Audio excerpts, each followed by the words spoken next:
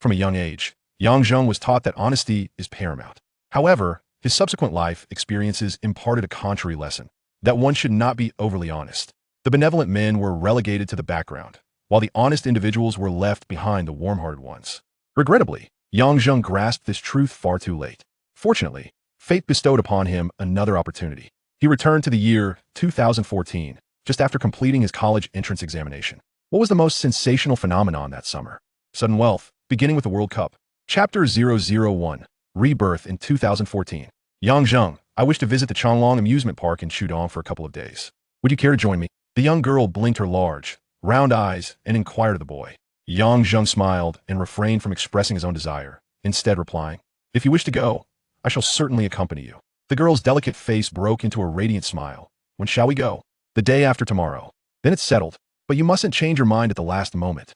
"Agreed," Yang Zheng responded, pausing before adding, "By the way, I plan to watch a football match tonight at 4 a.m., so I probably won't be able to join you for breakfast tomorrow." The girl looked momentarily puzzled. "Is it the World Cup?" Yang Zheng nodded, "Indeed." The girl nodded in agreement. "All right, then I shall have breakfast at home tomorrow." Yang Zheng nodded again. "I will reach out to you tomorrow night to treat you to dinner." The girl shook her head. "Let's skip dinner. If we are to go to Changlong the day after tomorrow, I must ask my father for some money, and I'll need to treat him to a nice meal tomorrow night." Yang Zheng chuckled. "Very well, we shall reconnect the day after tomorrow." "All right, I shall take my leave now," the girl stated, yet her feet remained rooted in place as she gazed at Yang Zheng with her bright, expressive eyes. Yang Zheng gently tugged at her small hand, causing her to fall into his embrace. Yang Zheng lowered his head to kiss the girl's alluring red lips. She wrapped her arms around his waist, responding with fervor. After a long moment, their lips parted. The girl licked her lips as if savoring the moment and laughed. "This is your first time taking the initiative to kiss me." Yang Zheng was momentarily taken aback, slowly nodding in acknowledgement.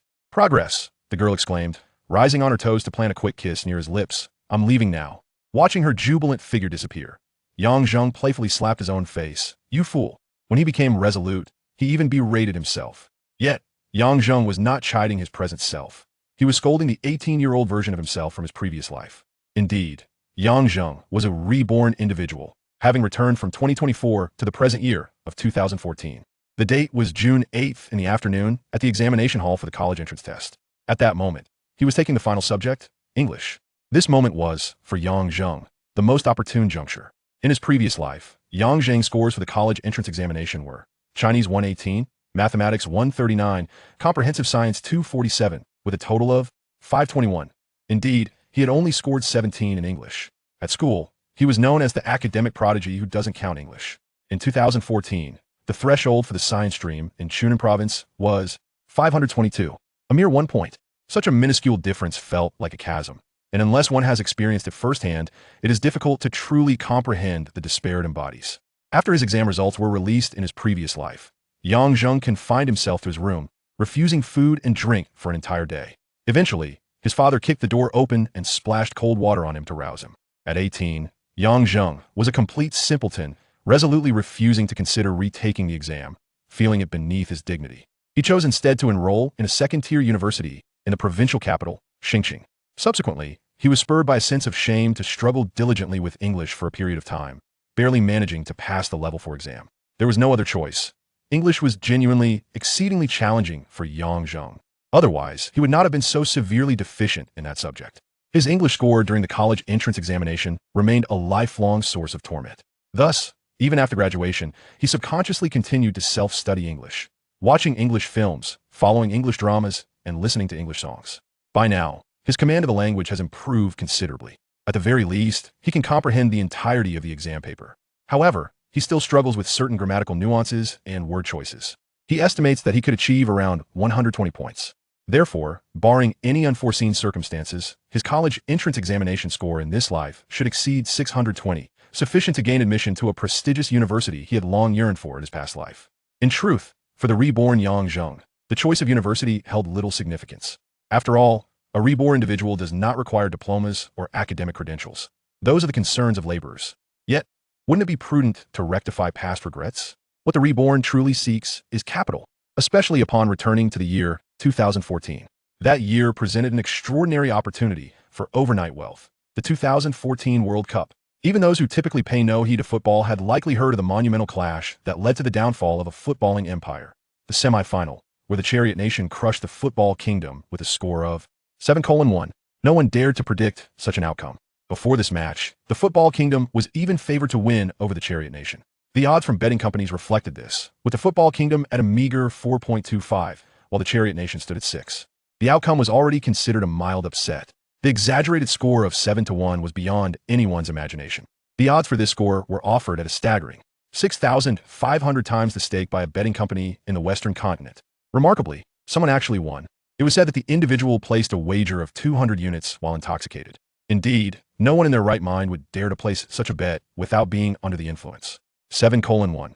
It was the Chariot Nation against the Football Kingdom. It truly felt akin to tossing money away.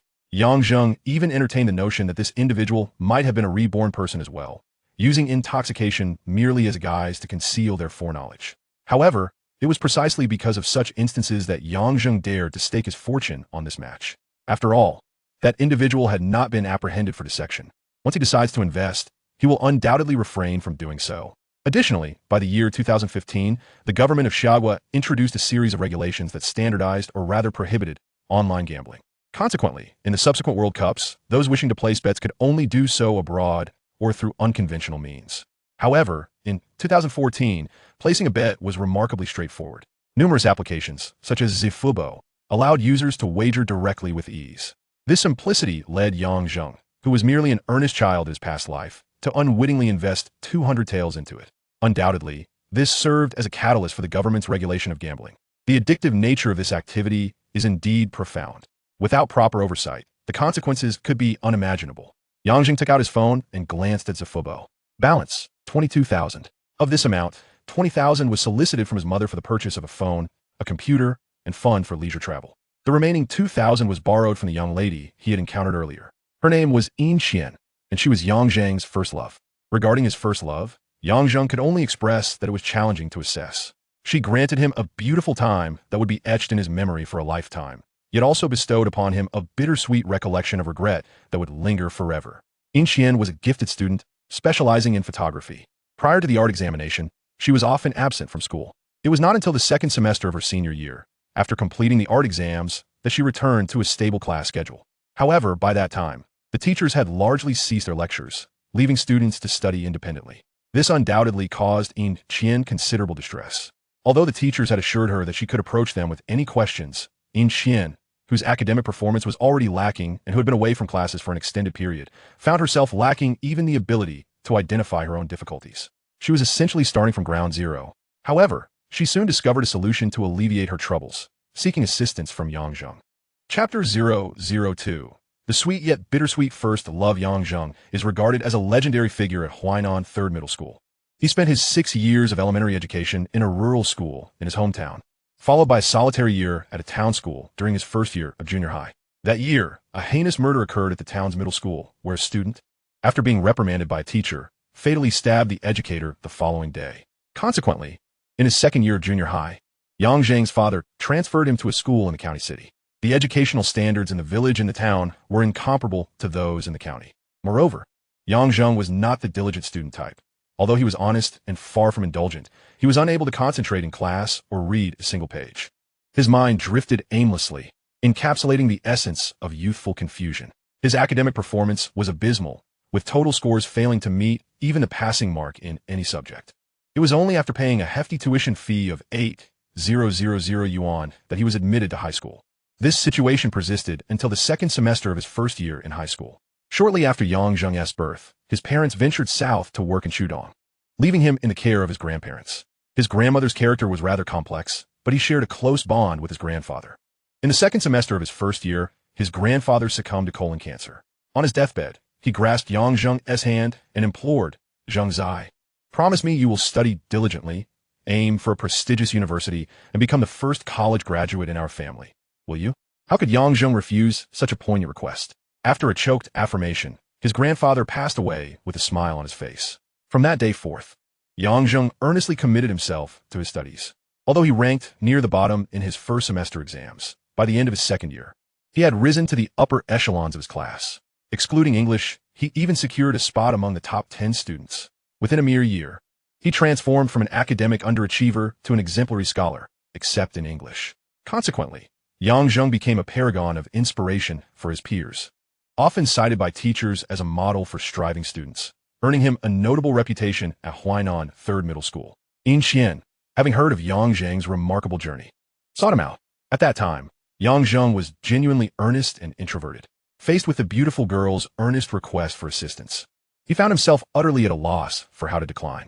Thus, he became Yin Xian's personal tutor. Having started from scratch himself, he possessed a systematic approach to studying. Yin Xian was indeed eager to improve and dedicated to her studies, resulting in a noticeable enhancement in her academic performance. I recall her achieving a total score of over 450 in the college entrance examination, far exceeding the requirements for her specialized field. Ultimately, she enrolled in a double first-class university in Shishu, which was leagues above the institution Yang Zheng attended. Yin Xian was strikingly beautiful, with delicate features, fair skin, and a youthful radiance. Although Huainan Third Middle School did not hold a beauty contest, discussions about the prettiest girls in class inevitably included her name, making her a sort of unofficial campus belle. Yang Zheng, tall and slender at 181 meters, possessed an attractive appearance and a scholarly demeanor, often described by girls as a sunny and clean-cut young man. As youthful infatuation blossomed, the two, who were equally matched in attributes and spent their days together studying, soon found themselves entwined in a tender romance. Yin Xian's vibrant and outgoing personality led her to take the initiative on May 20th, when she confessed her feelings to Yang Zheng. Captivated by her charm, Yang Zheng eagerly reciprocated. The subsequent 4 months were a cherished period for the reborn Yang Zheng, filled with unforgettable moments. Yang Zheng, being introverted, often played the role of the reserve partner in their relationship, while Yin Xian was the one who took the lead, initiating affectionate gestures such as hugs and kisses. Had he not been reborn, this dynamic would have likely persisted until their eventual separation. Yin Xian even suggested traveling together, a proposition that, while understood by adults, Yang Zheng approached with a sense of decorum, opting to book 2 separate hotel rooms. Thus, he chided himself for his foolishness. In his past life, he truly exhibited a naivety that bordered on absurdity, rejecting opportunities that presented themselves. While Yin Xian sought to experience life, he remained overly cautious, pondering various concerns. Such foolishness was not a singular occurrence. During their relationship, Yin Xian presented him with at least 5 opportunities to deepen their connection, even reaching a level of intimacy on one occasion. Yet, Yang Zheng held back, exercising restraint that surpassed that of a seasoned monk. His simple-mindedness, in hindsight, brought him amusement. The first instance of this folly occurred on what should have been their wedding night, a moment that could incite laughter. This particular incident transpired during the National Day holiday when Yin Xian visited Yang Zheng in Xingxing. Shortly after returning to school, she expressed her desire to break up, stating, "Being in a relationship with you is exhausting. I have to initiate everything while you remain like a wooden puppet. Our values are so misaligned that I sometimes question whether you're from 1896. You are far too rigid. In a long-distance relationship, seeing each other only a few times a year, it was bound to end eventually. Let us end it sooner rather than later." Each of her 3 statements struck Yang Zheng like a blow, but the true fatal wound was yet to come, within a month of their breakup. Yin Xian publicly announced a new relationship on social media. That day, Yang Zheng drank himself into a stupor, even contemplating stepping onto a rooftop. At that moment, he was utterly bewildered as to where he had gone wrong. Beyond the affectionate gestures, he hesitated to take the initiative, fearing it would seem as though he were taking advantage of the girl. Yet, in all other aspects, making travel arrangements, booking hotels, buying tickets, and finding restaurants, he meticulously ensured everything was in order. Wasn't this initiative enough? Why did he perceive himself as the wooden puppet? Wasn't it only natural to offer oneself completely to one's partner on what should be their wedding night? How did this translate into the antiquated notions of 1896? The idea that their long-distance relationship would inevitably lead to a breakup was absurd. Did people not die as well? Why not end it all sooner? Young Yang Zheng's romantic ideals faced tremendous upheaval. That day, had he not encountered a couple in the throes of romance on the rooftop, he might have succumbed to despair. This encounter struck him with profound clarity. At the entrance of a hotel, he berated his past self for the opportunities he had squandered. While he treated her like a treasure, he had foolishly diminished his own worth. How absurd it was! And for what? Merely dating, and yet he pondered marriage? In his past life, Yin Xian had taught Yang Zheng a valuable lesson. In this incarnation, he was determined to impart a lesson to Yin Xian that would be memorable. With these thoughts in mind, Yang Zheng approached the hotel front desk. Chapter 003, Sifu Bao Balance, 171, 600. Yang Zheng had come to the hotel alone, naturally to watch the football match. The opening game of the 2014 World Cup featured the footballing kingdom facing off against Croatia. Although Zheng had not watched this match in his previous life, he had heard many discussions about it and clearly remembered the final score, 3-1. After borrowing 20,000 yuan from his mother and an additional 2,000 from Yin Xian, he was determined to increase his stake in this surefire investment. The odds for a 3-1 scoreline were 78, and the match was set to commence at 4 a.m. Watching the game at home during such an hour would certainly invite criticism, so Zheng chose to book a room instead. Upon settling into his room, he took a shower and lay on the bed, engaging with his phone. In 2014, although smartphones had become widely popular, the myriad of brands left much to be desired aside from Apple. The constant lag of his OP device made Zheng contemplate smashing it in frustration. After setting an alarm for 3:50 a.m., he put down his phone and closed his eyes. It was not yet 9 p.m., and in his previous life, he would have never been able to sleep at such an hour. Those who have been battered by society often find it difficult to forsake the habit of staying up late, as the night hours are truly the only time that belongs to oneself. However, having been reborn at 18, the future seemed promising and bright.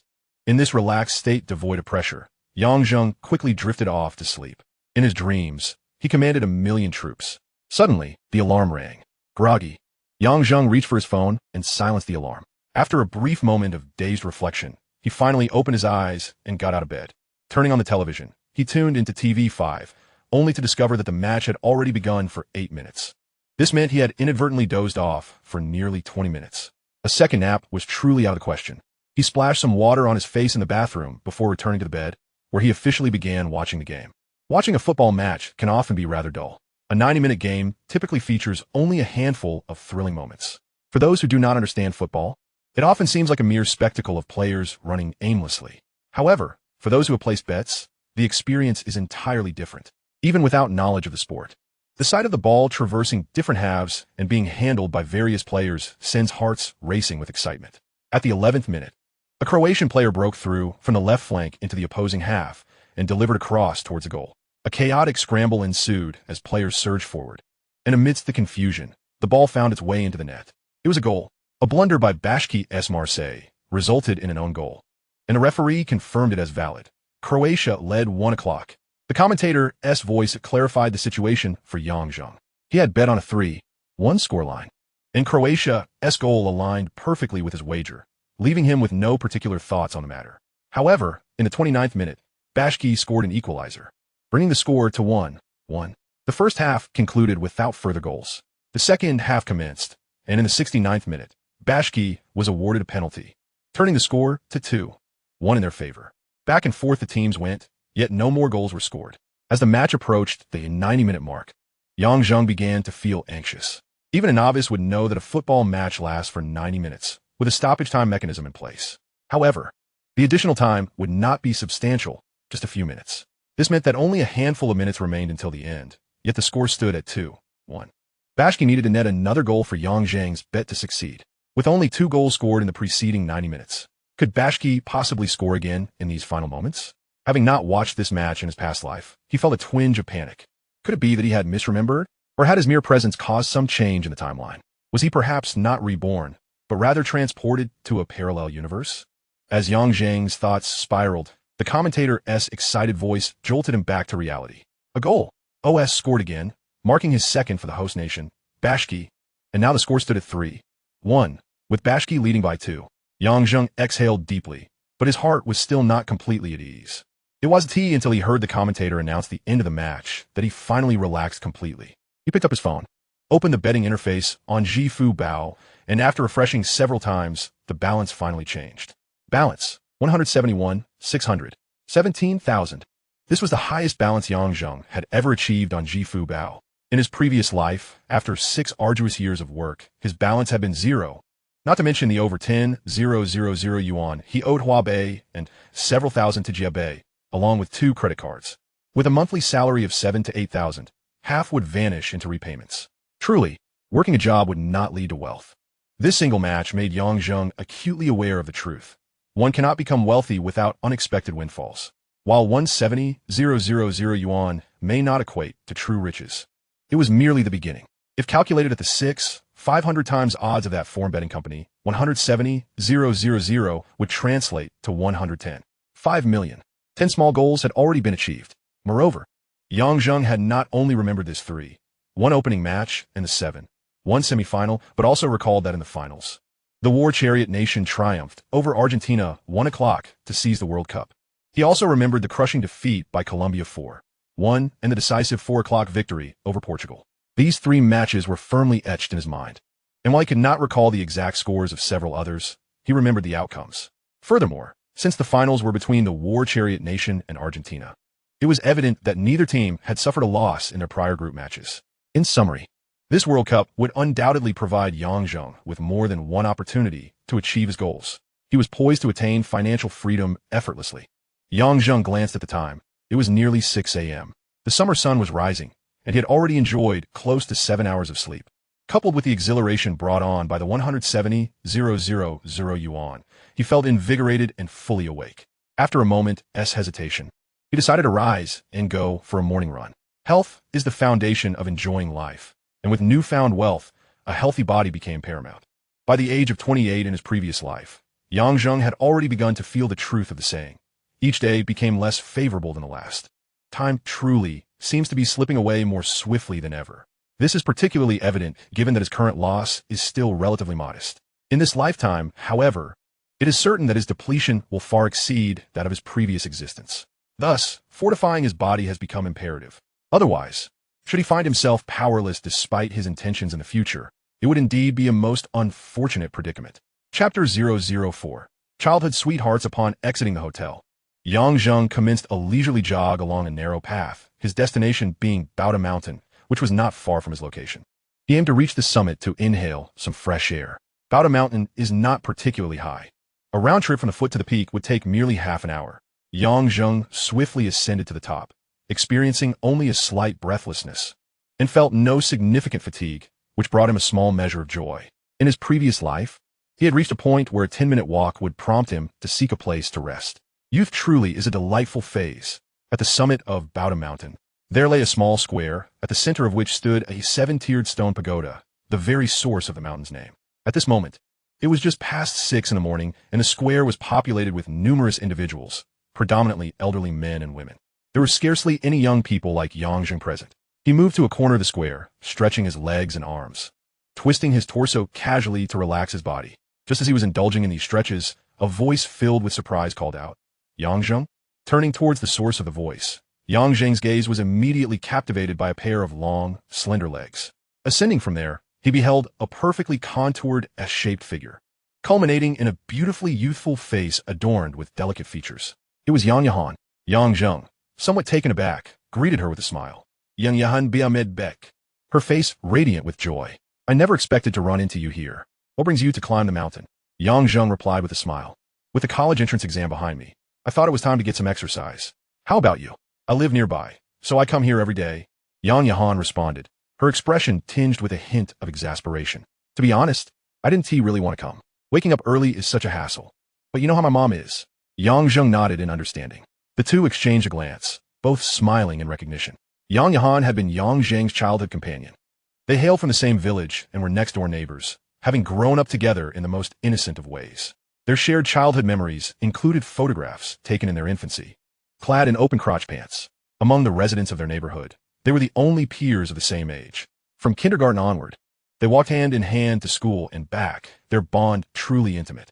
However, this closeness was severed after elementary school when Yang Zheng went to a junior high in town while Yang Yahan moved to the county city.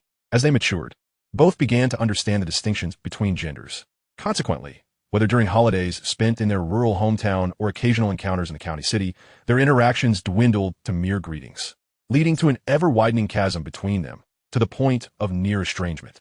In his previous life, there had been no such serendipitous meeting. After graduating from high school, Yang Zheng would not see Yang Yahan again until 2020, when he stumbled upon her obituary. The brief account indicated a tragic end. She had taken her own life by carbon monoxide poisoning following a heartbreak. The full story revealed that Yang Yahan had been in a relationship, but her parents disapproved and forced them to part ways. In truth, her demise was orchestrated by her mother. Had Yang Zheng been the 18-year-old version of himself at this moment, their encounter would likely have concluded with a simple greeting, devoid of any further words or even a smile. It was not a matter of aloofness, but rather a reflection of his inherent shyness.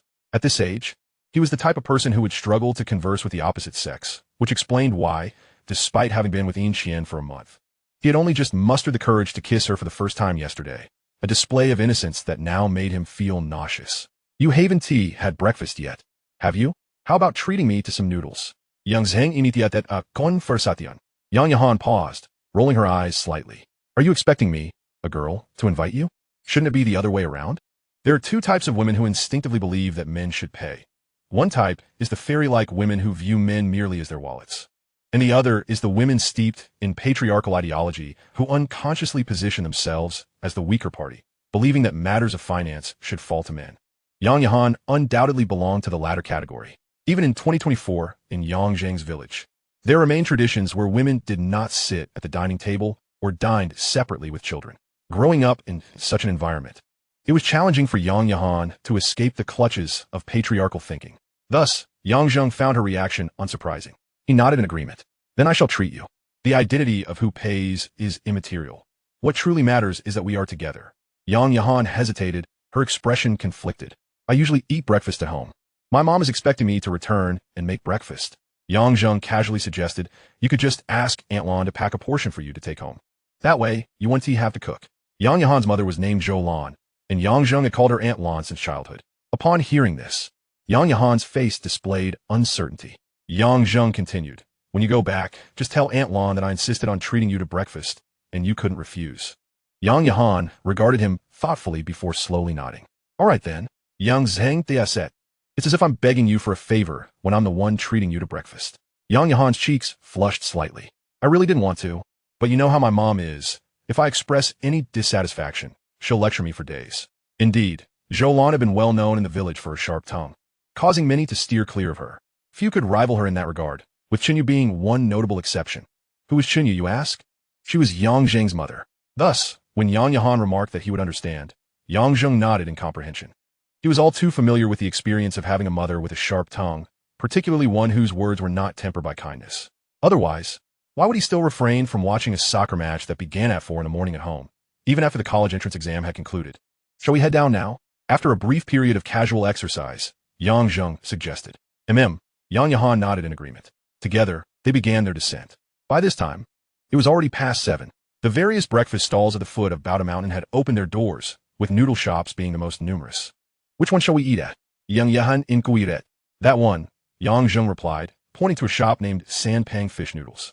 He had dined there throughout his 3 years of high school, and even after graduating and entering the workforce, he would still return to this establishment for breakfast whenever he came back home. Upon entering the shop, he ordered 3 bowls of fish head noodles, 1 with extra servings, 1 cooked a little later, and all 3 with eggs. He did not consult Yang Yahan for her preferences, directly arranging everything. I don't need eggs, Yang Yahan interjected, glancing at the price list on the wall, before adding, just a regular bowl of fish noodles for me will suffice. In 2014, a fish head noodle dish priced at 15 yuan was considered a luxury in Huainan, especially when a standard bowl of fish noodles cost merely 6 yuan. Yang Zheng noted that Yang Yahan used the phrase do not instead of do not want, indicating that her hesitance stemmed not from a lack of desire, but rather from the dish's steep price, leaving her feeling somewhat embarrassed. Just listen to me. Haven't you ever heard of the guest follows the host? Yang Zheng remarked as he found a seat. Yang Yahan felt inclined to argue, yet she was not one to engage in disputes. Observing Yang Zheng es unwafring demianor. She silently muttered, how domineering, before sullenly taking a seat beside him. Had she possessed a stronger disposition, she might not have felt so driven to the edge. Chapter 005. One must live for oneself. The proprietor of the noodle shop was affectionately known as Brother Sanpang. True to his moniker, he was a rotund man, seemingly 3 times the size of an average person. Upon bringing over the noodles, he jovially exclaimed, "Oh, handsome lad, have you changed girlfriends?" Young Zheng, having frequented this establishment with Yin Qian on numerous occasions, including just yesterday, retorted with irritation, "This is my neighbor's younger sister from my village. I merely invited her for breakfast." Brother Sanpang chuckled, "Ah, I see." Yang Zheng shot him a sidelong glance, even if it weren't the case. "I've been eating breakfast here for 3 years. Bringing a girl along shouldn't warrant you giving me the cold shoulder." Brother Sanpang, grinning, shook his head. Being a playboy is unacceptable. Another honest man, indeed. Yang Zheng rolled his eyes and chose not to respond. By the following year, Brother Sanpang would come to understand the implications of being a playboy. During the winter break of this year, when Yang Zheng returned to Huainan, he noticed a new addition to the shop, a beautiful proprietress. However, by the summer of 2015, when Yang Zheng visited again, she was nowhere to be seen. Inquiring about her absence, Brother Sanpang erupted, "Don't mention that wretched woman." In just a few words, he encapsulated the fate of honest individuals. It is often said that warm-hearted men follow behind playboys. Little do they know that honest men are often left trailing behind warm-hearted ones. Remember this. If you aren't a scoundrel, and I'm not a scoundrel, where will the girls find money to spend? If you aren't bad, and I'm not bad, whom will the girls date? After Brother Sanpang departed, Yang Yahan's eyes widened in surprise as she queried, "You have a girlfriend?" In this rapidly advancing age of the internet, disparities among individuals have reached unprecedented heights. Among peers of the same age, some have already become grandparents, while others still yearn for love. Some have fully unlocked their lives, while others blush at mere glances. Some have experienced parenthood, while others remain unaware of the differences between genders. When Yang Zheng was in the first year of junior high, he was utterly oblivious to matters of romance. Yet some girls in his class had already taken maternity leave.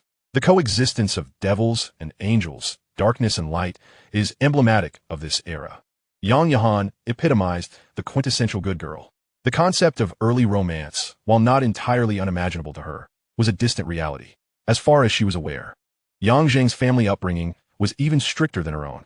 Yang Zheng's mother, Chunyu, was far more formidable than her own mother, Zhoulan. Thus, she found it difficult to fathom that Yang Zheng would dare to have a girlfriend. Yang Zheng calmly nodded. "You really are dating?" Yang Yahan's eyes widened in disbelief. "Aren't you afraid of Aunt Yu? If she finds out, you're surely done for." "It's not as serious as you think." Yang Zheng shook his head and explained.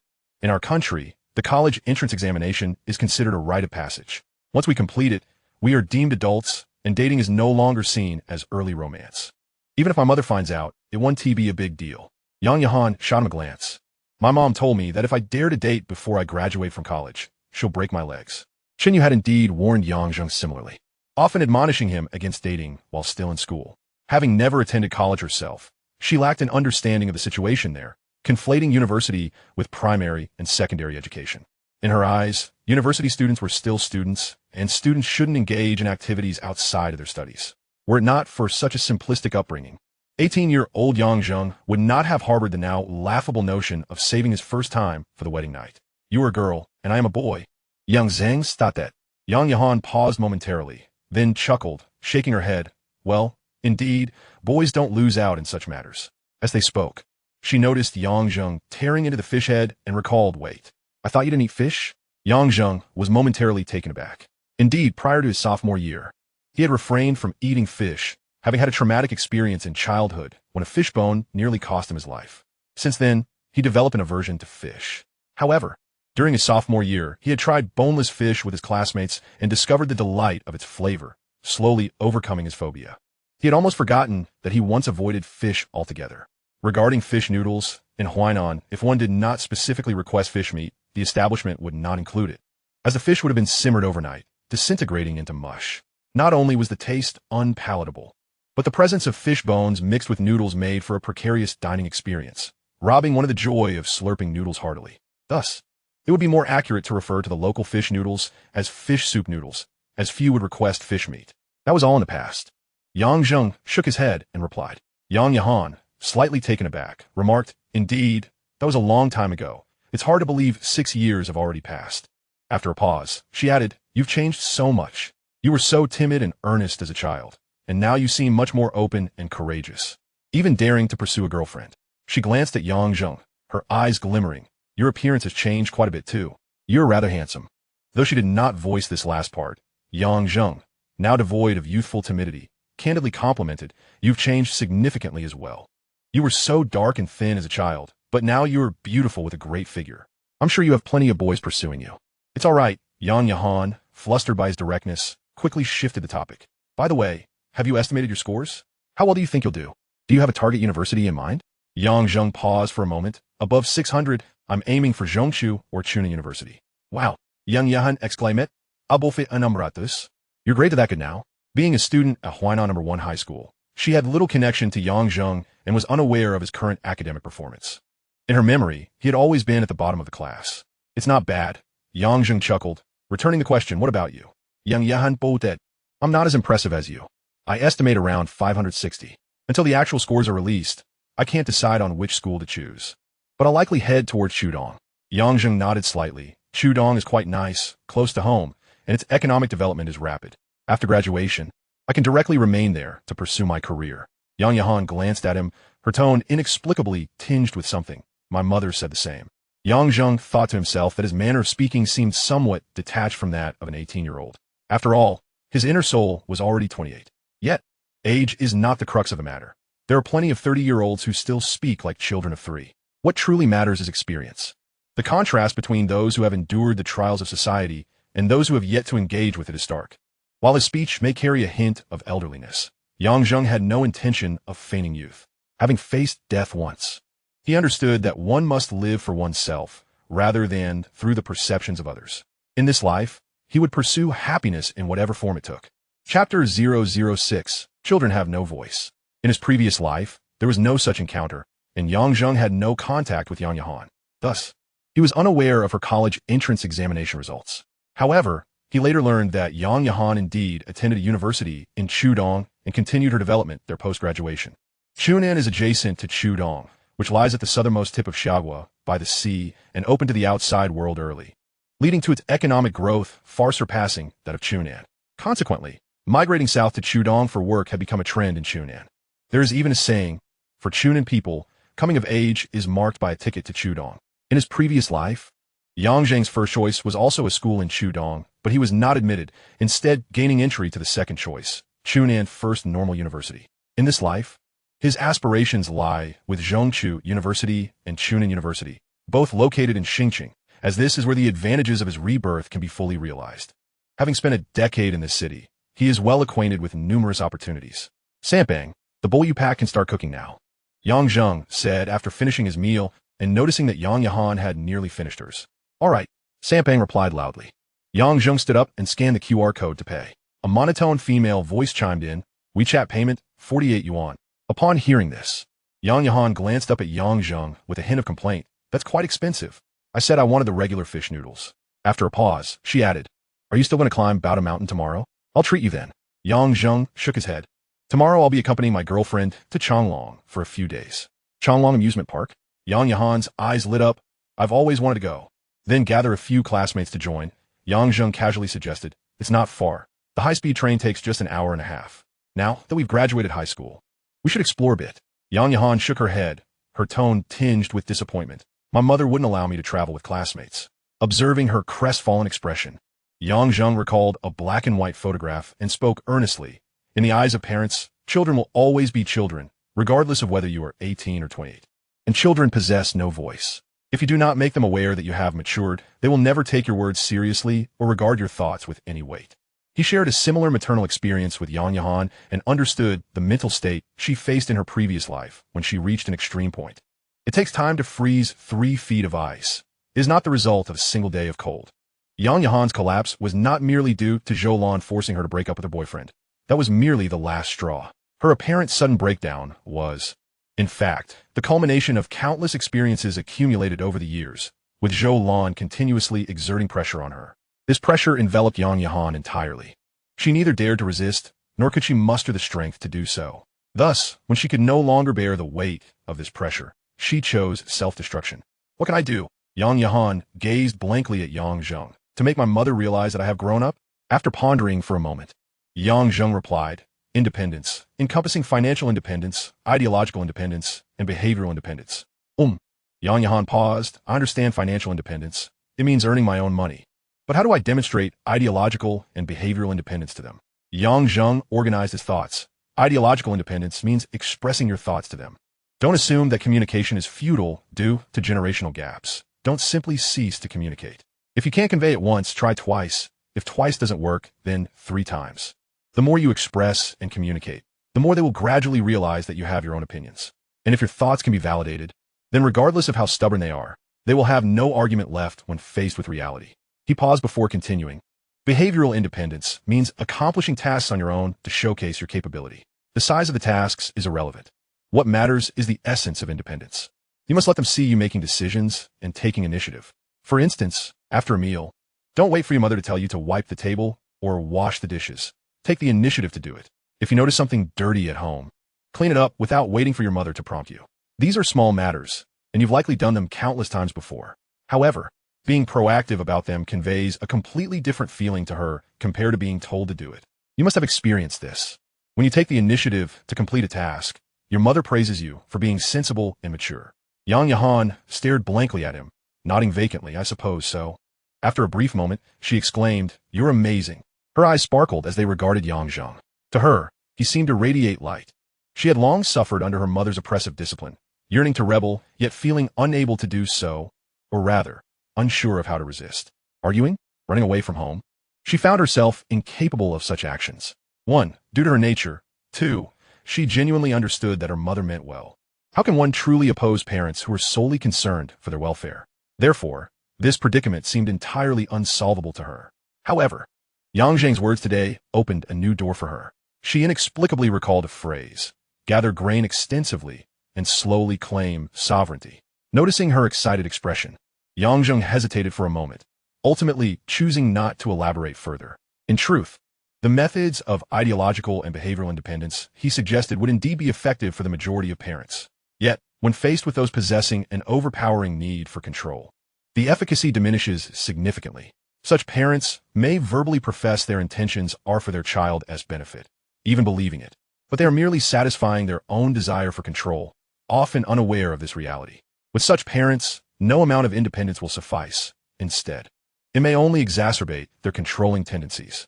The only way to manage such parents is to prove oneself superior to them, more directly, to possess greater financial means. After all, in this economic era, money serves as a measure for 99% of matters in the world. Strength is measured in wealth. Family ties, romantic love, and friendships, various forms of affection, remain unseen and intangible. Yet, they can be substantiated through monetary means. Genuine intentions, heartfelt compassion, and aspirations cannot be laid bare for others to behold. But again, they can be validated through financial means. Possessing capability? Then why is one unable to earn wealth? Thus, it is hardly surprising that materialism prevails in this world. People are merely exhibiting their authenticity. Zhou Lan, who has driven Yang Yahan to the brink of suicide, undoubtedly belongs to that category of individuals who possess an overwhelming desire for control. Consequently, the methods Yang Zheng imparted to Yang Yahan may not prove particularly effective. However, should Yang Yahan genuinely endeavor to implement them, even if it fails to alter Zhou Lan's controlling nature, it could fortify her own spirit. A truly independent thinker and actor would never relinquish their life due to the influence of others. Chapter 007. Filial Piety in the Hall. After escorting Yang Yahan to her apartment building and exchanging WeChat contacts, Yang Zheng hailed a motorcycle taxi and proceeded to a mobile phone store at the city center.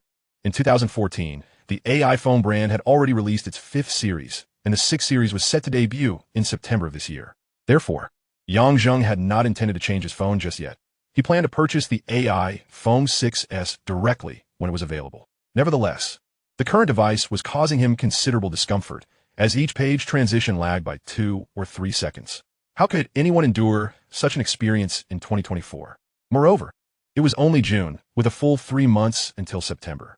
Yang Zheng could no longer tolerate such delays.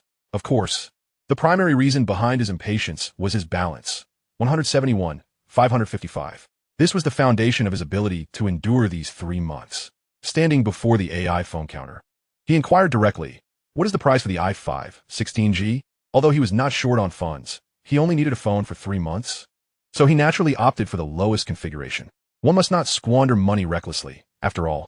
The clerk glanced at him and replied, $38.50. When the i5 was first released, the base model cost at least $52.88. This price is not exorbitant.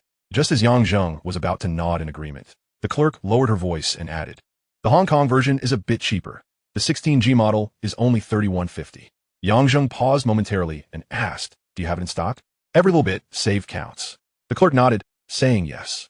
After rummaging beneath the counter, she produced a box, opened it, and presented a phone to Yang Zheng. The Hong Kong version operates similarly to the domestic model, but the price difference is substantial. "Handsome, you appear to be a student. I recommend purchasing the Hong Kong version. It's quite economical." As Yang Zheng accepted the phone and began checking the settings, he remarked, "Let us round it off to 3,000. The clerk shook her head repeatedly. "That one do. $31.50 is already the lowest price." Yang Zheng gave her a sidelong glance and returned the phone, stating, then I shall opt for the domestic model. It avoids the hassle of after-sales issues and offers more stable signal reception. The clerk frowned slightly. That is a 700 difference. Have you considered it further? Noting Zheng's indifference, she paused and finally conceded. All right, since you're a student, I'll let it go for 3,000. Zheng smiled and nodded. Thank you. In such a reputable store, according to regulations, they're not permitted to sell Hong Kong versions. It was evident that the clerk was utilizing a personal channel for this transaction, which is why she was willing to negotiate. After thoroughly inspecting the phone and completing the purchase, Zheng made his way to a nearby mobile service center to replace his SIM card. He hesitated for a moment, but ultimately decided to take a motorcycle taxi back to the hotel. Tonight, there were 3 matches in the World Cup. He glanced at the schedule and realized he had no recollection of any of the teams, not even their standings. Naturally, he had no interest in watching the games, which meant he could have returned home to sleep. Yet, he did not wish to go home. Why was he able to speak so eloquently to Yang earlier? Because those were his own experiences informing his words. Moreover, Yang situation was merely one of strict parental control, whereas Zheng endured the compounded pressures from both his parents. His father, Yang Jiaxing, employed an educational approach akin to that of a strict master in the realm of crosstalk, characterized by a suppressive style of teaching. Throughout his upbringing, Zheng had never received a single word of praise from his father. Whenever he made a mistake, regardless of its magnitude, his father would surely unleash a torrent of scolding, whether in private or public, often escalating matters unnecessarily. If Zheng awoke late, his father would admonish him. Undisciplined individuals will achieve nothing. If he ate slowly, his father would remark, a sluggish disposition leads to failure. If he took too long in the shower, his father would quip, if I were to dawdle like you, our family would have starved long ago. Although he had become desensitized to this criticism, it still irked him. Yang Jiaxing was not inherently a serious person. He was jovial and engaging with relatives, friends, and even younger generations. Yet, he never wore a smile in front of Zheng. As his own son, and an only child at that, Yang Jiaxing was not deliberately targeting him. He simply lacked the ability to be a father, let alone a teacher. He remained entrenched in a mindset of paternal authority, believing that a stern demeanor was essential for motivating his son. Having been his father's son for 28 years, Zheng could grasp his father's intentions.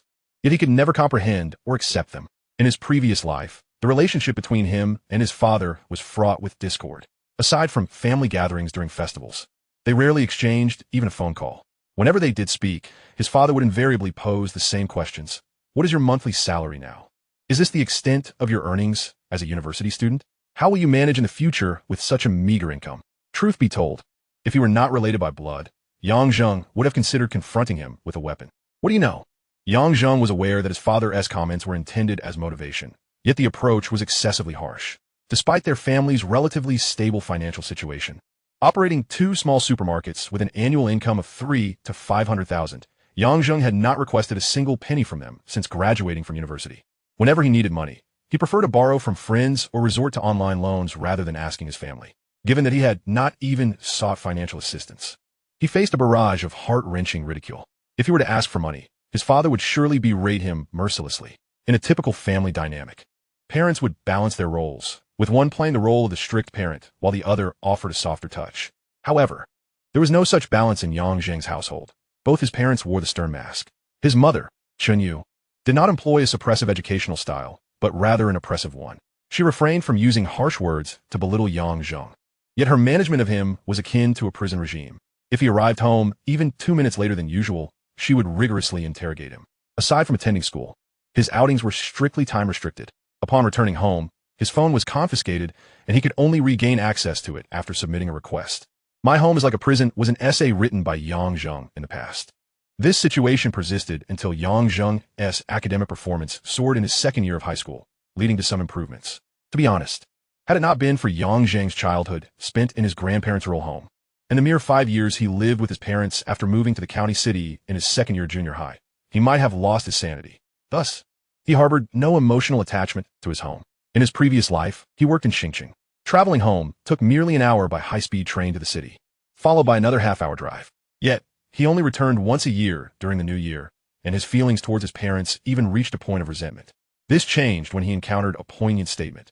The greatest tragedy in life is to use the money earned through the hard work of one's parents to acquire knowledge they cannot comprehend, to witness experiences they have never encountered, and ultimately to disdain their clumsiness and ignorance. Certainly, his parents' educational approach was flawed, even absurdly so, but their intentions were genuinely rooted in care for him. Although Yang Zheng still struggled to accept this, he began to comprehend, albeit slightly. As the ancients said, among all virtues, filial piety is paramount.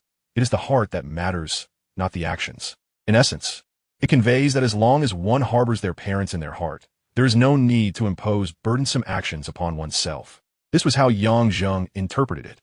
Thus, he would likely choose to fulfill his filial duties in a manner akin to that of the less assertive master. Chapter 008. Hooking her like a fish shortly after returning to the hotel, Yang Zheng received a call from his mother, Chunyu. Naturally, she inquired about his whereabouts, his activities, and when he would return. In truth, he had already conveyed this information the day before, and today was merely a reiteration. Following this, Chunyu proceeded to provide a plethora of detailed reminders. Yang Zheng felt a mix of gratitude and helplessness, responding with non-committal sounds of agreement. He had long mastered the art of letting her words flow from one ear to the other, or else he would truly be overwhelmed.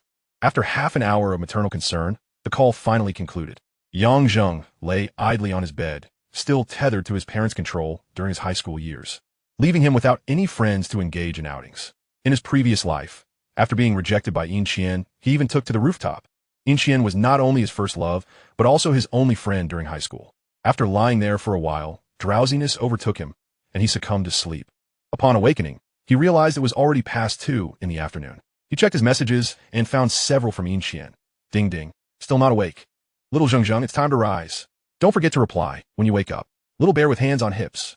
He replied, awake. After washing his face, he returned to find 2 more messages from Yin Qian. Why are you only waking up now? It's almost 3. Come shopping with me this afternoon. Yang Zheng pondered for a moment before responding. I didn't go to bed right after the game last night. I only fell asleep around 10 this morning. I have something to do this afternoon and can't accompany you.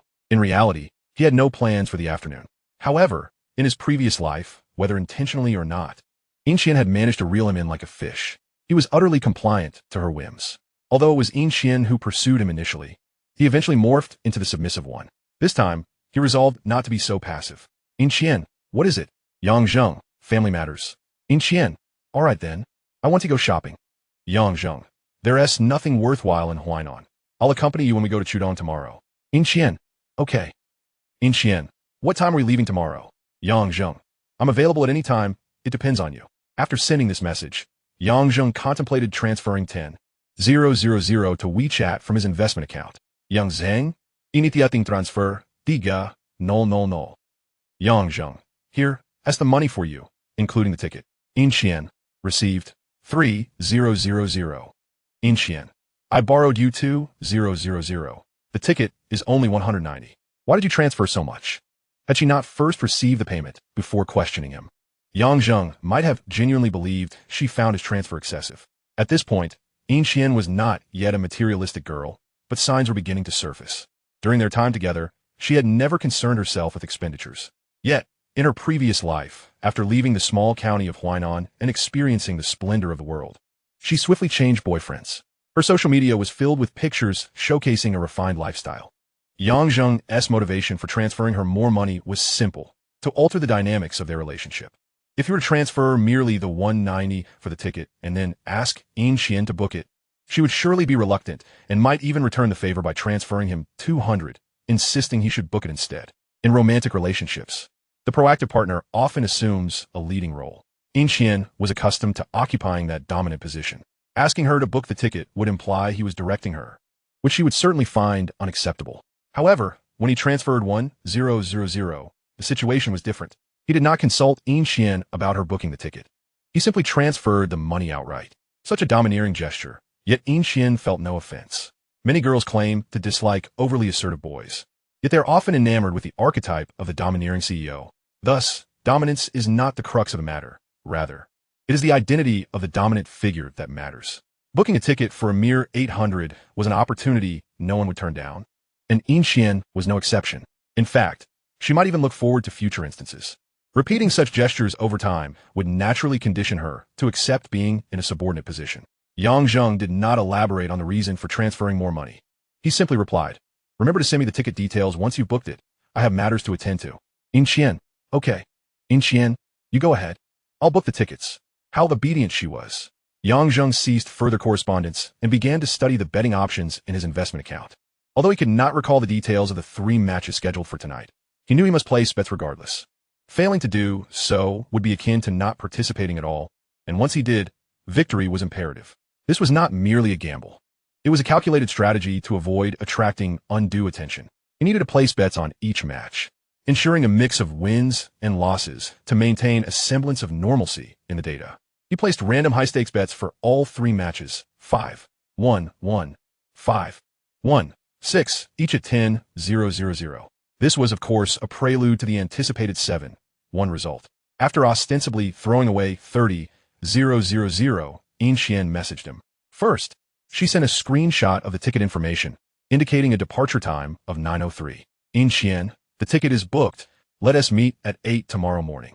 Yin Xian, we'll have breakfast and then take a taxi. That timing should work perfectly. Huainan County does not have a high-speed rail station, so one must go to the city to catch the train. However, the high-speed railway station in the city is in close proximity to Huainan, with only a 30-minute travel time. Yang Zheng suggested, perhaps you could amend the ticket. He further elaborated, there's a match tonight commencing at 6 o'clock. If it starts at 8, I might not make it. Of course, this was merely a fabrication on his part. There is indeed a match that begins at 6. Yet he had no intention of attending. His request for Yin Xian to amend the ticket was merely a ploy to compel her to fulfill another directive. Habits are cultivated gradually. Yin Xian responded defiantly, no changes.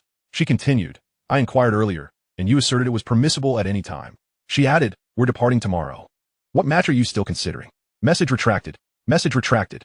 Message retracted. Why did Yin Xian retract these 3 messages? It was because Yang Zheng had sent her screenshots of his bets on those 3 matches.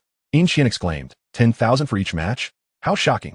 She continued, how could you wager such a substantial amount? Previously, when Yang Zheng had asked her to amend the ticket due to the match, she would have found it unacceptable. However, upon seeing the amount of 10,000 per match, she hesitated to insist that Yang Zheng forego the game. 30,000 yuan is indeed a considerable sum for a high school student in a small town like Huainan. In 2014, property prices in Huainan had yet to exceed 3,000. One could purchase a spacious home of over 100 square meters for around 300,000. Thus, upon witnessing Yang Zheng's betting amounts, Yin Xian was genuinely taken aback.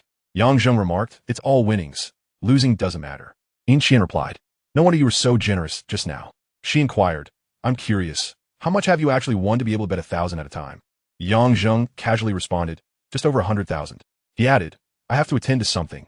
Remember to amend the ticket for around 10 o'clock. Yin Xian exclaimed, over 100,000. How astonishing. She acquiesced, all right then. She quickly transformed into a compliant demeanor. After a while, Yin Xian sent another screenshot of the ticket information. The departure time had been changed to 10:07. She followed up with 2 messages. Gather at 9 o'clock tomorrow morning. And remember to take it easy. If you lose today, refrain from betting so heavily in the future. Yang Zheng did not respond immediately. He ordered takeout and, after finishing his meal, replied with an okay gesture.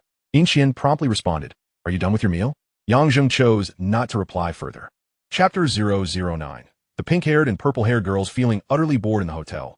Yang Zheng ventured to a nearby internet cafe to surf the web. In 2014, the most popular game was undoubtedly League of Legends, LOL. Every computer in the cafe was displaying the LOL interface. At that moment, it was the S4 season, a year filled with aspirations for victory among the players in Xia country. It also marked the onset of the LPL's dark era. In the subsequent S5, S6, and S7 seasons, no LPL team reached the finals, culminating in the disheartening moment of the S7 season when the Bird's Nest hosted a match without any domestic teams.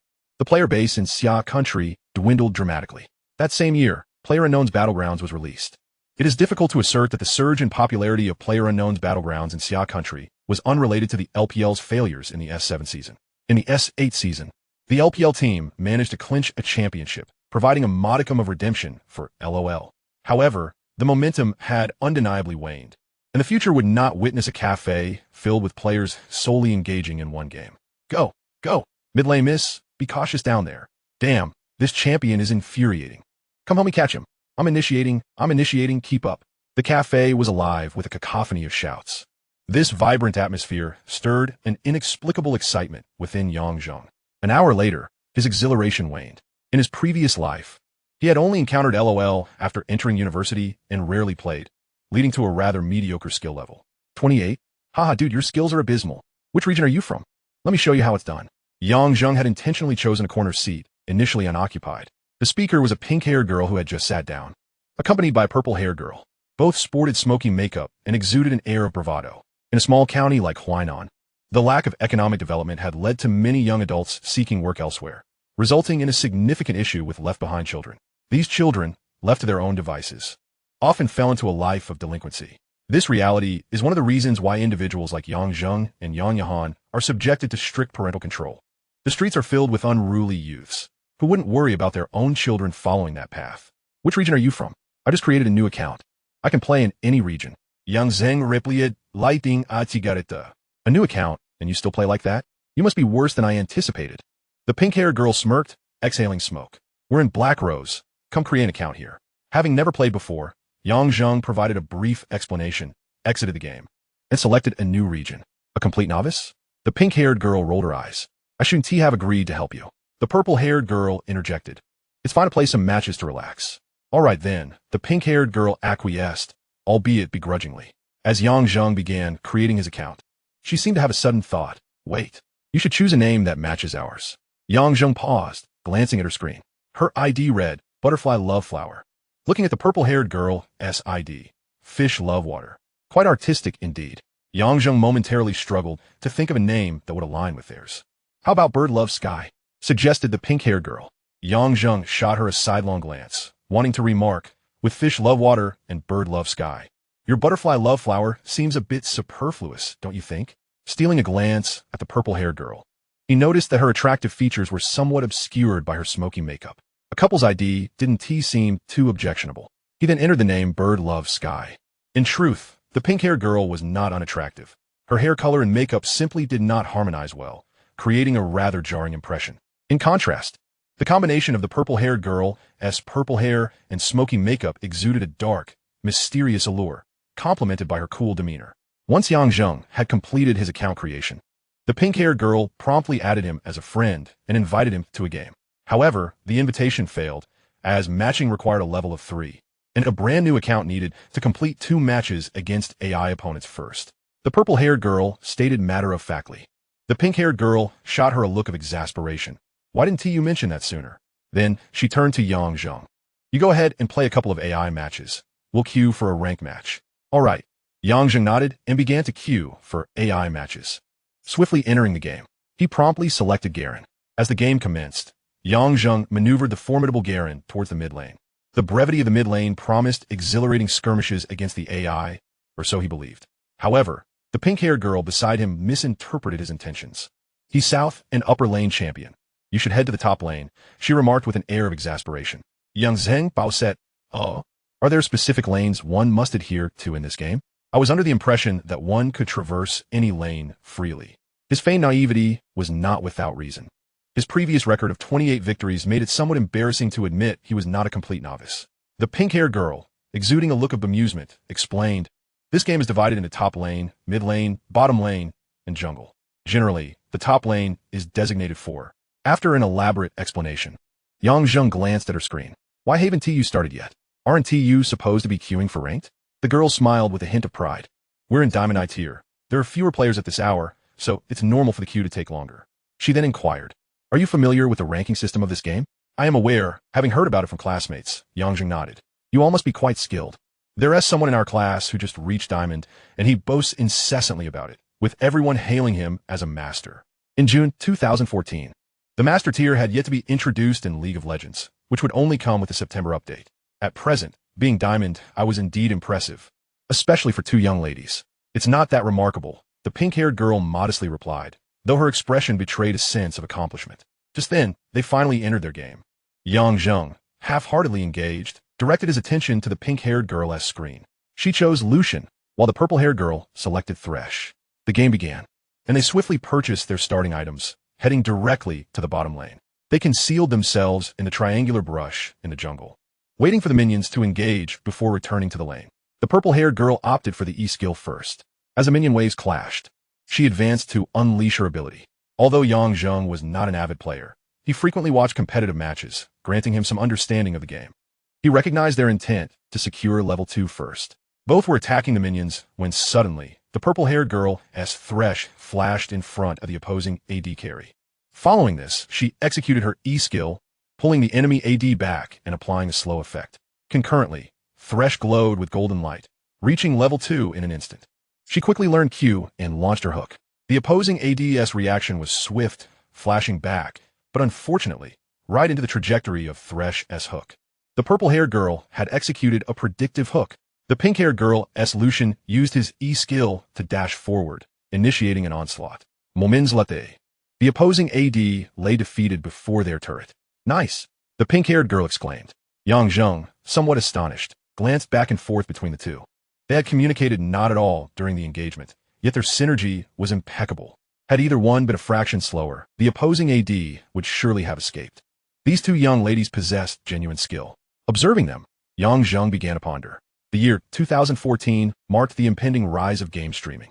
In 2012, Vivi had launched its games streaming service, pioneering the gaming live broadcast sector. By early 2014, Dosha TV was established, heralding the beginning of the gaming streaming boom.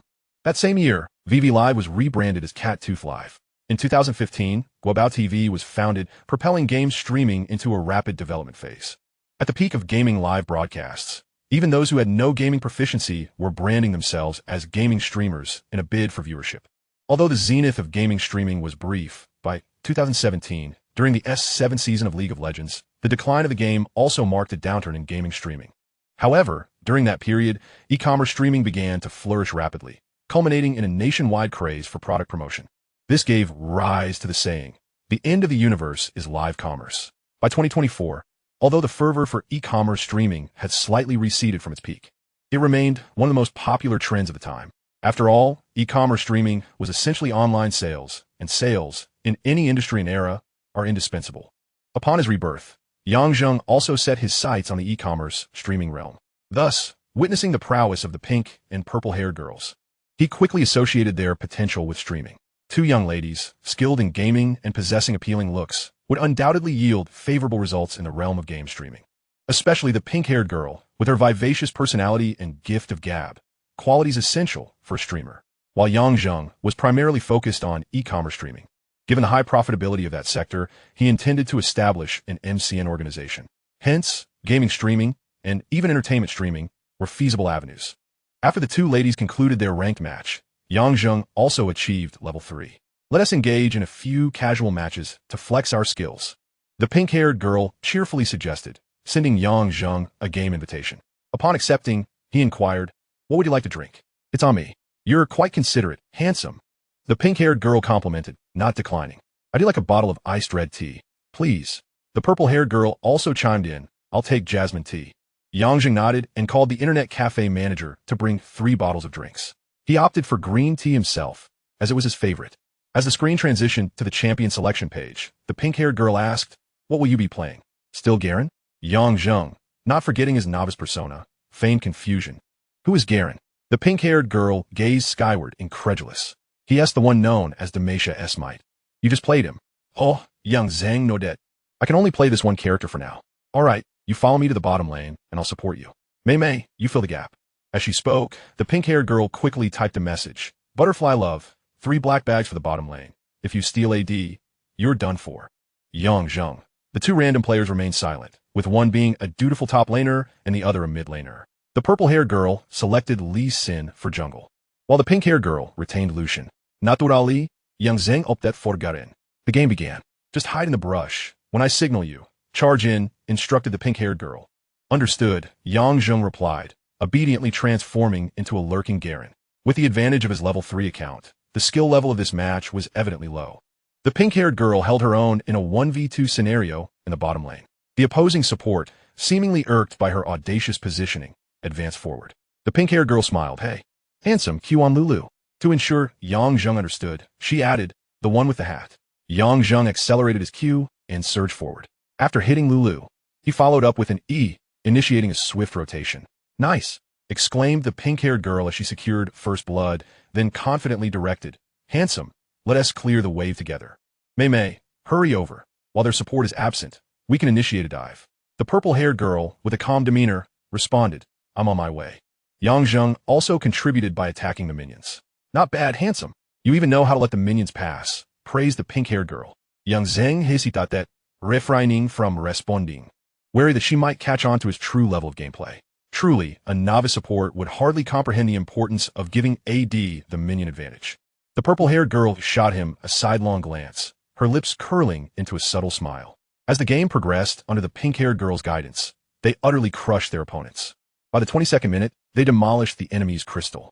Yang Zheng's admiration for the pink-haired girl surged to new heights. He was increasingly convinced that if she ventured into live-streaming League of Legends, she would undoubtedly succeed. She possessed an astute understanding of gameplay dynamics and articulated her thoughts with remarkable clarity. He knew all too well how popular a girl with gaming skill, eloquence, and a pleasing appearance could become in the streaming world. With just a modest initial investment to attract an audience, her rise to fame would be effortless. The only issue was what the hell?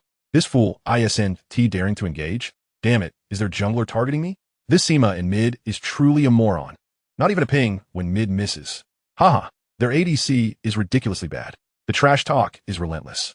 After several games, Yang Zheng noticed it was almost 7 p.m. and suggested, "We've been playing for quite a while. Shall we grab a bite?" "My treat." The pink-haired girl promptly clicked, "Start matching," before replying, "How long has it been? Let us just order takeout from the internet cafe. I'll have scrambled eggs with tomatoes." Her gaming addiction was evident. Yang Zheng turned to the purple-haired girl. "And you, beautiful?" "I'm Zhou Mei," she replied, glancing at him. "I'll have the same as her." Yang Zheng nodded and called the cafe manager to place their order. After he finished ordering, the pink-haired girl spoke again.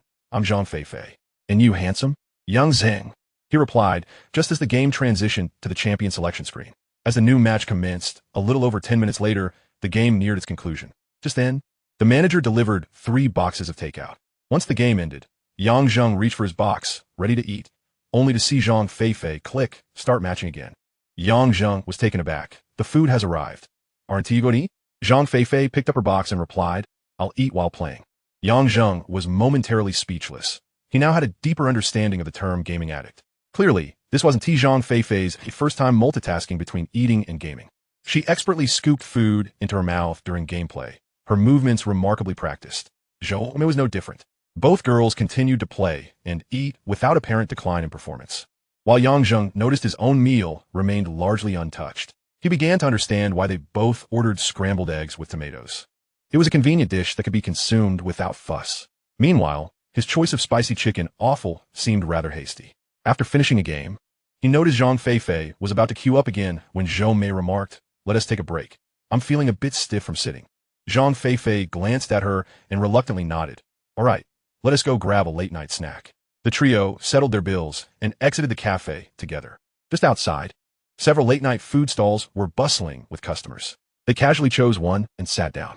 Yang Zheng ordered a dozen oysters and an eggplant dish, then gestured for the girls to place their orders. After they each ordered a few items, Yang Zheng asked, "What are we drinking?" Zhang Feifei rolled her eyes. "What else would we drink with barbecue? It must be beer." Yang Zheng shared the same sentiment, but refrained from suggesting alcohol in front of the 2 girls he had just met. Damn his upbringing. He cursed under his breath and called out, "Boss, bring us a dozen chilled Qingdao beers." Why should he worry about their preferences? If they didn't want to drink, then they simply wouldn't tea. There was no need to compromise his own enjoyment. Before long, the boss delivered the beers to their table. Yang Zheng opened 3 bottles. Raising one in a toast, "Cheers. Thanks to both of you for today's gaming session." The 2 girls raised their bottles in response. Zhang Feifei smiled. "No need to mention it. You treated us to drinks and meals today, so we come out ahead." Zhou Mei added, "Thanks." After taking a sip, Yang Zheng pondered. "Are you 2 working?" Zhang Feifei shot him a look. "We're in our senior year of high school. Just finished our college entrance exams." Yang Zheng was genuinely surprised. With their heavy makeup and vibrant hair colors, they hardly resembled high school students. He assumed they were in their 20s. "What a coincidence. I just finished high school too," Yang Zheng said with a smile. "Which university are you planning to attend?" Zhang Feifei shook her head. "My grades are terrible. I want to get into any university. I'll probably end up working in Shudong soon, but Mei Mei might still have a chance." Zhou Mei replied, a hint of resignation in her voice. "My chances aren't great either." She then turned to Yang Zheng. "Your grades must be excellent, right? You look like the type of good student." "I'm doing all right," Yang Zheng replied modestly, before continuing, "If you're going to Chudong, what kind of work are you planning to do?" Zhang Feifei shrugged. "I'll probably end up in a factory.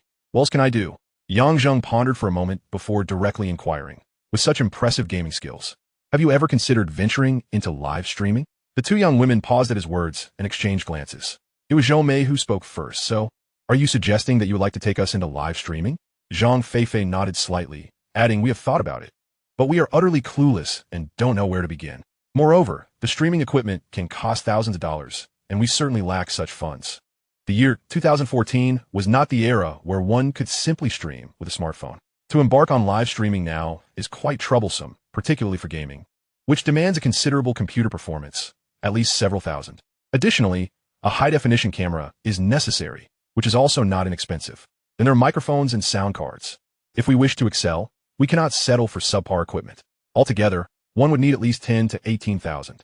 Two girls fresh out of high school could hardly manage such expenses. Furthermore, this is merely the initial investment, not to mention the costs associated with attracting an audience later on. During the early stages, when there is no profit, daily living expenses become a significant concern. The crucial point is that no one knows how long this period might last. While being a streamer may appear effortless and lucrative, it is only true for an exceedingly small minority. Take Zhang Feifei, for instance, whom Yang Zheng holds in high regard. Despite her favorable conditions and his willingness to assist with funding, he still cannot guarantee that her venture into streaming will yield success. As for Zhou, Yang Zheng was hesitant to involve her. Those who are reticent simply cannot thrive as streamers. Initially, some may be drawn in for various reasons, but without the ability to engage and provide emotional value to the audience, they will inevitably drift away. Yang Zheng noted at Yome before, continuing, I have a vision to establish an MCN company. If you are willing, you can wait for a while, and I will assist you in starting your live streaming journey. You need only focus on creating compelling content, and I will handle everything else. Zhang Feifei's expression transformed into one of astonishment. You are starting a company? Zhou Mei, with curiosity etched on her face, asked, what does MCN stand for? Yang Zheng replied, it stands for Multi-Channel Network, a type of online media company.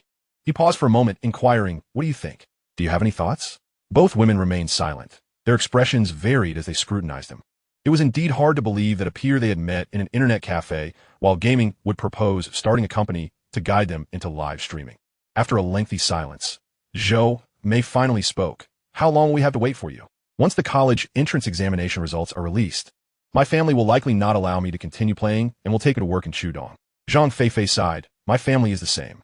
It seemed that their issues stem from a simple aesthetic concern rather than any rebellious spirit, as true troublemakers seldom heed their family's wishes.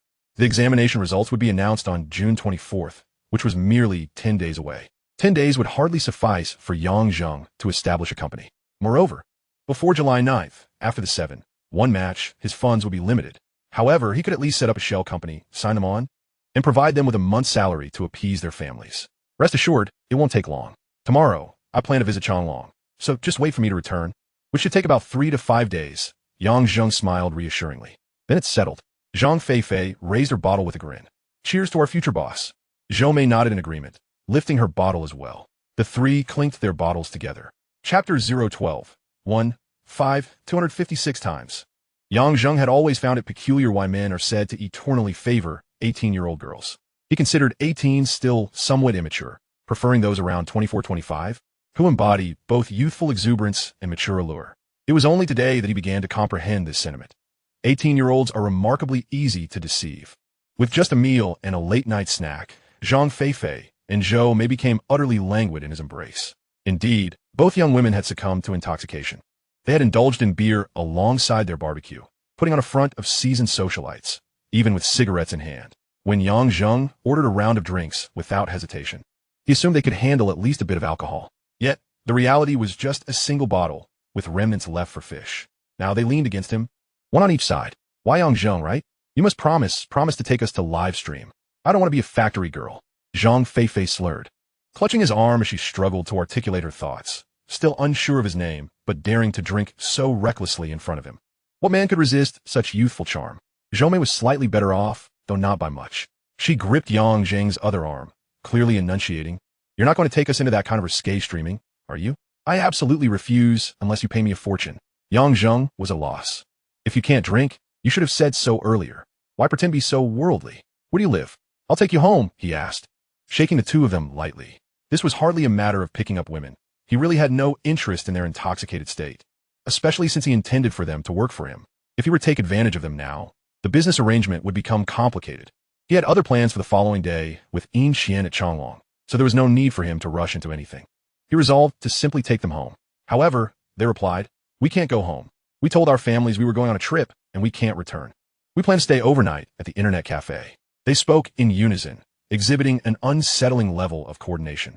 Sighing heavily, Zheng thought, with this demeanor, they dare to spend the night at an internet cafe? They must be fearless. He took one girl under each arm and led them to the hotel where he was staying. Upon arriving, he was too lazy to book a separate room, not wanting to go through the hassle of finding their identification. Under the envious gaze of the receptionist, Zheng brought both young women back to his room, which was a standard twin room with 2 beds.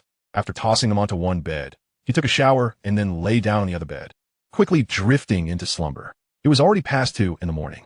After an extensive 8-hour gaming session and a bit of alcohol, he was utterly exhausted. The next day, Zheng awoke feeling as though he were being crushed under a heavy weight, struggling to breathe. Had he fallen victim to sleep paralysis? He jolted awake. A vision of pristine whiteness enveloped him. Zheng instinctively extended his hand to push it away. Then a sharp, piercing scream erupted. The sound jolted Zheng back to reality, and he found himself utterly speechless. "Stop. Please refrain from dramatizing this, as if we were in a television drama. It would be prudent to check yourself before you scream. It's better to call for help once you ascertain there is a real issue." Zhang Feifei froze for a moment, then hurriedly glanced down, her expression shifting to one of awkwardness after a brief pause. Though her clothing was somewhat disheveled, she could sense that she had not sustained any injuries. Moreover, she recalled that she had not been inebriated to the point of losing consciousness the previous night. In fact, she remembered Zheng had placed her and Zhou Mei on the same bed and even recalled getting up in the middle of the night to use the restroom. Thus, she stammered, her cheeks flushed, "I apologize for my instinctive reaction." "It's fine as long as there are no screams or slaps," Zheng replied, gesturing. "Could you perhaps detach yourself from me now?" "Ah," Zhang Feifei exclaimed, hastily rising and retreating to another bed. "You weren't deliberately climbing into someone else's bed, were you?" Zhou Mei teased with a knowing smile. "Go away." Zhang Feifei gently shoved her. "You both were intoxicated last night. I certainly couldn't leave you at the internet cafe, so I brought you here," Zheng explained. Both women nodded in understanding. They still retained some memory of the previous night's events. Despite their poor tolerance for alcohol, it was unlikely that a single bottle of beer could render them unconscious. Zheng checked his phone, 8:37. There remained some time before his 9 o'clock appointment with Inxian. A few unread messages awaited him, all from Inxian. "What are you busy with? Are you occupied all day?" This was sent around 8 p.m. the previous evening. "Are you still not replying? I'll be angry if you don't respond." The latter 2 messages came after 10 p.m. The most recent messages were sent that morning, the first containing a screenshot, "Bull Country won, 5 Windmill Country," followed by several messages. "You won again. How much did you win this time?" The odds seemed to be over 200 times. "Are you asleep? Remember to reply when you wake up." Zheng was momentarily stunned, then hurriedly opened his wealth management app. He was completely taken aback. The app displayed, latest deposit, 2,560,000, 2,560,000. He had recklessly wagered on those 3 matches, 5, 1, 1, 5, and 1, 6, merely out of a desire for data. Astonishingly, that 1, 5 match had indeed come through. What kind of luck was this? Stunned, Zheng scoured the internet to learn that in the second match last night, Bull Country versus Windmill Country, Bull Country was deemed the stronger side, even holding the 4th highest odds for winning the championship at 65-1, while Windmill Country was at 17-1. The 1-5 scoreline was undoubtedly a monumental upset, rivaling even the 7-1 match. No wonder bettors were so enamored with the rooftop. Who could have anticipated such a lopsided score? Who would dare to place such a bet? Have you struck it rich? Why are you grinning like that? Zhang Feifei's voice cut through his reverie. Indeed, I have. His balance read, 2, 688, 600. Gazing at that string of numbers, a broader smile illuminated Zheng's face. A modest windfall, indeed. He nodded with satisfaction and rose to head to the restroom. "I have matters to attend to and must leave now. I'll extend our stay in this room for a few more days. You two should sleep here tonight rather than pull an all-nighter at the internet cafe." Zhou Mei suddenly inquired, "Did you place a bet?" "Yes," Zheng affirmed while beginning his morning routine. After freshening up, he returned to the room, retrieved his phone, opened the QR code, and indicated, "Let us add each other on WeChat. I'll contact you when I return." Both women retrieved their phones to scan the code. Zhang Feifei, with curiosity, asked, "How much did you win?" Zheng did not respond directly, merely saying, "Don't entertain thoughts of using that little sum for charity." He waved his hand dismissively. "I'm off now. The room card is in the slot by the door. Remember to take it with you when you leave." With that, he strode out. Downstairs at the hotel front desk, he scanned 1,000 as a deposit. Then he messaged In Xian, "Yes, I won over 200,000. I'm heading out to meet San Pang. Chapter 013. Just focus on analyzing the matches. San Pang fish noodles. Zheng. In Xian beamed as she leaped into Yang Zheng's embrace, planting a kiss on him. For someone with over 2 million in winnings. No gesture of intimacy could truly express a fraction of the affection she felt. All right, let us have breakfast first. Yang Zheng gently patted her head and called out to the shop, San Pang. San Pang leaned out from the kitchen, catching sight of Yang Zheng and the girl, giving an okay sign to indicate he understood. In Xian replied, stepping out of Yang Zheng's embrace. Her lips forming a slight pout. What on earth were you doing yesterday? You didn't respond to my messages all day. She was clearly quite upset about it. Initially intending to sulk a little to make Yang Zheng feel guilty, she instead found herself acting playfully. Yang Zheng did not address her earlier question, but merely stated, I had planned to reply in the evening, but I was so exhausted that I fell asleep right after washing up. Asleep? In Xian's eyes widened in disbelief. So you didn't even watch the match last night? Yang Zheng nodded, yes. You're quite carefree, aren't you? In Xian rolled her eyes, placing a bet of 30,000 without even watching the game. She only knew that Yang Zheng had wagered 30,000 and had nearly lost sleep over it. The first thing she did upon waking was check her phone for the results of the previous night's matches. Yang Zheng chuklet, in gambling. One must avoid being overly attached to wins and losses. Otherwise, it's easy to become ensnared. One should maintain an attitude of fortune favors me. Loss is my fate. In Xian paused, gazing at him with surprise. You seem a bit different these past few days, almost like a different person. Yang Zheng, having been reborn and not possessing another soul, felt no shame. He looked at In Xian. So, has it changed for the better or the worse? After a moment's hesitation, she forced a smile, for the better, I suppose. Her words felt somewhat insincere. Previously, she viewed Yang Zheng as perfect, albeit a bit naive and not proactive enough. However, in recent days, he had suddenly become more assertive. Logically, this should have pleased her. Yet, his newfound assertiveness was almost overwhelming, leaving her feeling somewhat disoriented. Most notably, his attitude toward her had shifted significantly, to the point where it felt as if he were indifferent. This undoubtedly left her feeling hurt, leading her to question the notion that he had indeed changed for the better. However, with 200,000, that sum equaled over a decade of her family's income. How could she not consider her boyfriend, now possessing such wealth, to be improved? While In Xian was not yet materialistic, who could resist the allure of money? At the tender age of 18, though still yet to earn a penny, one possesses an intrinsic understanding of the significance of money. It's all about improvement. Yang Zheng smiled and inquired, have you thought about the specific places you'd like to visit? In Xian paused momentarily. She felt an urge to retort. Shouldn't that be something for you to consider? However, she refrained from voicing her thoughts. After a considerable silence, she finally replied, there's south an amusement park and a water park. Those are the only two places worth visiting in Changlong, right? Yang Zheng glanced at her. Are you really planning to visit Changlong and nothing else? Without waiting for In Xian's response, he proceeded to assign a task. Once we're in the car, search online for other attractions in Chuzhou and create a travel guide. In Xian's brows knitted in annoyance.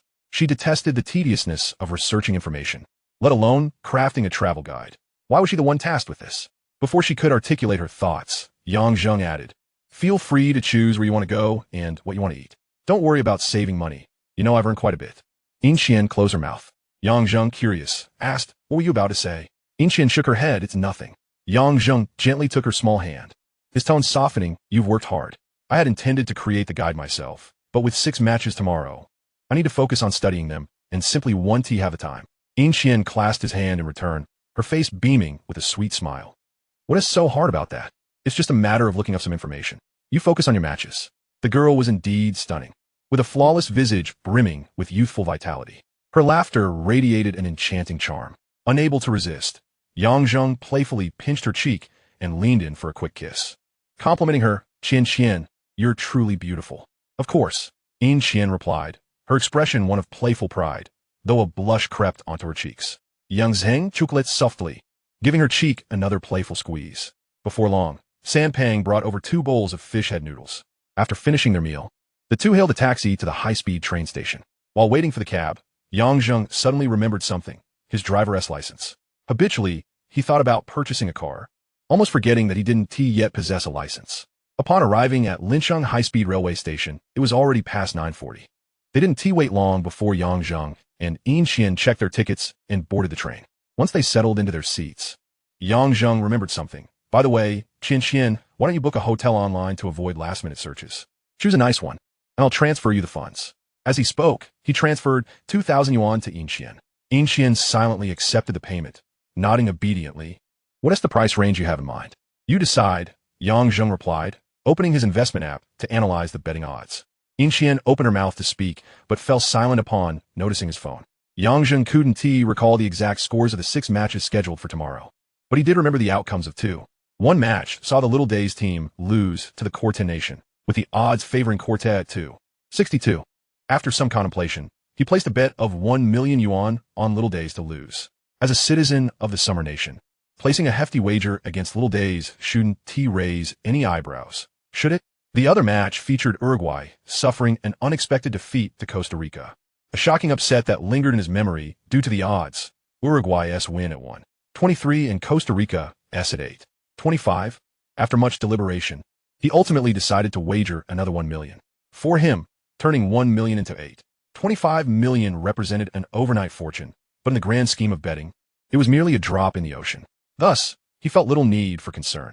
After all, tales of winning billions from a mere 100,000 yuan lottery ticket existed. For the remaining 4 matches, Yang Zheng refrained from betting on the outcomes and instead placed bets of 10,000 yuan on 4 high scores, laying the groundwork for future gains. With these figures in place, when he eventually bet on a 7-1 outcome, it wouldn't seem overly surprising. Once Yang Zheng concluded his betting, Yin Qian gently nudged his shoulder. Zheng, what do you think of this hotel? Yang Zheng glanced over, observing a luxurious king-size room priced at 1,688 yuan per night. The girl's eagerness for new experiences was evident. He smiled slightly. It looks great. I'll go ahead and book it. Do it, she replied, her cheeks flushed as she placed the order. Chapter 014. Arrival in Chuzhou, Food, Fun, and Frolic. The hotel booked by Yin Qian was conveniently located near the Changlong amusement park, approximately 10 kilometers from Chuzhou South Station, making for a half-hour drive. By the time Yang Zheng and Yin Qian arrived at the hotel, it was nearly noon. After checking in, they headed straight to their room. The spacious room was exquisitely decorated, exuding an air of luxury and refinement. How beautiful, Yin Qian exclaimed. After dropping her luggage, she flopped onto the large bed, exclaiming again. So comfortable. She indeed appeared somewhat naive, as it was also Yang Zheng's first time staying in such an opulent hotel. Surveying the lavish room, he felt that the 1,688 yuan was well worth it. However, being nearly 30 and accustomed to emotional stability, he wasn't one to be overly expressive, even if he encountered a ghost. Let us get going. It's almost noon, and the amusement park closes at 6. We don't have much time to enjoy ourselves, Yang Zheng said, giving her a gentle pat on her backside. Yin Qian gasped, quickly turning to give him a playful glare, her tone slightly whiny. Why don't we go tomorrow instead? We could wander around nearby this afternoon, get to bed early, and then go in early tomorrow to enjoy more time there. Wake up early? Tomorrow. Can I even get you up? Yang Zheng internally scoffed, pulling Yin Qian to her feet. What else there to explore nearby? If you didn't have enough fun today, we can play again tomorrow. Once we're done here, we can visit the pedestrian street in the capital to truly experience the hustle and bustle of a big city. All right, I'll listen to you, Yin Qian replied. Appearing obedient, hand in hand, they exited the room. At Changlong Amusement Park, the summer holidays had yet to commence, with only the senior high school students enjoying their freedom. So it wasn't peak tourist season. The park was pleasantly uncrowded, with only a few popular rides attracting queues. This was undeniably a relief. Otherwise, waiting 1 or 2 hours for a single ride would diminish any joy. Changlong Amusement Park boasted over 70 attractions, including several classic rides, such as vertical roller coasters, 10-ring roller coasters, free falls, and giant swings, all thrilling and exhilarating. Even someone as emotionally stable as Yang Zheng felt a flutter of excitement. Yin Qian continued to call out incessantly, her voice even growing hoarse towards the end. Yet, she was undeniably the girl who had repeatedly sought the forbidden fruit. Although she appeared terrified and screamed loudly during their escapades, she never once considered stopping. In fact, she indulged in many attractions more than once. She truly reveled in the thrill. Unfortunately, joyful moments are always fleeting. Yang Zheng felt as though little time had passed when the amusement park's announcement reminded visitors that it was time to close. Yin Qian, however, wore an expression that clearly indicated her desire for more. Let us come back tomorrow for another day of fun, This is truly delightful. Yang Zheng chuckled as he affectionately ruffled her hair. If you want to come, how could I possibly refuse to accompany you? You're the best. Mu. Yin Qian joyfully planted a kiss on him. Let us go. We'll return tomorrow. Yang Zheng took her small hand, and they strolled towards the park's exit. Once outside the amusement park, Yang Zheng casually inquired, "What shall we have for dinner?" Yin Qian paused, seemingly caught off guard by the question. Yang Zheng playfully pinched her cheek. "Didn't you say you would make a plan?" It was only then that Yin Qian snapped back to reality, right? I didn't make a plan. Just a moment, let me check. She quickly retrieved her phone, perusing it for a moment before exclaiming, "Near the Long Dragon. I found 3 restaurants. One is a seafood buffet, another is a chicken stew eatery, and the last is a flaming drunken goose place. You choose what you'd like to eat." Yang Zheng pondered for a moment, then replied, "Let us go with the chicken stew eatery." Yin Qian nodded, "Okay. Let me navigate and see exactly where it is." After fiddling with her phone for a while, she indicated, "The navigation shows it's 13 kilometers away, a 15-minute walk. Should we walk there?" This type of question subtly revealed her reluctance to walk. Otherwise, she would have made a statement like, "Let us walk there." In the past, the 18-year-old Yang Zheng would have missed such nuances in a girl's words. However, now he could easily comprehend them. He was also inclined to indulge Yin Qian in these small matters. "Let us take a taxi," he suggested, leading her to the roadside. It wasn't long before an empty taxi arrived. After hailing it, they both climbed in. The chicken stew eatery was simply decorated, perhaps even described as rather shabby, resembling a farmer's home with a few tables scattered about.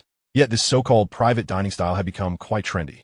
The people of Chuzhou had a deep fondness for chicken, and the distinctively prepared white-cut chicken was renowned across the nation.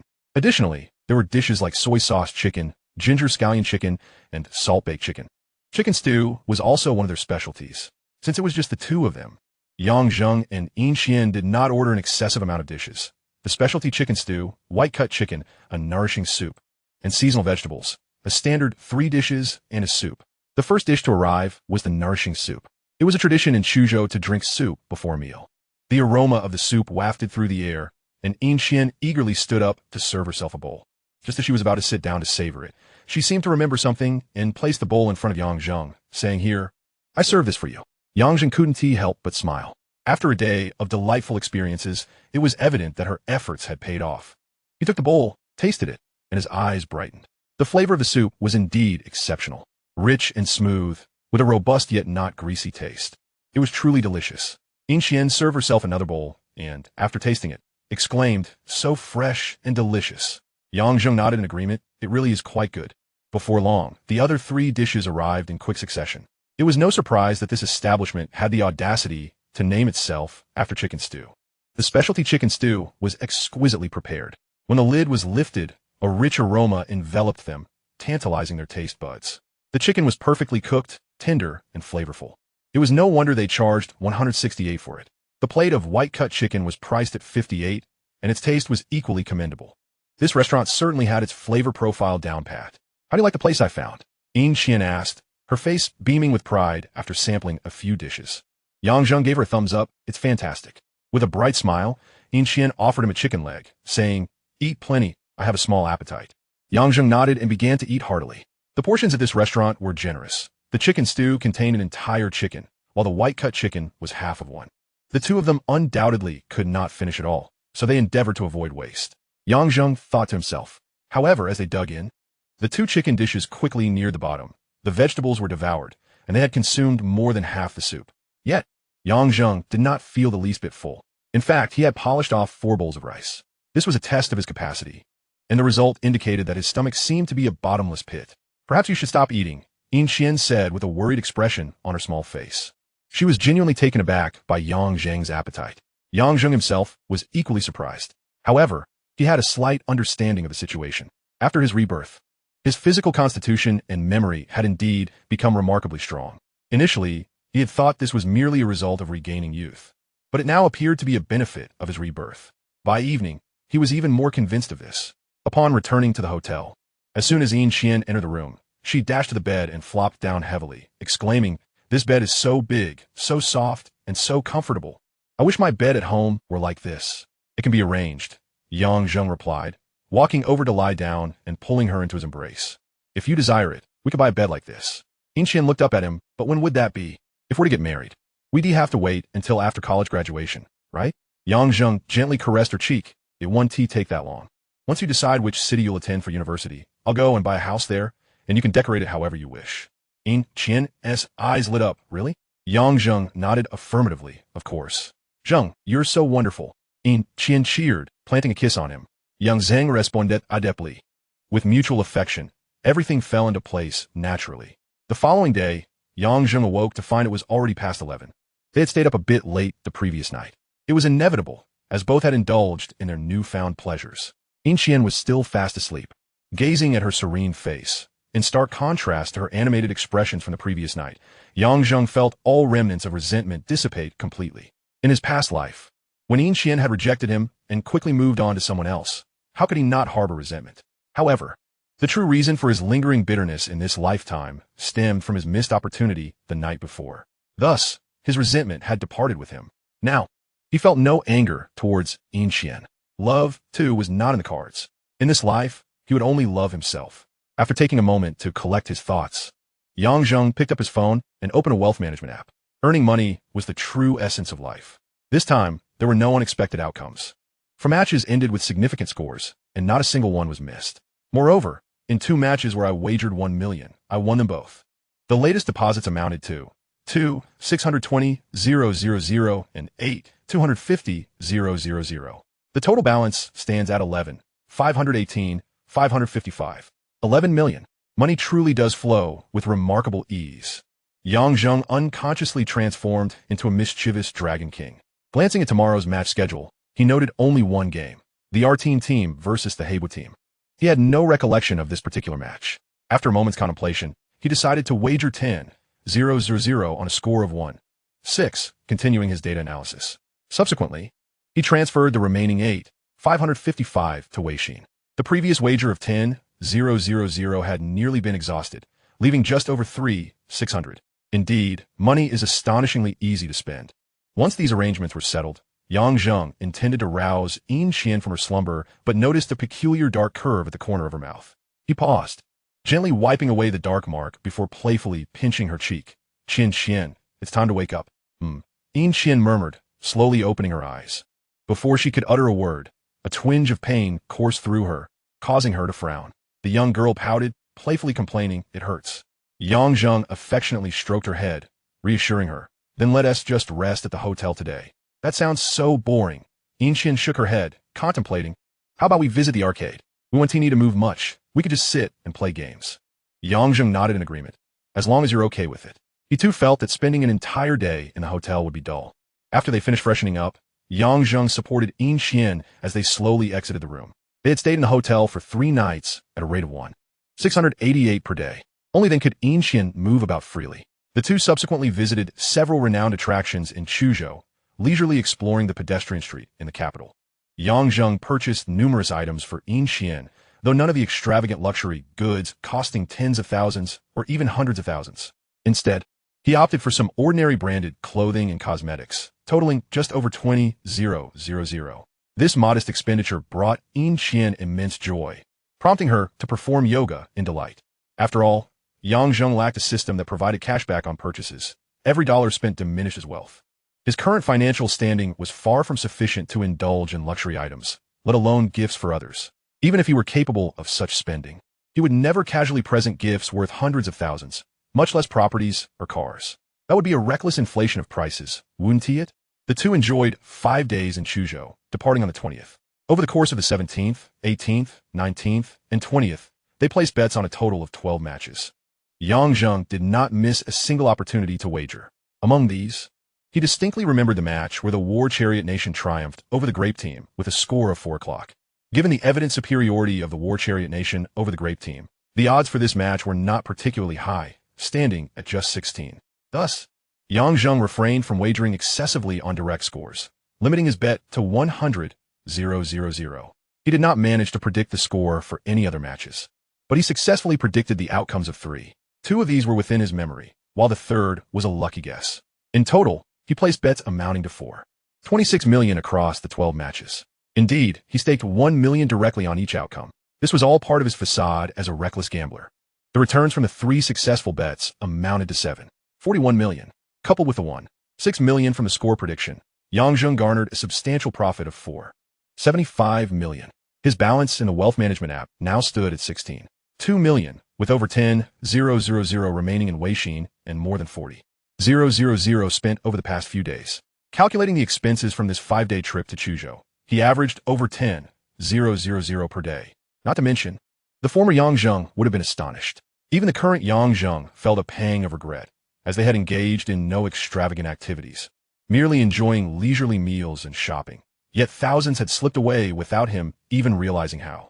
Money truly is as ephemeral as paper. When the high-speed train arrived in Linsheng, Yin Qian disembarked, while Yang Zheng remained on board, having purchased a ticket directly to Xingqing. Originally, he had planned to wait until after the World Cup to initiate his operations in Xingqing.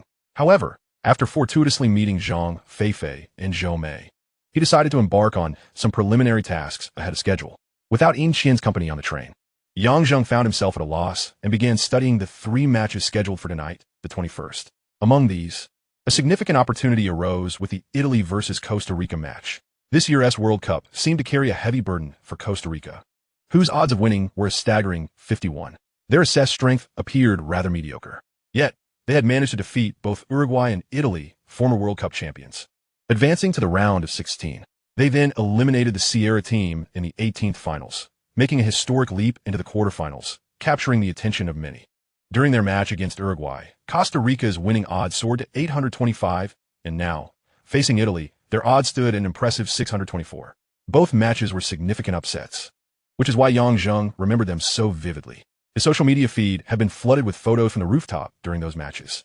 Yang Zheng first placed a conventional bet of 1 million, hesitated for a moment, and then wagered another 1 million.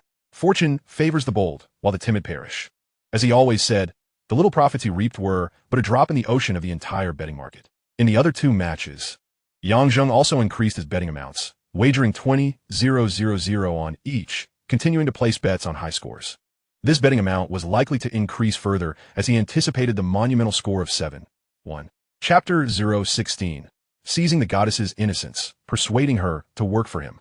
In Xingqing, Yang Zheng had resided for a decade. Yet, he could hardly claim to be well acquainted with the city. In fact, he had not even visited many of the now popular attractions.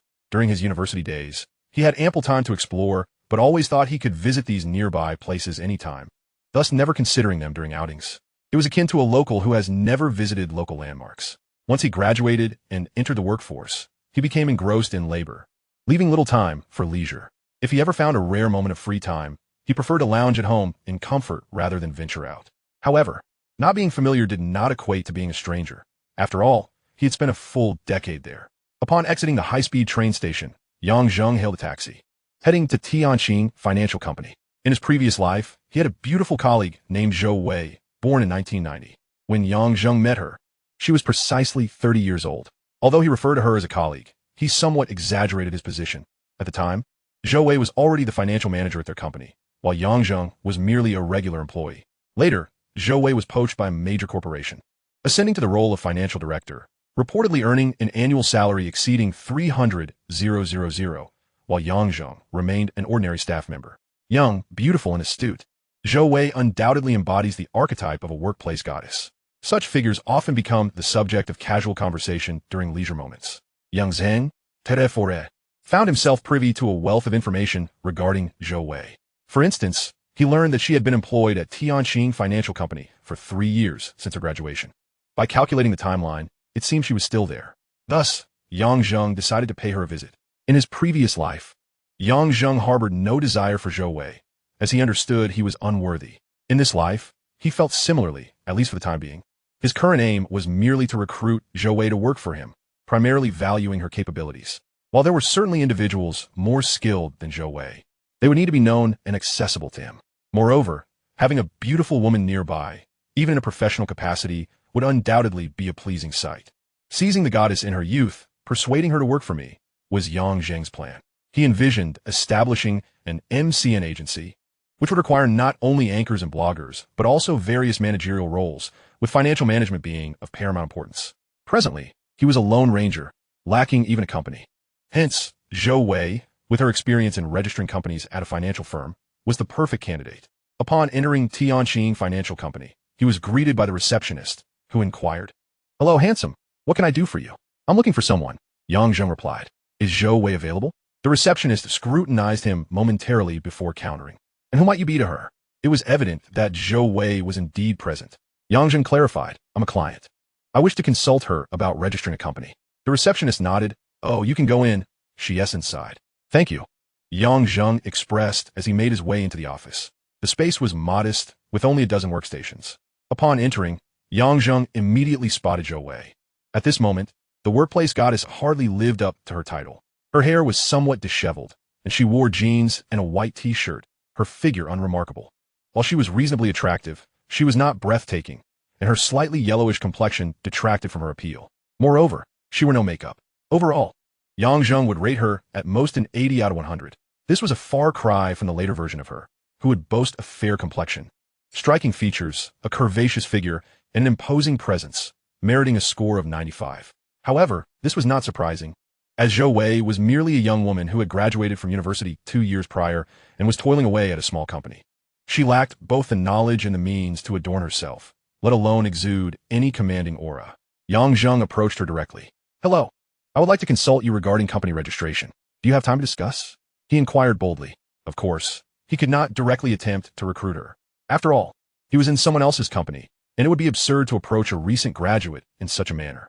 If Zhou Wei did not perceive him as a scammer, it would be improbable for her to ever reach the position of a financial director earning over 300,000 a year. First, he needed her to assist in registering the company. Once the business was established, he could express his need for personnel and highlight her capabilities. This approach would undoubtedly appear more reasonable. Huh? Zhou Wei blinked in surprise before quickly nodding, of course. What questions do you have? Yang Zheng did not respond immediately, but glanced around. Shall we discuss it here? Zhou Wei promptly suggested, please follow me to the conference room. Once in the conference room, Zhou Wei gestured for him to take a seat. Please, let me get you a glass of water. Yang Zheng complied. Thank you. You're too kind. Please go ahead. Zhou Wei replied as she brought the water over and asked, what specifically would you like to know? After a brief pause, Yang Zheng stated, I wish to register a media company. How quickly can your firm facilitate this? The fastest timeline, Zhou Wei pondered, depends largely on you. If all necessary documents are prepared, we can secure the business license in as little as 7 days. What documents are required? Yang Zheng inquired. Zhou Wei smiled primarily. Proof of the business location and the identity information of the legal representative. The other details, such as the company name and business scope, can be provided by you later. Yang Zheng regarded her fully. I cannot stay in Xingqing for long. I must depart by the 24th at the latest. Can you finalize everything before then? Zhou Wei furrowed her brow. Today was the 20th, which left only 5 days, a challenging prospect. Just as she was about to decline, Yang Zheng interjected. What are your typical fees? Zhou Wei hesitated before responding. For mere registration, it costs 200, and if you require a registered address, that's an additional 500. Yang Zheng looked at her intently. 3000 for the registered address. And can it be completed before the 24th? Zhou Wei nodded decisively, yes. However, I will need all your documents today to schedule the approval. Yang Zheng agreed. That works. Zhou Wei then began to ask him various questions regarding the company name, registered capital, and legal representative details. Yang Zheng decided on the name Zhengrong with a registered capital of 10 million, providing his own information as the legal representative. He had no intention of engaging in any dubious dealings, so being the legal representative posed no issue. Upon seeing his identification card, Zhou Wei was momentarily taken aback.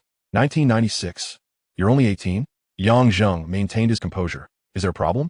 Regaining her composure, Zhou Wei shook her head repeatedly. No problem at all. Please don't misunderstand. I'm just surprised at how young you are, boss. Yang Zheng waved his hand dismissively. Please go make a copy. I have other matters to attend to. Of course. Just a moment. Zhou Wei responded before stepping out. Shortly after, once she had copied Yang Zheng's ID, they exchanged contact information via WeChat, and he departed. Following this, he used navigation to locate a nearby law firm. Yang Zheng's desire to establish an MCN company stemmed not only from its potential as a burgeoning industry, but also from his prior experience working in an MCN for 3 years. This was a field he was quite familiar with. His visit to the lawyer was to draft some contract templates. As an MCN company would require numerous contracts with anchors and bloggers, the significance of these agreements could not be overstated. Chapter 017. 2 jokes. Yang Zheng spent an entire afternoon conversing with a lawyer and incurred a cost of 200. However, rather than feeling regret, he was grateful for the trip. The intricacies of contracts offered immense operational leeway. It was no wonder so many fell victim to contractual pitfalls. In the hands of professionals, contracts could become lethal weapons without bloodshed. The 200 spent today could potentially save him far more in the future, upwards of 32 million or more. Following the lawyer's advice, Yang Zheng drafted 5 versions of the contract, categorized into 5 tiers: S, A, B, C, and D. Liquidated damages, resource support, profit sharing, and restrictive regulations are all arranged in a hierarchical manner. Naturally, templates serve merely as templates. They can be specifically tailored to individuals and circumstances. Such template contracts are fundamentally preparatory, designed for future use. As the company flourishes, it is impractical for Yang Zheng, as the owner, to liaise with each streamer and influencer individually. At that juncture, his subordinates will be the ones employing these standardized template contracts for engagements. As Yang Zheng departed from the law firm, twilight had begun to descend. He hailed a taxi towards the university town, an area he was quite familiar with in Xinjiang. His targets, Zhongchu and Chunan universities, are both situated in this vicinity. Liu Yaba's beef noodle shop was a favored haunt during his university days. Noodles again? The people of Chunan could indulge in noodle dishes 4 times a day. Noodle shops operating round the clock are ubiquitous. Boss, 1 bowl of beef, awful noodles. With extra noodles and an egg, Yang Zheng ordered before finding a seat. It was still before the summer break, and the area was bustling with students. The shop was crowded, leaving no vacant tables, forcing Yang Zheng to share a table. He found himself opposite 2 young women. Surely, no one would shy away from sharing a table with ladies, would they? In his past life, Yang Zheng would have hesitated. He would have preferred to stand and wait for an empty table or a table devoid of girls. Such timidity was a part of him. The 2 young women opposite him were clearly equally bashful. They had been animatedly chatting moments before, but upon his arrival, they lowered their heads and focused intently on their noodles, almost hastening their pace as if Yang Zheng were urging them on. By the time Yang Zheng's noodles arrived, the 2 had already finished and left. As the boss delivered Yang Zheng's bowl, he collected their empty bowls and cleaned the table. Boss, 2 bowls of beef noodles. A clear voice chimed. Yang Zheng paused momentarily, casually glancing up, his pupils contracting. You can sit here, share a table with this handsome young man, the boss gestured. The 2 young women approached and sat down opposite Yang Zheng. He recognized both of them. Cheng Mingdai, strikingly beautiful with a commendable figure, would easily score an 85. She was particularly adept at dressing well and had the means to do so, always donning exquisite makeup and fashionable attire. Walking down the street, she attracted attention comparable to a 90-rated beauty. Many at school regarded her as one of the campus flowers. Zhong Zhen, while average in appearance, boasted a tall and curvy figure, also reaching an 80 in overall appeal. Her admirers even outnumbered those of Cheng Mingdai, which was not surprising. The more attractive a girl is, the more intimidating she seems to potential suitors. Cheng Mingdai's daily attire exuded an air of unattainability, dissuading those lacking in confidence. In contrast, Zhong Zhen appeared more approachable, a stereotype that often leads to misconceptions about individuals based on their looks. In his previous life, Yang Zheng had joined the debate club to enhance his eloquence. Cheng Mingdai and Zhong Zhen were both senior members of the club and classmates as well. Through several club activities, Yang Zheng gradually became acquainted with them, frequently communicating, primarily initiated by Cheng Mingdai. Near the end of his freshman year, during a debate topic discussion, Cheng Mingdai boldly remarked, Zheng, you don't have a girlfriend, do you? What do you think of me? At that time, Yang Zheng had already found himself somewhat captivated by her, seeing a reflection of Yin Qian in her lively and vibrant demeanor. He became momentarily flustered, stammering, Senior, you're great, I really like you. Cheng Mingdai burst into laughter, exclaiming, Haha, so, Zheng, you like me? What a pity, but I'm not really into your type. Her laughter resonated, infecting others, and soon everyone was chuckling. Indeed, they were not the only ones discussing the topic. The entire debate club was divided into opposing sides, with half participating in the discussion. The laughter at Yang Zheng's naivety echoed, as many mocked his belief that a goddess of Cheng Mingdai's caliber would express romantic interest in him. It was a fanciful thought, akin to a toad dreaming of eating a swan's flesh. Yang Zheng could perceive their disdainful glances, leading to an embarrassing retreat. He fled the scene and never returned to the debate club. However, the saga did not end there. Shortly after, Zhong Zhen approached Yang Zheng, confessing that she actually liked him but had hesitated to express her feelings, only sharing this with her close friend Cheng Mingdai. Recently, they had quarreled, and Cheng Mingdai had chosen to tease Yang Zheng as a form of revenge. This narrative seemed plausible, and Yang Zheng, in his naivety, believed it. While it wasn't he foolish to accept the story, his real folly lay in the fact that Zhong Zhen hardly arranged any meetings afterward. During one occasion, when she asked if he would be her boyfriend, he joyfully agreed. Zheng then insisted that, although she was the one pursuing him, she wished for a formal declaration of his affection. Yang Zheng réadili compliet. That day, arranging candles in the shape of a heart beneath her dormitory and presenting her with a bouquet of roses, per her request. Subsequently, he stood there for an hour, enduring the curious stares of passers-by. Ultimately, he received a message from Zheng. You can leave now. I was just joking. Don't take it seriously. Overwhelmed with shame, he fled, wishing he could disappear into the ground. For a long time afterward, he avoided raising his head while walking through campus. Now, however, Yang Zheng raised his gaze with a smile. Hello, senor. May I inquire which university you attend? The two young women seemed taken aback by his sudden approach, momentarily stunned.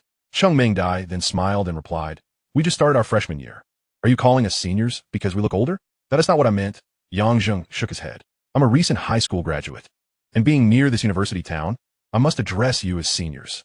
Oh, I see. Cheng Mingdai nodded in understanding, then asked, So, you're inquiring about our university to gather information? Yang Zheng affirmed, Yes.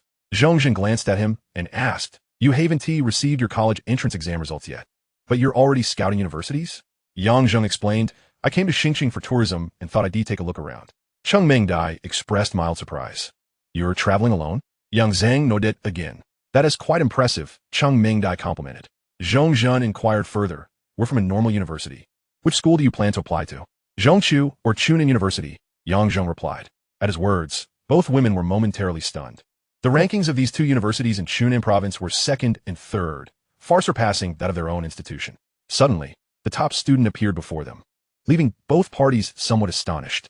Chapter 018. You two have both toyed with me. I didn't expect you to be a top student. Cheng Mingdai remarked with an expression of surprise. Yang Zheng chuckled softly. What? Do I not look like one? Cheng Mingdai returned his smile. With your trendy attire and the audacity to strike up a conversation with us, you certainly defy the stereotype of a typical top student in my mind. Previously, Yang Zheng's wardrobe had been solely curated by his mother, Chun Yu, lacking any semblance of trendiness. However, his current outfit was styled by Yin Xian during his time in Chuzhou. Yang Zheng glanced at her. Perhaps it's because I'm not a true top student. I estimate my score to be around 620, which is quite a bit lower than your typical top student. Just as Cheng Mingdai was about to respond, Zheng interjected. 620 ISN, TE considered a top student? I barely scored over 520, and you're nearly 100 points ahead of me. Cheng Mingdai shot her a sidelong glance and changed the subject. Where are you from? Did your family really let you travel alone, right after graduating high school? True top students score at least 100 points higher than I do. Yang Zheng replied to Zheng before turning back to Cheng Mingdai. I'm from Linchang in South Chu, not too far from Xingqing, and my family has no reason to worry. Zheng shook her head. Those scoring over 700 are not just top students. They are practically anomalies. Cheng Mingdai nodded in agreement. I see. As a person from South Chu, why would you consider attending a university there? With your scores, you could surely gain admission to institutions in the capital, or in Modu, or even in Chuzhou, which would be a better choice. Yang Zheng regarded her thoughtfully, smiling softly. It's because I cannot let go of this city, nor of certain people and events from my past. Past lives and events? Cheng Mingdai rolled her eyes. Why pretend to be so profound? Zheng chuckled. Buddhism teaches that it takes 500 glances in a past life to earn a single brush by in this one. If we are fortunate enough to sit together and enjoy a meal today, doesn't that imply we were quite familiar in a previous existence? Yang Zheng nodded earnestly. Induet. We were quite familiar. You deceived me into believing you liked me, only for me to discover you were merely toying with me. Zheng rolled her eyes at this. Cheng Mingdai, however, laughed, intrigued. And what about me? What is our relationship? Yang Zheng responded with a relaxed smile. You, like her, have both toyed with me in turn. Cheng Mingdai clearly found this response unsatisfactory, shaking her head. That's rather dismissive. What else could I say? Yang Zheng feigned helplessness and redirected the conversation. Where are you two from? Zheng spoke first. I'm from Jiangqing in North Chu. Cheng Mingdai paused before saying, I'm from Chuzhou. Not too far apart. Yang Zheng smiled. I just came from Chuzhou today. Cheng Mingdai's eyes brightened. Really? Chuzhou is quite fun. Isn't it? Which places did you visit? Yang Zheng nodded. It was quite enjoyable. I first went to the Changlong amusement park, then to Chuzhou Tower and the Bowen Mountain, among other spots, spending 5 days there. Cheng Mingdai nodded slightly, eager to speak, but Zheng interjected again. Our Jiangqing is also quite entertaining, with many famous attractions and delicious food. You should visit sometime. Cheng Mingdai shot her a pointed glance, then said, Those places you mentioned are frequented by tourists. They aren't truly representative of the fun. If you ever go to Chuzhou again, and I'm around, I'll take you to truly experience its charm. Sounds good. Yang Zheng nodded, pulling out his phone. Let us exchange WeChat first. Lincheng is known as the backyard of Chuzhou. It's quite enjoyable as well. If you have the time to visit, just contact me, and I'll ensure you have a great time. Cheng Mingdai also took out her phone, nodding with a smile. It's settled then. Perhaps I'll visit Lincheng this summer. Zhong Zhen cast a glance at the two, her expression darkening. Yang Zheng noticed, but chose to ignore it. After adding Cheng Mingdai on WeChat, he set his phone aside. These two young women appeared inseparable as friends, yet they were secretly competing against each other. During their conversation, Zhong Zhen had been deliberately interrupting, while Cheng Mingdai clearly showed her disdain for her. The underlying issue was that Zhong Zhen was unwilling to concede, perhaps even feeling jealousy towards Cheng Mingdai. It wasn't merely due to looks. The disparity in their family backgrounds played a significant role. Cheng Mingdai was a small heiress, often adorned in luxury brands like Chanel and LV, while Zhong Zhen had been relying on poverty scholarships. In their previous life, Cheng Mingdai's so-called teasing of Yang Zheng had been largely in jest, albeit sometimes taken too far. While she wasn't malicious, she was more of a spoiled rich girl, lacking an understanding of boundaries. Her privileged upbringing had instilled in her a sense of superiority, making her indifferent to others' feelings unless she deemed them of equal standing or of some utility to her. Conversely, Zhong Zhen's actions were purely malicious. She had schemed and plotted to toy with Yang Zheng, motivated by a desire to prove her allure was equal to that of Cheng Mingdai. With a childish, how mature can an 18 or 19-year-old girl truly be? Noticing that Yang Zheng had set his phone down without any intention of adding Zhong Zhen on WeChat, Cheng Mingdai couldn't help but smirk, glancing at her phone and saying aloud, Yang Zheng Yao? What does your name mean? As expected, Zhong Zhen's expression darkened even further. Yang Zheng explained, my real name is Yang Zheng. Have you heard of the dish steamed lamb? The name is a play on words. I see. That is quite interesting. Cheng Mingdai nodded with a smile. I'm Cheng Mingdai. You should come up with a similar play on words for me. Despite requesting assistance, her phrasing resembled a command, revealing her princess-like demeanor. Why did Cheng Mingdai often reach out to Yang Zheng in their past life? It wasn't due to his charm, but rather because he was sufficiently compliant. Now, Yang Zheng certainly would not indulge her. If he did, she would view him as occupying the same subordinate role as in their previous life. Unexpectedly, Yang Zheng replied nonchalantly, picking up his phone and addressing Zhong Zhen. By the way, what should I call you, senior? May I add you on WeChat? Zhong Zhen, she replied in an equally indifferent tone. Having been overlooked by Yang Zheng moments ago, she had no intention of giving him any warmth. However, she still retrieved her phone and brought up her QR code. Yang Zheng added Cheng Mingdai on WeChat, so it was only fair that Zhong Zhen added him as well. Upon witnessing this, Cheng Mingdai also suppressed her smile. The three fell silent, and the atmosphere became somewhat awkward. Yang Zheng quickly finished the remaining noodles in his bowl and said, ladies, enjoy your meal. I'll take my leave now. Without waiting for a response from the two, he walked straight over to the counter. Boss, how much for that table? For 3 people. Both young women turned to look at him. The boss calculated briefly before replying, 34 yuan. Yang Zheng scanned the payment code. With a notification of 34 yuan received, the robotic voice cut off what Cheng Mingdai was about to say. Zhong Zhen then expressed, thank you. Yang Zheng waved his hand dismissively, saying, sisters, may we meet again if fate allows. With that, he departed without further ado. Chapter 019. Baiting the hook at the Jinjun Intercontinental Hotel, after completing his check-in, Yang Zheng entered his room. He retrieved his phone and first captured several photographs of the interior. Then, moving to the window, he snapped a few images of the enchanting nightscape of Xinjiang. Subsequently, he opened his moments and crafted a post. The night view of Xinjiang is rather stunning, accompanied by a scenic photo of the river and 2 images of his room. He selected the audience as only Cheng Mingdai and Zhong Zhen. He then published the post. The room was an executive suite priced at 5,880 per night, while the presidential suite was a staggering 62,800. Yang Zheng was reluctant to indulge in such extravagance, especially since his primary aim was to lure Zhong Zhen. This tier of bait was sufficiently appealing. As for Cheng Mingdai, it was likely that mere monetary allure would not suffice to ensnare her. For now, he merely needed her to learn to regard him as an equal. The executive suite at 5,880 was adequate. Before long, Yang Zheng's phone buzzed with activity. Cheng Mingdai had liked his post, but offered no further comments. Meanwhile, Zhong Zhen sent a direct message. Junior, which hotel are you staying at? It looks quite upscale. The night view photo is beautifully taken. Did you study photography? Yang Zheng did not rush to reply. Instead, he perused her moments, which displayed only the most recent month's content, revealing a modest collection of selfies, predominantly full-body shots. It was evident she was aware of her own allure. Yang Zheng casually admired her photos for a moment before turning his attention to Cheng Mengye's moments. He was taken aback. The initial posts were all betting slips related to the World Cup, with amounts not exceeding a few hundred. Yet, she seemed to have placed bets on nearly every match. A football enthusiast? Perhaps not, as there were no images of star players or teams, just the betting slips. The amounts wagered did not suggest a gambling addict either. She likely belonged to the affluent and bored segment of society. As he scrolled further, he encountered a plethora of selfies, along with numerous scenic and culinary images and some extreme sports photos. Her captions often detailed her adventures and whims, expressing desires to engage in various activities. It appeared that this little heiress had a penchant for thrill-seeking. Young Zheng nodded tog fully. After reviewing both women's moments, he finally responded to Zheng. Jinjun Intercontinental, you must be familiar with it? It's near the university town. I never studied photography. I just snapped whatever looked good. Songshin replied promptly, Dinyun. How surprising. I heard it's quite pricey. Over 1,000 per night. Your taste is exceptional. To take such beautiful photos without any training is impressive. This last compliment elicited a smile from Yang Zheng. He had not anticipated being praised from such a perspective. This time, he refrained from prolonging the conversation and replied directly, as it was clear she was eager for his attention. Yang Zheng, it's not that extravagant. The executive suite is just over 5,000, not particularly expensive. His subtle display of affluence was somewhat evident.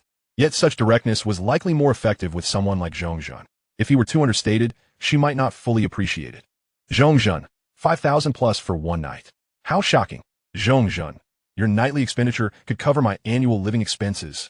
Zheng, and you casually say just over 5,000? Yang Zheng, isn't that an exaggeration? With 9 months spent at school, how could 5,000 suffice? Zheng, my monthly living expenses are just 600.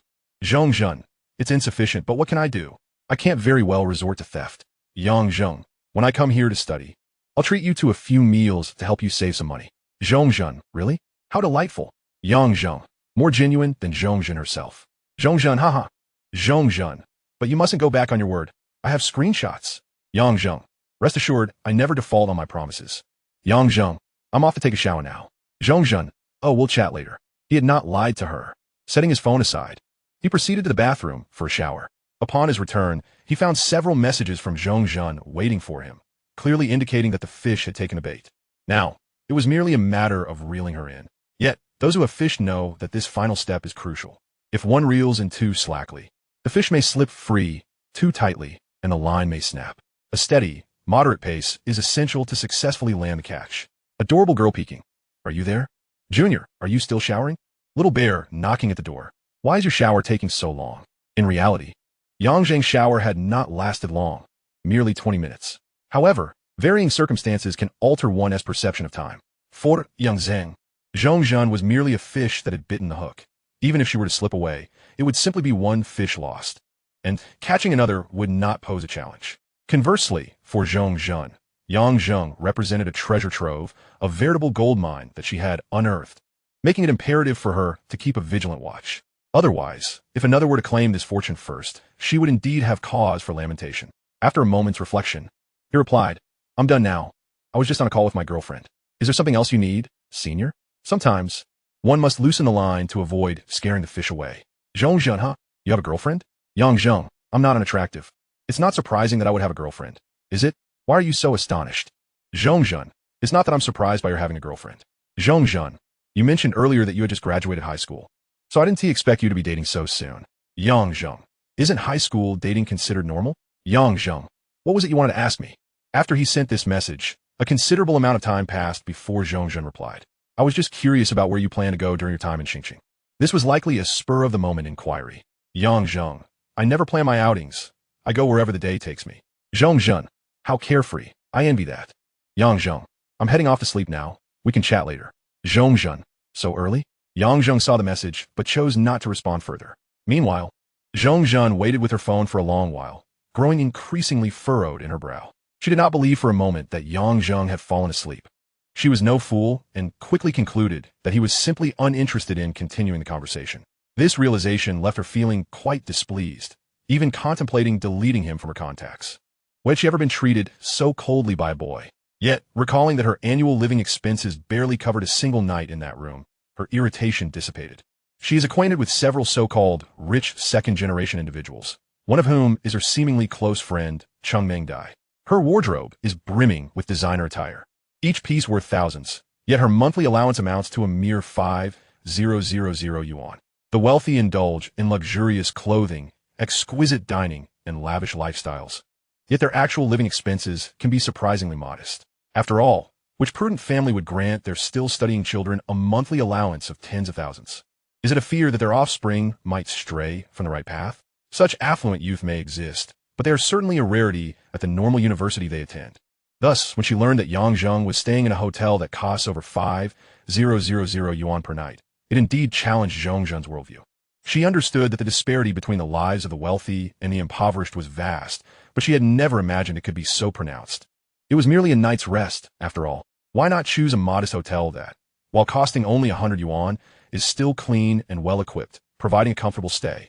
What justifies the exorbitant price tag of such a room? Does that expensive accommodation truly offer something exceptional? Zheng Zhen suddenly felt an urge to experience it for herself. Chapter 20.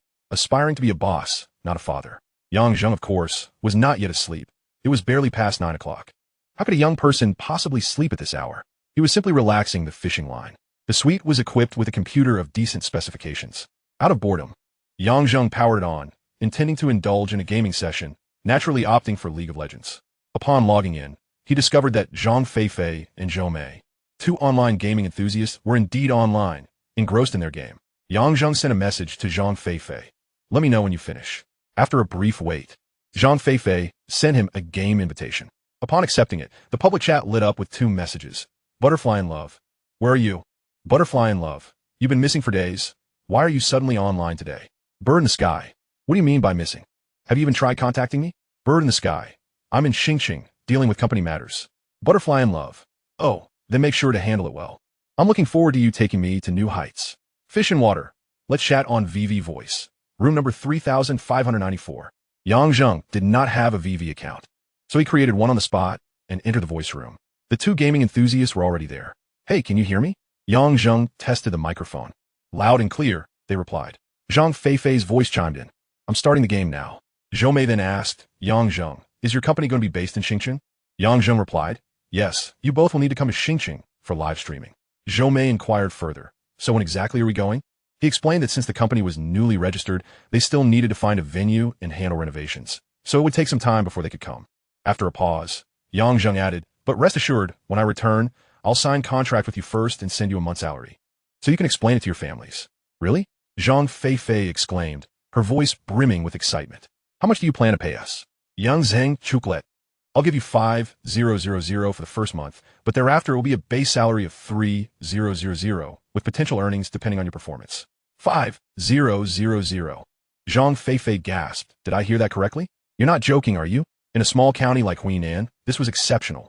In Xingqing, a freshly graduated university student typically earns around 3,000 to 4,000 yuan. Service jobs pay even less.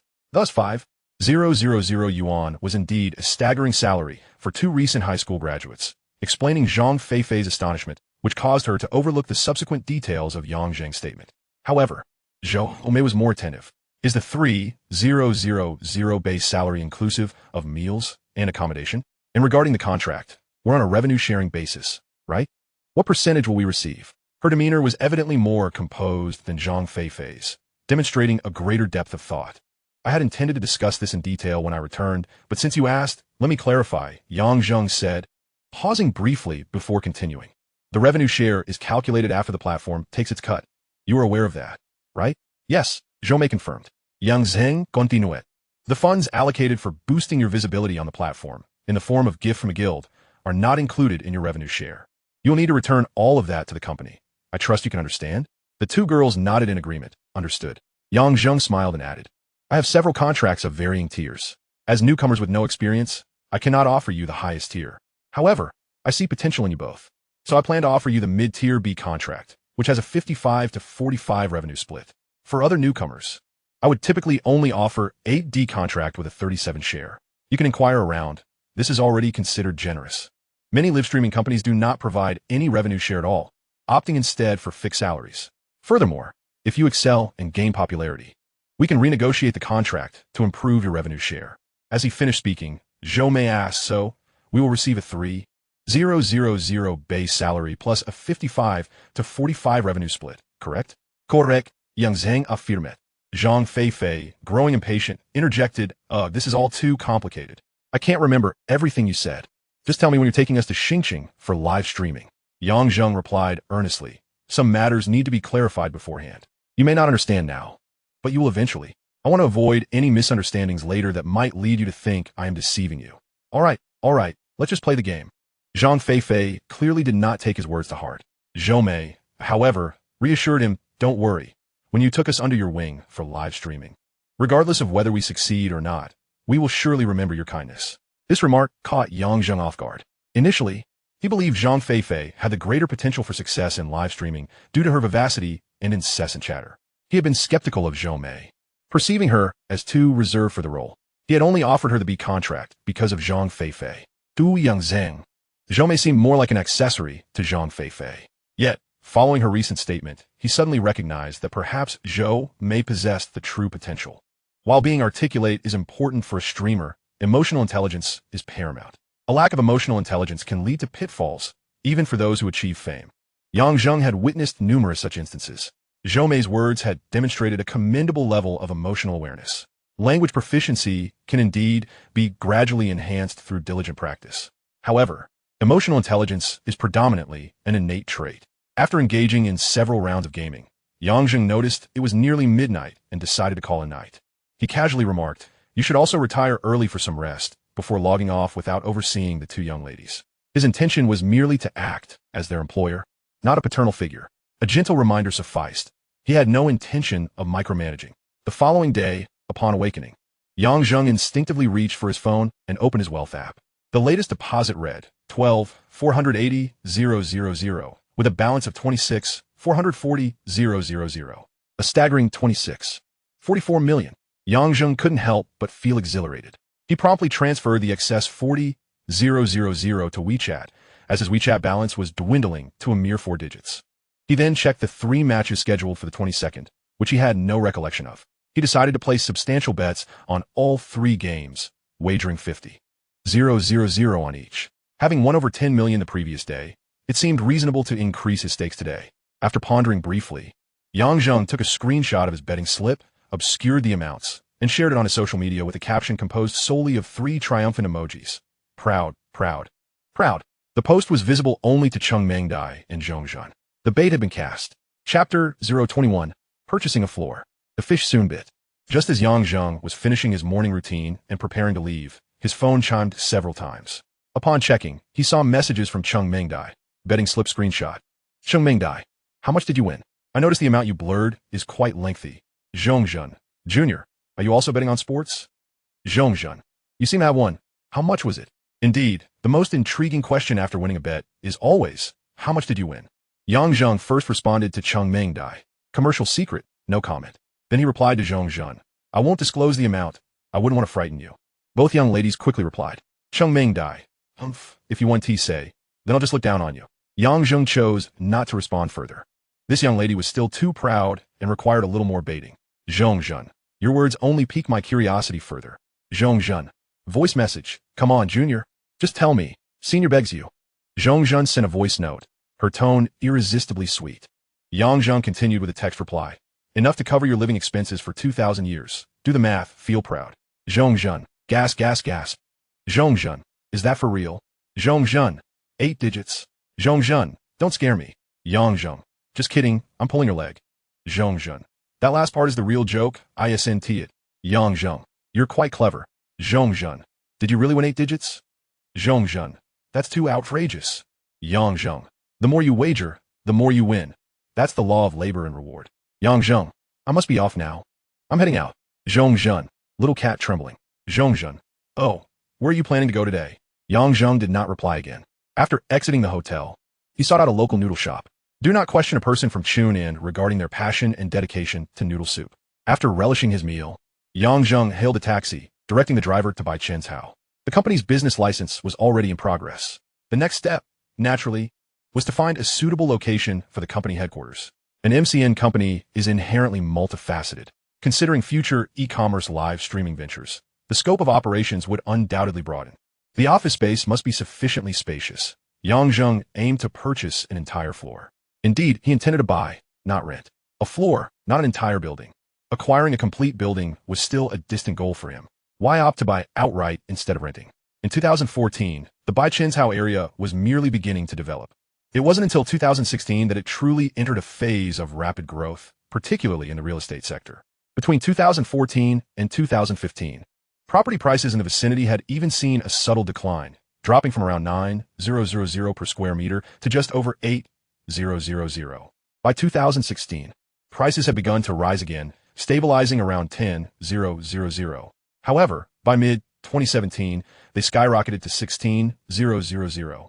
Though there were no further dramatic increases afterward, prices steadily approached 20,000. It wasn't until 2021 that property values began to decline once more, stabilizing around 15,000. Of course, this discussion pertains to ordinary commercial properties. High-end Riverview flats and commercial towers would command significantly different prices, yet the trend of price appreciation remained consistent. Therefore, purchasing property in this area now would undoubtedly be a wise investment.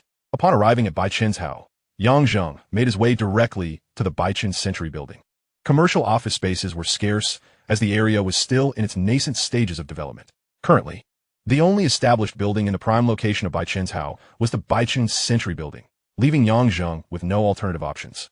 Upon entering the building, he found the leasing center's counter situated prominently in the lobby. "Good day, sir. Are you interested in leasing?" inquired the receptionist with a bright voice. Yang Zheng shook his head and, under her slightly disappointed gaze, uttered words that left her momentarily stunned. "Do you have any entire floors for sale?" "Entire floors for sale?"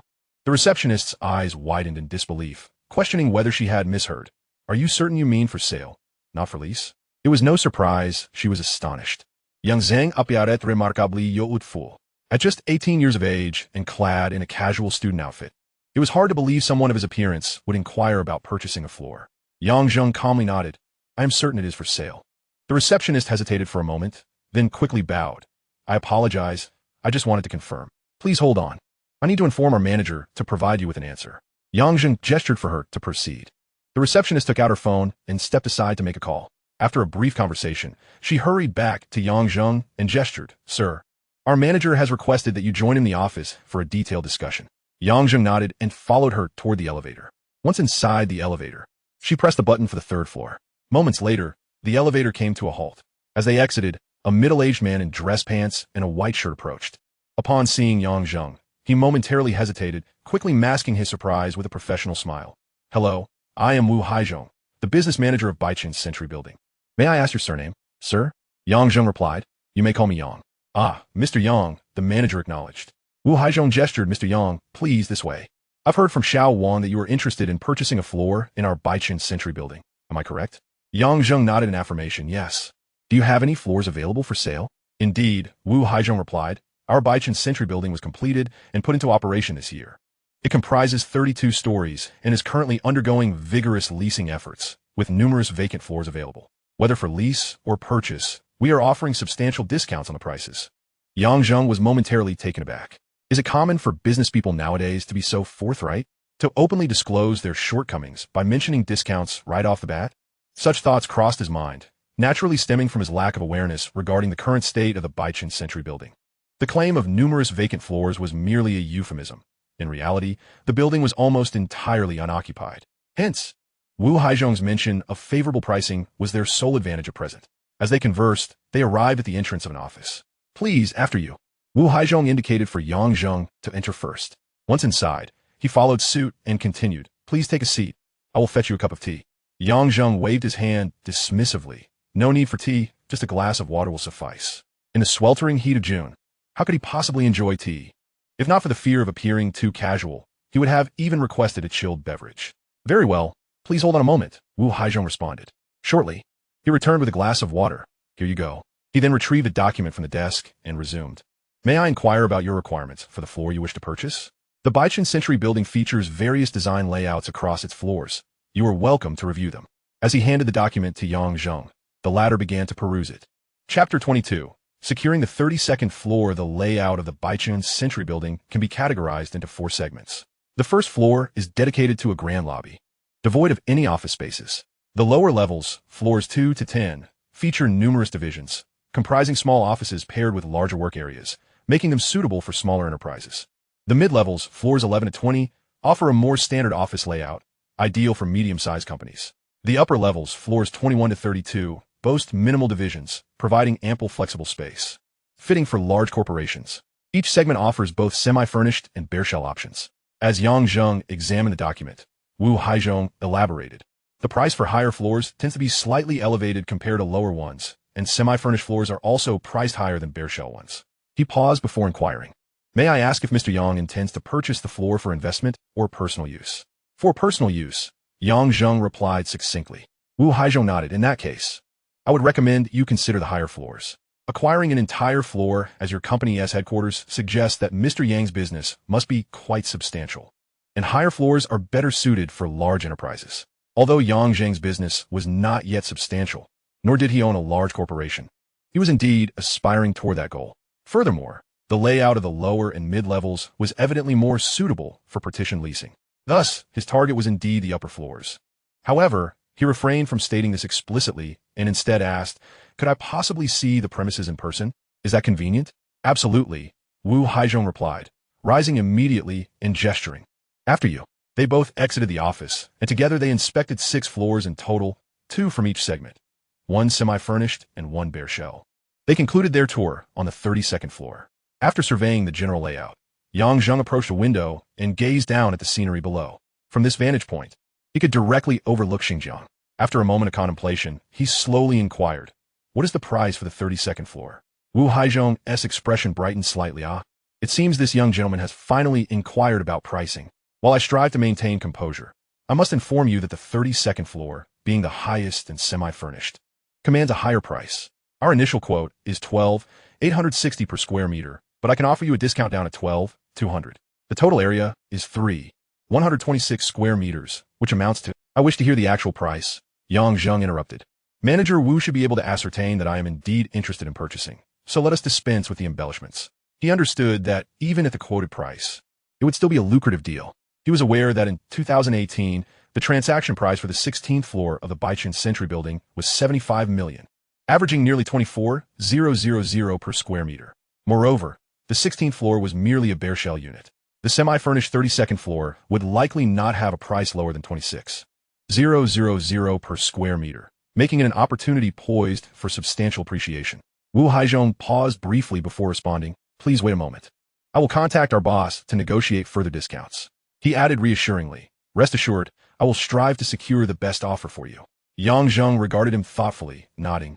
Very well. I shall treat Manager Wu to a meal once this is concluded. Actually, it should be me treating you. Wu Haizhong retorted before stepping aside to make the call. After several minutes, he hung up and returned, looking earnestly at Zheng. Our boss's bottom line is 11,000, but we can offer you a slight concession. 126 square meters at 11,000. The total price will be $38 million, but we can reduce it to $34 million. What do you think? Zheng remained silent, displaying a contemplative expression. He certainly found this price agreeable, having estimated a few million lower than his initial expectations. However, his balance in Fu Bao stood at $26.6 million, which was insufficient. Yet, this was not a major concern. That is acceptable, but I propose a payment plan in 3 installments, 30-30-40, to be settled within a year. Is that agreeable? Zheng spoke slowly. For transactions of this magnitude, it was uncommon to expect a single lump sum payment. As anticipated, Wu Haizhong nodded without hesitation. No problem. Such installment payments are well within my authority as a manager. This was evidently a routine operation. After finalizing the price and payment terms, they returned to Wu Haizhong's office to prepare for the formal contract signing. From the outset, the Baichin Century building had planned to sell its floors separately. Hence, each floor has its independent property deed. However, the transfer process typically requires about 2 weeks. Zheng meticulously reviewed the contract, verifying the original owner's information and the authorization letter granted to Wu Haizhong. Once assured that all was in order, he affixed his signature to the document. Subsequently, he transferred the first installment amounting to $30,102,000 to the account provided by Wu Haizhong. His balance in Fu Bao now stood at $16.25 million. Money indeed vanished swiftly. Once everything was settled, Wu Haizhong, beaming with delight, remarked, Mr. Yang, it has already reached noon. allow me to treat you to a meal. Given the substantial commission he would earn from this transaction, he felt justified in extending the invitation. Yang Zheng shook his head, saying, allow me to treat you today. Manager Wu has worked hard, and in the future, I will undoubtedly require his assistance. He noted that the purchase he made only covered a single floor, which certainly could not encompass the entire building. However, Wu Haizhong, responsible for the property management, could indeed oversee the whole structure. Thus, when Yang Zheng mentioned needing Wu Haizhong's care, it was not merely a polite remark. Wu Haizhong smiled, not wanting to argue further, and replied, then I shall benefit from your generosity. However, please refrain from saying anything about care. If there is anything you need, simply command it. Manager Wu was too modest. Yang Zheng chuckled, I'm not familiar with this area either. I will need your guidance on where to dine. Wu Haizhong inquired, did you drive here? Yang Zheng shook his head and explained, I just turned 18 recently and have yet to obtain my driver's license. Wu Haizhong was visibly taken aback. He perceived Yang Zheng to be quite young, but had not anticipated him to be this youthful. Moreover, during their conversation, Yang Zheng's maturity had led him to believe that he might not be so young, merely possessing a youthful appearance. He genuinely did not expect someone who had just turned 18 to venture out alone to purchase a floor worth tens of millions. What sort of family did he come from? Mr. Yang truly is a prodigy. Wu Haizhong couldn't help but exclaim, before suggesting, then let us take my car. The two proceeded to the underground parking lot. Wu Haizhong led Yang Zheng to a private dining establishment named Zheng's House. Although it was termed a private restaurant, its decor was anything but understated. The ancient-style pavilions and corridors gave the impression of being transported to a grand estate from a bygone era. However, that was not the focal point. The crux lay in the prices. After ordering, Yang Zheng felt as if his worldview had been somewhat upended. While he was accustomed to expensive fare, having stayed in hotels costing over 5,000 per night, he was not easily perturbed by prices. However, the dish of stir-fried pork with chili, priced at 688 yuan, truly astonished him. It was indeed the most renowned home-style dish in Chunan. Yet how could such a dish command 688 yuan? It felt akin to a romantic tragedy. Only after Wu Haizhong provided an explanation did Yang Zheng manage to steady his perspective. At the riverside of Chenxi, within a spacious apartment boasting a view of the river, the meat was sourced from free-range pigs, yet that was not the focal point. Regardless of how local the pork was, it could not justify the 688 yuan price tag. The emphasis lay on the chili peppers, the Zhongshuan peppers, reputed as the Rolls-Royce among chilies. When inexpensive, they cost over 100 yuan per pound, and during peak season, they could reach 4 figures. The most expensive harvest occurs in April and May, and now, in late June, the supply had increased, leading to a decrease in prices. Otherwise, during peak season, when combined with overhead costs, the restaurant might actually incur losses at the 688 yuan price point. Yang Zheng had heard of the exorbitantly priced peppers, but had never tasted them in his previous life. Now, having experienced them, he could only conclude the reputation was well-deserved. The aroma was intense, infused with a hint of fruitiness. The spiciness was gentle and not overwhelming, and the texture was slightly crisp and sweet. The flavor was indeed distinct from ordinary peppers, remarkably delightful. However, whether it merited such a hefty price was subjective. The meal, comprising 3 dishes and a soup, totaled just over 1,000 yuan, which Yang Zheng did not find excessively expensive. He was indeed feeling a bit lofty. He intended to settle the bill, but was outmaneuvered by the seasoned Wu Haizhong, who had discreetly slipped away to pay. Yang Zheng could only insist, next time, it's on me. After the meal, Yang Zheng declined Wu Haizhong's offer to see him off. Once Wu Haizhong departed, he hailed a taxi to leave. Acquiring a driver's license had become imperative. Not having a car was exceedingly inconvenient. At the riverside of Chenxi, this upscale neighborhood was situated near the university town, adjacent to Xinjiang. Within the community, there were numerous first-line river-view apartments, approximately 3 kilometers from Zhongshu University and 2 kilometers from Chunan University. Yang Zheng's purpose for visiting was evident, to purchase property. In 2014, investing in real estate in Xinjiang proved to be a wise decision, and it could even be considered an opportune time for speculation. Many regions witnessed a surge in property prices starting in 2016. Selling before 2020 would have been ideal. Yang Zheng had no intention of speculating. In fact, he held a deep disdain for speculators, considering them to be a group of opportunists. He had no desire to be associated with such individuals. He merely wished to purchase a few apartments for his own residence. Upon arriving at the sales center, a sales representative approached him. Hello, are you here to buy a property? The saleswoman, a strikingly attractive woman with an impressive figure, appeared to be around 30, exuding a ripe allure. Yang Zheng nodded, inquiring, do you have any Riverview apartments for sale, approximately 300 square meters, fully furnished? Upon hearing his succinct and precise request, the saleswoman felt a mix of joy and concern. Joy, because this was a substantial order, likely a sure deal. Concern, because they had only one unit that met his criteria. If he was interested, it would be a matter of seizing the opportunity, with no room for negotiation. May I take a look? Young Zheng asked. Of course, please wait a moment while I retrieve the key, the saleswoman replied, quickly heading into the back office. Moments later, she returned, practically bouncing with excitement. Yang Zheng remarked, "There's no need to rush. I want to run away." The saleswoman paused, offering an apologetic smile. "I was merely concerned about keeping you waiting." After that, she gestured, "This way, please. I will show you the apartment." Yang Zheng nodded and followed her outside. Along the way, the saleswoman introduced herself. "My name is Quan Jia, and how should I address you?" This name prompted Yang Zheng to ponder a cheeky question, but he simply paused before responding, "Yang Zheng." Quan Jia nodded slightly. "Mr. Yang appears quite young. You must still be a student?" "Yes," Yang Zheng replied briefly before adding, "Please tell me more about that apartment." Noting his disinterest in further conversation, Quan Jia felt a slight tightening of her lips. This customer looked young, yet his demeanor suggested a strong personality, which could make things quite challenging. "All right," she smiled and nodded, beginning her description. "This apartment is a one-unit per floor layout on the top floor, the 16th floor, offering an expansive view of the river. The total area is 321 square meters, with an internal usable area of 286 square meters, achieving an impressive efficiency rate of over 89. In total, there are only 12 such units in our Chensey Riverside, and currently, only 3 remain available, with just 1 fully furnished. The apartment features 4 bedrooms, each equipped with its own bathroom. The master bedroom features a private walk-in closet and a scenic balcony, with an area of 56 square meters. Adjacent to the bedroom is a shared restroom and a study. The design of the living room, dining area, and kitchen is open concept, creating an expansive feeling throughout the space. The overall decor style of the house is modern minimalism, fashionably elegant, simple yet grand, and exuding a natural comfort. As Quan Jia spoke, the duo reached the base of the building, Block 1, Unit 1. After entering the elevator, Quan Jia pressed the button for the 16th floor. Inside the elevator, Yang Zheng inquired, "What is the price of this property?" Quan Jia hesitated briefly before responding. "The price per square meter is 15,200, totaling 4,879,200. Yang Zheng paused upon hearing this. He was aware that such Riverview apartments could command a high price. Yet he anticipated it would be this steep. This was in Xingqing, where property prices were among the lowest in new first-tier cities. Back in 2014, the average price in Xingqing hadn't exceeded 8,000. The price had nearly doubled.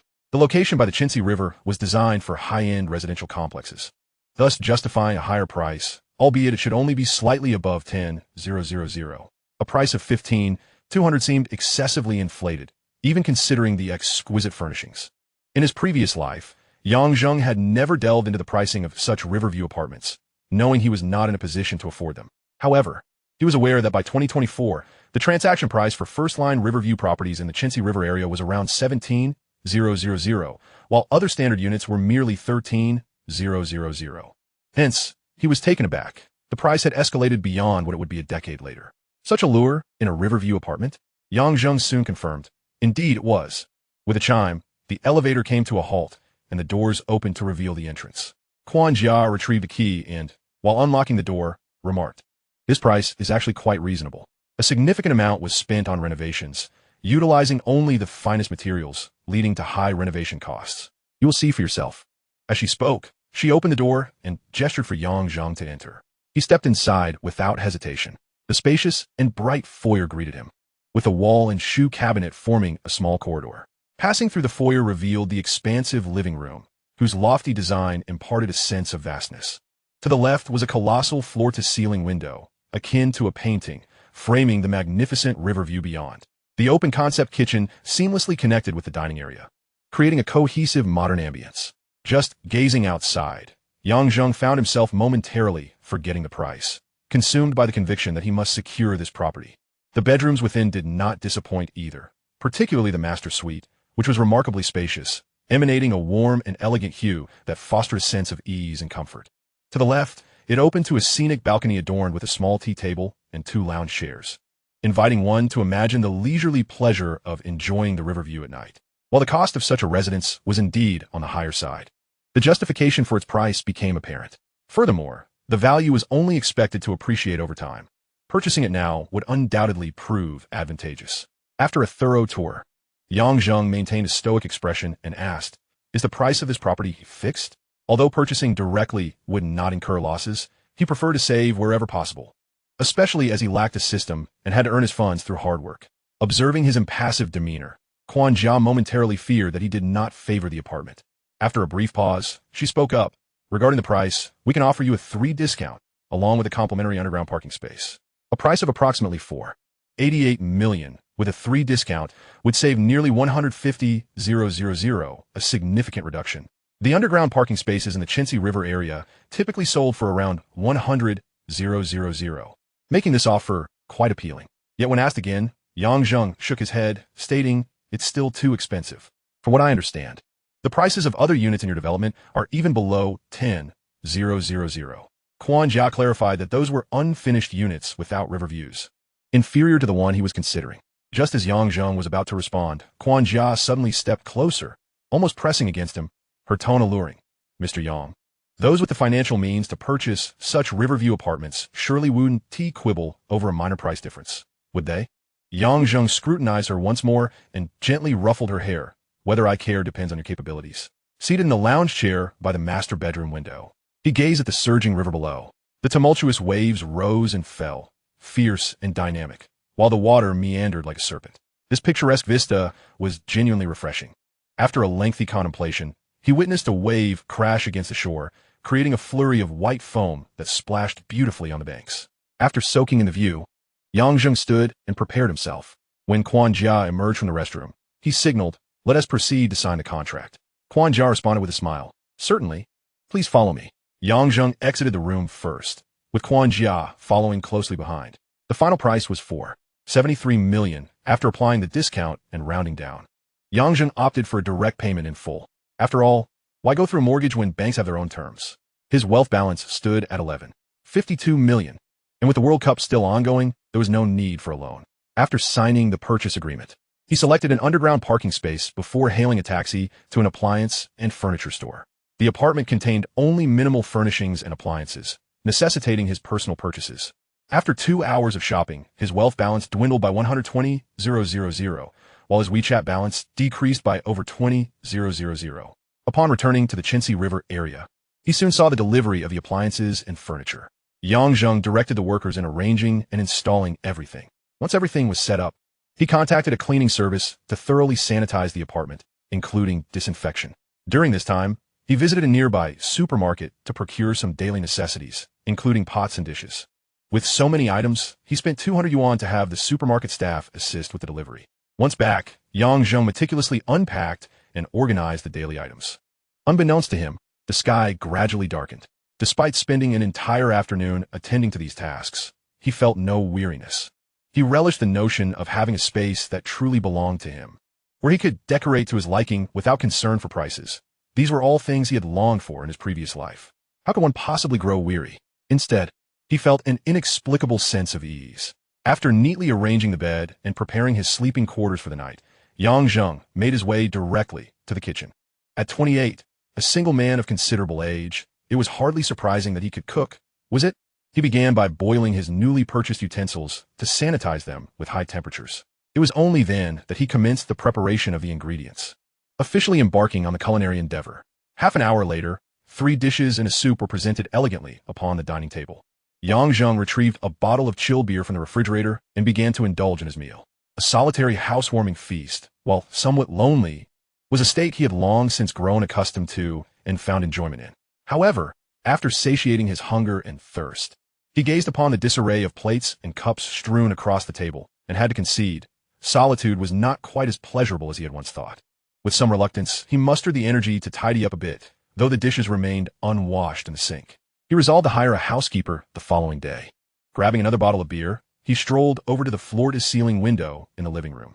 Settling into the rocking chair he had purchased that afternoon, he took a sip of beer and began to rock back and forth leisurely, as he observed the flickering neon lights outside, illuminating the shimmering waters of the river.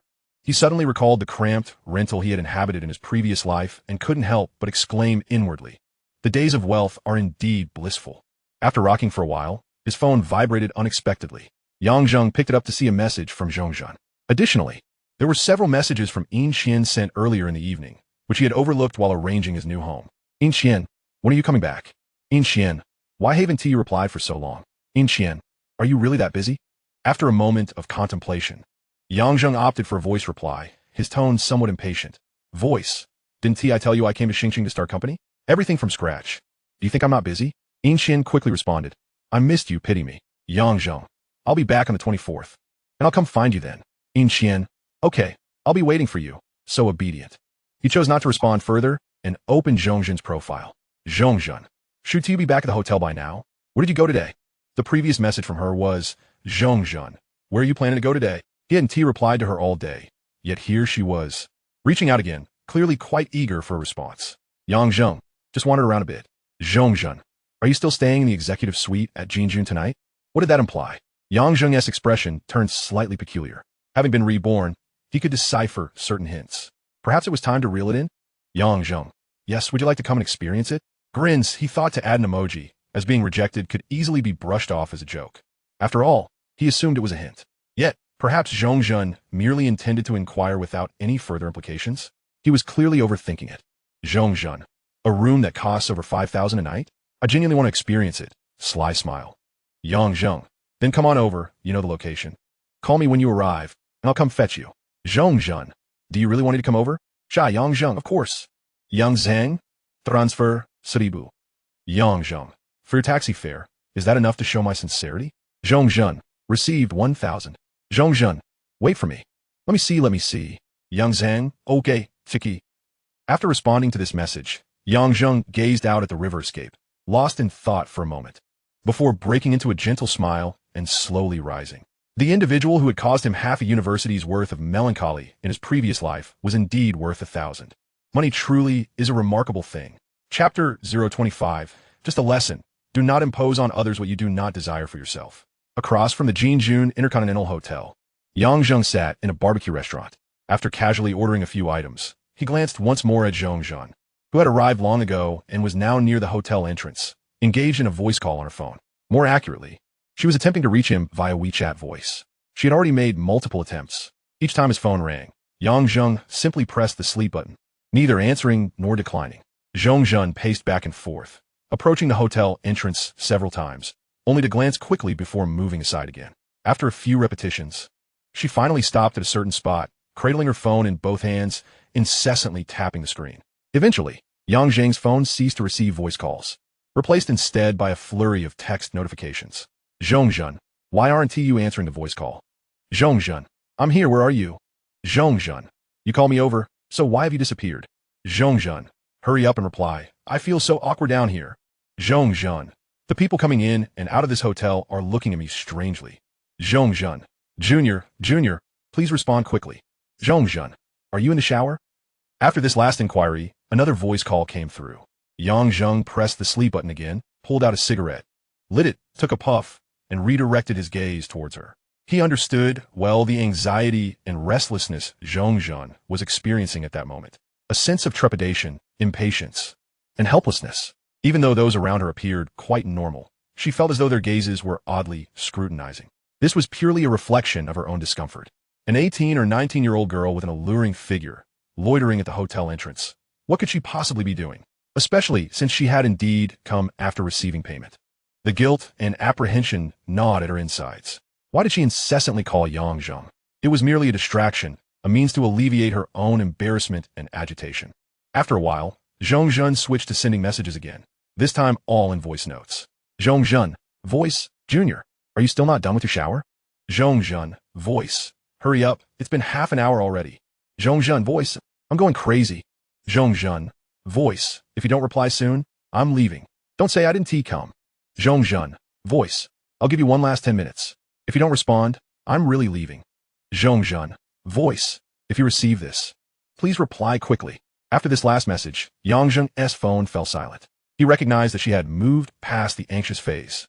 In his previous life, he had waited beneath the girl's dormitory, surrounded by heart-shaped candles, experiencing a similar progression. First tension, then impatience, gradually settling into calmness. In plain terms, one becomes desensitized. People can easily become numb. However, he hadn't waited long before the ultimate stimulus arrived. just as he foolishly believed that Zheng had been delayed by something. He received a message from her, stating that she was merely joking around. At that moment, he felt as though he were the sovereign of Gotham City. It was a peculiar sensation, akin to being laid bare and pressed against the ground. After finishing his smoke, Zheng picked up his phone to send a message to Zheng. You actually came? I was just joking with you. On the other end, Zheng eagerly opened her phone upon hearing the notification. Instantly, she was left dumbfounded, her nose feeling disproportionately large and crimson. She had cast aside her reservations, having waited downstairs for over half an hour, only to discover that he had merely been jesting. What sort of joke was this? Enraged, she immediately called Zheng. As he pressed the answer button, Zheng's voice, imbued with indignation, resonated. What do you mean? I've been waiting for you for more than half an hour. And you tell me it was just a joke? Are you toying with me? Zheng replied nonchalantly. How could I? Why would I toy with you? I was merely joking, not knowing you would actually show up. You. Zheng's voice faltered, and she pressed on. Then why didn't you reply to my messages or answer my calls? Zheng responded curiously. Didn't you know? I was in the shower. Does it take that long to shower? She thought of asking, but settled for, so what now? I'm already downstairs at the hotel. Zheng exclaimed exaggeratedly, no way. What do you mean? You know I have a girlfriend. No sooner had he finished speaking than he heard the call disconnect with a beep. Meanwhile, Zheng raised her hand, clutching her phone, only to slowly retract it. She stood there for a moment before briskly departing. Zheng gradually averted his gaze. After finishing the skewers on the table, he too stood up to leave. Throughout the entire encounter, he had never intended to pursue anything with Zheng.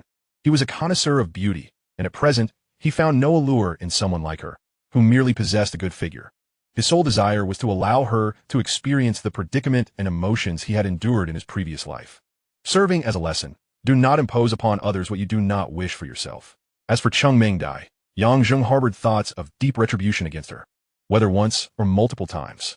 Upon returning to the riverside at dawn, Zheng took a shower and then lay down to sleep. The following day, upon awakening, he dutifully opened his wealth treasure app. This was his genuine treasure for prosperity. No surprises awaited him. All three of his bets from yesterday had failed miserably. However, there was potential for tonight's matches on the 23rd. The Kimchi team faced off against Alia. Although the Kimchi team's strength was rather mediocre, with championship odds exceeding 100, Alia's performance was slightly worse, boasting championship odds above 200. The odds for a Kimchi victory stood at 195, while Alia's was 325. The outcome of this match was an unexpected victory for Alia, a surprising upset among underdogs. Without hesitation, Zheng placed a bet of 2 million. Next up was the Beautiful Nation versus the Grape Nation. The football prowess of the Beautiful Nation was merely average, while the Grape Nation was one of the traditional powerhouses in the Western continent. The disparity in their abilities was significant, with Beautiful Nation's odds for victory soaring to 525, while Grape Nations were a mere 17. The match concluded in a draw, undoubtedly another upset. The odds for a draw between the two teams were 40. Zheng placed another bet of 2 million. Just as he was about to wager on the third match, inspiration struck him. Knowing it would end in a draw, he considered the possibility of betting on the specific score lines. 0, 0, 1, 1, 2, 2, 3, 3. For added security, he wagered on 4, 4, as 5. 5 was implausible. Given Zheng's enhanced memory from his rebirth, it was impossible for him to forget such a match with double-digit scores. The odds for a 0, 0 draw were 914, 4, 1, 1, 425, 4, 2, 2, 1218, 4, 3, 3, 3,265, and for 4, 4, 1268. With determination, Zheng placed a bet of 1 million on each scoreline. His boldness was growing. First, this was merely a fraction of his wealth, and these were cumulative bets rather than single extravagant wagers, making it less likely to attract attention if he chose not to flaunt it. Secondly, all of his money had been acquired through winnings, allowing for some audacity in his betting. Thus, he felt emboldened to wager larger amounts. There was one match he had no recollection of, so he placed bets of 50, 0, 0, 0 on 2 high scores. The balance in his wealth treasure was now 3 million. The sudden reduction in wealth gave Zheng a fleeting sensation akin to a return to his previous struggles. However, it was just for today. By tomorrow morning, he would be back on track after collecting his winnings. Upon awakening and completing his morning routine, Zheng descended to savor a bowl of noodles. Subsequently, he contacted a housekeeping service to hire a domestic helper. While he harbored no aversion to cooking, he loathed the chore of washing dishes and tidying up. It seemed many shared this sentiment. The act of cooking, whether for oneself or others, brought a sense of accomplishment, whereas the latter was merely a nuisance. Besides that, with nearly 300 square meters of living space, it was unreasonable for Yang Zheng to clean it all himself. Hence, hiring a helper was essential. After discussing his needs with a housekeeping service, he decided to hire a daytime worker, available from 8 a.m. to 10 p.m., not required to stay the entire time, but must be on call. He specified that all 3 meals should be prepared upon request, and the household should receive a simple daily cleaning, with a thorough cleaning once a week. The housekeeping service sent over the profiles of 5 candidates. After reviewing them, he selected one who appeared the most familiar, Lu Shanwan, 44 years old, with 5 years of experience and a monthly salary of 6,000. This remuneration was undoubtedly on the higher side for a daytime helper, but considering the size of his home, a premium was justifiable. After confirming the arrangement with the housekeeping service, it wasn't too long before Lu Shanwan arrived at his doorstep. In person, she appeared even more amiable than in her photographs. Of average build, dressed simply yet neatly, her demeanor was warm and gracious. This was Yang Zheng's overall impression of her. After a brief exchange of contact information and handing Lu Shanwan a key, he made his way out once more, opting for a taxi. His destination was a renovation company, which would undoubtedly require some design work for the premises at Baichen's Century Building. He had previously dealt with this company in his former life, having collaborated with them to design and renovate a live streaming studio while working at an MCN agency. His most vivid memory of this company was its beautiful proprietress. Rest assured, Yang Zheng was not pursuing any ulterior motives. The world was full of beauty, and he had no desire to snatch someone else's. He simply acknowledged that there was an undeniable attraction between the sexes. As a man, one surely finds it more delightful to engage with beautiful women. The mere sight is pleasing, is it not? If one does not harbor such sentiments, it may be time to reflect on one's inclinations. Hello, handsome. Do you require renovations for a property? Upon entering the store, Yang Zheng was greeted by a young man. Not a residence, but rather our company headquarters, Yang Zheng clarified. The young man's eyes lit up at this revelation, and he promptly inquired, "How large is it?" "Over 100 square meters, Yang Zheng replied, with a broad grin. The young man gestured, "Please wait a moment. I shall fetch the boss's wife." "Boss? Boss's wife?" Yang Zheng chuckled and shook his head. Shortly after the young man dashed to the back, he returned with a stunning woman in her 30s, Yuan Lu, the boss's wife. She was strikingly beautiful, with an enviable figure and stylish attire, epitomizing the image of an elegant urban woman. Yang Zheng recalled first meeting her in 2021, and her appearance had scarcely changed. It was evident she had taken excellent care of herself over the years. "Good day, sir. I am Yuan Lu, the designer from Dianjing Decoration. May I ask your surname?" Upon seeing Yang Zheng, Yuan Lu was momentarily taken aback, then continued, clearly astonished by his youth. The young man had informed her of a substantial order exceeding 100 square meters, and it was unexpected that a client for such a project would be a young man. "Yang Zheng," he replied, then elaborated, "My company needs to design and renovate our headquarters. The space currently has only basic wall and floor finishes. Can your company manage this?" "Absolutely," Yuan Lu affirmed before asking, "What type of company do you operate, and what style of renovation are you envisioning?" "A media company, primarily focused on online media, nurturing and incubating streamers and self-media bloggers. As for the design style, I envision something futuristic and tech-savvy," Yang Zheng explained. Yuan Lu nodded in understanding. "I see.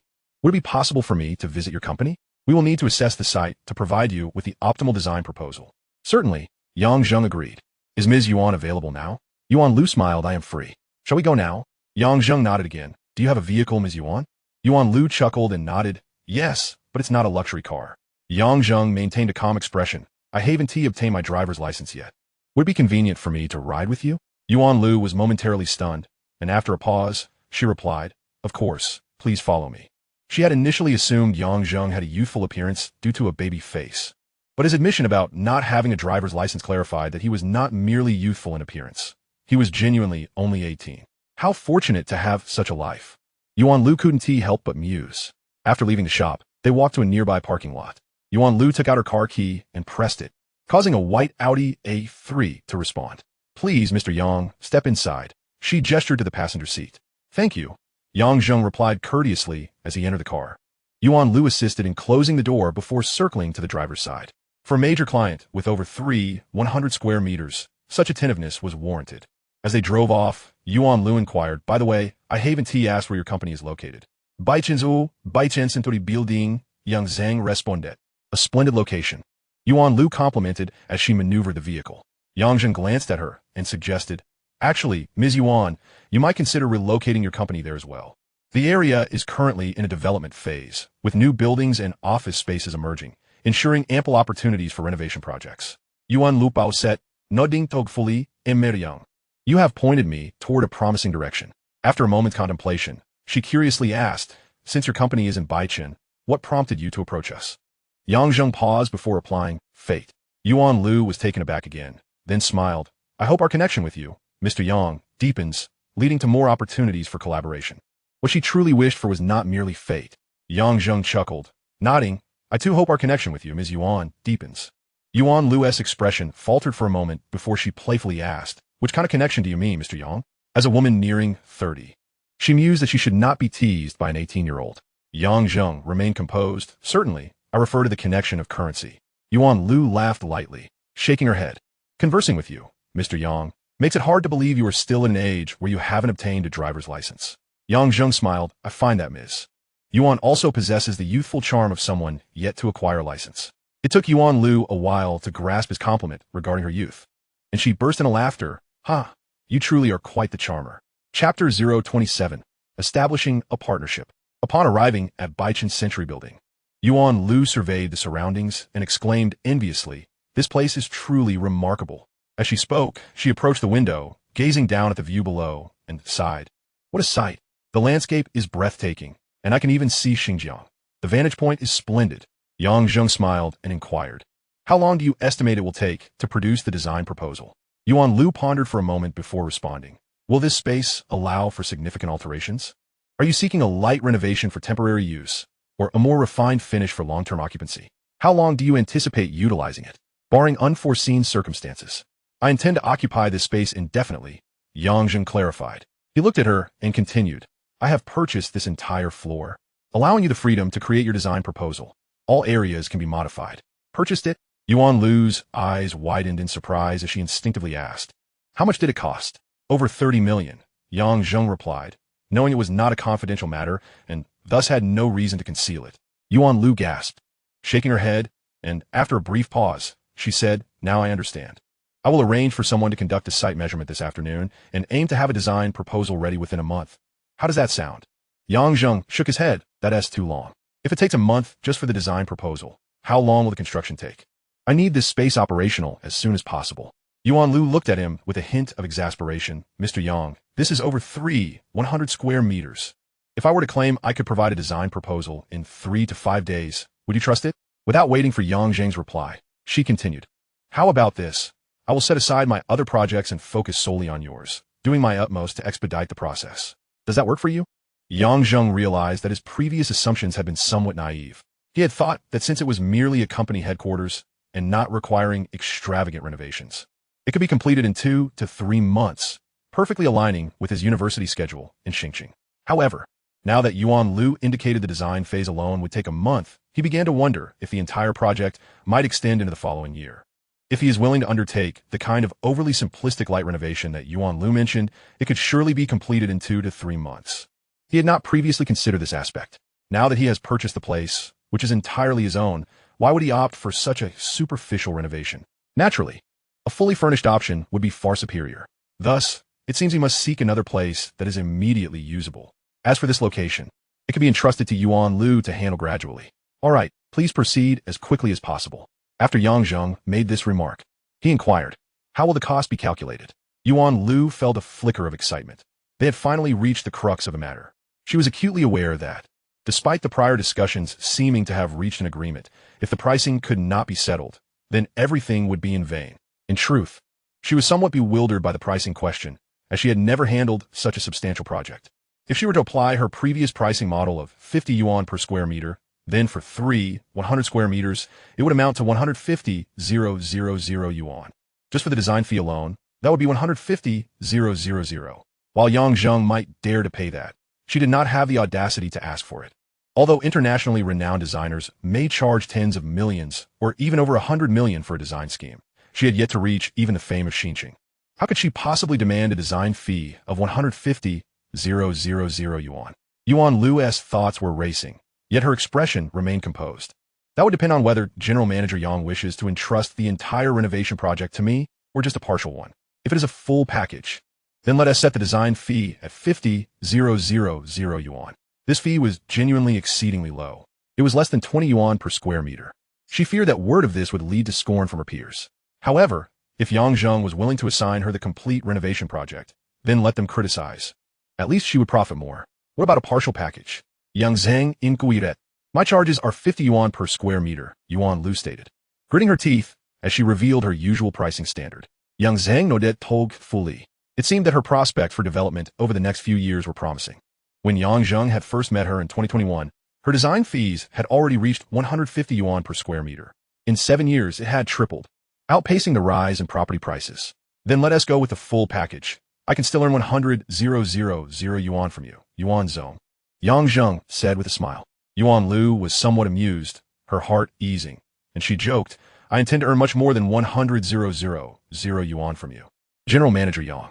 Yang Zheng chuckled lightly and added, as for the materials for the renovation, choose the finer options without excessive concern for the price. It is my own place, and I wish to ensure it is the best it can be. Yuan Lu nodded in agreement. Then I will leave this to you. Yuan Zheng. Should any issues arise along the way, feel free to contact me at any time. Certainly. Yuan Lu nodded again, her sincerity evident as she said, General Manager Yang, you can rest assured. To speak honestly, this is the largest project I have ever taken on during my career. Your trust in me and providing me with this opportunity means I will not disappoint you. Yang Zheng waved his hand with a light smile, stating, It is all a matter of fate. After a brief pause, he added, Let us head out. I would appreciate it if you could escort me. Not a bother at all, Yuan Lu replied, glancing at him. Do you have any other matters to attend to later?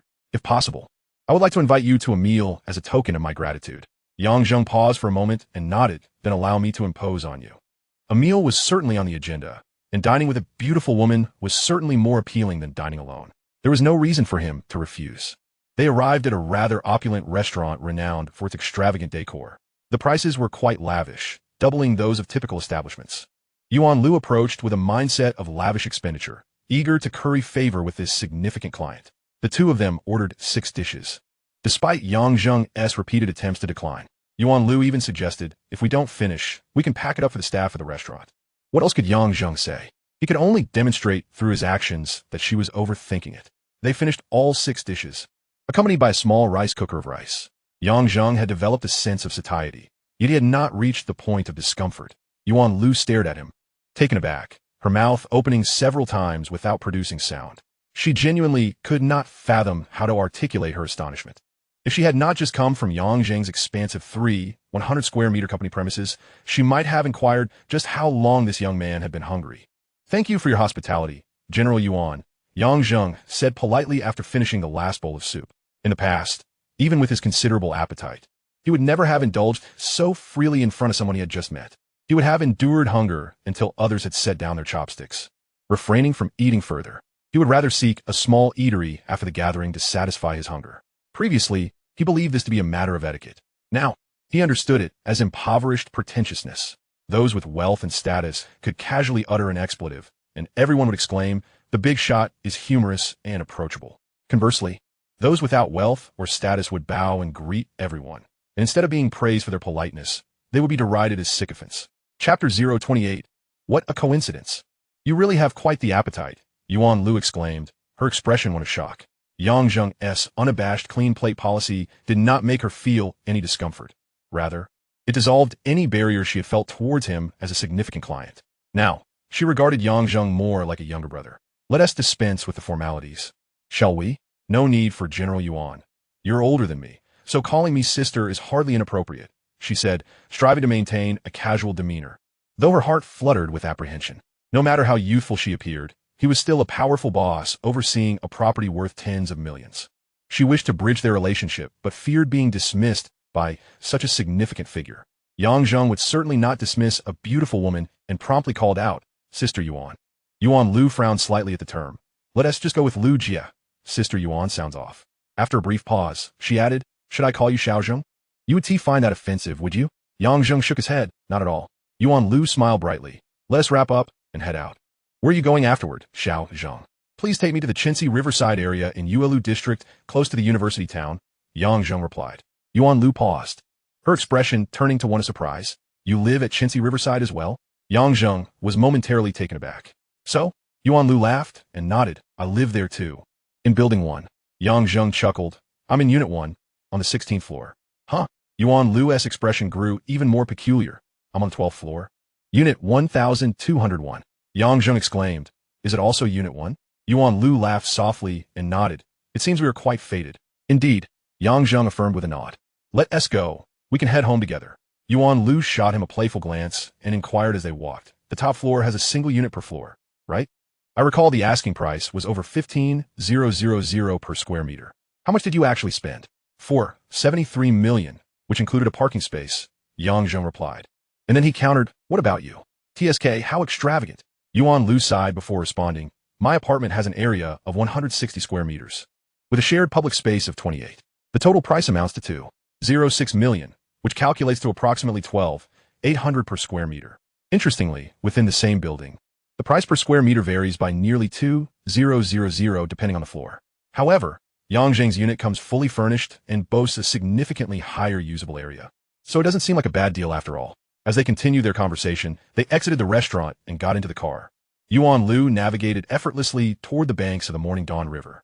Their dialogue flowed seamlessly along the drive. Yang Zheng, Tob biologitali de la Panbelas, possessed the mindset of one aged 28, while Yuan Lu, at 29, asserted that she wasn't yet 30 since she hadn't celebrated her birthday. They could be considered contemporaries, sharing remarkably similar perspectives on various matters, a perfect alignment of values, often referred to as a meeting of minds. This allowed for genuine and engaging discussions between them. Upon arriving at the Morning Dawn River, Yang Zheng extended an invitation for Yuan Lu to visit his home. She was visibly intrigued, eager to witness the luxurious penthouse and discern its differences from her own residence. Yet, she ultimately declined, as she had commitments that afternoon involving on-site measurements at the Baichun Century building, essentially working for Yang Zheng. Once home, Yang Zheng discovered that Lu Shanwan had already left. The dishes he had left from the previous night were washed and put away, and several wine bottles on the balcony had been removed. The unkempt bed he had left in the morning was now neatly made, and all the trash bins were stocked with new garbage bags. Lu Shanwan demonstrated a commendable level of organization and attention to detail. After surveying the apartment, Yang Zheng nodded in satisfaction. He then reclined on a rocking chair by the floor-to-ceiling window, allowing himself to sway gently. In his past life, he might have dreamed of doing nothing but rocking like this for eternity. However, in this new life, if his only aspiration were to remain idle, it would indeed be a waste of the opportunities bestowed upon him. He resolved to set a modest goal, such as earning 10 billion. Admittedly, the aspirations of a wealthy individual might seem rather trivial. Yang Zheng's vision had broadened. After a short while of contemplation, he had an idea and picked up his phone to call Wu Haizhong, the manager at Baichun Century. He wanted to inform Wu that he had arranged for someone to commence renovations on the 32nd floor and requested his assistance in overseeing the work. This was merely a secondary point. His primary goal was to secure another office space within Baichun Century that he could occupy immediately. When the renovations were completed, it would be convenient to move there directly. Wu Haizhong recommended a space on the 5th floor spanning 840 square meters, partially furnished, requiring only some office equipment for immediate occupancy. The original monthly rent was 38,000, but Wu offered to reduce it to 35,000. After Yang Zheng reviewed some photos, he agreed, stating he would come by to sign the contract either tomorrow or the day after. He refrained from providing a specific time because he was waiting for Zhou Wei, who was handling the company registration on his behalf. Without a physical office location, relying solely on a business license obtained through a third party would make it easy for others to suspect deceit. Thus, Yang Zheng planned to have Zhou Wei meet him at Baichun Century. Thinking of Zhou Wei, he decided to call her directly. When the call connected, her clear voice greeted him. Hello, Emir Yang. Without indulging in pleasantries, Yang Zheng inquired, how is the company registration coming along? It's nearly complete. Zhou Wei replied after a brief pause. The documents have been submitted. We're just awaiting approval. The latest is that we should receive the business license by the day after tomorrow at the latest. If the approval goes swiftly, it might be ready tomorrow. That's impressive. You handle matters with remarkable efficiency. Yang Zheng complimented her, subtly laying the groundwork for his intention to recruit her. He then asked, I found a location for the company. Will it require a change of registration? Yes, but not just yet. Once the business license is issued, we can proceed with the registration change. It's not a complicated process. She explained. After a moment, she added, when you have the necessary documents for the new address, I can take care of it for you. Very well. I appreciate your assistance. Not a bother at all, she replied. I just called to check on your progress. Nothing else. I'll hang up now. Aurig, goodbye, Emir Yang. After ending the call, Yang Zheng resumed rocking in his chair, contemplating what else he could do. He realized he truly had little to occupy his time. Many matters required patience and the right timing. With nothing pressing to attend to, he decided to play some video games. He rose and headed to the study. Although it was called a study, it contained no books, just the computer he had purchased the day before, along with a wooden bookshelf and desk. The computer seemed somewhat out of place in such an environment. Perhaps he could transform it into an esports room. With this thought, he took several photos and sent them to Yuan Lu. Yang Zheng, I want to convert this room into an esports space. Could you create a design plan for me? Yuan Lu, sure, I'll come over this evening to take a look and then prepare something for you. Yang Zheng, sound good. Yang Zheng, how about you come over early and we can have dinner together? Yuan Lu, dinner at your place? You can cook? I am surprised. Yuan Lu, wait, I misjudged. You must have hired a cook. Yang Zheng, I did hire a cook, but I can cook as well. Will you come? Yuan Lu, absolutely. Yuan Lu, an 18-year-old millionaire cooking for me? I'll crawl over if I must. Yang Zheng smiled at her response. He chose not to reply further and prepared to head out to buy some groceries. He genuinely felt a strong rapport with Yuan Lu and was eager to cultivate this friendship. As evening descended, Yang Zheng donned an apron and began preparing the meal in the kitchen. The doorbell rang, and he went to answer it. There stood Yuan Lu, her right hand carrying a bag of fruit, and her left a beautifully designed gift box of red wine, clearly quite valuable. Yang Zheng dispensed with pleasantries. Gesturing toward the shoe cabinet, please feel free to find a pair of slippers to change into. I just moved in yesterday, and everything is new. Yuan Lu nodded, her lips curving into a smile as she noticed the apron he wore. You really know how to cook? You look quite professional. As she spoke, she gestured. Where should I put these? Yang Zheng took the fruit from her. I'll put these in the fridge. You can find a place for the wine. This house is pretty empty and could use some decoration. Who invites guests to place their own gifts? Yuan Lu quipped, though her smile deepened. Appreciative of Yang Zheng's unpretentious demeanor, which indicated he genuinely considered her a friend rather than merely a business partner. Once Yuan Lu changed into slippers and stepped inside. She surveyed the surroundings, her eyes lighting up. Your place looks much larger than mine. The spacious view feels incredibly refreshing. Yang Zheng ignored her comment, walking towards the kitchen as he said, feel free to explore while I prepare dinner. Sure, go ahead, Yuan Lu replied, unrestrained, as she began to wander around the apartment. She occasionally exclaimed in admiration, and Yang Zheng could hear her from the kitchen. This grand floor-to-ceiling window, despite being at the same angle, offers a view of the river that is far more beautiful than what I see at home. This master bedroom is enormous. It's even larger than my living room. There's a viewing balcony in the bedroom too. How delightful. This secondary bedroom feels even bigger than my master bedroom. And they all have en-suite bathrooms? Shouldn't this study be converted into an esports room? Upon hearing this, Yang Zheng responded aloud, indeed. Yuan Lu emerged from the room and walked to the dining area, remarking, that room feels so spacious, it must be around 20 square meters, right? If it's an esports room and only accommodates 1 or 2 computers, it might look rather empty. Yang Zheng, while chopping vegetables, glanced at her and replied, then let us add a few more? Yuan Lu rolled her eyes in disbelief, saying, are you trying to create an esports room or a cyber cafe? If you place more computers that one TV used regularly, they'll merely serve as decoration. After a brief pause, she elaborated, what I mean is we could integrate the study and the esports room, designating a space for the esports setup. Yang Zheng looked up at her. Wouldn't that be rather awkward? Yuan Lu's expression changed. Be careful. Don't cut your hand. Yang Zheng maintained his chopping motion while looking at her. Observing his skilled technique, Yuan Lu's demeanor softened, and she shot him another eye roll. Who told you that combining a study with an esports room would be awkward? You envision a traditional Chinese-style study, don't you? But have you considered designing it in an ultra-modern style? Yang Zheng had indeed not thought of that. Primarily, he felt constrained by the solid wood bookshelves and desk in the current study. However, he added, there's no necessity. A designated study is merely for decoration. So why not convert the whole thing into an esports room? Yuan Lu, naturally, found this reasoning absurd. So it's all decoration. Why not use computers for decoration? Especially since you're not short on money? Yang Zheng chose to ignore her comment and said, we could design it to accommodate 5 computers, perfect for a 5-player match. Yuan Lu nodded in understanding and shifted the topic. How many dishes have you prepared? With your knife skills, your culinary skills must be impressive, right? 6. They shouldn't poison you, he replied. Are all the ingredients ready? Is there anything else that needs to be done? Please blanch the ribs for me. Okay. After about half an hour, 6 dishes were served on the dining table. The two enjoyed their meal, sipping beer as they conversed. Yang Zheng had a fondness for cold beer. Their discussion revolved around work. Although they shared compatible worldviews and quickly became familiar with one another, they had only just met today and tacitly avoided discussing family or personal lives, focusing instead on the renovation direction for the Baichan Century building.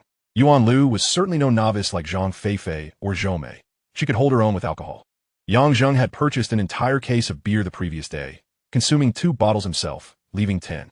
They both finished 5 bottles each, showing no signs of inebriation, not even a flush on their faces. Yang Zheng ordered takeout, which included another case of beer. They repeated the process. Yuan Lu had 5 bottles, while Yang Zheng had 7, still showing no signs of intoxication. Yuan Lu, merely feeling full, could not drink any more and thus stopped at 5 bottles. Yang Zheng, without such concerns, indulged fully. In his previous life, he could barely manage 5 or 6 bottles before succumbing to the effects. This newfound tolerance was evidently a perk from his reincarnation. They began drinking around 7 o'clock and continued until nearly midnight.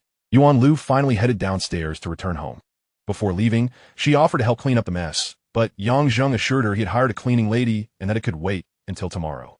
After Yuan Lu departed, Yang Zheng took a shower and then lay down to rest. The following day, upon waking, he immediately opened his Wealth Treasure app, which had indeed enriched him once more. The latest transactions read 6 500 000 8 000 000 12 180 000 with an investment of 11 for million. He had yielded 68 million. Where could one find such a treasure? The balance stood at 98 million. Observing his replenished balance, Yang Zheng couldn't help but smile widely. His lips curved upwards more easily than ever before. However, upon seeing 4 matches on the 24th, none of which he could recall, his smile gradually faded. Unable to recall, he decided to continue with data analysis. He placed bets on 2 high scores for each match, wagering 50 000 on each, totaling 400 000. The balance now read 58 million. Noticing the surplus of 80 000, Yang Zheng remembered he was out of funds on WeChat and transferred 80 000 accordingly before getting out of bed to wash up. In the living room, as Yang Zheng emerged, he discovered Lu Shanwan had already arrived, sitting on the sofa. He glanced at the dining table, still cluttered with remnants from the previous night. Without waiting for him to speak, Lu Shanwan explained, "I noticed you were still sleeping, Mr. Yang, and didn't want to disturb you, so I refrained from tidying up. I'll clean it up now." Yang Zheng nodded in understanding, saying, "Thank you for your hard work." "It's my duty," Lu Shanwan smiled, then inquired, "You haven't had breakfast yet, have you? I saw there are some noodles in the kitchen. May I prepare a bowl for you?" Yang Zheng shook his head. "No need. I don't particularly like noodles." Lu Shanwan glanced at him. "Then shall I buy you some rice noodles? I know a place that makes handmade noodles, and theirs are quite chewy." Yang Zheng asked, "Is it far?" Lu Shanwan shook her head. "Not far. I'll ride my e-bike, and it'll only take about 10 minutes round trip." Yang Zheng nodded. "Then I'll trouble you." Saying this, he picked up his phone, found Lu Shanwan on WeChat, and transferred her 100 yuan. He had no need to go out today, and having Lu Shanwan buy rice noodles for his breakfast was just perfect, as he preferred to stay in. Upon hearing her phone notification, Lu Shanwan checked and was surprised to see Yang Zheng had transferred her 100 yuan. She quickly said, "You don't need to give me so much. The noodles are only 3 yuan per kilogram." Yang Zheng waved his hand to interrupt. "You'll definitely be buying noodles and vegetables in the future, so consider the extra as a deposit." Lu Shanwan nodded in agreement and said no more. Chapter 30. If you don't dare to gamble. How can you win the lottery? Yang Zheng resumed rocking the chair by the window. Friends who have lounged in a rocking chair know it's something you could do for a lifetime. It's simply irresistible. As he rocked, he operated his phone, screenshotting the previous day's betting slips and blurring out the amounts. Just as he was about to post it on Moments, he realized he no longer needed to contact Zhao Zhongzhen. He decided to send the screenshot directly to Cheng Mengdai instead. Cheng Mengdai replied immediately, "What is this? How did you win again?" "Cheng Mengdai, how much are you betting? Why is it another long string of numbers?" "Yang Zheng, guess." "Cheng Mengdai, I guess your sister." "Cheng Mengdai, 100 000. Yang Zheng, guess again." "Cheng Mengdai, stop grinning. Just how much is it?" "Yang Zheng, guess by my grin." "Cheng Mengdai, get lost. Her temper is rather fierce." Yang Zheng pondered for a moment and captured another screenshot. "Yang Zheng, latas deposit 12,180. No. Cheng Mengdai. Cheng Mengdai, you must be joking." Yang Zheng, last night, the match between Beautiful Nation and Grape Nation ended in a tie. Odds at 12-18. Cheng Mengdai, what? Did you really win that much? Did you bet 1 million? Yang Zheng, have you learned? Grin grin. Cheng Ming Dai. I learned nothing from you. Cheng Ming Dai. You only tell me the results after they're out. Cheng Ming Dai. I see it clearly now. You're doing this on purpose to annoy me. Aren't you? Young Zheng. Indiet. Grin grin. Cheng Ming Dai. Calm down. Don't show your teeth. If you keep grinning, I'll knock them out. Cheng Ming Dai. Why are you angry with me? What have I done to you? Yang Zheng. Do you remember that day we met at the noodle shop?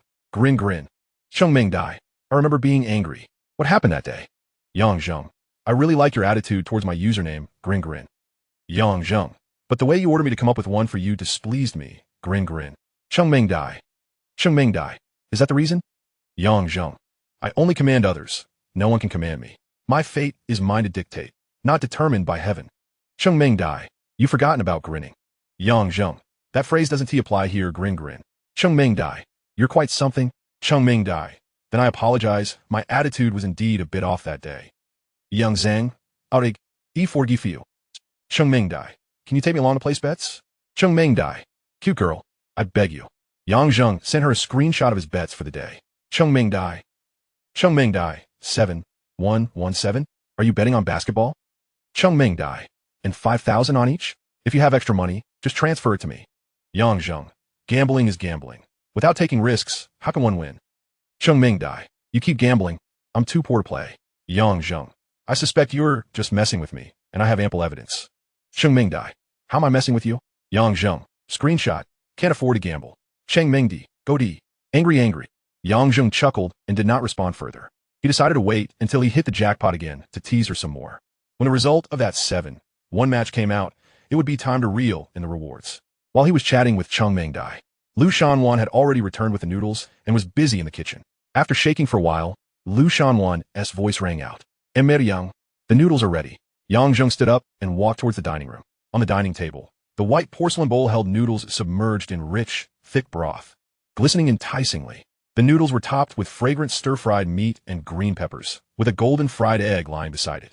Top-notch. Yang Zheng eagerly picked up his chopsticks, lifted a handful of noodles, and slurped them into his mouth. The broth was savory and delicious. As he bit down, the noodle's smooth and chewy texture instantly revealed itself. Perfect. This was indeed the unique texture that only handmade noodles could possess. Lu Shanwan's culinary skills were quite impressive as well. Yang Zheng instantly fell in love with it. This bowl of noodles ranked among the top 3 he had ever tasted, and this was just a temporary preparation. If the broth could be prepared in advance and simmer properly, it had the potential to be number 1, just as he was lost in thought. Lu Shanwan's slightly anxious voice broke through. I hope the taste is acceptable. Today was a bit rushed, and I didn't have time to simmer the broth. If you enjoy noodles, I can prepare the broth tonight, and when you wake up tomorrow, I'll cook the noodles for you. Yang Zheng looked at her and smiled. Nodding. That sounds great. I'll trouble you tomorrow, Aunt Lu. He paused before adding, the taste of today's noodles is also quite good. That is good to hear. Lu Shanwan breathed a sigh of relief and smiled back. Mr. Yang, you're too polite. This is what I should do. Yang Zheng said nothing further and focused on enjoying his noodles. After finishing breakfast, Lu Shanwan tidied up and took her leave. Feeling bored, Yang Zheng went to the study to play a game of League of Legends. Zhang Feifei and Zhou Mei, the 2 internet-addicted girls, were not around since it was still morning. As everyone knows, it's hard to get addicted to the internet in the morning. He played until noon when Yang Zheng felt a bit hungry. Just as he was contemplating where to have lunch, he received a call from Zhou Wei. The business license is ready. Yang Zheng thought for a moment and sent Zhou Wei the address of his home, which was the private restaurant where Wu Haizhong had taken him to enjoy the spicy stir-fried meat with 688 chili. If one wants others to work for them, they must exhibit the demeanor of a boss and showcase their capabilities. At Zhang's home, not long after Yang Zheng arrived, Zhou Wei also came. She was somewhat surprised to see that it was a restaurant, and then spoke to Yang Zheng with an expression of disbelief. Mr. Yang, I've already had lunch. Yang Zheng. He had just received Zhou Wei's call right afternoon, unaware that she had eaten so early, so he hadn't even asked. Zhou Wei, realizing this, explained, I had to work lunch at the company. We started serving at 11:30. Yang Zheng gestured. Even if you've eaten, feel free to have something light. The flavors here are excellent. Do try some dishes. Zhou Wei nodded. Yang Zheng handed her the menu. See if there's anything you'd like. I have no dietary restrictions. You can order anything. Or you can order it, Mr. Yang. Zhou Wei was about to finish her sentence when she suddenly noticed a dish on the menu, and her entire demeanor froze. Then she exclaimed, Spicy stir-fried meat 688? Is this dragon meat? Madam, our spicy stir-fried meat is made with Jiangshuan chili, so the price is different from ordinary spicy stir-fried meat, the nearby waiter explained. Zhou Wei's expression froze, and her cheeks visibly reddened. Being from Chunin herself, she had heard of the renowned chili. Zheng spoke. Let us have a plate. All right, the waiter replied. Zhou Wei wanted to stop him, thinking even if it was the famed chili stir-fry, it was still a bit pricey. But the words lingered on the tip of her tongue, and she couldn't bring herself to say them because she too wanted to taste the flavor of the expensive chili. After all, she wouldn't have to pay for it herself. Why not indulge a little? Chapter 031. Mr. Yang, from now on, I will be yours. Although Zhou Wei claimed to have had lunch, she was now eating quite heartily. It was a classic case of real fragrance. Zheng, having been hungry, had invited her out for a meal. Once the dishes were served, they both indulged in their meal. As a result, they sat in silence, each engrossed in their food. After a while, Zhou Wei felt quite full and finally set down her chopsticks. Then, with a gaze filled with envy, she watched Zheng, who was still relishing his meal. She was a quintessential foodie. When confronted with delectable dishes, her only means of restraint lay in her purse. As for the Zhang family's private kitchen, apart from the unforgettable 688 spicy stir-fried pork, the other dishes were equally delightful, causing her to lose herself in the feast. Why are you staring at me? Zheng suddenly inquired. Zhou Wei was taken aback, but showed no sign of intimidation. She smiled and replied, The flavors here are indeed exquisite, yet I can no longer eat. However, watching you enjoy your meal so heartily gives me a vicarious sense of satisfaction. Zheng paused for a moment. A food broadcaster? Zhou Wei was momentarily puzzled, not quite grasping his meaning. Zheng quickly realized that the concept of food broadcasting had only begun to gain traction by the end of this year, and it wouldn't become a trend until 2016. At this point, the idea was still foreign to them. He explained, it's essentially live streaming while eating. Zhou Wei nodded in understanding, pondering. Watching others savor their food certainly evokes a sense of fulfillment. With live streaming on the rise, what you refer to as food broadcasting might indeed have significant market potential. Zheng couldn't help but glance at her, impressed by her insight and perceptiveness. You truly are a future workplace goddess, he thought. After a moment of reflection, he asked, Are you familiar with live streaming? What do you think about the prospects of this industry? Zhou Wei contemplated for a while before responding. I don't know much, but I've noticed numerous platforms expanding their live streaming services. It seems the future holds great promise. She paused and added, Aren't you registering a company to venture into the live streaming industry? Zheng, you must have deeper insights. Suddenly, an idea struck her, and her eyes widened as she gazed at Zheng. A live streaming company owner asking for her opinion. Zheng nodded, confirming her suspicion. As you know, I'm just starting my company, and at present, it's just me. I'm in dire need of talent. He hesitated for a moment before continuing. I've observed your efficiency and your keen awareness of new trends. Thus, I sincerely hope you will consider joining my company. Zhou Wei was momentarily stunned. She never imagined that, as a fresh graduate, she would attract the attention of a prominent CEO who was actively seeking her out. She realized this could be a life-altering opportunity. As Zheng mentioned, he was currently a one-man show, and if she joined now, she would be among the founding members. If things went well, she could attain a position of great influence. Moreover, when Zheng approached her about assisting with the company registration, he was quite generous. And now he was treating her to the exquisite 688 spicy stir-fried pork. All these indicators suggested that despite his youth, Zheng possessed formidable capabilities. Given all this, it would be logical for her to agree immediately. However, one question lingered. Was a mere 18-year-old serious about starting a company, particularly in the realm of online media? Was this merely a whimsical endeavor for him? Zheng sensed her apprehension, but refrained from providing direct reassurances. Instead, he said, There's no rush for your response. Let me first show you the office space I've secured. All right, Zhou Wei nodded quietly. In truth, she was already inclined to accept. For after 2 years at Tianqing Financial Company, she understood that for someone of her background, without a significant opportunity, hard work alone would not suffice to transcend the existing social strata. Even though Zheng's offer was fraught with risks and uncertainties, she yearned to take a chance. Indeed, while Zhou Wei was competent and was destined to become a workplace goddess, a yearly salary of 300,000 yuan translated to less than 30,000 yuan a month.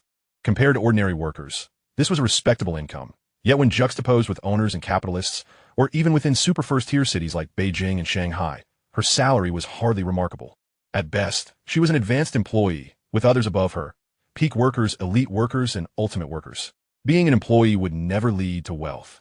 At the Baichen Century Building, after Zheng brought Zhou Wei to the location, he first contacted Wu Haizhong to inspect the space on the 5th floor that Wu had recommended. After confirming it was satisfactory, he promptly signed the contract with Wu and paid 6 months' rent, amounting to 210,000 yuan. Witnessing this unfold, Zhou Wei felt her internal scales tipping further in Yang Zheng's favor. When Yang Zheng took her to the 32nd floor to view the actual office space and informed her that it was purchased rather than rented, the scales in her mind completely overturned.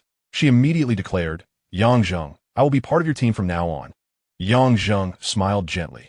"Aren't you going to inquire about the salary and benefits?" Zhou Wei returned his smile. "I trust that you, Yang Zheng, will not shortchange me." Yang Zheng then asked, "What is your current salary?" Zhou Wei replied, "My base salary is 3,600 yuan, and with performance bonuses, it averages around 6,000 yuan monthly." That was already quite commendable. In his past life, after graduating from university, Yang Zheng could only earn around 4,000 yuan a month, and this was already in 2020. Throughout the decade from 2014 to 2024, while everything in Xingqing progressed, the wages of workers stagnated.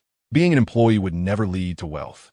Yang Zheng pondered for a moment. "For now, I can offer you a monthly salary of 10,000 yuan. Depending on your performance, I can increase it, and if you become indispensable, I can offer profit sharing and equity." "Thank you, Yang Zheng." Zhou Wei felt a surge of joy within her. Though she maintained a facade of calm, "I will not let you down and will strive for profit sharing and equity." Yang Zheng nodded, refraining from further embellishment and directly instructed, "I need to stay in my hometown for a while, so I will entrust the company's affairs to you for now. Please set up the rented space and recruit individuals with experience in live streaming. Any type will do. We need to establish the framework of the company." Upon hearing this, Zhou Wei hesitated, feeling a bit anxious. Was this boss already planning to be hands-off? Was he truly just playing around? Is there a problem? Yang Zheng asked when he noticed her silence. Zhou Wei bit her lip before nodding. "There are many concerns." Yang Zheng gestured for her to express them. "Then please share your thoughts. The sooner we address any issues, the better." Chapter 032. Solve problems for me. Do not merely present them. Firstly, regarding the setup of the company's space, I would need you to provide me with procurement standards. Otherwise, I won't know what level of office equipment to use. Additionally, I lack experience in recruitment and know little about the live streaming industry. I wouldn't even know how to evaluate candidates during interviews, so I would need you to establish assessment criteria. Lastly, we also need a standard for employee salaries. Zhou Wei articulated her concerns with confidence. Yang Zheng nodded, observing her. "So your goal is merely to be an executor?" Zhou Wei was taken aback. Before she could respond, Yang Zheng continued, "If everything requires me to establish standards before you can proceed, then couldn't I simply enlist someone else to handle it? Why should I pay you a monthly salary of 10,000 yuan? This statement carries a certain weight." Zhou Wei stood frozen, momentarily at a loss for how to respond. Yang Zheng let out a silent sigh, realizing that his expectations of Zhou Wei had perhaps been overly ambitious. Zhou Wei had only been in the workforce for 2 years, and her experience was limited to a single financial company. Her work history was hardly substantial. While she was not a complete novice, her skills were still rather underdeveloped. He hoped for a rapid growth. With this thought in mind, Yang Zheng slowly spoke. "Do not approach me with demands for standards. Rather, you should first identify several criteria and then present them to me for approval. For instance, when procuring office equipment, you ought to compile a list of options across various price ranges, detailing their advantages and disadvantages before asking for my preference. Similarly, if you lack understanding of the live streaming industry and are uncertain about how to conduct interviews or determine compensation, do not come to me for answers. You should seek out methods for assessment and draft a suitable remuneration proposal before consulting me on its feasibility. In essence, your role is to provide solutions to problems rather than present me with questions. Do you understand?" After Yang Zheng finished speaking, Zhou Wei snapped back to reality. Her cheeks flushed with embarrassment as she nodded. "I understand." Her embarrassment stemmed not from any other reason, but from the realization of her naivety. When she had made her earlier remarks, she had secretly reveled in the notion of showcasing her abilities. Yet, upon hearing Yang Zheng's words, she became acutely aware of her own innocence. It wasn't merely naivety. It was a habitual mindset of compliance, accustomed to following orders and executing tasks based on established standards. If she were an ordinary worker, such a mindset might have been acceptable. However, she was no longer just an ordinary employee. Yang Zheng had granted her the opportunity to stand on her own. Yet, she had failed to grasp this implication, instead mistakenly believing that Yang Zheng wished to be a hands-off manager, foolishly posing multiple questions. The reality was as Yang Zheng had articulated. If she required him to establish standards for every task she undertook, how could she justify her indispensability? What basis did she have for claiming dividends and shares? To become a competent decision-maker, one must not immediately seek assistance when confronted with a challenge. Rather, one should first contemplate how to resolve the issue independently. Only after determining that a problem is insurmountable should one consider who might assist in finding a solution. After Zheng concluded, he gestured for her to follow and proceeded toward the elevator. All right, Zhou replied, though she remained rooted in place, lost in thought as she watched his retreating figure.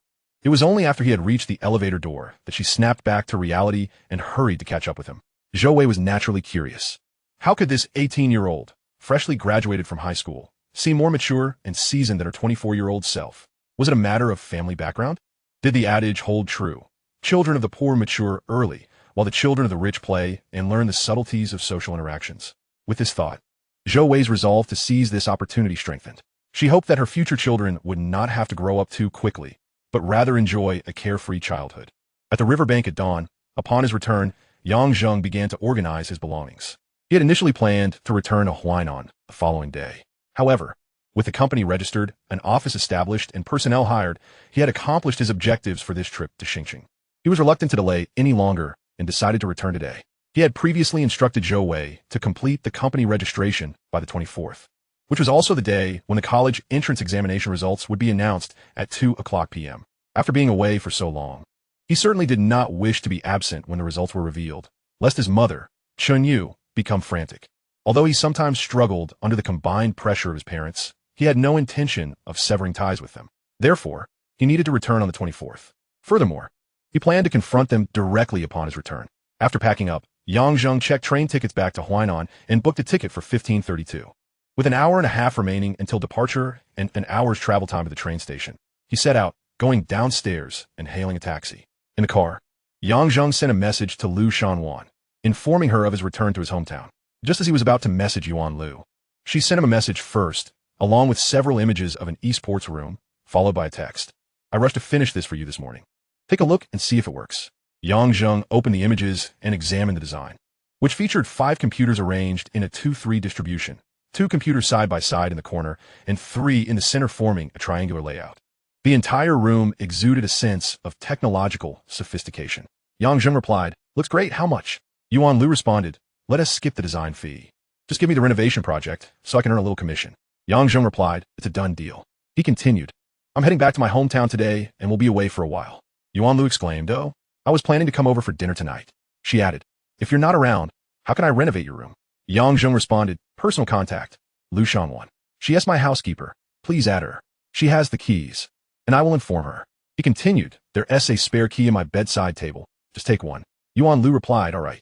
She then asked, "When will you be back?" Zheng replied, "I'll likely be back in August for good, but I might return a few times in between."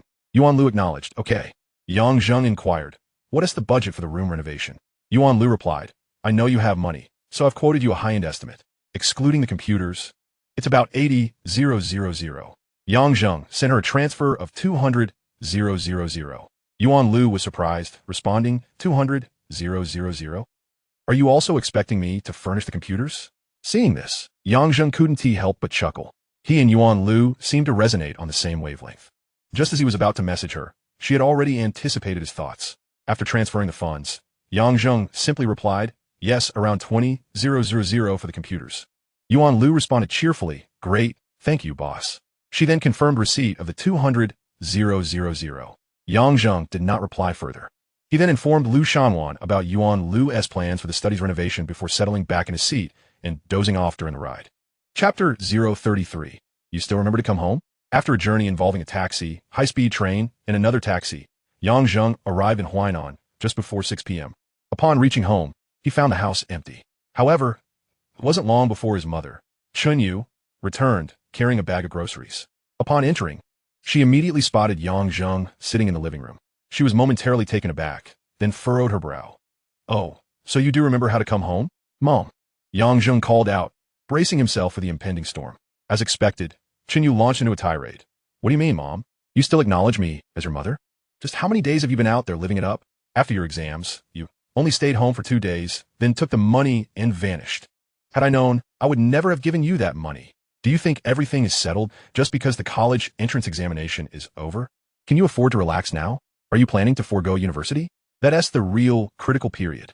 If your grades were truly exceptional, it might be different. But just look at your English. It's abysmal. If you don't seize this summer to catch up on your studies, how will you keep up in university? All you think about is playing, but is this really the time for games? I work every day to earn money. For whom? If I were to indulge in leisure like you, what would you eat? What would you wear? When I was your age, I didn't even have the opportunity to study. And you? I don't lack for your food or clothing. You don't need to worry about anything. Just focus on your studies. Isn't that simple enough? Starting tomorrow, you're not allowed to leave the house. Stay at home, read more English books, and improve your grades. Don't waste these 2 months of summer. Those who truly excel in their studies are the ones who work hard while others are off having fun, widening the gap between themselves and you. After finishing her speech, Chen Yu noticed Yang Zheng's lack of response and frowned, raising her voice. I'm talking to you. Are you listening? Yang Zheng replied nonchalantly. Oh. What other reaction could he muster? To argue point by point against Chen Yu's assertions would yield no results but an inevitable quarrel. Calmly explaining his perspective? In his previous life, that was his approach. It had some effect, though not substantial. In truth, Chen Yu was not entirely unreasonable. On the contrary, she was quite receptive to others' opinions. However, the catch was that the person must be someone she deemed a success, like those experts and professors online, or the affluent individuals and civil servants around her. In essence, when it came to someone like Yang Zheng, no matter how logical his arguments were, she would regard them with skepticism. It was a rather sycophantic mindset. Unless you prove yourself superior to her, she would not take you seriously. In his previous life, Yang Zheng had no choice but to gradually reason with her to gain autonomy. But in this life, that was no longer necessary. However, the time for confrontation had not yet arrived. His father, Yang Jiaxing, had not returned home yet. Their family operated 2 small supermarkets. Chen Yu managed the one closer to home, allowing her to return a bit earlier each day, while Yang Jiaxing oversaw the farther one, coming home later. Both of them worked diligently. After returning home and having dinner, they would head to the store around 10 p.m. to close up and do inventory, often not returning to sleep until after midnight. Although they employed some staff, such a small supermarket could hardly afford many employees. Therefore, they also busied themselves in the store during the day, believing that hiring fewer people equated to earning an extra wage. While in a small county like Huinan, that wage capped at around 3,000 yuan, their family was certainly not in need. Yet, the older generation's ingrained work ethic prevented them from letting go of that income. As Chen Yu entered the kitchen with groceries, she continued to mutter, "Every time I try to reason with you, it just goes in one ear and out the other, like a mute." Yang Zheng replied with a simple mm. It was not his intention to deliberately provoke Chen Yu. She was his mother, after all. However, if he were to remain completely silent, it would only infuriate her more. Isn't your exam results coming out tomorrow? You said your estimated score is over 600. You're not just trying to deceive me, are you? Chen Yu's mouth was never idle. She found yet another familiar topic to discuss. Yang Zheng had already mentioned several times that he had needed the money from her. He claimed he was lucky, having seen many of the same questions before, estimating his score to be over 100 in English, which would bring his total above 600. Otherwise, how would Chen Yu have generously given him 20,000 yuan and allowed him to stay out for so long? Yes, the results come out tomorrow at 2 p.m. If I'm lying, you'll find out then. Yang Zheng finally managed to say a few more words, just as Chen Yu was about to speak again. The sound of the door opening signaled the return of Yang Jiaxing. You're always 10 minutes late. Can't you come home a little earlier? Chen Yu redirected her frustration. Your son is back. Dad. Yang Zheng greeted him as well. The shift change is set for 6 p.m. How could I come home earlier? Yang Jiaxing replied to Chen Yu first, then turned his attention to Yang Zheng, launching into his usual refrain. Oh, so you remember how to come home? How long have you been out there living it up? Haven't you heard the saying that when parents are home, children should not wander far? After your exams, couldn't you come to the store to help out? You're 18 years old now. You should be thinking about how to alleviate your parents' burdens. I heard from your mother that you took 20,000 yuan from her. Do you have any idea what that amount signifies? Tomorrow, you will go to the store and experience the hardships of earning money. He concluded with a customary moralizing remark. At 18, still only spending your parents' money, what future can you expect? As soon as he finished speaking, before Yang Zheng could respond, Chen Yu began to retort. What do you mean going to the store? He just graduated high school. He still has university ahead. Let him stay home and study. Yang Jiaxing wore a dismissive expression, as if to say she was naive. Studying? What good does rote learning do? Nowadays, universities emphasize enhancing students' comprehensive abilities. Do you even understand what comprehensive ability means? Just because I don't understand doesn't mean you do, Chen Yu replied, her face full of disdain. What can he do by helping out at the store? Ringing up sales or unloading goods? How do those tasks enhance his comprehensive abilities? You, Just as Yang Jiaxing was about to speak again, Yang Zheng interjected, "Dad, Mom, please stop arguing for a moment and come here. I have something important to tell you."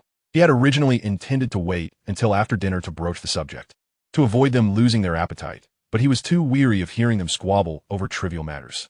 What could be so important? You're not asking for more money again, are you? Yang Jiaxing frowned. Chen Yu's brow was also furrowed. I hope you haven't spent that 20,000 yuan already. Money is truly a troublesome matter. Yang Zheng refrained from responding to their remarks, merely retrieving several documents from his bag.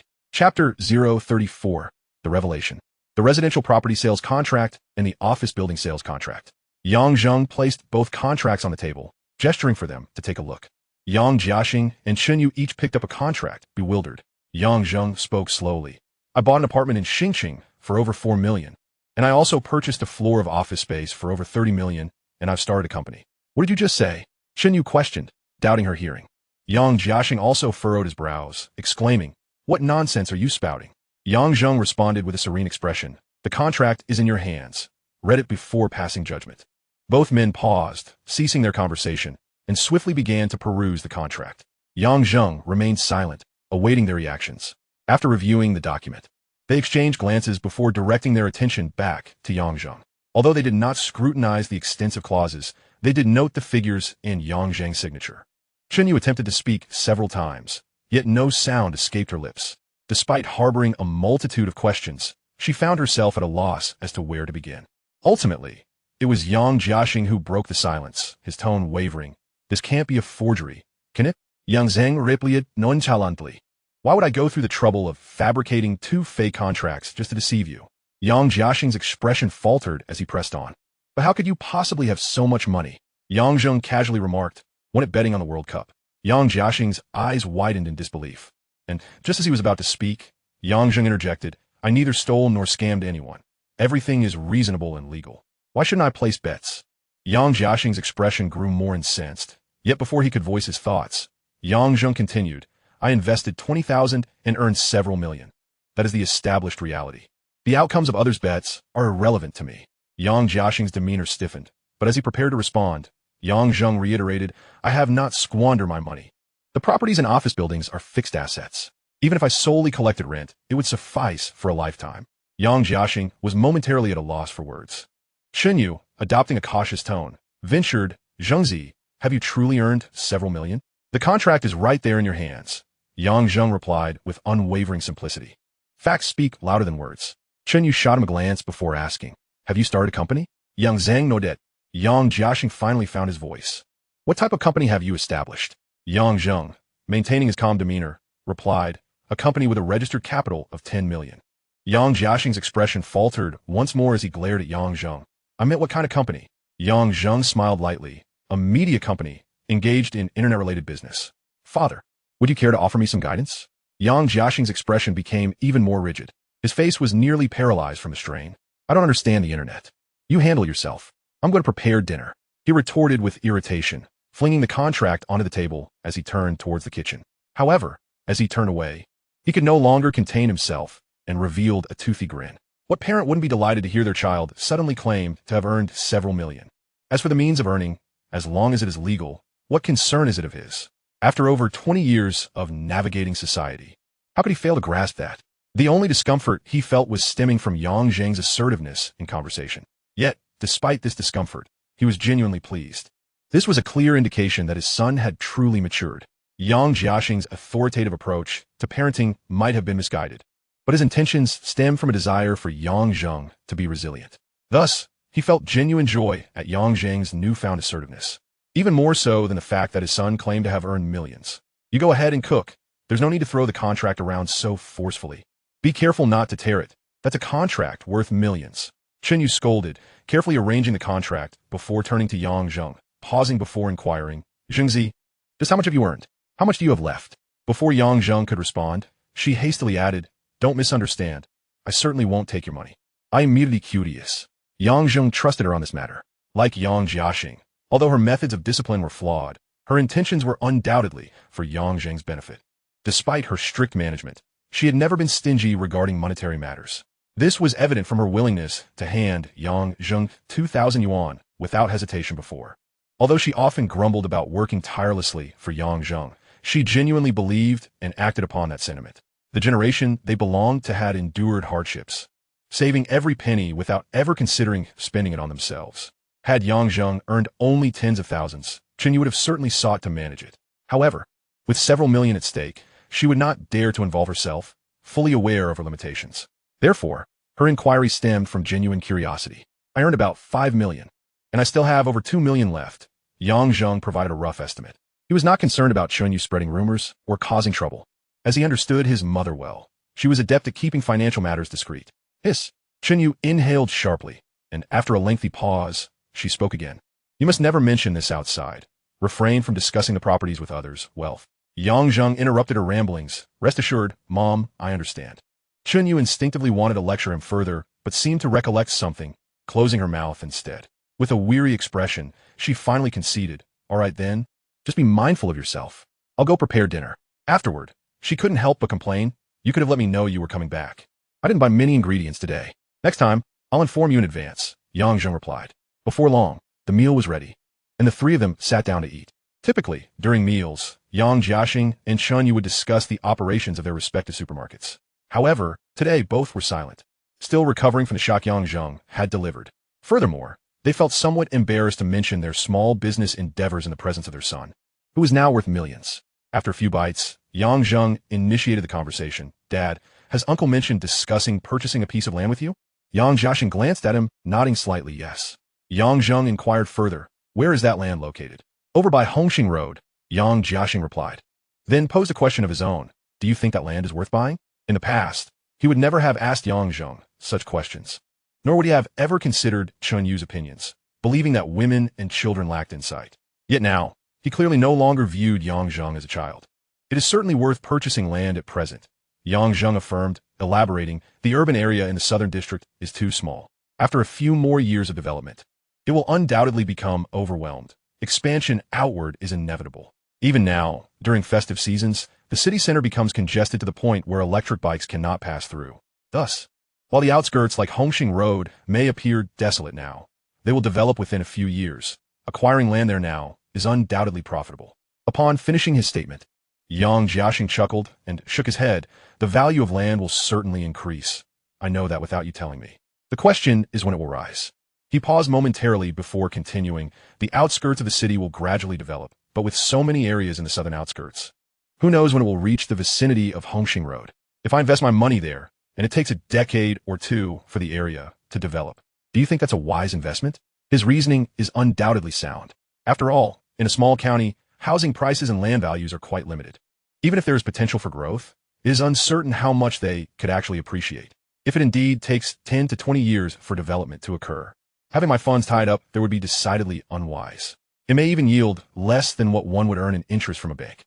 However, Yang Zheng knows precisely when development will reach Hongxing Road. In his previous life, at this juncture, he was oblivious to this fact, as Yang Jiaxing had not divulged it to him. By the time Yang Zheng became aware, it was already 2016. At that time, a real estate developer had initiated the construction of a residential complex there, which also included a large shopping mall. Subsequently, the area flourished rapidly. The housing prices within the complex soared to over 4,000 per square meter, while surrounding areas reached approximately 3,500. What does this price signify? Currently, properties there are practically unsellable at 1,500 per square meter. They have more than doubled. Meanwhile, during that period, Yang Zheng's uncle, Yang Jiawang, after being turned down by Yang Jiaxing in a partnership to purchase land, sought collaboration elsewhere.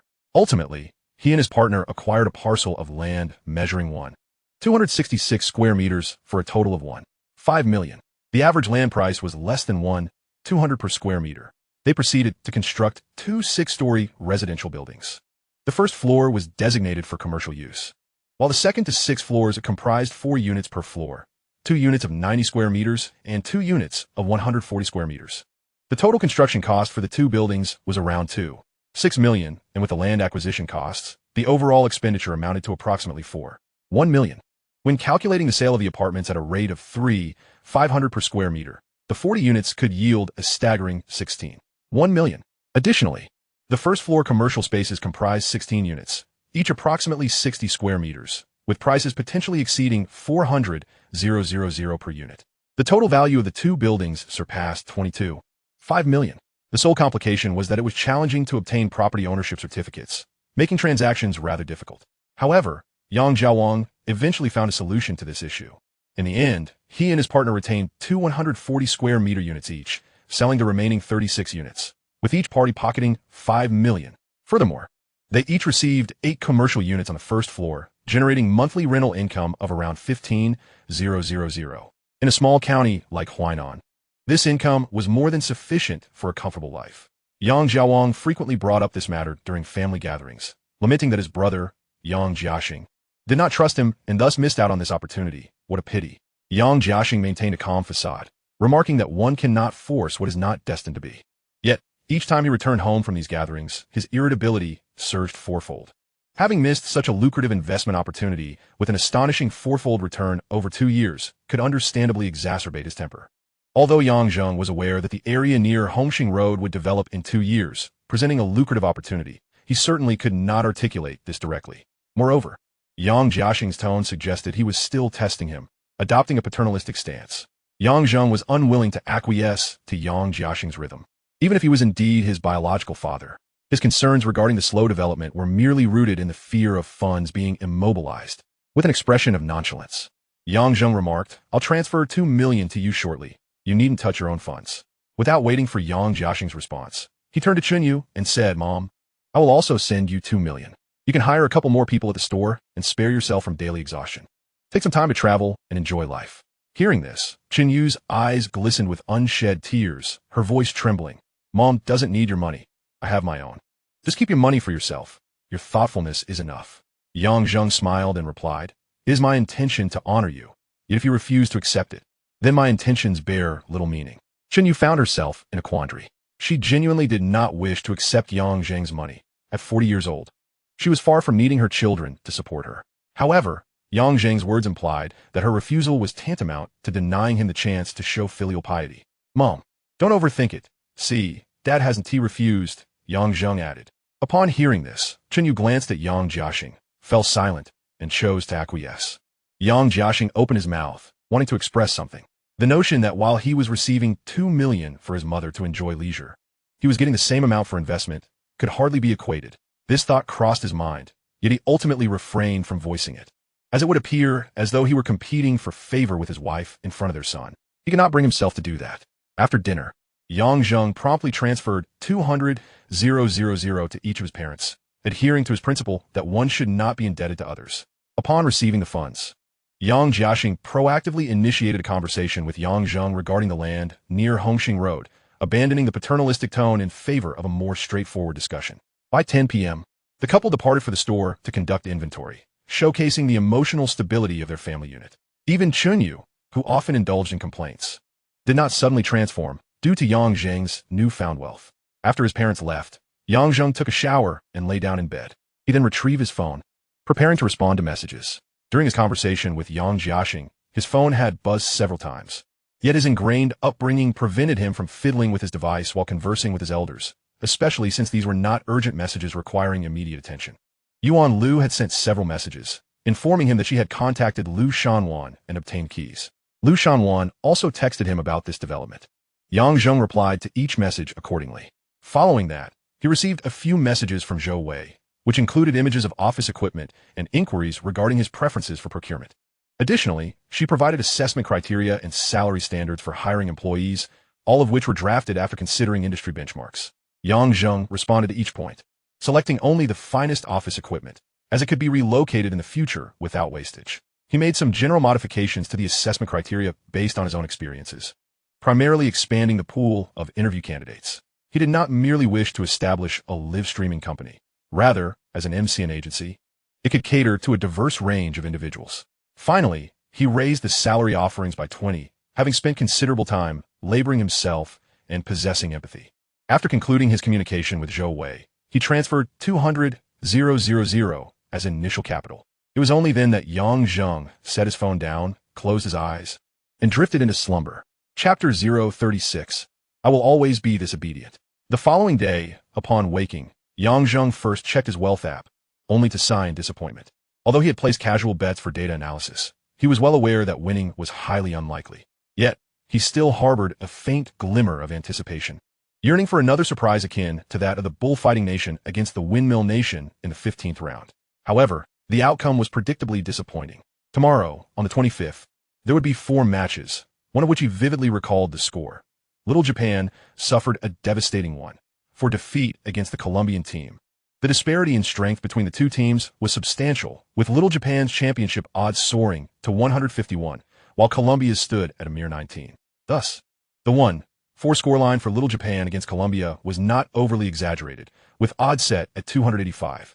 After a moment of contemplation, Zheng placed bets on 3 scores: 1, 4, 1, 5, and 1, 6, wagering $1 million on each. Noticing that Colombia's winning odds were also 21, he decided to stake an additional $2 million on Colombia's victory. He also placed further bets on the other 3 matches, wagering 3 significant scores for each, with $100,000 on each score. This amount seemed somewhat disproportionate compared to his previous bet on Little Japan, but it could be rationalized. National sentiment. Finally, he glanced at his fortune balance, $18 million. Just yesterday, it had exceeded $28 million. Once money transformed into mere data, it felt as insubstantial as mere numbers. Zheng shook his head, having just risen and washed up. It was already past 8 in the morning, and he was alone at home. Yang Jiaxing and Xinyu had both left. After some thought, Zheng sent them a message: hire a couple more people for the shop, so you won't have to toil for dawn till dusk. Yang Jiaxing replied succinctly, "Got it." Xinyu, on the other hand, responded with a lengthy message: "Thank you for your concern, son. I will return at noon to watch the results with you." Zheng could guess that she initially intended to express a desire to stay home and wait, but she now conveyed it in a more subtle manner. This was the influence of money. It was not that Yang Jiaxing and Xinyu were particularly greedy, but rather a reflection of the times. Money had become a currency by which most things could be measured, including the ability to be independent. If one could transfer $2 million to each of their parents, they would undoubtedly cease to regard you as a child and stop meddling in your affairs. Of course, if your parents could transfer even more to you, then its statement would be redundant. Upon leaving, Zheng instinctively headed to San Pangji's place for fish noodles. When San Panggu saw him, he greeted him with a smile. "Haven't seen you for several days. Have you been away?" Zheng nodded. "Yes, the usual." San Panggu acknowledged, and then inquired, "Where's your girlfriend? Why didn't she come along today?" Upon hearing this, Zheng was momentarily taken aback. He suddenly remembered that he hadn't informed Yin Qian upon his return. In fact, he had nearly forgotten about this girlfriend altogether. It is often said that once a man attains something, he no longer cherishes it. Whether this holds true for others is uncertain, but it certainly applied to him. After winning Yin Qian's affection, he had thoroughly let go of all past grievances.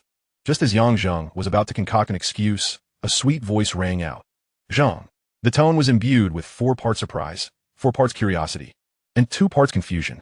Zheng astutely discerned this emotional spectrum. The newcomer was none other than Yin Qian. Upon seeing her, San Panggu nodded knowingly and fell silent, retreating to the kitchen to prepare noodles. He naturally assumed the two had arranged to meet. Yin Qian approached Zheng with a light jog. "Aye."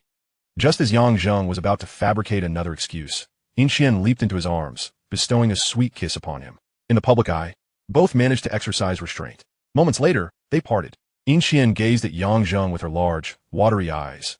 "You promised you'd find me when you returned." In truth, her subconscious words were, "Why didn't you tell me you were back?" Yet, the words transformed before leaving her lips. She hesitated to adopt an accusatory tone. The once proud girl now bore an expression of vulnerability. Zheng felt a subtle thrill within him. Moved? In his past life, he was easily swayed, especially by women. He couldn't bear to see a girl cry. When tears fell, his heart melted, and he would acquiesce to anything. Yet, that had led to no favorable outcomes. Not even a semblance of a future. Consequently, he had gradually trained himself to find amusement in a girl's tears. Of course, this was not a time for laughter, especially since Yin Qian was not crying. He ruffled her hair gently, speaking in a soft tone. "I only returned yesterday, and today the college entrance exam results are being released. You should be at home with your parents to see the results, right? I figured you wouldn't be able to come out, so I plan to tell you later." This statement was riddled with inconsistencies. When exactly had he returned yesterday? Even if he had come back at night, couldn't they have arranged to meet? Why couldn't they have had breakfast together that morning? There was a significant gap from yesterday to noon today.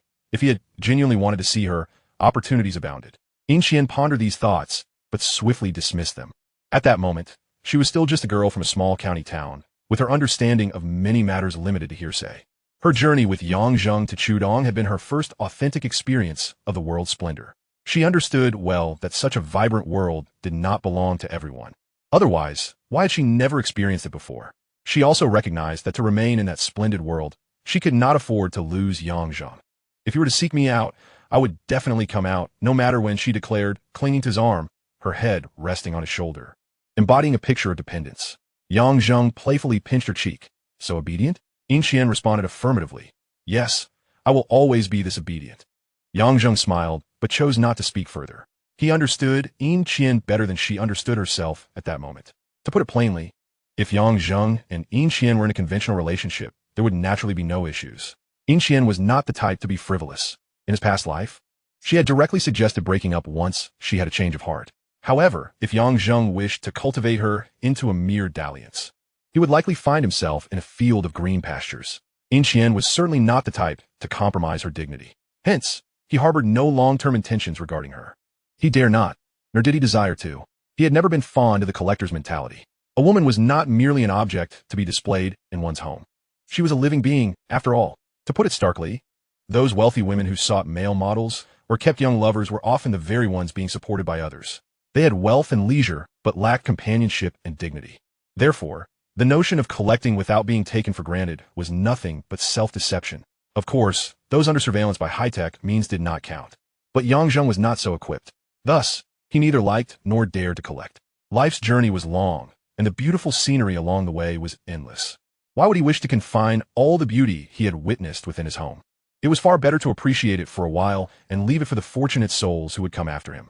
This can also be considered a contribution to increasing the marriage rate. At this moment, Yang Zheng overlooked the fact that people can change, just as he himself has. Chapter 037, Because You Are Kind. After finishing breakfast, Yang Zheng declined Yin Qian's proposal to go shopping together, stating that he had matters to attend to later and suggested they meet in the evening instead. Although Yin Qian was somewhat displeased, she shyly acquiesced. After parting ways, Yang Zheng took a motorcycle taxi to a driving school. He had grown weary of life without a car and desired to obtain his driver's license as swiftly as possible. Thus, he returned to Huainan to take the test. After all, passing the driving test is not solely contingent upon one's ability to drive proficiently. It is also possible to fail despite being skilled. Otherwise, where do reckless drivers come from? Yang Zheng sought to be steady while also aiming for efficiency in acquiring his license. Enrolling in a driving school in a small county like Huainan would facilitate the process. Upon arriving at the driving school, he was initially attended to by an ordinary staff member. After expressing his intentions, the head of the driving school personally engaged in conversation with him for a while. Ultimately, Yang Zheng paid an enrollment fee of 8,000 yuan, while the standard fee was only 3,600 yuan. The additional expense granted him the opportunity to directly take the first subject in just 3 days. If he passed the first subject, he could take the second subject after the shortest interval of 10 days. Upon passing the second subject, he could attempt the third subject after a minimum of 15 days, with the possibility of taking the fourth subject on the same day. If he succeeded in the fourth subject, he would receive his license on that very day, achieving the process in as little as 28 days. For Yang Zheng, both the first and fourth subjects posed no challenge. His memory was bolstered by the benefits of his rebirth. A few rounds of reviewing the questions would suffice.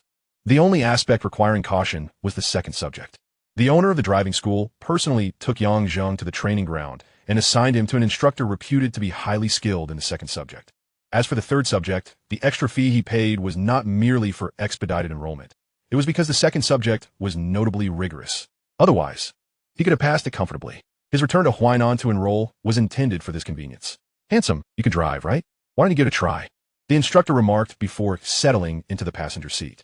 Yang Zheng took his place in the driver's seat, fastened his seatbelt, and started the vehicle. The first task was to reverse into a parking space. Yang Zheng maneuvered the car skillfully and successfully backed it in. However, he encroached upon the line. The instructor, observing from the side, remarked, "I can see that you know how to drive, but passing the second subject is not simply about driving ability. It requires certain techniques." He then proceeded to explain some techniques related to the second subject, primarily focusing on using mirrors and the vehicle as reference points. Since Yang Zheng was already adept at driving, understanding these techniques posed no difficulty for him.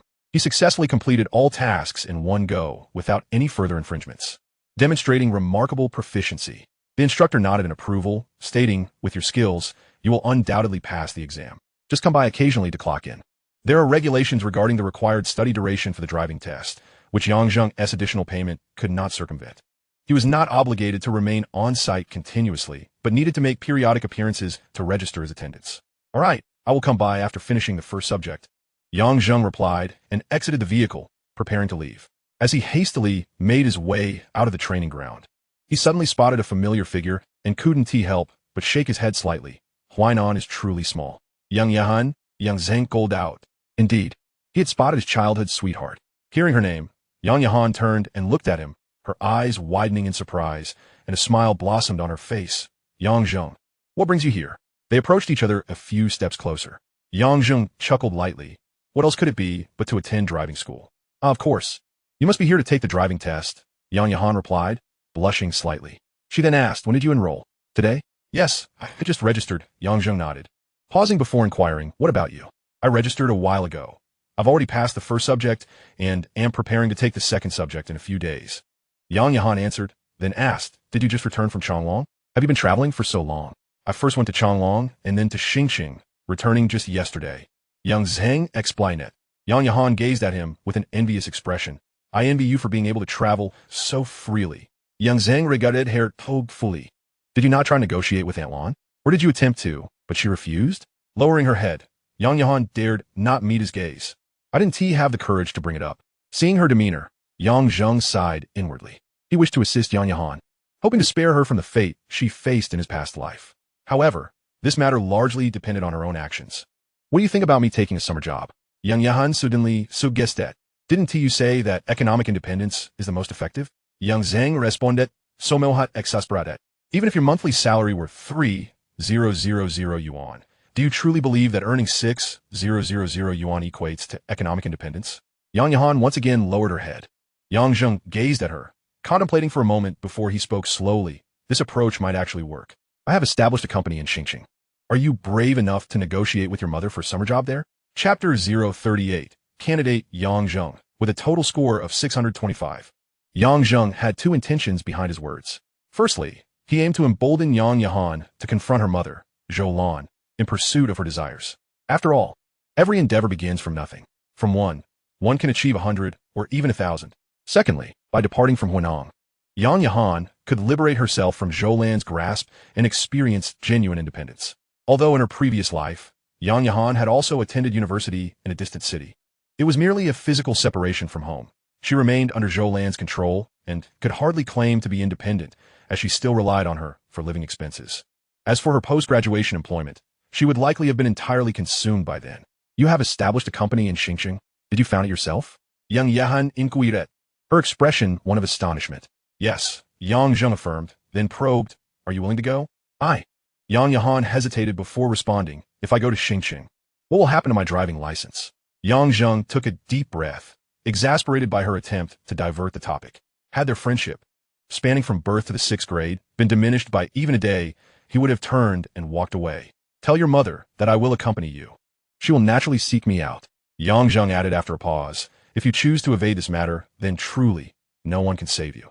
With that, he turned on his heel and departed. He had no desire to explicitly state that as long as Yang Yahan mentioned him, Zhou Lan would undoubtedly reach out to him or his parents. The subsequent matters would then be his responsibility.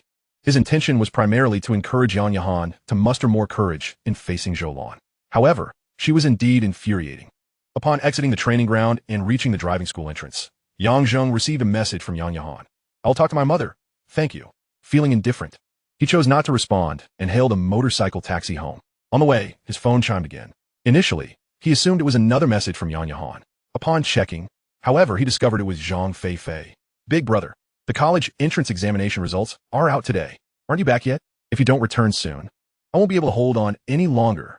Yang Zheng replied, I'm back. I will contact you after checking the results this afternoon. Zhang Feifei responded, that's good. You scare me. Yang Zheng remarked. Zhang Feifei continued, my grandmother has been urging me to go work in Chudong.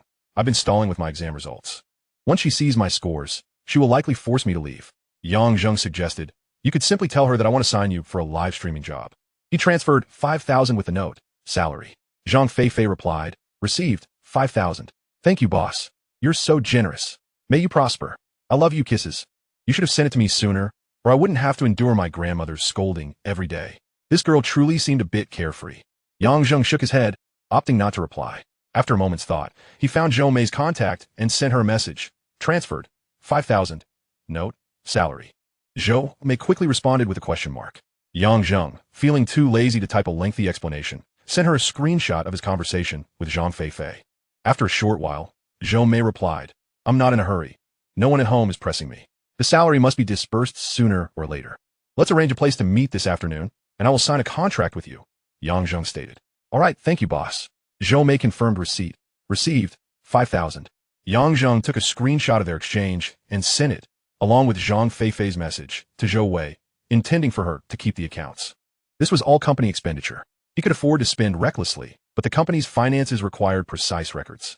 Interestingly, Zhou Wei and Zhou Mei not only shared similar names, but also bore a slight resemblance. Though their features differed, their demeanor made Yang Zheng perceive a similarity. Zhou Wei appeared somewhat aloof, while Zhou Mei exuded a serene charm.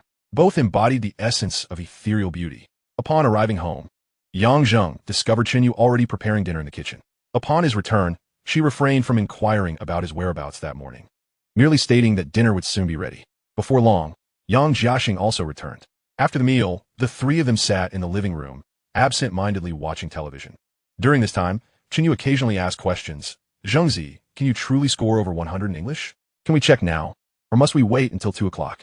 If you manage to score 600, I will reward you. You're wealthier than I, so no need for my reward. Why isn't it 2 o'clock yet? Can we check now?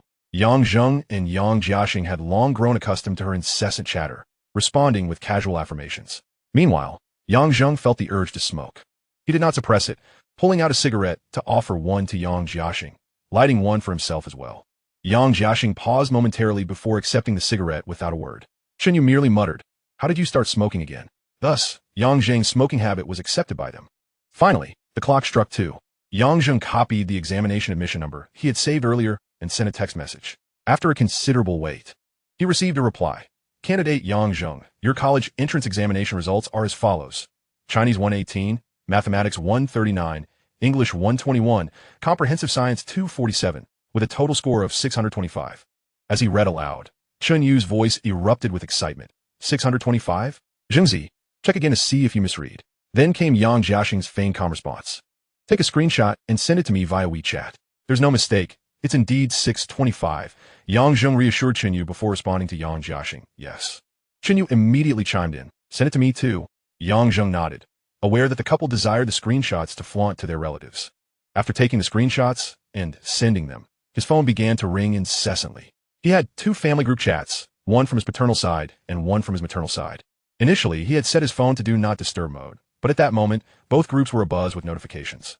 This was undoubtedly due to Yang Jiaxing and Chen Yu sharing his score screenshots in their respective family groups. Both family chats erupted in excitement. In the small county of Huinong, a score of 625 was indeed a rarity. While it might not quite reach the level of the county science top scorer, it was certainly enough to place him among the top 10. His relatives showered him with praise in the group chat. Numerous individuals have taken it upon themselves to send private messages of congratulations to Yang Zheng. Yet, this is merely the beginning. Yin Qian, too, sent a screenshot of her results to Yang Zheng, inquiring about his score. Much like in her previous life, she achieved a score of 456. After Yang Zheng shared his own score with her, Yin Qian responded with a flurry of astonished emojis, accompanied by numerous compliments. Subsequently, she shared Yang Zheng's score screenshot in the class group chat, which ignited a frenzy among his classmates.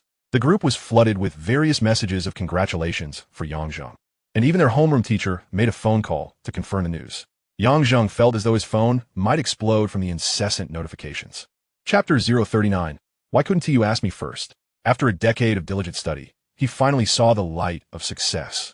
With an overwhelming number of congratulations flooding in from friends and family, it became impossible to respond to each one individually. Thus, he decided to express his gratitude collectively. Thank you all for your blessings. The road ahead is still long, and the future remains uncertain. May we all have brilliant prospects and succeed in all our endeavors. Accompanying this message was a photo of his examination results. Yang Zheng, feeling rather apathetic towards the multitude of messages, opted to post this on his social media. He did not deny that there was an element of wanting to show off in his post. Although his achievement came somewhat effortlessly, he had not resorted to any form of cheating. His proficiency in English was the result of years of hard work in his past life. Thus, he felt no guilt in showcasing his success, despite having fewer than 100 friends on his messaging platform. His post quickly garnered over 50 likes and 30 to 40 comments. Yo Wei, Young, you are truly remarkable. Incredible. Wu Haizhong. Yang, no doubt, you are an exceptional talent. Cheng Dai, are you really a top student? I'm in awe. Yuan Lu, wow, you're handsome, wealthy, and your grades are stellar. You are simply perfect. Zhang Feifei boss, you're amazing. Yang Yahan, Fei Arasome.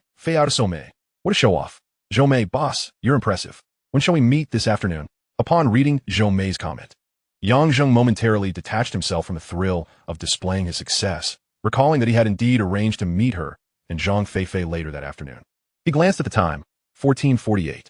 He had been reveling in his success for nearly an hour. After considering it, he sent the two girls the location of a tea house at the entrance of their community, proposing they meet at 3:30 p.m. Both girls quickly responded with an enthusiastic okay. Yang Zheng then replied to a few of the elders' congratulatory messages. Seeing that the time was approaching, he stood up and announced, Mom, Dad, I have something to attend to.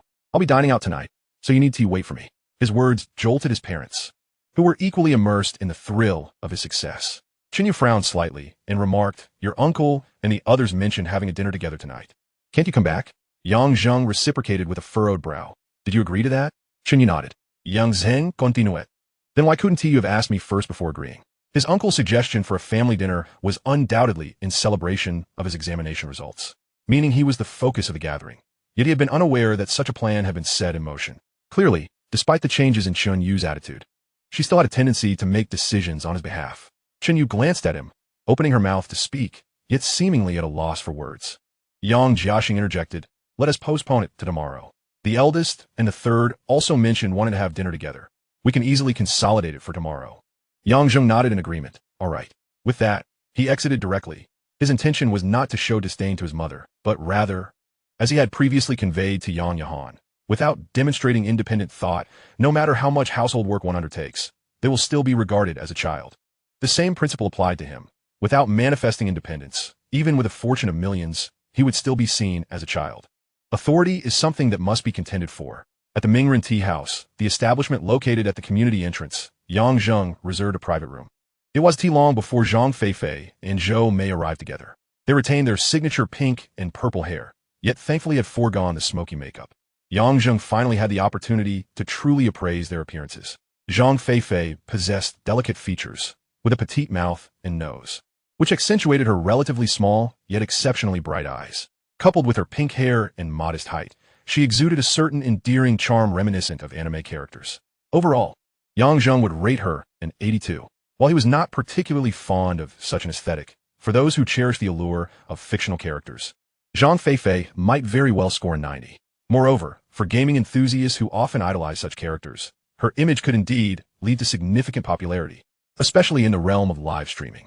Zhou Mei, on the other hand, had strikingly defined features that were indeed beautiful, yet her expression often conveyed an air of aloofness that made her seem unapproachable. Her lips were thin, and the curve of her mouth appeared almost a mock. She had a commendable height and figure, likely standing at 165 meters with a C-cup size. On the whole, Yang Zheng would rate her a solid 90.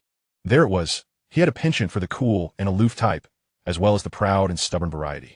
Such traits ignited a sense of conquest within him, and the duality of their public and private personas offered a satisfying thrill. Hello, boss. Zhang Feifei chimed in a playful tone, bowing with her hands clasped together. Yang Zheng felt a momentary disorientation, as though he were not in a tea house, but rather in a karaoke establishment or spa. With a hint of annoyance, he replied, Please, take a seat. Yes, boss. Zhang Feifei chirped, sitting down with a cheerful smile. Zhou Mei acknowledged Yang Zheng with a nod, also taking her seat. Yang Zheng gestured towards the documents on the table. This is the contract in duplicate. Please review it. If all is satisfactory, kindly sign on the pages with the official seal. Both copies require your signatures. It was indeed effortless to secure their consent. As soon as he finished speaking, Zhang Feifei seized the contract, immediately signing without a second glance. Zhou Mei followed suit, giving it a cursory glance before also beginning to sign her name. Selling them on this endeavor was a remarkably simple task. After signing, they were required to provide a thumbprint. Yang Zheng gestured toward the ink pad prepared by the tea house. Please press your thumbprint next to your name. Each of you must do so. He couldn't shake the peculiar sensation that he was coaxing these two young women into something dubious. Were he truly inclined to engage in nefarious activities? Evading his grasp would be an impossibility for them. Is that all? Zhang Feifei inquired after completing her signature. Yang Zheng reviewed her contracts, nodding. All set. One copy for the company and one for you. You may take it home to show your family. That essay must. Zhang Feifei exclaimed, her smile wide. Having a job that requires a contract sounds so prestigious. They've probably never seen one before. Yang Zheng, I've signed mine as well. Zhou Mei, speaking up, handed her contract to Yang Zheng and then asked, when are we heading to Xingqing? It was evident this was not her first inquiry on the matter. She seemed quite eager to commence their live streaming venture. However, Yang Zheng inexplicably felt that she was not in a hurry to start the live broadcast, but rather eager to leave Huainan. The 29th, I suppose, Yang Zheng replied. The 28th was the day to collect the volunteer application form, and coincidentally, he had to take the first subject exam that day. Thus, he chose to send 2, or perhaps 3, girls to Xingqing the day after. He also intended to check on how things were progressing at the company with Zhou Wei. Do we still have to wait a few more days? Zhou Mei furrowed her brows. Yang Zheng paused and asked, do you have something to say? If so, please let me know so I can help you resolve it sooner. Zhou Mei glanced at him, her lips slightly moving, but ultimately shook her head. It's nothing. It was evident that there was something on her mind, but she chose not to disclose it. Yang Zheng, too, was disinclined to pry. He reiterated his stance. He was merely a boss, not a father figure. Unlike the kind of friendship he had with Yang Yahan, which blossomed in their childhood. In this lifetime, he resolved not to squander his kindness. Chapter 040, Benevolence Unfaded. After signing the contract, Yang Zheng conversed with Zhang Feifei and Zhou Mei for a while longer, primarily inquiring about their understanding of live broadcasting. Zhou Mei was somewhat informed. Although she had known little in the past, she had taken the time to learn recently. On the other hand, Zhang Feifei appeared somewhat oblivious. She had been unaware previously and still lacked understanding now. Whenever she had time to be on the computer, she would undoubtedly dive straight into gaming. As of today, she remained in a mere state of hearsay regarding live broadcasting. Yang Zheng found this quite amusing. Although he had never instructed them to familiarize themselves with the intricacies of live streaming, was it really necessary for someone to tell them? This was about earning their own money. However, an 18-year-old girl, fresh out of high school, might understand the importance of money. It was only natural that she didn't prioritize it greatly. After all, she had always been taken care of, never truly experiencing financial hardship. How could she genuinely comprehend the essence of money? To Zhang Feifei, the prospect of live streaming seemed to be simply a matter of playing games while earning money, without the nagging of family. How delightful. As for Zhou Mei, when Yang Zheng first encountered them and mentioned live streaming, her enthusiasm for it was evidently less than that of Zhang Feifei. Yet during their last gaming session with voice chat, her interest had blossomed, and she had been asking numerous questions. Today, she even took the initiative to remind Yang Zheng about the contract signing, displaying an eagerness to head to Xingqing. It was apparent that something had transpired in recent days, and she was clearly harboring some secrets. Yet, she remained silent. Yang Zheng, of course, had no idea what had sparked her sudden enthusiasm for live streaming. Nevertheless, the outcome was favorable. After assigning the 2 girls the task of watching more LOL live streams, Yang Zheng sent them on their way. He himself departed the tea house and hailed a motorcycle taxi to the pedestrian street.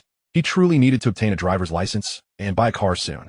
After all, a businessman worth tens of millions shouldn't be taking motorcycle taxis every day. Was that reasonable? He had arranged to meet Yin Xian at the pedestrian street.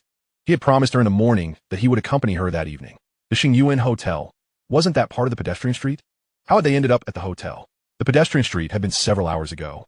Yang Zheng and Yin Xian had dined there and wandered aimlessly for a bit before heading straight to the hotel. Being in their youth, it was only natural to indulge in such pleasures. Although Yang Zheng was seasoned in life, he was still in the bloom of youth himself. Moreover, it had been quite some time since their last trip to Chudong together, and he had not engaged in any formal interactions during that interval. It was only natural for him to feel a bit anxious now. Which school are you considering for your application? Yin Xian asked, leaning against Yang Zheng's chest. Yang Zheng gently caressed her hair. Zhongshu University, and you? Previously, he had mentioned either Zhongshu University or Chunin University since he was uncertain about his potential score. He recalled that the admission threshold for Chunin University this year was around 610 points, while Zhongshu University had risen to 620 points. Although the difference was merely 10 points, he might fall short by that very margin. Thus, only after the results were released, and he felt confident, did he decide to mention Zhongshu University. Otherwise, if he said it and failed to get in, How embarrassing would that be? He certainly favored Zhengchu University, as its overall strength was more formidable, and it bore greater renown. His primary motivation for attending university was for the sake of reputation. I'm still uncertain, Yin Qian replied, her tone tinged with hesitation. She had initially been set on Shishu Film Academy, which was the best institution she had qualified for through her examination. However, now she felt reluctant, or rather afraid, to be separated from Yang Zheng by distance. A man who was handsome, wealthy, intelligent, physically appealing, assertive, and charming. Such a man was bound to be hard to hold on to. Most concerning was Yang Zheng's current attitude towards her, which left her feeling anxious. Thus, she found herself in a quandary, caught between her dreams and her love. This hesitation did not go unnoticed by Yang Zheng, who sensed something amiss. He was well aware that she had little choice regarding university, unless she was willing to forsake the superior for the inferior. This was precisely what Yang Zheng feared. Feigning confusion, he asked, "Which school has left you uncertain? Share it with me, and I can provide some insight." Yin Qian nestled closer to him. "It's not about the school, it's the city. I want to be in the same city as you." Indeed, that was the case. Yang Zheng quickly interjected, "Don't be foolish. There is no suitable school for you in Xingqing. If you were to move there for my sake, that would be a tremendous sacrifice on your part, and I wouldn't be able to bear it." He paused before continuing, "Moreover, this concerns your future. I don't wish for my presence to hinder your prospects. You must consider your own development carefully."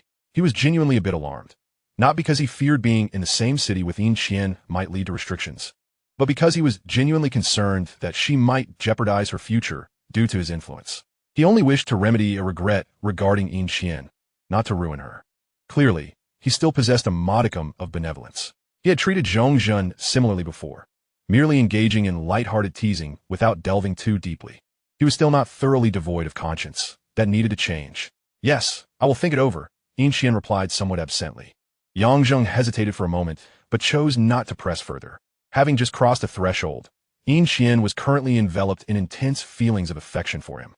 It was not surprising to have some impulsive thoughts in her heart. Yet, he trusted that Yin Qian was not the type to be consumed by romance. Once she calmed down, she would think things through clearly. He gave her a gentle pat on her rear. "It's getting late. Let us get ready to leave." Yin Qian was taken aback. "Are you going back tonight?" This was not a five-star hotel. It was only natural to return home to sleep comfortably after everything was done. Yang Zheng had similar thoughts in his mind, but what he said was, "Yes, I have matters to attend to at home in the morning. If I stay here overnight, I fear I won't make it and would rather not have to wake up early." Upon hearing this, Yin Qian's charming face was filled with disappointment. Yet she still nodded and said, "All right, let us proceed." Yang Zheng affectionately ruffled her hair, saying, "I expect to be quite occupied tomorrow, but I shall accompany you for an outing the day after." "Oh," Yin Qian pouted in reply. Observing her woeful expression, Yang Zheng couldn't resist planting a kiss on her lips, then pondered aloud. "Is there anywhere else you wish to visit? Once I complete my driving test, I will take you there. How does that sound?" "Absolutely," Yin Qian exclaimed with delight. "Let us go to the Magic City." She had long yearned for this vibrant metropolis of the Summer Kingdom. "Very well," Yang Zheng readily agreed, playfully patting her rear to encourage her.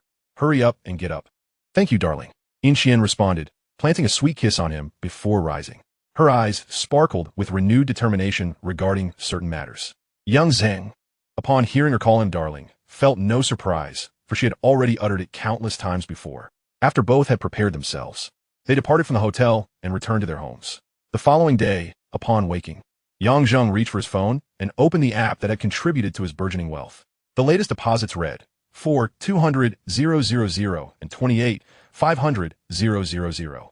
Balance, 50,700,000. He had thus achieved half of his modest goal of becoming a wealthy magnate. Money truly flowed with remarkable ease. Adopting the persona of a dragon king, he maintained a smile on his face, even though he had no recollection of any of the 4 matches on the 26th. With no memories, he resolved to continue analyzing the data. Yang Zheng promptly placed bets of 50,000 on 8 large scores.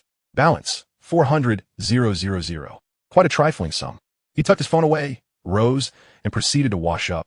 Afterwards, he ventured downstairs to enjoy a bowl of noodles nearby, intentionally avoiding the establishment run by San Pang, as he feared encountering Yin Qian again. After all, he had just claimed to have obligations that morning, and it would be rather implausible to travel such a distance for breakfast. After finishing his meal, Yang Zheng returned home and reclined on the sofa, beginning to review questions for his first driving examination. On the first attempt, he scored 82. On the second, 91. After revisiting the material several more times, he never scored below 90 again. Many of the driving test questions were based on common knowledge, and as an experienced driver, he was certain he would encounter no issues. Just as he was about to consolidate his knowledge once more, his phone rang suddenly, displaying an unfamiliar number. Upon answering, a somewhat high-pitched female voice inquired, "Hello, is this Xiao Zheng? This is your Aunt Lan." Aunt Lan, Zhou Lan, was the mother of Yang Yahan. This was a call Yang Zheng had anticipated. "Oh, Aunt Lan, it's me, Xiao Zheng," he replied, and without waiting for Zhou Lan to continue, he added, "You must be calling regarding Yahan wanting to work during the summer, right?" Zhou Lan's voice came through again. "Yes. I heard that little rascal mention you started your own company in Xingqing." "Indeed. It's a digital media company focused on online cultural dissemination," Yang Zheng explained. Pausing briefly before continuing, "Yesterday, I ran into Yahan at the driving school, and since my company is just starting up and in need of personnel, I thought of asking her. After all, we've known each other since childhood, and I trust her completely. Given the long summer break and the absence of homework, it would be beneficial for her to find something to engage in. Moreover, the ordinary employees at my company earn 5,000 a month. It seems only fair to offer her this opportunity." Upon hearing this, Zhou Lan's voice grew sharper. 5,000? Such a high salary? What kind of work would she be doing?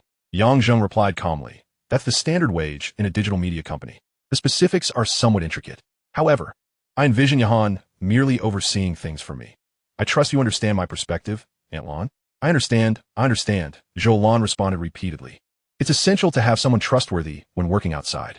Yang Zheng smiled. "It's good you understand, Aunt Lan. When I spoke to Yahan yesterday, she mentioned needing to seek your approval. What are your thoughts?" After a brief pause, Zhou Lan's voice returned. "If the salary is 5,000, how will the accommodation and meals be arranged? Also, Yahan can only work for 2 months before heading off to university. What will happen to your company once she leaves?" Many parents are adept at navigating social situations, but struggle with parental responsibilities, much like Zhou Lan. She was not swayed by the allure of a high salary. Rather, she expressed concern for Yang Zheng. Given this perspective, she must certainly be a good aunt. Rest assured regarding those matters, Aunt Lan.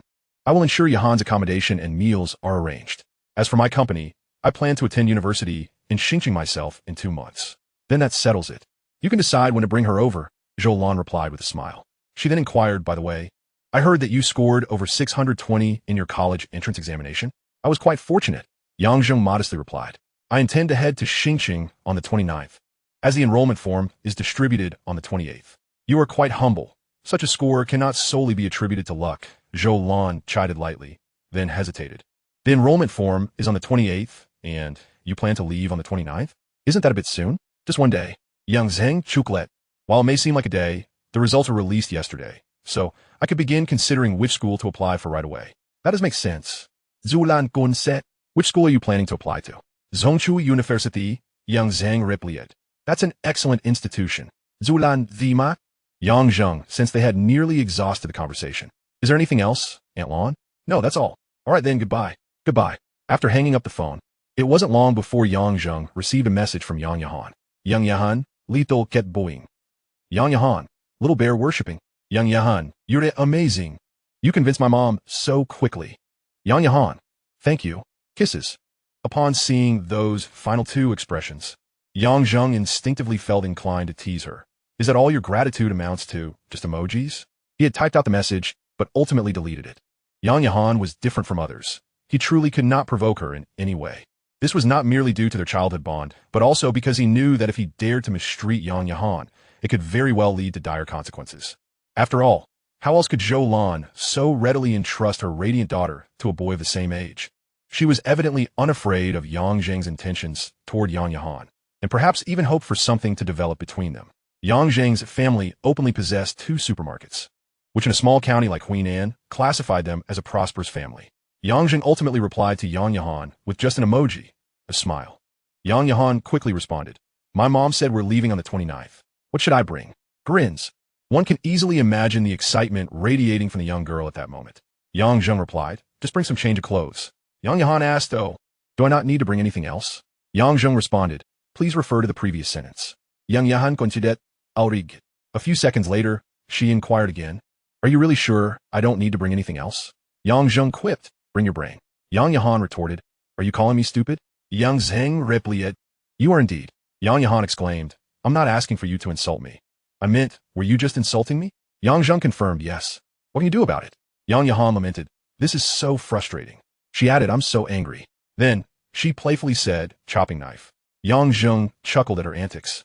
Just as he was about to respond when his phone chimed again. It was a message from Zhou Mei. After opening it, Yang Zheng was momentarily taken aback. Zhou Mei wrote, Yang Zheng, why don't you sponsor me? Was it the package that indicated a desire to give up? Yang Zheng bondiret. Zhou Mei continued. My parents want to sell me to someone else for 300,000 over 2 years.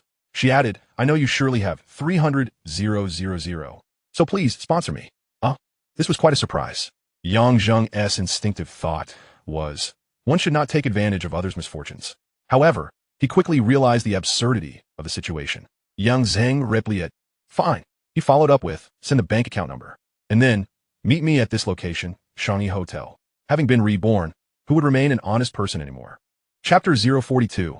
I do not wish to be indebted to them. At Shangyi Hotel, having absorbed the preceding narrative, Yang Zheng leaned against the headboard and lit a cigarette. Zhou Mei was not as clingy as Yin Qian. She lay comfortably on her side, lighting her own cigarette. Yang Zheng intended to admonish her, but ultimately chose silence. Given the nature of their technical exchange, it was unnecessary to intrude upon her personal space too much. You can stay here for a few days. Yang Zheng broke the silence.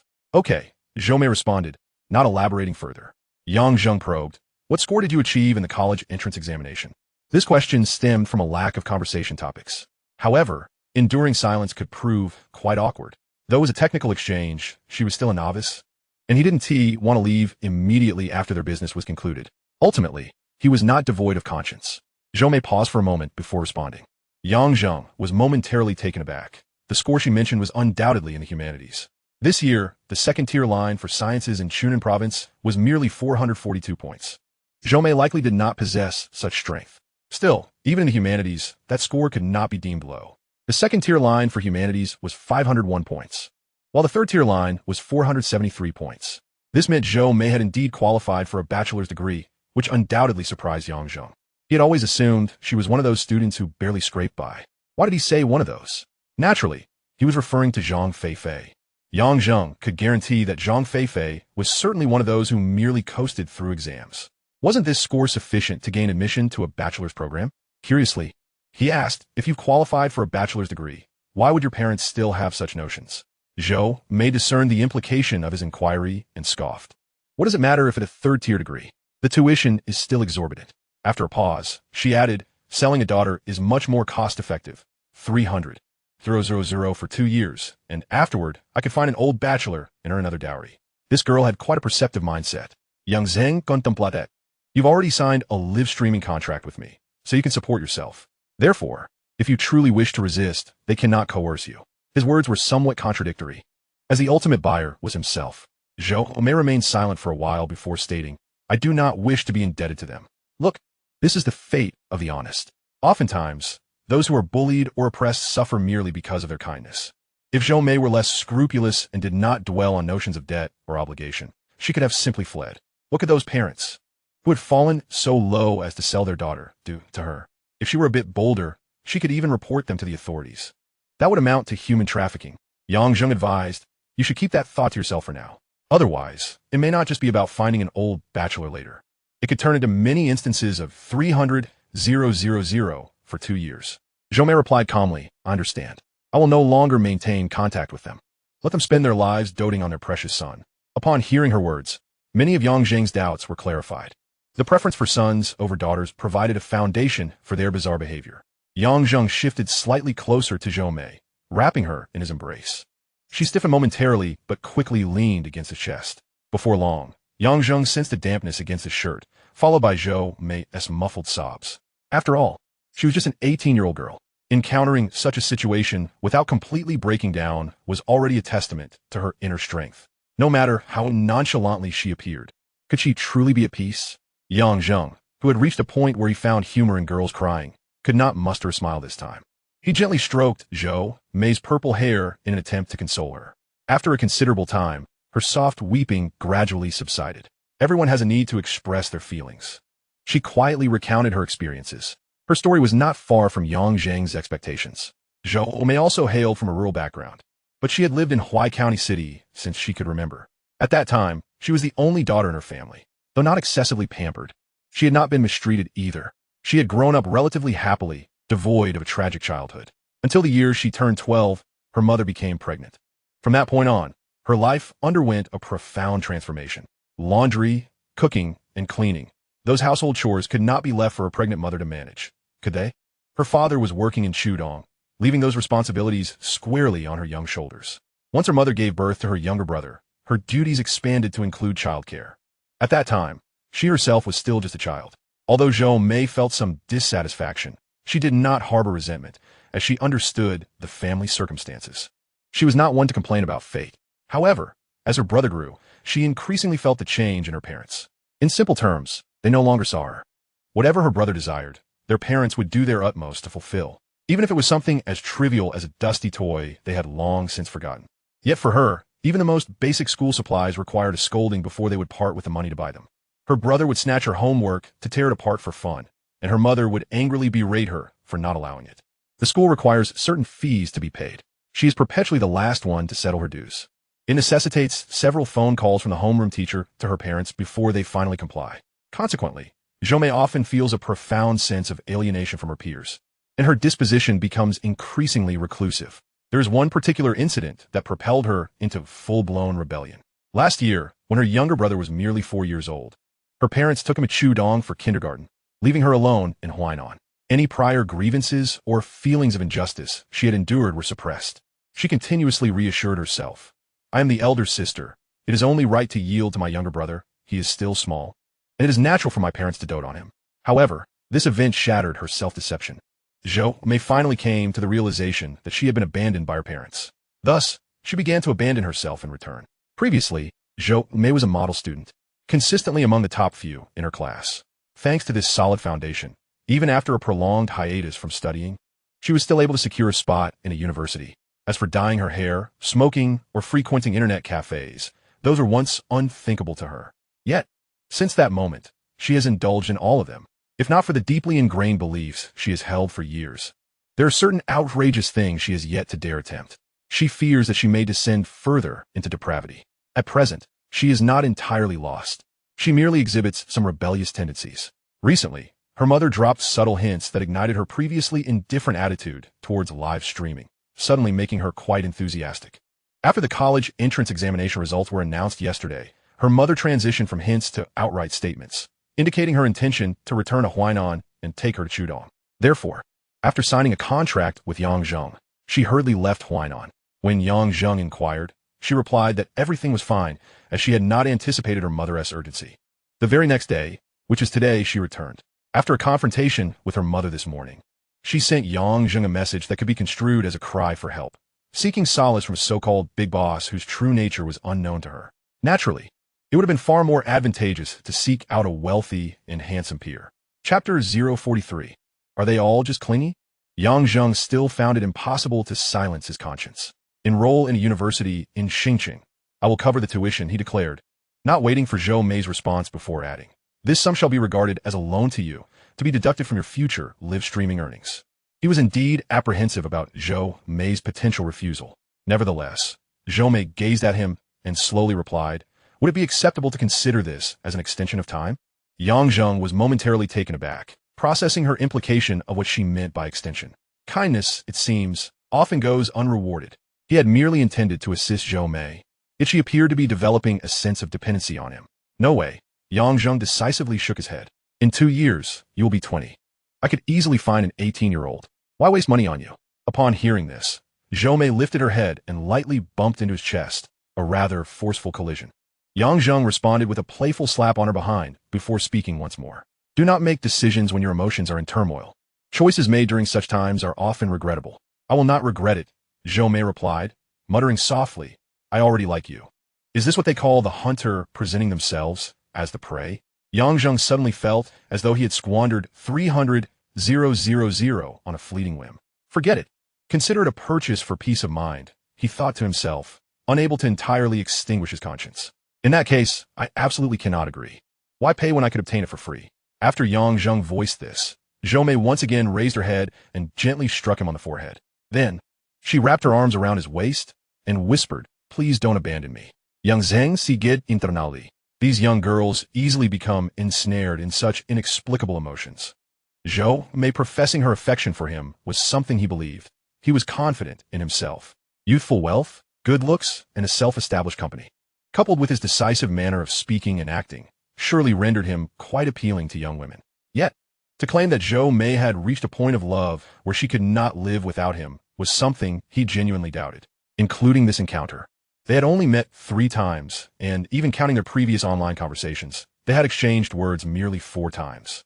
How could she possibly feel such an intense attachment? Zhou Mei's emotional state was merely a reflection of her insecurity. Having just faced the prospect of her parents wanting to sell her off, she had distanced herself from her family and was undergoing a complete identity shift. In her eyes, Yang Zheng had become her savior, the one who facilitated her transformation. To put it in cliched terms, Yang Zheng had become the light in her life. That was why she expressed such sentiments. It was merely a manifestation of her insecurity. Yang Zheng had heard far more eloquent declarations of love. He had encountered individuals who truly loved to the point of despair. But what was the point? No one genuinely cannot survive simply due to the absence of another person. Yang Zheng was not averse to love. He merely understood that love has a shelf life. Thus, he had no intentions of holding on to it long term, not just regarding Yinqian, but for everyone, including Zhou Mei. Yang Zheng did not respond to Zhou Mei's statement, and instead remarked, "You must attend university. Whether you learn anything is another matter, but at least it will broaden your horizons. Moreover, having a female university student identity will make your live streaming more appealing." Zhou Mei did not respond, but remained tightly embraced around him. Yang Zheng patted her behind, saying, "Have you gone mute?" Zhou Mei continued to remain silent. Yang Zheng, exasperated, added, "Let me go. I need to use the restroom." Zhou Mei feigned ignorance, clinging to him as if lifeless. Yang Zheng, in frustration, said, "I won't abandon you. Is that clear?" Zhou Mei finally replied. Yang Zheng, somewhat irritated, insisted, "Let go. I genuinely need to use the restroom." Reluctantly, Zhou Mei released her grip. As Yang Zheng was about to get off the bed, she reached out to pull him back once more. Yang Zheng felt overwhelmed. Were they all this clingy? After returning from the restroom, Yang Zheng immediately began dressing. Zhou Mei appeared flustered. "Where are you going?" she asked. Yang Zheng replied, "I have a family gathering for dinner tonight." Zhou Mei paused, glanced at her phone, and said, "It's only a little past 4. Are you leaving this early?" Yang Zheng shot her a sideways glance. "What else should I do? If I stay any longer, I'll be bursting, and you'll be uncomfortable. It would be unpleasant for both of us." Zhou Mei's cheeks flushed, yet she replied, "I can use something else." "Stop," Yang Zheng interrupted, concerned that she might say something that would draw unwanted attention. He clarified, "They're all elders. I need to go early to make arrangements." Zhou Mei bit her lip and fell silent. Observing her demeanor, Yang Zheng's conscience stirred once more. After a moment, he said, "Why don't you invite Zhang Feifei over to keep you company? I'll arrange an esports room for you both to enjoy for a few days." After finishing his words, he added, "Remember to fill in your application on the 28th. Zhou Mei's lips curled into a slight smile as she nodded in acknowledgement. "I will go ahead and book an esports room," Yang Zheng remarked, and after tidying up his belongings, he made his way out. However, he did not leave the hotel directly. Instead, he followed through with his plan to reserve an esports room at the front desk, paying for 5 days in advance. Before handing the room card to Zhou Mei, only then did he truly depart. Shangping Shifeng, reputed to be the finest dining establishment in Huinan, might have a few contenders for the title, but there is no doubt it ranks among the top 3 restaurants in the area. Yang Zheng had not misled Zhou Mei. He had indeed come to the restaurant to make arrangements in advance. It was uncertain whether Yang Jiaxing intended to test him or genuinely believed he was capable of handling matters independently. Regardless, the responsibility had been entrusted to him, and Yang Zheng did not decline. Not wishing to be regarded as a child, he naturally had to engage in these adult social affairs. He yearned for his parents to respect his opinions while simultaneously lamenting his desire to remain a child. Wasn't this a contradiction of wanting it both ways? The reservation had been made early in the morning. Yang Zheng's early arrival was to arrange the dishes, as well as the beverages and tobacco. This could be considered his modest celebration for his academic advancement. Scoring 625 points warranted 2 such gatherings, wouldn't you agree? His 3 aunts and uncle were unaware of this, but the 2 uncles, along with his aunt and younger uncle, would certainly not come merely for a free meal. Chun Yu's family consisted of 4 siblings, 2 boys and 2 girls, and the relationships among the 4 families had always been amicable, with frequent interactions. On Yang Jiaxing's side, there were 6 siblings, 3 boys, and 3 girls. As for their relationships, thanks to Grandma Wang Lian, they typically gathered only during major events such as the New Year or weddings and funerals, like this upcoming celebration. The elderly woman's concerns need not be elaborated upon. But one remark suffices. Her youngest son and eldest grandson were her lifelines. In his previous life, Yang Jiaxing declined to collaborate with his younger uncle, Yang Jiawang, on land purchases, not merely out of fear of financial entrapment. The eldest grandson, Yang Jiahe, was the son of the elder uncle Yang Jiahe. What was the consequence of such favoritism? All 6 children were left dissatisfied. Over the years, all 6 families had gradually relocated to the county seat of Huainan. Yet Grandma Wang Lian remained in their rural hometown. Her sons provided her with a monthly allowance of 200 yuan from the eldest and 100 yuan from the daughters. Thus, having many children proved advantageous. Even a few hundred yuan from each could accumulate to a substantial amount for elder care. Hence, it was essential to have more children. One should not fret over the prospect of inadequate support for their offspring or the fear of them becoming mere laborers. The older generation harbored no such worries. They believed their children would care for them in their old age. It is time to broaden one's perspective. Chapter 044. The terms good and bad are difficult to define when it comes to a person's character. After estimating the number of attendees, Yang Zheng arranged for 2 large tables and 1 small table of dishes. The menu for the large tables was uniform, while the small table featured items specifically chosen for the children's tastes. The liquor was of decent quality and the cigarettes were premium, though not extravagant. It met the required standards. Once everything was arranged, Yang Zheng settled into the private room, idly scrolling through his phone as he awaited his guests. In 2014, the best method to pass the time had yet to emerge, with Douyin not launching until 2016. Yang Zheng held some thoughts about Douyin, but they were fleeting. He was acutely aware of his limitations. Despite being a reborn individual with foresight, the massive enterprise was beyond his reach. As of 2014, the valuation of the company behind Douyin, Jidong Group, was already an impressive 3 billion. By the time Douyin officially launched in 2016, that figure would soar to 70 billion. After its introduction, the numbers would be even more staggering. The modest earnings he gleaned from the World Cup were insignificant in comparison. Moreover, such colossal enterprises required more than just financial resources. They sought various forms of support. This was too far off. He would ponder it when he had amassed sufficient strength. Yang Zheng recalled another way to pass the time and opened the betting sheet from yesterday. One bet had won for 2 million, and another had won 5 million. He took a screenshot, too lazy to obscure the amounts, and sent it directly to Cheng Dai. He felt that without exacting some form of revenge on this woman, he would find it hard to be at ease. Cheng Dai, clearly someone who kept her phone close at hand, responded almost immediately. Cheng Dai, what did you win again? Cheng Dai, cursing. Cheng Dai, and you won so much. Cheng Mondi, million habitant? What kind of family are you from? Yang Zheng, an ordinary family. Yang Zheng, betting on a 1:4 ratio, just a small life. Yang Zheng, over 28 times. I taught you how to bet last time, but you didn't believe it. Cheng Dai, an ordinary family that treats hundreds of thousands as pocket change? Cheng Dai, who knows how you got so lucky? Cheng Dai, betting at 1:4, 1:5 ratios. Who would dare play like that besides someone who has money to burn? Yang Zheng, so I deserve to make money? Cheng Dai, I am left speechless. Cheng Dai, wait a minute. Yang Zheng, what is not right? Cheng Dai, you only sent me the screenshots of your winning bets, making it seem like you're always in the green. Cheng Dai, but if you keep betting like this, you'll probably lose even more, right? Yang Zheng, if thinking that way makes you happy, then feel free to do so. Cheng Dai, what do you mean I can think that way? ISNT at the truth? Cheng Dai, if not, then how about you send me all your betting sheets so I can calculate whether you're winning or losing? Yang Zheng, of course, would not send them. It wasn't out of fear that Cheng Dai would deduce something from the betting sheets. He had been compiling data on large score bets. Anyone who saw his betting sheets would merely think he was bold, not that he possessed any prophetic abilities. He simply found it tedious to take multiple screenshots. Sending them wouldn't earn him any tangible benefits from her. She would likely just respond with a few shocked emojis. Yang Zheng would gain nothing substantial. Why bother expending the effort? He just needed to wait until after the game ended 1-7. Even if Cheng Dai remained obstinate, she would soon soften. Just as Yang Zheng contemplated teasing her further, his phone suddenly rang.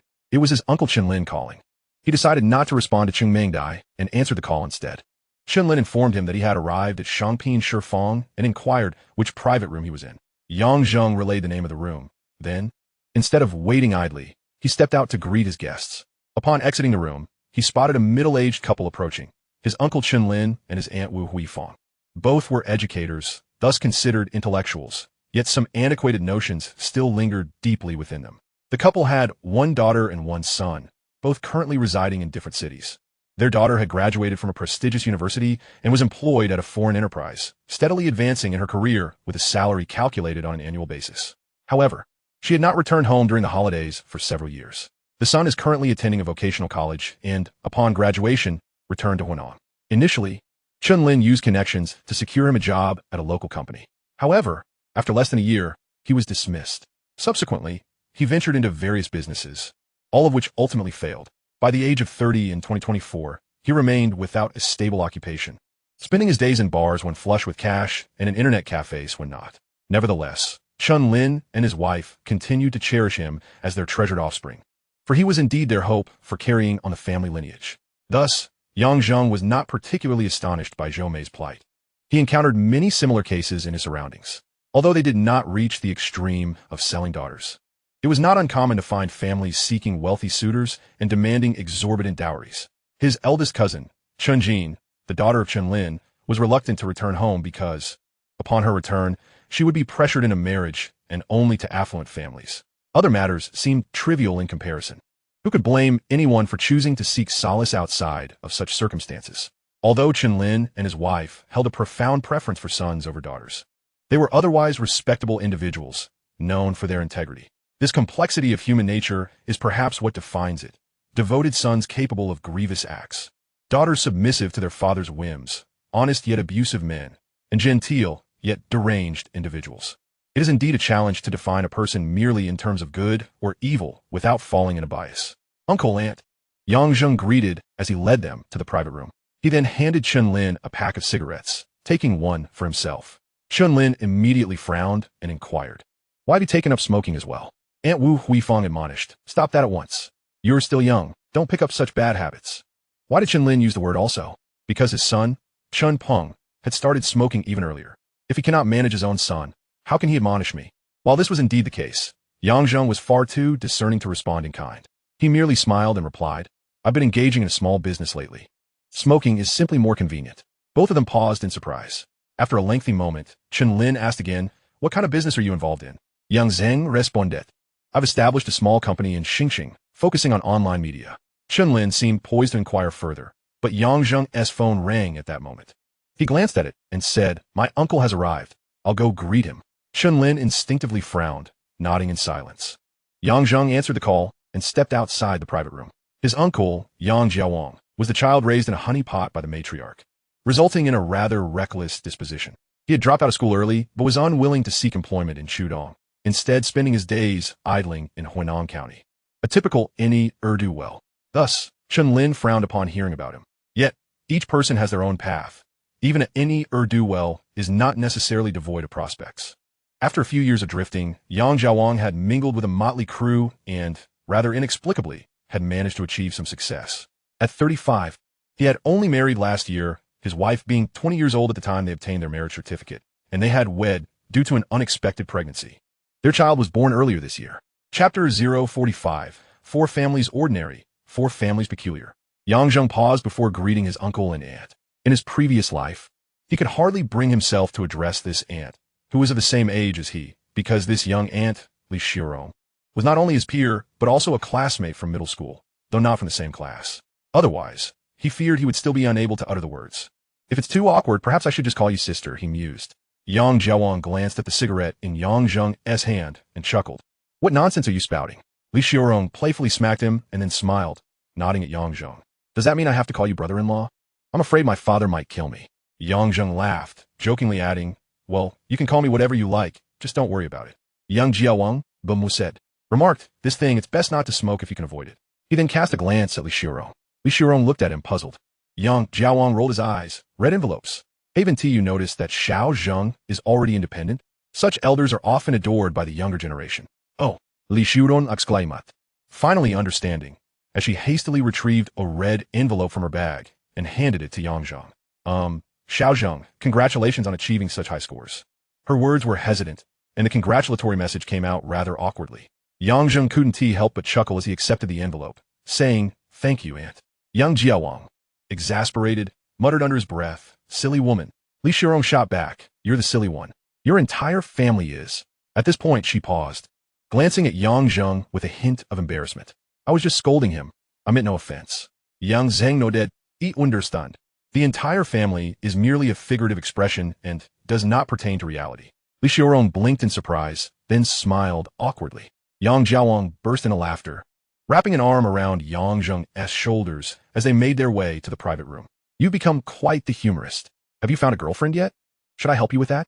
Suddenly, he halted, noticing the presence of Chun Lin and his wife, his demeanor shifting to one of awkwardness. Teachers Chun and Wu. Yang Jiawang stammered, offering a forced smile. His address to them was not merely a courteous title. Chun Lin had genuinely taught him during his middle school years in their hometown. During that era, teachers were revered figures in the lives of students. Hence, even at his current age, Yang Jiawang felt a twinge of unease in the presence of Chun Lin. Chun Lin responded indifferently, harboring a disdain for characters like Yang Jiawang. Ironically, his own son had become such a person, a testament to the cyclical nature of fate. The atmosphere in the private room grew somewhat tense. As Yang Zheng pondered how to alleviate it, a deep voice interrupted. Who has arrived? With the voice came the entrance of a tall figure. Ah, Chun Xing has come, Yang Jiawang greeted first, stepping forward to offer a cigarette with evident enthusiasm. The newcomer was Xiao Jiao Chenhai, the vice president of the Huinong Agricultural Bank. In a small county, this was a figure worth courting for many. In his previous life, after purchasing the land on Hongxing Road, Yang Jiawang had relied on Chunhai's connections to secure a loan for constructing the building. Uncle, Yang Zheng greeted, offering a pack of cigarettes. Chunhai nodded at Yang Jiawang, but said nothing, then turned his gaze to Yang Zheng. Xiao Zheng is quite impressive, achieving a score of 625. In our Huinan, that should secure a place in the top 10, right? Yang Zheng chuckled softly, top 5 precisely 5th. That's what our homeroom teacher informed me. Chunhai also smiled. Not bad at all, far surpassing my own performance back in the day. I hope you fare even better than I did in the future. Yang Jing chose to ignore that remark and inquired, what about my aunt? Is she not joining us? Chunhai shook his head. I can manage my work schedule, but she has to wait until after her shift. Can you discern the underlying sense of superiority? Indeed, Chunhai is the type who constantly seeks to showcase his sense of superiority. Nevertheless, aside from this unappealing trait, he is quite amiable and deeply sentimental. Whenever relatives or friends are in need, he readily offers assistance. In a previous life, he even volunteered to help Yang Zheng secure a position within the banking system. But Yang Zheng declined. Overall, the three families present, along with Aunt Chen Xian, are rather ordinary individuals with minor flaws, but no significant faults. In contrast, the Yang family, along with three aunts, is rather peculiar. A few years ago, when Yang Zheng's grandfather was still alive, several acres of farmland were requisitioned for road construction, resulting in a compensation of over 100,000 yuan. Naturally, this news spread throughout the village, as many families were similarly affected. Coincidentally, the uncle and three aunts all set their sights on that compensation. The uncle's justification for wanting the money was quite straightforward: poverty. In contrast, the three aunts expressed their desires more delicately, as they were daughters who had already married. In rural areas, a married daughter asking her natal family for money could be subject to harsh criticism. However, as long as their resolve remained steadfast, they were resourceful enough to devise a rationale. When they married, their dowries consisted of merely a few quilts, with not a single cent to their name. While their family's financial struggles at that time were understandable, now that the family had money, they sought compensation for their dowries. It is rather absurd to expect a dowry after over a decade of marriage. The grandfather flatly refused. Yet, the three aunts were not ones to back down easily. They sent their children to live with their grandfather, using the excuse that if grandchildren could stay, then grandsons-in-law should also be welcome. After all, gender equality is advocated now. The grandfather, being a reasonable man, found it difficult to refute this argument. However, with several children crowded into the house, how could the elderly couple manage? After some commotion, the grandfather ultimately yielded. He provided each of the three aunts with 20,000 yuan as a dowry, which finally brought some peace. It is worth noting that while Yang Zheng resided with his grandfather, Yang Jiaxing provided monthly living expenses. Otherwise, grandmother Wang Lian would have insisted, no way. This incident occurred during the three aunts' advocacy for gender equality. The year before last, when the grandfather fell ill and was hospitalized, grandmother Wang Lian demanded that her children share the medical expenses. The three aunts asserted, we are daughters, and it is the son's responsibility to care for our parents in their old age. Thus, any contribution we make is already a sign of filial piety. Ultimately, the medical expenses, totaling around 100,000 yuan, were covered as follows. Yang Jiaxing contributed 40,000, Yang Jiawang also contributed 40,000, Uncle Yang Jiahe offered 10,000. and each of the three aunts contributed 4,000. Why did Yang Jiahe, also a son, contribute so little? He claimed, "I have no money." The same year, the grandfather passed away, and the funeral expenses were expected to be around 100,000 yuan as well. Would the contribution ratio remain the same? Not at all. This time, Yang Jiaxing paid 50,000, and Yang Jiawang also paid 50,000. Yang Jiahe maintained his usual excuse, "I have no money." The three aunts, however, insisted, "We are all married off now. This is no longer our home. Just attending the funeral is already a demonstration of filial piety." To be frank, this perspective is not particularly outrageous in their rural hometown. Typically, when an elderly family member passes away, it is the sons who bear the responsibility. Daughters returning to mourn are considered guests, and merely offering a monetary gift suffices. After all, during the division of land and property, daughters typically receive nothing. Thus, if their behavior had stopped there, they would not have seemed excessively bizarre. However, their peculiarity lay in the fact that after the funeral, they demanded a share of the monetary gifts, justifying it by stating that they had contributed to the medical expenses during their grandfather's illness. Yang Jiawang, in a fit of anger, brandished a kitchen knife and forcibly ejected all three families from the premises. Yes, he truly did chase them away with a knife.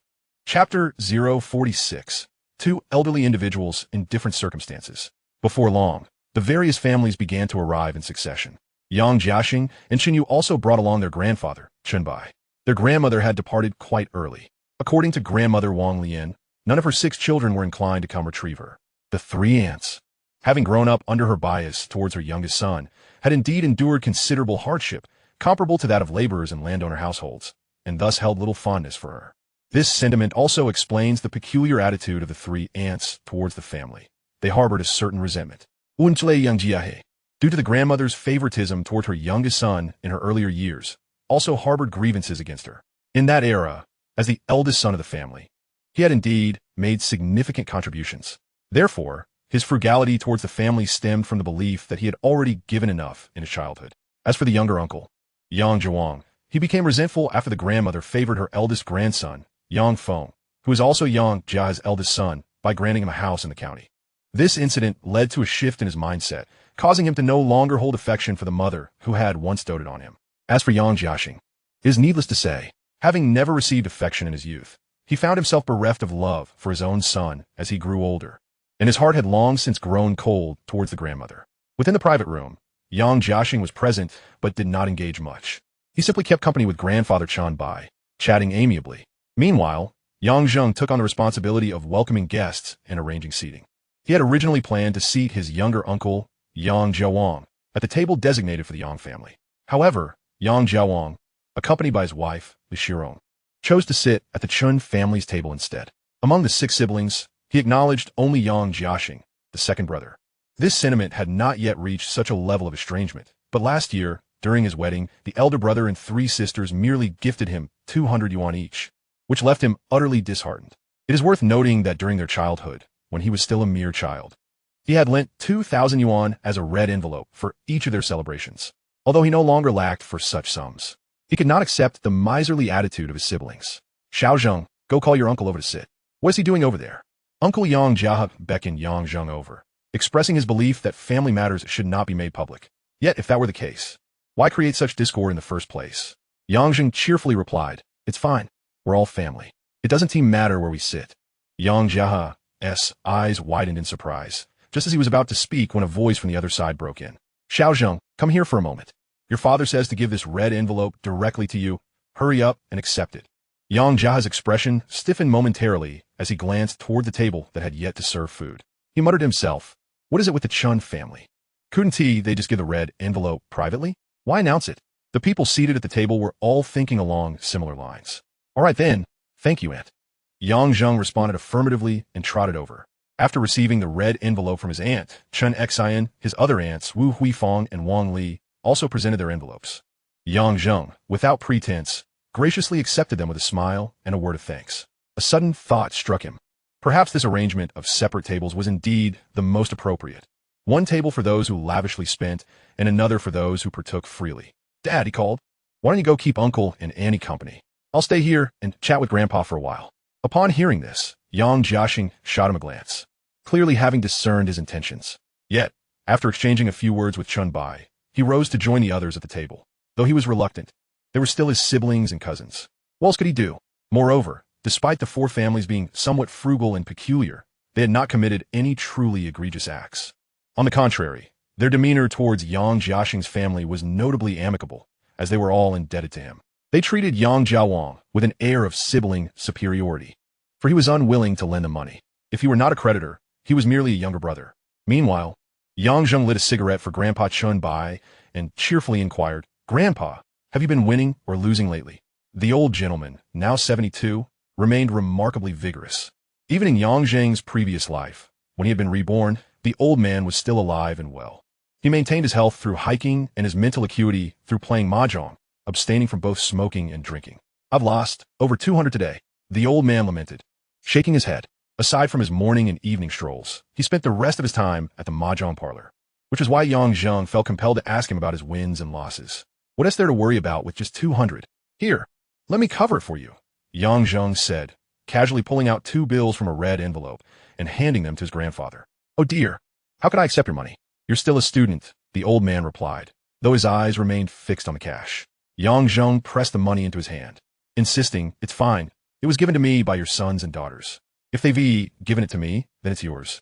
Please don't be like this next time." As the old man spoke, he slipped the money into his pocket.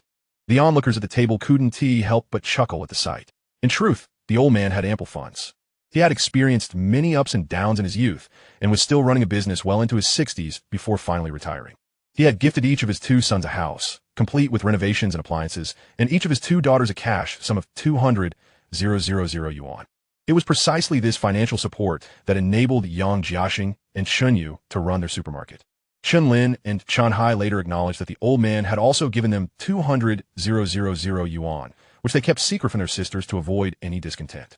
Chun Yu and Chan Xian had no objections, at least not outwardly, as their upbringing had ingrained in them the notion that daughters had no claim to inheritance. Moreover, with their parents not requiring them to bear the burden of support, but rather gifting them money, they had no grounds for complaint.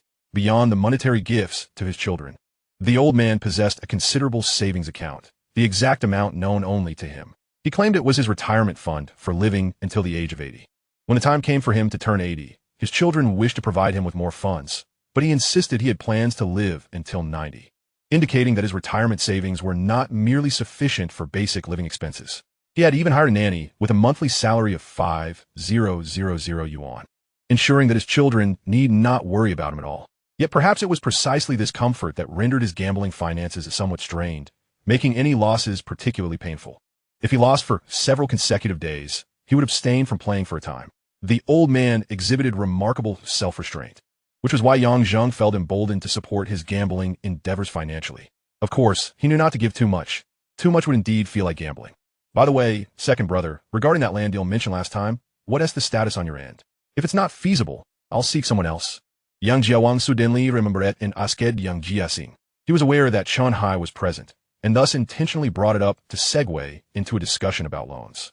Yang Jiaxing instinctively glanced at Yang Zheng before responding, "After we finish eating, let us discuss it at home."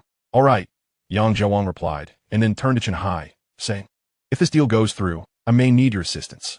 Chen Hai nodded slightly. "We're all family. As long as it's within legal bounds, it's agreeable. You can rest assured, it will definitely adhere to regulations," Yang Jiawang replied with a smile. At that moment, a server knocked and entered, announcing, "Excuse me, everyone, we're about to start serving the dishes." With that, a procession of waitresses clad in traditional qipao entered, bearing the dishes in a delightful display. The reputation of Shangping Shifo in Huainan was built upon such a unique serving style. In larger cities, many might dismiss it as lowbrow. Yet in a small county like Huainan, it was a spectacle, a matter of pride. Clearly, the owner understood how to cater to local tastes. Once the dishes were served, a server assisted with pouring wine and beverages, sparing Yang Zheng from this task, which would have fallen to him as the evening's host and the younger generation. Once everyone had drinks in front of them, Yang Zheng stood and raised his glass, declaring, "To all esteemed elders present, I thank you for joining me today. Let this be my celebration for passing the college entrance examination. I would like to toast you all." Some raised their glasses in acknowledgement, while others glanced at Yang Jiaxing, their eyes suggesting, "Has your prince ascended the throne?" Yang Jiaxing chuckled. "Why are you all looking at me? Tonight is Yang Zheng's night. All this food and drink is on him," he added with a grin, "with his own earnings." The guests looked at Yang Zheng with a mix of surprise and curiosity. Yang Zheng briefly explained, my father gave me some money, and I started a small company in Xingqing, which has been doing reasonably well. He felt no need to divulge the truth about the World Cup to his parents, nor was it necessary to share it with others. How long has it been since your exams? What company could possibly yield profits so quickly? Yang Jia questioned, his face rife with skepticism. Yang Zheng smiled and replied, That's my business secret. If you're willing to invest, uncle, I might share some details. Yang Jia hesitated. If I invest in you, what guarantee do I have of any returns? Yang Zheng feigned surprise. What are you talking about?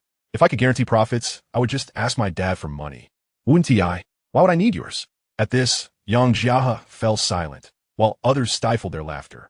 Yang Jia's expression darkened, and he admonished sternly, How do you speak to your uncle? Yang Zheng pretended to be innocent. I'm simply standing here talking to you. Is there a problem? You.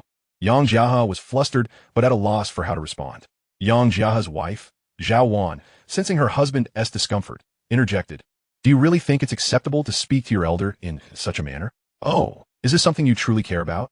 Young Zheng remarked, a look of realization dawning upon him as he approached with a glass of wine in hand. He raised his cup in a gesture of apology, saying, I sincerely apologize. Uncle, I didn't mind my words earlier. Considering my youth, I hope you can overlook my indiscretion. Allow me to toast to you as a gesture of contrition. Yang Jia's expression softened, and he lifted his glass to clink with Yang Zheng's. After partaking the drink, Yang Zheng continued, But honestly, uncle, isn't your temper a tad too small? I merely spoke without thinking for a moment. Why should you, as my elder, take offense? Yang Jia paused, his demeanor darkening anew. Yang Zheng feigned surprise, saying, Surely, uncle, you aren't truly upset again? Why be so easily angered? Come, let me offer you another toast to make amends. Yang Jia stood as still as if someone had cast a spell upon him, utterly unsure of how to respond. Should he accept this conciliatory drink or refuse? To decline would only showcase his own small-mindedness, while to accept would mean swallowing his pride. Zhao Wan nudged him slightly, urging, What are you dawdling for? Young Zheng is just a child. It's quite normal for him to misspeak. Besides, he has already offered you a toast to apologize. Are you really going to stay angry with him? Yang Jia shot her a glare before. With stiff movements, he finally raised his glass. Yang Zheng clinked his cup and drank, then pressed, Uncle, please say something. Are you still upset? If so, I shall toast once more. The words were on the tip of Yang Jia's tongue, but he found himself unable to utter them. He was genuinely vexed. Yang Zheng poured another drink and raised his glass, saying, Uncle, allow me to toast once again for my apology. Yang Jia glanced at him, raised his cup once more, took a deep breath, and downed a shot in one go. A cough escaped Yang Jia's lips, unable to be stifled. They were drinking white liquor, after all. This marked the third consecutive shot, without even a whiff of food. Come, let me toast you again, Yang Zheng said, maintaining his composure as he poured yet another drink. Yet, Yang Jia remained immobile, desperately suppressing the rising alcohol within him, fearing that any movement might provoke a retch. He regretted engaging earlier, regretted asserting his elder status, and even regretted not capitulating gracefully. Now, Yang Zheng had taken the initiative to toast without even asking about his feelings, effectively cornering him. Enough, 3 drinks is sufficient. You ought to join your uncle and younger uncle for a few rounds, Yang Jiaxing interjected, attempting to defuse the situation. Yang Zheng, granting his father a modicum of respect, turned to Yang Jia and declared, Uncle, here's to prosperity in all seasons. This final toast signifies that you harbor no ill will. Should you refuse, it implies that you are still upset, leaving no one an escape route today. While Yang Zheng did not voice this sentiment explicitly, it was clear to all present. The dynamics of respect between elders and juniors hinged on a battle of resolve. Ultimately, who could bear the weight of stubbornness longer? Yang Jia, valuing his dignity, felt the alcohol settle within him and finally said, How could an elder like me remain angry with you? He then clinked his glass with Yang Zheng and drank. For shots of liquor had now been consumed, and Yang Zheng appeared unfazed, as if he were merely sipping water. In contrast, Yang Jia tightly sealed his lips, barely managing to keep the contents down. Yang Zheng shot him a knowing glance and cheerfully remarked, Uncle, do take your time. He then returned to the Chun family's table, where Yang Zhewang gave him a thumbs up, while his uncles and aunts looked on in astonishment, as if they had just met him for the first time. Grandfather chuckled, remarking, Young Zheng, your drinking prowess is impressive. You remind me of my youthful self. What prowess did you possess in your youth? You couldn't hold a candle to my mother. Aunt Chun Xian interjected with a playful jab, before turning to Yang Zheng and whispering, You cheeky lad. Why put him in such a difficult position? Yang Zheng feigned innocence, responding, What difficulty? I was merely toasting an apology. Chun Exine shot him a disapproving look, falling silent. Yang Zheng smiled and raised his glass to toast the people at this table. His earlier confrontation with Yang Jia stemmed not only from disapproval of his presumptuousness and tendency to assert his elder status, but also served as a means to establish his own authority. Most elders have a habit of maintaining a facade of superiority before their juniors and often indulge in various criticisms. For instance, the eldest uncle, Chun Lin, would have certainly lectured Yang Zheng had Yang Jiawang not intervened in time. Their intentions might not be malicious, as they often justify their actions with, "It's for your own good." However, Yang Zheng was disinclined to heed such advice. Moreover, what they presumed to be for his benefit was often merely their own projection. Thus, Yang Zheng utilized Yang Jiahe as a prime example. "Do not presume to dictate my actions in the future." After several rounds of drinks at this table, Yang Zheng made his way back to the Yang family's table, pouring drinks for his aunts and uncles. Although he held reservations about these relatives, they had come to support him, and as a junior, he could not forego the customary respect. After all, they were family, and it was unnecessary to let things become overly strained. Yang Zheng raised his glass, toasting not just one, but several rounds. By the end of the evening, both tables regarded him as a marvel. This was not their first encounter with him. They had been relatives for over a decade. Yet, they had never witnessed him drinking before. This was his inaugural formal appearance at the table, and his impressive drinking capacity left everyone astonished. Chapter 48. Time to leave. After a feast filled with food and drink, guests began to depart. The three aunts and the eldest aunt each carried 2 bags of leftovers. Once they had exited the private room, Yang Jiawang disdainfully remarked, "They'd probably pick up a pile of dung on the way home." Yang Jiaxing shot him a sideways glance and retorted, "What do you think you just ate?" Yang Jiawang sruged, choosing silenge. Meanwhile, Chen Yu chimed in, "I want to take some from this table, but I didn't expect they'd take it all." Yang Jiaxing, with a sigh, could only urge, "Let us go." The 2 families made their way to the parking lot outside the restaurant. Yang Jiawang pulled out his car keys and unlocked the vehicle, heading for the driver's seat. Observing him take the front seat, Yang Zheng quickly interjected, "No driving after drinking." Yang Jiawang shrugged nonchalantly, "It's fine. I only had a little." Yang Zheng insisted, "Do you think I want to report you?" Yang Jiawang looked utterly perplexed. "What are you trying to accomplish?" "You don't understand. Promoting positive energy is crucial." After a brief pause, Yang Zheng inquired, "Can I drive?" Yang Jiawang shot a disdainful glance at Li Xiaorong. She failed the second driving test 5 times and is currently preparing to retake the first. Li Xiaorong lowered her head in embarrassment. "Leave your car here. You can drive it tomorrow." "Let's take my car," Yang Jiaxing suggested. He too had consumed alcohol, but Chenyu had not and was capable of driving. On ordinary days, Chenyu refrains from driving because the supermarket she manages is conveniently close to home. As a result, the family car has consistently been driven by Yang Jiaxing. With 5 individuals from both families, a single vehicle suffices. One by one, they all climbed into the car. Inside, Yang Zheng observed his mother at the wheel, nodding thoughtfully. Chenyu's birthday falls on the 24th day of the 6th lunar month, which this year corresponds to July 20th, less than a month away. It is time to start preparing birthday gifts. Furthermore, Yang Jiaxing's birthday is on the 12th day of the 7th lunar month, not too far off. Perhaps it would be fitting to gift each of them a car. Indeed, he resolved that the birthday presents for both would be vehicles. The family's current car was purchased secondhand and has been in use for 5 to 6 years now. Yang Zheng recalled that in his previous life, when he returned home for winter break during his freshman year, the family had already changed cars this very year. They had intended to replace the vehicle, and, coincidentally, he himself was in the market for a car. He thought it would be prudent to arrange everything at once.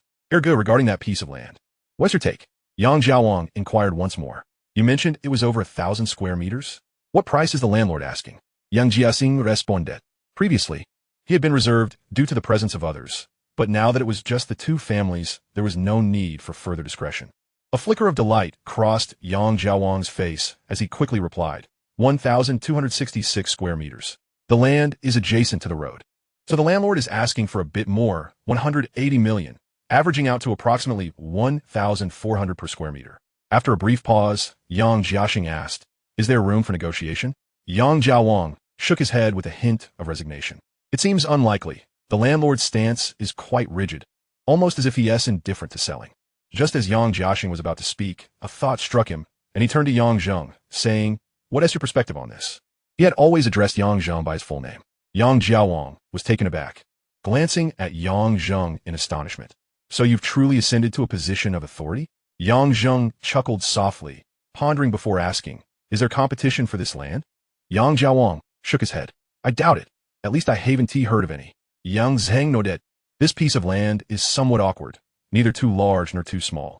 Those who are genuinely engaged in real estate may find it too small to be of interest, while those looking to build their own homes might consider it a bit too expansive, making it challenging for the landlord to sell. He paused before continuing. The landlord's firm demeanor is likely a facade. If he were truly indifferent to selling, why would you approach him for the land in the first place? His reasoning was sound, and he was confident in his deductions. In his previous life, Yang Jiaowang secured the land for 150 million, and the process had dragged on for quite some time before he found a partner to finalize the deal. If there had been numerous interested parties, the negotiations would not have stalled for so long. Moreover, if the landlord was genuinely indifferent, he would not have lowered the price to 150 million. Yang Jiaowang pondered this. So you're suggesting there is still room for negotiation?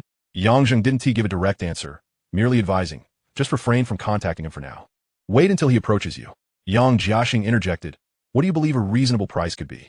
Yang Zheng considered that even 150 million might not be the landlord's bottom line. Additionally, the development on Hongxing Road would commence in April 2016, leaving nearly 2 years of opportunity. He thought for a moment before stating, let us hold off on negotiating with that landlord for now. Instead, let us inquire if there are others in the vicinity looking to sell land. I believe that piece should now be worth around 1,100 per square meter. At 1,100 per square meter, 1,266 square meters would amount to just under 140 million. Wow! Yang Jiaowang exclaimed in astonishment. You're quite ruthless. Cutting the price by 40 million. Yang Jiaxing then posed a question, but what if there are indeed others wishing to sell land? Yang Zheng understood the implication of his words. Ultimately, he would be the one financing the land purchase, and the decision lay with him. He replied casually, then let us just acquire them all. It's unlikely to result in a loss. To avoid revealing Yang Zheng's wealth, the two fathers engaged in a subtle exchange. However, Yang Jiaowang caught on to the underlying meaning. Having transitioned from a struggling individual to someone capable of investing tens of millions, he was undoubtedly astute. Xiao Zheng, do enlighten your uncle. How much have you actually earned? Yang Jiaowang directly asked Yang Zheng. Yang Zheng paused, deciding against fabricating an excuse, and replied vaguely, quite a bit. That's rather dismissive. Yang Jiaowang retorted, then added thoughtfully, just say it's a 6-figure sum. 7 figures. Yang Zheng conservatively estimated.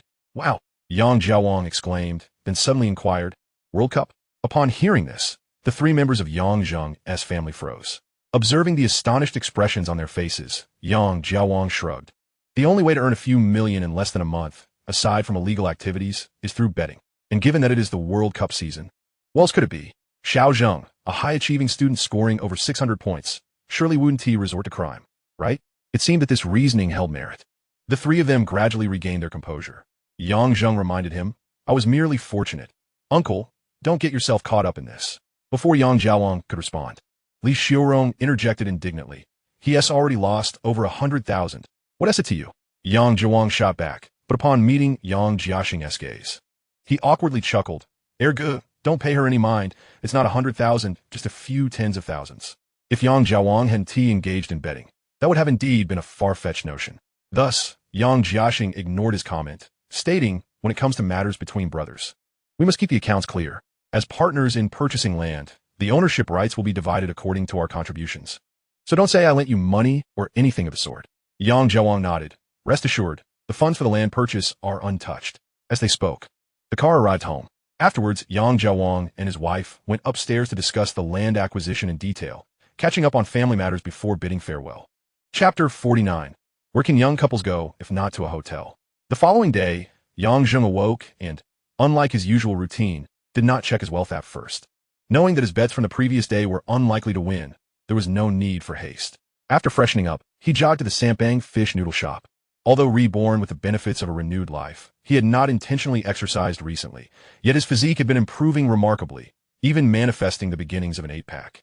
Nonetheless, seizing opportunities like this to train further would undoubtedly enhance the optimization of his body. Today, Yang Zheng ventured to Sampang fish noodle shop, having arranged to meet Yin Qian in advance. He had promised to spend the day with her. Upon his arrival, he found that Yin Qian had already ordered her noodles and was waiting for him. Lao Zheng, over here. Upon spotting Yang Zheng, Yin Qian eagerly stood and waved. In the bustling environment, she felt a tad shy about directly calling him husband, opting instead for Lao Zheng, which left Yang Zheng momentarily dazed. Yet, She was someone he would meet 2 years later. That was a matter for another time. Yang Zheng approached, and Inqian warmly greeted him with a kiss. Then she gently touched Yang Zheng's back, her brows furrowing in curiosity. Why are you so sweaty? I just finished my morning run, Yang Zheng explained. Inqian nodded in realization. Ah, so you've been working out lately. No wonder I noticed you seemed to have some abs the other day. As she spoke, she reached out to touch him. Yang Zheng swatted her hand away. It's early in the morning, and my temper is quite fiery. Don't tease me. Inqian giggled. Leaning closer to his ear, we could go to the hotel first. Since you're all sweaty, you could take a shower. Young Zheng sheathed sleek glee, giving her a playful pat on her rear. Let's have breakfast first. All right, Inqian replied in a sweet tone. Walking down the pedestrian street, Yang Zheng wondered how they ended up here instead of the hotel. The contents of the hotel remained to be imagined. 2 hours had passed, and the couple had emerged from the hotel to shop. Yang Zheng was now seated in the relaxation area of a women's clothing store. Engrossed in his phone, while Inqian busily selected and tried on various outfits. Yang Zheng had anticipated the boredom that often accompanying Inqian on shopping trips. He had deliberately refrained from engaging with his investment platform earlier in the day to kill time now. His bets on 4 high-scoring matches yesterday had unfortunately resulted in a complete loss. Tonight's games also featured 4 matches, marking the final 4 group matches of this World Cup. He scrutinized the matchups repeatedly, but couldn't recall any that stood out in his memory. Thus, he continued to analyze the data. After placing bets of 50,000 on 8 high-scoring outcomes, Yang Zheng's gaze fell upon the betting sheet for the match between Beautiful Nation and Tank Country. A flicker of temptation stirred within him. Although he had no recollection of this matchup, Tank Country was the reigning champion of this World Cup. Surely, they wouldn't falter against a team like Beautiful Nation, would they? Perhaps it was worth a gamble? After much deliberation, Yang Zheng ultimately decided against it. The odds for a Tank Country victory stood at 1.56, while Beautiful Nation's odds were at 1.95. It was evident to anyone that Tank Country was almost guaranteed to win. Fans who wagered on such matches often did so recklessly, especially considering that a draw had odds of 2.65. This was the primary reason Yang Zheng opted to abstain. Without any recollection of the game, placing a bet would feel more like a gamble than a calculated investment. Despite not betting on this particular match, Yang Zheng remembered something significant. Betting on the champion team.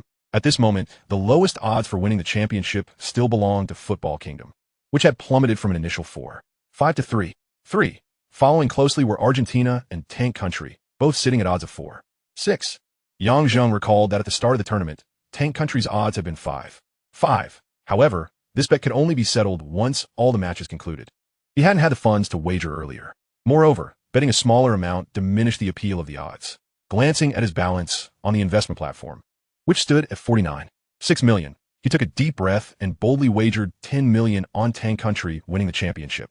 If not for a lingering sense of concern that placing too large a bet might attract unwanted attention, he might have even considered staking 40 million, but that would have been rather excessive. Settling for 10 million felt reasonable. After all, using the profits from the World Cup to stake a small amount on a team he believed in didn't seem too strange. Better to conserve resources gradually than risk a blunder that could lead to significant trouble.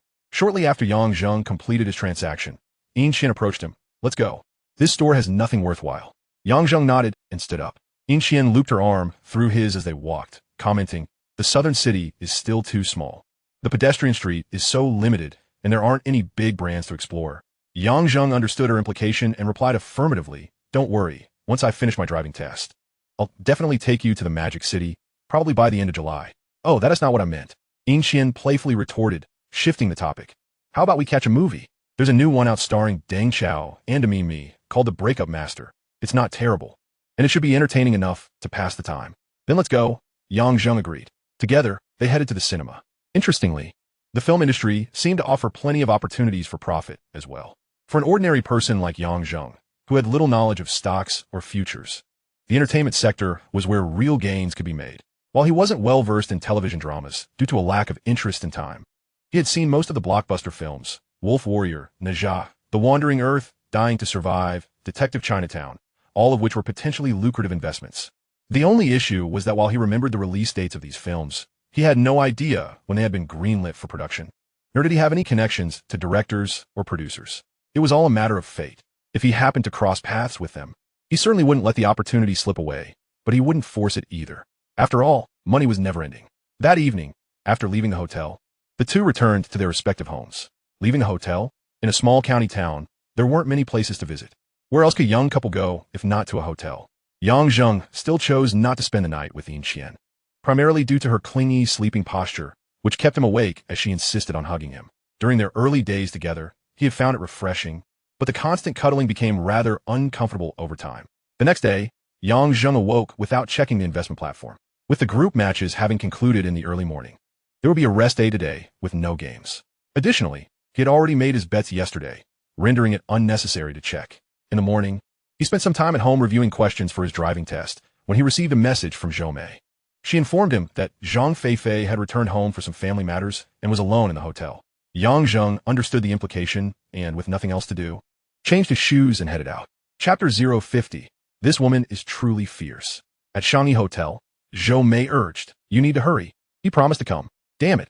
Now I understand what it means to have no humanity when it comes to the opposite sex. Zhang Feifei exclaimed indignantly. Zhou Mei didn't respond, but immediately began to usher her out. "Why are you in such a hurry?" Zhang Feifei swatted her hand away. He just replied, "It won't take long for him to arrive." Zhou Mei, upon hearing this, seemed less anxious but still insisted, "You need to leave quickly. What if he lives nearby? You really have no humanity. Who was it that begged me to come here 2 days ago?" Zhang Feifei replied with an absurd expression, pausing before adding, "I'll give you an hour. I'm going to stroll downstairs. I'll be back in an hour." Zhou Mei immediately shook her head. "That is not enough time." Zhang Feifei raised an eyebrow. "Is it that urgent?" Zhou Mei, seemingly lost in thought, felt a flush spread across her cheeks. Zhang Feifei glanced at her. Curiosity etched on her face. "How long will you be?" Zhou Mei pondered for a moment before responding, "You should return home first. Come back in the afternoon." "What do you mean, go home?"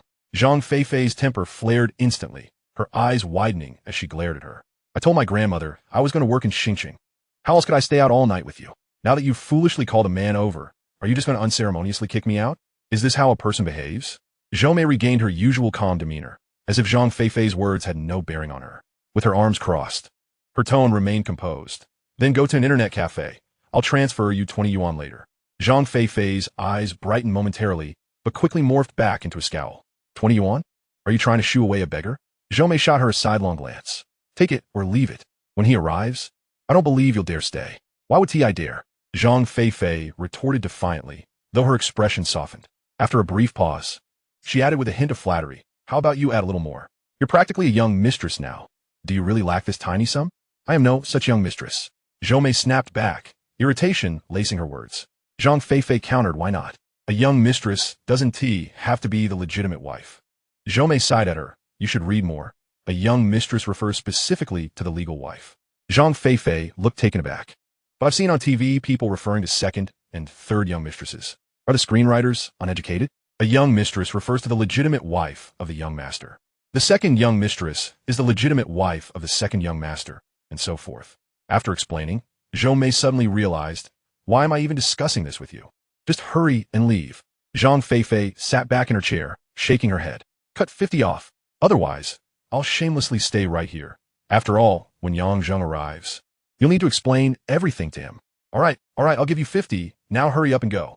Zhou Mei replied with an exasperated expression. Zhang Feifei, now smiling, stood up, straightened her clothes, and quipped, "Even if I'm not a young mistress, wouldn't I still be a concubine? Just make sure you perform well. P.S. rich. So why would he care about your pocket money?" Zhou Mei had long grown accustomed to her unfiltered best friend. No matter what Zhang Feifei said, she wouldn't be overly surprised. She simply replied, "He can afford it, but I wouldn't dare ask." Zhang Feifei rolled her eyes. "You're overthinking it. You're already involved with him. What is there to be embarrassed about? If it were me, I'd demand payment for every new position, just like purchasing skins." Zhou Mei sighed in exasperation. "Maybe you should live your life like that." "Of course," Zhang Feifei retorted as she walked to the door. Just as she was about to open it, a series of knocks echoed. Zhou Mei shot her an annoyed glare, but before she could speak, Zhang Feifei had already swung the door open. Standing outside was Yang Zheng, who looked puzzled at seeing Zhang Feifei. "Aren't you supposed to be dealing with something at home?" Zhang Feifei shrugged. "I was just about to leave." Yang Zheng nodded and stepped aside. As she moved to pass him, she suddenly remembered something and called out, "The bed on the left is mine. I still need to sleep there tonight. So don't have too much fun." Yang Zheng was taken aback by her boldness. Before he could respond, Zhang Feifei had already left. Inside the room, Zhou Mei stood by the bed, gazing at him for a moment before softly uttering, "I missed you." This was undoubtedly an invitation. Yang Zheng approached. believing Zhou Mei was alone in the hotel and simply wanted his company, especially since she had just recently distanced herself from her family. He didn't want her to feel unloved or neglected. He hadn't considered anything else, especially since he had been busy practicing the night before. Truth be told, he was grateful for the benefits of rebirth. Otherwise, the frequency of his activities would be overwhelming. Yang Zheng moved closer to the bed. The girl was sending signals. Even if he had no intentions, could he really concede? At noon, Zhang Feifei returned, timing her arrival with mealtime. She had been messaging Zhou Mei, checking on her well-being, knowing the internet cafe environment couldn't compare to the comfort of a hotel gaming room. When Zhou Mei replied that she was heading out to eat, Zhang Feifei promptly returned. Upon entering the room, however, her expression darkened as she noticed her bed. Ahem. Yang Zheng cleared his throat awkwardly. Just call the hotel staff to change the sheets later. He hadn't meant for things to turn out this way. He simply got carried away in the moment. Zhang Feifei shot him a look, making a biting gesture with her teeth, producing a sharp click. This bold girl. Yang Zheng understood her implication, but remained unfazed, finding her boldness oddly charming. However, he decided against pursuing anything further with Zhang Feifei. She seemed a bit too fierce. Where should we eat? Zhou Mei broke the silence. Zhang Feifei immediately replied, What do you mean where? Let us just order takeout. She then headed to the computer, exclaiming, Let us play some games. Yang Zheng noted her addiction. She might even play while eating. Zhou Mei spoke again, Then you can order takeout. We'll go out to eat. Zhang Feifei paused. Her enthusiasm dampened as she replied, Fine, we'll go out. She then added a complaint, We were just fine with takeout before. Love really does muddle the brain. Zhou Mei felt a blush creep onto her cheeks, realizing her concern that Yang Zheng might dislike takeout had been exposed. She understood that her friend was trying to support her. Yang Zheng observed the two of them and smiled. Let us just order takeout. Remember when we first met? I had boxed lunch at the internet cafe with you? He had eaten far more takeout than either of them combined, and certainly of the cheaper variety. How could he possibly complain? He also noticed that while Zhou Mei appeared aloof and indifferent to everything, she seemed a bit insecure around him. This was unnecessary, but he didn't know how to console her. He could only engage in activities together to bridge that gap. Zhou Mei, being an astute girl, sensed yang Zheng es intentions. A slight smile graced her lips as she looked at him, her eyes sparkling with unspoken thoughts. Chapter 051. Do not say you were not forewarned. Dinner was ordered according to Zhang Feifei's suggestion, but Yang Zheng no longer followed her lead to eat while playing. He simply couldn't manage both. After dinner, the gaming session commenced. During the game, Yang Zheng noticed that his reaction speed was significantly improved compared to his previous life, both in cognitive and physical responses. Firstly, his eyes had witnessed the maneuvers of his opponent, yet his mind only reacted once the opponent had completed their actions. Secondly, in certain situations, although he had already formulated a strategy in his mind, his hands seemed paralyzed, failing to keep pace with his thoughts. This sensation even lingered during his last gaming session at an internet cafe. However, today, there was a remarkable synergy and harmony among his eyes, mind, and hands. The most striking evidence of this was when he had previously assisted Zhang Feifei, often requiring her guidance to execute actions. Yet today, each time she barely opened her mouth, he had already initiated his moves, leaving her words to dissolve into mere exclamations of nice and astonished queries. Could it be that you are truly a genius? How long have you been playing? It feels as though your awareness and skills have reached diamond level. Yang Zheng felt beyond that. Nevertheless, he harbored no aspirations of turning professional, so the level of his skill was of little consequence. He was merely seeking a leisurely escape. As the afternoon slipped away in the gaming world, he called for a halt around 6 o'clock, preparing to go out for dinner. Zhang Feifei suggested ordering takeout once more, to which Yang Zheng quipped, Order ahead. The three of them ventured out for dinner before returning to the hotel. Upon entering the room, Zhang Feifei immediately sought to start a game again, but Yang Zheng halted her. With so many prominent streamers broadcasting tonight, why not watch some live streams instead? As he spoke, he opened Dosha TV. Zhang Feifei, appearing rather listless, replied, I've seen it. There's nothing intriguing. They all seem quite dull. I would rather play the game myself. Yang Zheng retorted with mild irritation. The purpose of watching live streams is for you to observe how others conduct their broadcasts, to learn and refine your skills. I didn't ask you to be a mere spectator. Undeterred, Zhang Feifei dismissed the idea. What is there to learn? Isn't it just playing games while chatting with the comments? If I were to stream, I would undoubtedly outperform them 1,000-fold. Yang Zheng found her audacity amusing. Yet he recognized that her youthful bravado was merely a facade, often masking a lack of practical ability. Convincing them otherwise would be futile. They would not heed reason. It was a classic case of not shedding tears until faced with the consequences. even when confronted with reality, as long as they had not yet suffered the repercussions. Fear was absent. Thus, Yang Zheng chose to forego further persuasion, stating, "It's good to have confidence, but I must inform you in advance. The contract we signed contains a clause stipulating that if you fail to generate revenue for the company for 3 consecutive months post-signing, the company reserves the right to cease your salary and even terminate the contract. Moreover, the B-level contract originally offered a base salary of only 2,000, but due to your trust in me, I increased it by 1,000, so you could live comfortably in Xingqing. Therefore, if you approach streaming as merely a means to earn money while gaming, be prepared for the possibility of termination. I will not show leniency for anyone." Before Zhang Feifei could respond, Zhou Mei interjected, "Rest assured, I will not plead on her behalf. Let her go work in Shudong as a factory girl." Although she claimed not to intervene, she was already attempting to mediate, perhaps sensing the gravity of Yang Zheng's words and mistaking them for anger. However, Yang Zheng was not angry. He believed in respecting the fates of others. It was unnecessary to impose his will. Whether Zhang Feifei was willing to make changes and exert effort for her streaming career was her own business. Yang Zheng would not force her into any particular path. His earlier comments were merely a preemptive warning. He did not want her to later blame him for being unsympathetic when it came time to terminate her contract if she failed to succeed. "I'll just observe." Zhang Feifei pouted. Yang Zheng shot her a glance. "Don't pout like that. If you truly don't want to watch, you needn't. I am not your parent. I will not dictate your actions. If you succeed in streaming, I earn money. If you do not, I will not incur significant losses. Therefore, as long as you adhere to the relevant regulations during your live streams and do not cause any losses for the company, you can pursue whatever you desire, even dating a rapper." With that, he turned his attention away from Zhang Feifei, beckoning Zhou Mei over.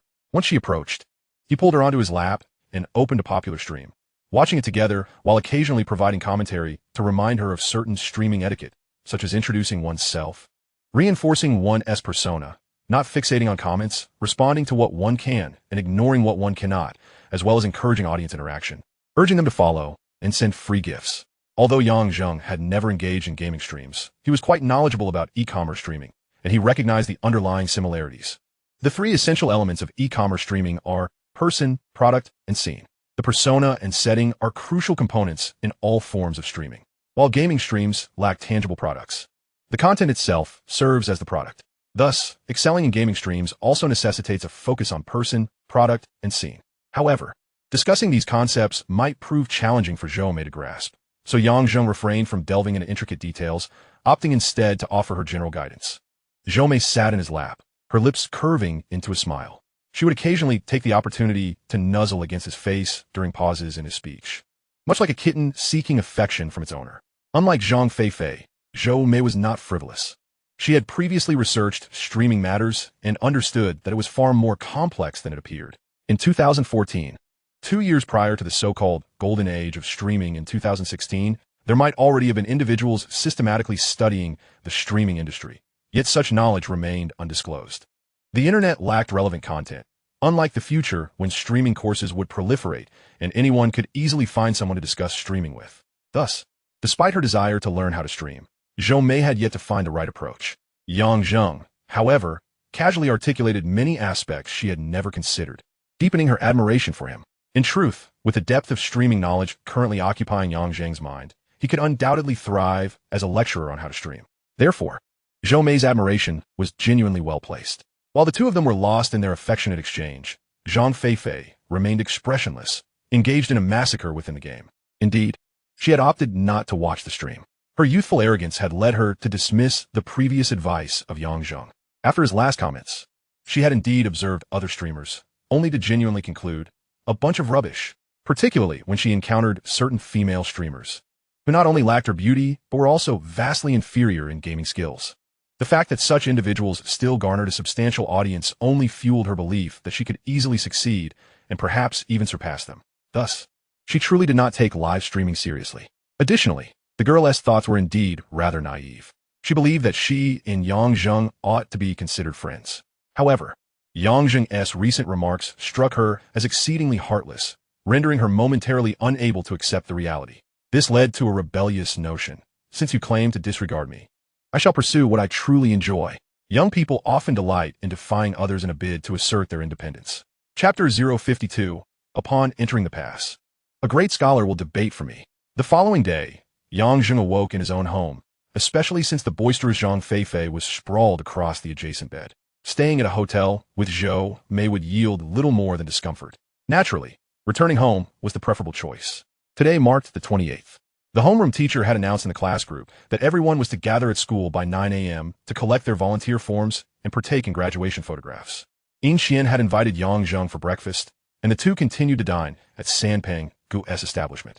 After their meal, they proceeded to school together. Brother Zheng, you are incredible. 625 points, second in the school, fifth in the entire county. Shortly after entering the school gates, they encountered classmates who greeted them warmly. When Yang Zheng first enrolled in high school, his academic performance was dismal, as he had entered by paying the school fee. Consequently, he was placed in a class that was at the bottom of the grade. It was only in his second year that he began to strive earnestly. Thus, when the division into arts and sciences occurred in his second year, he still found himself in the lower tier class. Or else he would not have been in the same class as a specialized student like Yin Xian. Although he had previously been merely a struggling student, he had nonetheless secured the top position in his class, significantly distancing himself from the second-best student. His classmates affectionately referred to him as Brother Zheng, having witnessed his remarkable transformation from an underachiever to an academic achiever. Now, with his score of 625, he brought glory to the entire class. His classmates seemed to care more about these rankings than Yang Zheng himself. They kept meticulous track of the scores. Not too shabby. Yang Zheng replied modestly with a smile. The individual before him was someone whose name he could hardly recall. In the class, he truly embodied the essence of remaining untainted by the muck. He was the sole student genuinely dedicated to his studies. While his peers admired him, there lingered a sense of estrangement when faced with someone so exceptional. Coupled with his naturally reticent demeanor, he had very few friends in class, let alone in other classes.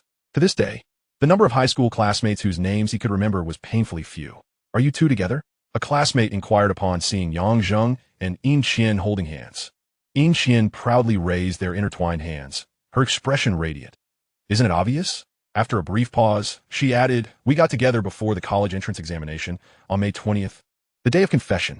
The classmate was momentarily taken aback, then gave her a thumbs up. It must have been you who confessed, right? Otherwise, Brother Zheng, being such an honest person, wouldn't he dare to engage in early romance? Yin Xian's cheeks flushed slightly, yet she did not deny it. Instead, she asserted, if you like someone, you must be bold in pursuing them. After all, the college entrance examination was just around the corner, and May 20th is far more romantic than June 9th. Yang Zheng silently scoffed inwardly, remarking to himself that June 9th had its own unique charm. As they conversed, the trio made their way toward the classroom. Upon entering, they found a room already filled with students engaged in lively discussion. As the three entered, an unexpected hush fell over the classroom, followed by a spontaneous round of applause led by an unknown student. The room erupted with the sounds of clapping. Brother Zheng is amazing. He truly brought honor to our class. Brother Zheng has outshone those fools in the key classes. 625 points. This is simply extraordinary. The accolades poured forth, causing Yang Zheng's youthful face to blush slightly. The applause continued for some time before gradually subsiding. Questions soon followed. Brother Zheng, when did your English scores improve? Which school do you plan to apply to? With your incredible study methods, why don't you teach us as well? I noticed Yin Xian did quite well too. Before Yang Zheng could respond, someone interjected. A scholar's mind is different from ours. Whatever subject they choose to study, their scores will naturally rise. You should apply to Dongshan University. I believe Brother Zheng's scores should suffice, with a flexible choice of major. I think CNN Polytechnic is even better, with 625 points. You should be able to select a top-tier major. My cousin says that choosing a major is more important than selecting a school. Listening to the chatter around him, Yang Zheng couldn't help but smile. Previously, when his classmates called him Brother Zheng, there was often an undertone of jest. After his disappointing college entrance examination in his past life, some had bluntly remarked, all that hard work was for naught. You're just like me, only able to attend a second-tier university. There had been no shortage of such jibes. Yet now, a famous saying flashed through his mind. After entering the pass, a great scholar will debate for me, and another. After achieving success, one is surrounded by well-wishers. Before long, the homeroom teacher, Huang Dingxin, entered the classroom, bringing a gradual calm over the students. His first words were, let us first give Yang Zheng a round of applause, congratulating him for achieving an exceptional score of 625 in the college entrance examination, bringing honor not just to our class 324, but also to our school, Sanzhong. The classroom erupted once more into enthusiastic applause. Yang Zheng stood to express his gratitude. Once the applause subsided, Huang Dingxin continued, "Your high school journey has come to a close, yet your lives ahead are still long." What followed was a hearty serving of motivational platitudes. Yang Zheng held a sense of gratitude towards his high school homeroom teacher. Huang Dingxin was not the quintessential selfless teacher. He bore the common faults of many educators, a double standard between struggling and high-achieving students, a tendency to call parents over minor issues, and a penchant for lengthy speeches. However, he had genuinely fulfilled his duties as a teacher, never giving up on any student. Truly selfless educators are rare, and it is unrealistic to expect that all teachers must adhere to certain ideals. Teachers are merely human, ordinary individuals. In the realm of education, the true backbone comprises ordinary teachers like Huang Dingxin. In his past life, after Yang Zheng's disappointing college entrance examination, Huang Dingxin had frequently called him, urging him to repeat a year. He believed Yang Zheng was intelligent and hardworking, convinced that a year of repetition would yield better results and more choices. Yet, at that time, Yang Zheng had been far too stubborn, impervious to persuasion. Now he could scarcely recall why he had been so resolute against the idea of repeating a year. Perhaps it was merely the fear of embarrassment? How foolish it seemed. After Huang Dingxin slowly simmered a pot of motivational platitudes, he proceeded to discuss important considerations for filling out college applications, distributing forms, guides, and directories of university programs to the students. Thus, the gathering was organized for everyone to take their graduation photographs. The first order of business was the collective group shot. Several school leaders made a special effort to exchange a few words with Yang Zheng, and various subject teachers also took a moment to converse with him. Most notably, the English teacher. This middle-aged woman, in her 40s, hugged Yang Zheng tightly and planted a firm kiss on his cheek. One can only imagine the countless days and nights she endured, grappling with the challenges posed by this academically inclined student, especially in her subject. As they lined up for the photograph, Yang Zheng transitioned from being third from the last to last in line. Previously, he stood at a height of precisely 180 meters, but the last student now measured 182 meters. However, he had grown slightly taller than that classmate since then, indicating a further physical development. His height, which ideally would have placed him at the back of the line, was instead strategically arranged by Huang Dingxin to position him at the center of the front row among the boys, a definitive center stage. Ready, 3, 2, 1, cheese. With a synchronized shout, the entirety of their high school experience was immortalized in that photograph. Chapter 053. The more critical the moment, the more caution required. Once the group photo was completed, Yang Zheng was pulled aside for a few solo shots, intended for the display of outstanding graduates. This would ensure his name was etched into the annals of school history. Meanwhile, other classmates were freely mingling and taking pictures. Upon witnessing Yang Zheng finish his photo shoot, several approached him, eager to capture a moment together, but he politely declined, citing a pressing engagement. Indeed, he had a legitimate reason to leave, as he needed to prepare for his first theoretical driving test. However, the examination was scheduled for the afternoon, so there was no immediate rush. He merely found the prospect of more photographs cumbersome. With a couple of individuals, it would have been manageable, but the growing crowd of 7 or 8 was rather overwhelming. Furthermore, these high school peers were virtually strangers to him a decade later, as he had lost all contact with them. After informing Yin Xian of his intent to take the driving test, Yang Zheng promptly returned to the classroom. He rapidly completed the application form and submitted it to Huang Dingxin before exiting the school. He hailed a taxi and made his way to Lin City. As there were no driving test centers in Huinai, although he had set off early, his intention was to purchase a vehicle. Huinai also lacked a 4S dealership. The car he intended to buy was a birthday gift for Yang Jiaxing and Shenyu. His own vehicle was to be acquired in Xingqing, as he would no longer be residing in Huinai after obtaining his driving license. There was no necessity to acquire another car, should any need arise. He could simply use his parents' vehicle. Yang Zheng had already formulated plans regarding what car to purchase for his parents. In his previous life, Yang Jiaxing had bought an Audi A6, initially contemplating a Q7 but ultimately refraining due to its exorbitant price. As Yang Jiaxing favored the Audi brand, Yang Zheng decided to gift him a Q7 and present Shenyu with an A6. This way, he could procure both vehicles from the same dealership, making it convenient. The pairing of sedan and an SUV was also quite sensible. Yang Zheng was not averse to acquiring a more luxurious vehicle for his parents. However, given their residence in Huinai, a high-end car could become a nuisance, especially with numerous relatives and friends around. The pricing of the Q7 and A6 was quite appropriate, with the Q7 around 1 million and the A6 between 4 to 500,000. This would align well with the perception of his family's financial standing among acquaintances. Yang Zheng calculated that his family's current savings amounted to approximately 2 million. En route to Lin City, Yang Zheng opened his phone and accessed Zhifu Bao. From midnight tonight, the 29th, until the early hours of July 2nd, there would be 8 matches in the quarterfinals, 2 each day. After reviewing the matchups, he identified 2 promising opportunities. The first was Costa Rica versus Chile, recalling that the 2 teams had drawn before Costa Rica triumphed in a penalty shootout.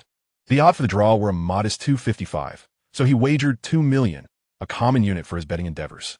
While a draw could yield a score bet due to fewer possible outcomes, he opted against it this time, having previously bet on scores like 0, 1, and 2, all of which had low odds. A small wager would yield minimal returns, and he was not in need of such a trifling gain. The second opportunity was the match between the Chariot Nation and Algeria. Yang Zheng had no distinct memory of this match, but he was aware that the Chariot Nation was the reigning champion, having won 3 out of 4 matches in the knockout stage. The only match that had ended in a draw was the final against Argentina, which they had only won in extra time to claim the coveted trophy.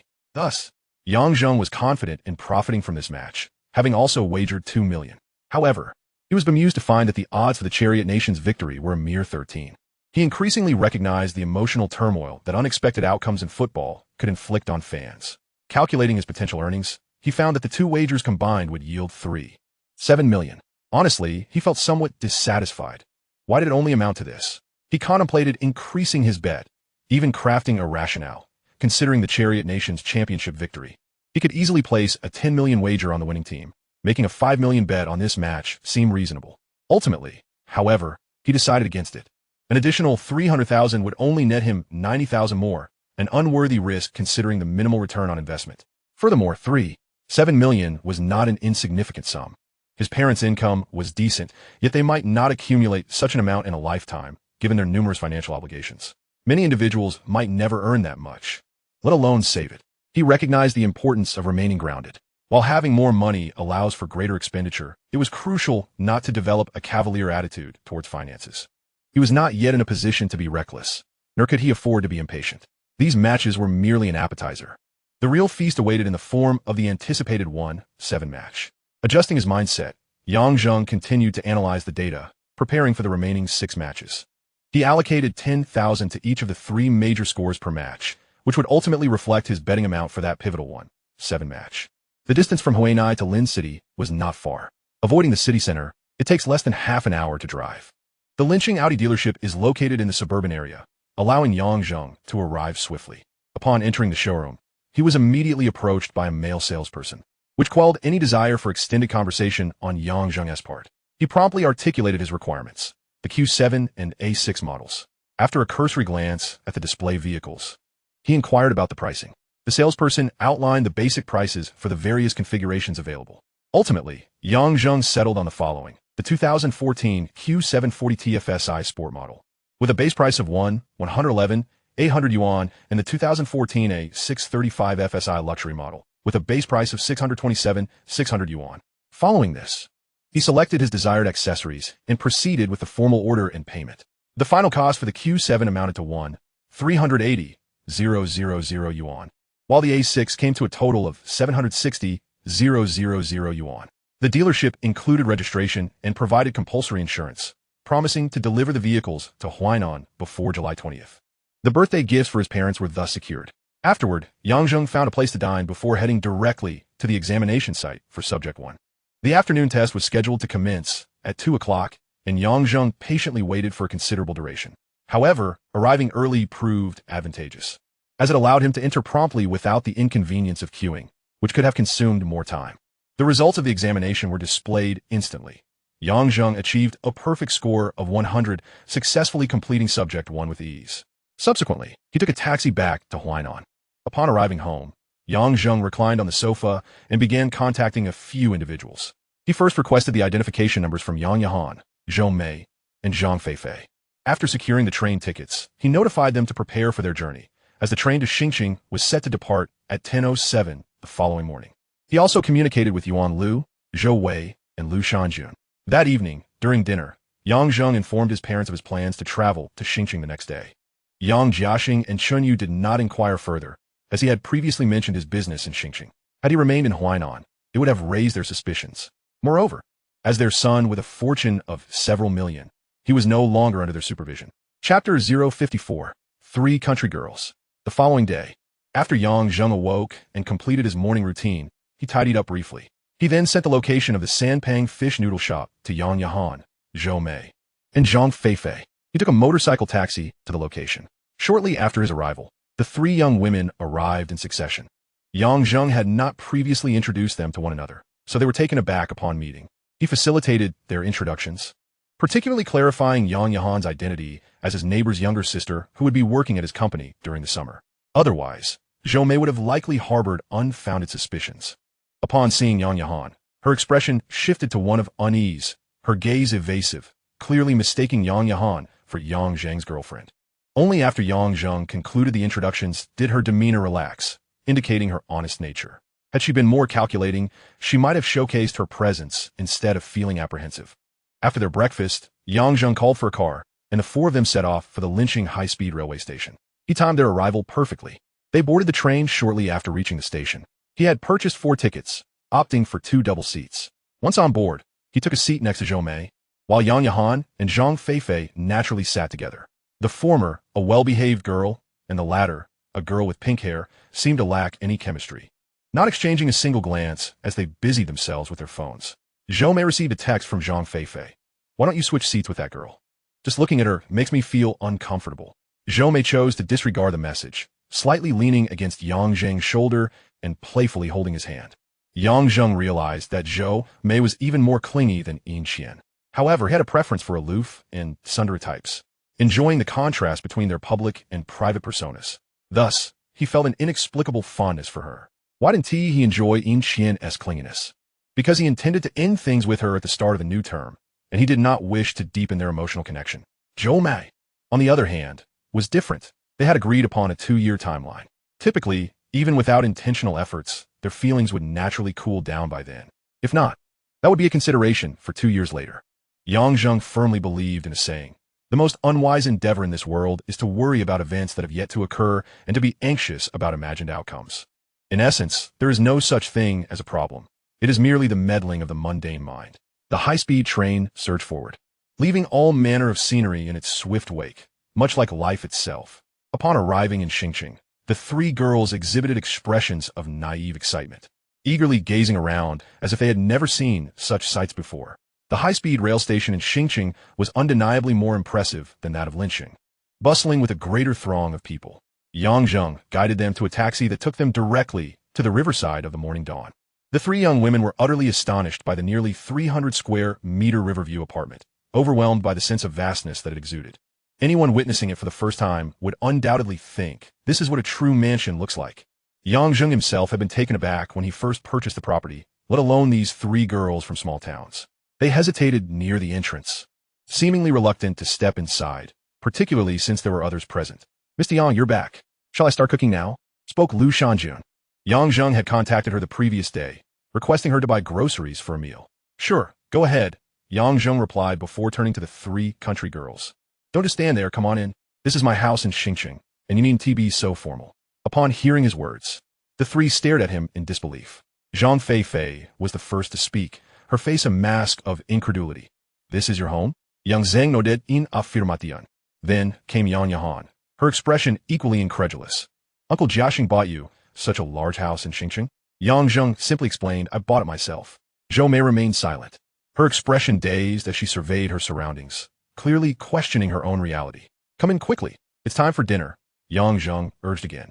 The 3 finally regained their composure and cautiously stepped inside, moving as though afraid that any sudden movements might damage the property. Yang Zheng paid them no further mind and headed straight for what should now be called the esports room. Yuan Lu had already completed the transformation of the study. To be precise, it was more accurate to say it had been arranged rather than renovated, as no actual remodeling had taken place. They merely applied wallpaper and purchased pre-made furniture in a matter of days. The door to the room stood ajar, offering a glimpse into its interior. The predominant hue within the room was a profound and enigmatic shade of deep blue. Striking lines of light and shadow on the wallpaper lent the space an unmistakable air of futurism. The ceiling was adorned with myriad star-shaped lights. When illuminated, they evoked the sensation of being enveloped by a starlit sky. In the center of the room, 3 sleekly designed computers were arranged, with an additional one stationed at each corner. The computer desks harmonized with the room's color scheme, exhibiting a hauntingly beautiful blue. Surrounding the room were several counters, each displaying an array of figurines representing various League of Legends champions. Overall, this room was simply breathtaking. "Wow, this is utterly amazing," exclaimed Zhang Feifei, who had appeared seemingly out of nowhere. Her reaction mirrored Yang Zheng's sentiments regarding the room. She pushed past him, rushed to the desk, powered on the computer, and sat down in one fluid motion. Upon seeing the computer, Zhang Feifei felt as if she had encountered the legendary warrior Lu Bu. Any sense of restraint or tension was instantly cast aside. At that moment, a singular thought consumed her mind. "I am destined to battle it for 300 rounds." This was unequivocally her dream sanctuary. She felt as though she could dwell in this room for a lifetime. However, the voice of reality intruded. "Not yet. It's time for dinner," Yang Zheng said, his words akin to an ominous hand gripping Zhang Feifei's fate by the throat. "Oh," Zhang Feifei responded with a deflated tone. This room was not hers. It belonged to him. Suddenly, a surge of envy coursed through her veins. How could such a room not be hers? "Is this an esports room?" inquired Zhou Mei, who had approached after gazing at the room for a while. "Indeed," young Zheng replied, producing his phone to send a message to Yuan Lu. "I've seen the room. It's exquisite, thank you." He then gestured to Zhou Mei, indicating they should proceed to view the bedroom. Zhou Mei nodded in agreement and followed him to the master bedroom. Upon entering, her immediate reaction was one of awe. "It's so spacious," followed by "It's beautiful." Yang Zheng took her hand and led her to the viewing balcony. Through the window, Zhou Mei gazed down upon the city of Xinjiang from a height, her expression momentarily blank. In that instant, she comprehended the essence of the poetic phrase, "I will ascend to the peak and survey all the mountains as mere hills." The sensation was truly intoxicating. A force from behind nudged her forward, causing her to lean against the window. Yang Zheng turned her head and kissed her directly. The breathtaking view from the summit not only captivated, but also ignited a fierce desire for conquest. Chapter 055, Just Don't Regret It. In the dining room, after Yang Zheng and his three companions had taken their seats, Yang Yahan cast a glance at Lu Shanwan, who had retreated to the living room, and quietly asked, "Why isn't that auntie joining us for dinner?" Yang Zheng paused momentarily before calling out, "Aunt Lu, would you like to join us for a bite?" Lu Shanwan appeared slightly taken aback at first, but quickly shook her head, saying, "No need, I've already eaten." She had purchased groceries earlier that morning, followed by cleaning, preparing ingredients, and cooking. Where'd she have gone to dine? This was merely a pretext. Yang Zheng was aware of this, but chose not to press the matter further. He only called out because Yang Yahan had expressed curiosity. Otherwise, he might not have minded sharing a meal together, but Lu Shanwan would undoubtedly feel quite awkward. Ultimately, it was merely a professional relationship. There was no need to engage in familial pleasantries. If genuine concern were warranted, a more generous salary would speak volumes more than hollow gestures. As the esteemed Mr. Lu Sun once articulated, words of concern cannot compare to a generous monetary gift. During the meal, Yang Zheng's phone chimed. Upon checking, he found a message from Yuan Lu. "Yuan Lu, as long as you're satisfied, there's no need for thanks. I'm merely doing my job. Yuan Lu, are you free tonight? Let us have dinner together, either at your place or mine. But this time I'll be the one to showcase my culinary skills. Yuan Lu, mainly because your place is spacious and comfortable, and afterward, there is no need for cleanup, which makes me smile. Yuan Lu, we can also settle accounts tonight, and I'll share my design ideas for your company's renovations." Yang Zheng engaged in conversation with her while eating. "Yang Zheng, I'll have a few friends over. If you don't mind, it's all good."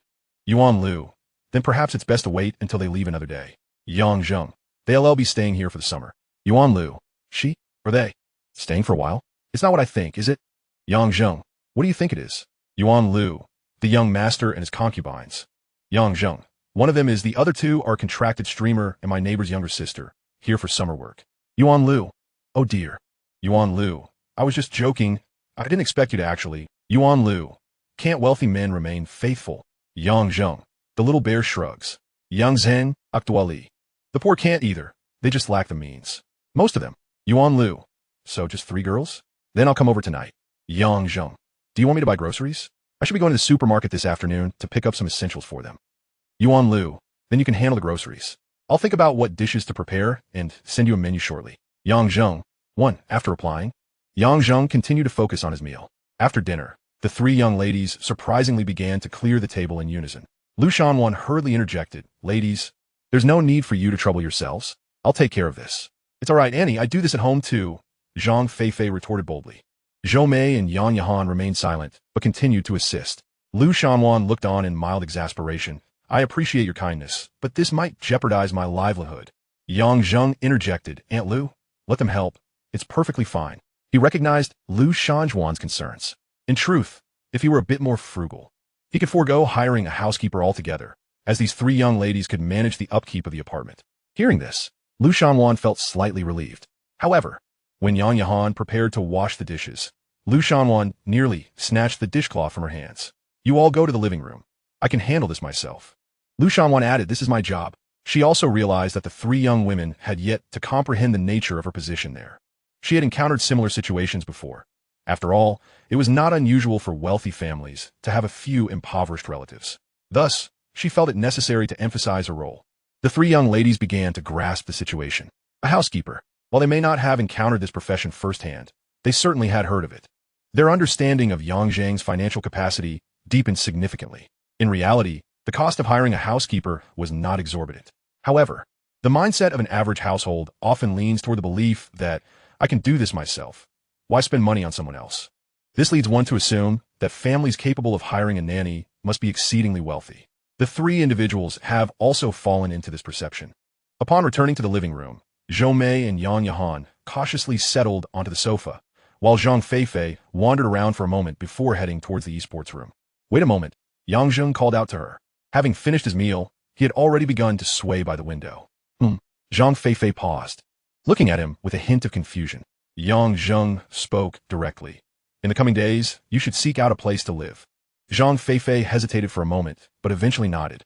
Though she harbored her own thoughts, she was not naive enough to believe Yang Zheng would allow her to stay here. However, she soon realized what he meant, pointing to herself. Just me? Yang Zheng nodded, providing clarification. Yahan is here for a summer job and will only be in Xingqing for 2 months. Zhou Mei is in a similar situation. Once school starts, she will primarily reside in the dormitory. Therefore, they do not need to find accommodation. They can stay here for 2 months. Zhang Feifei gazed at him in silence, her eyes gradually reddening. Yang Zheng frowned slightly. I believe I have articulated my point clearly. It's solely because you are here for a formal job and intend to stay long-term in Xingqing that you need to find your own place. This is not directed at you. Zhang Feifei remained silent, tears welling in her eyes. Yang Zheng had indeed been quite clear, and she comprehended his reasoning well. She understood that his suggestion was sound. Otherwise, could she truly remain here long-term?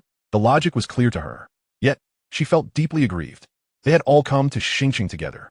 So why was it that she was the one required to seek housing, while Zhou Mei and Yang Yahan could reside in this grand mansion? Why not let Feifei stay with us for now? After the summer, she can look for a place.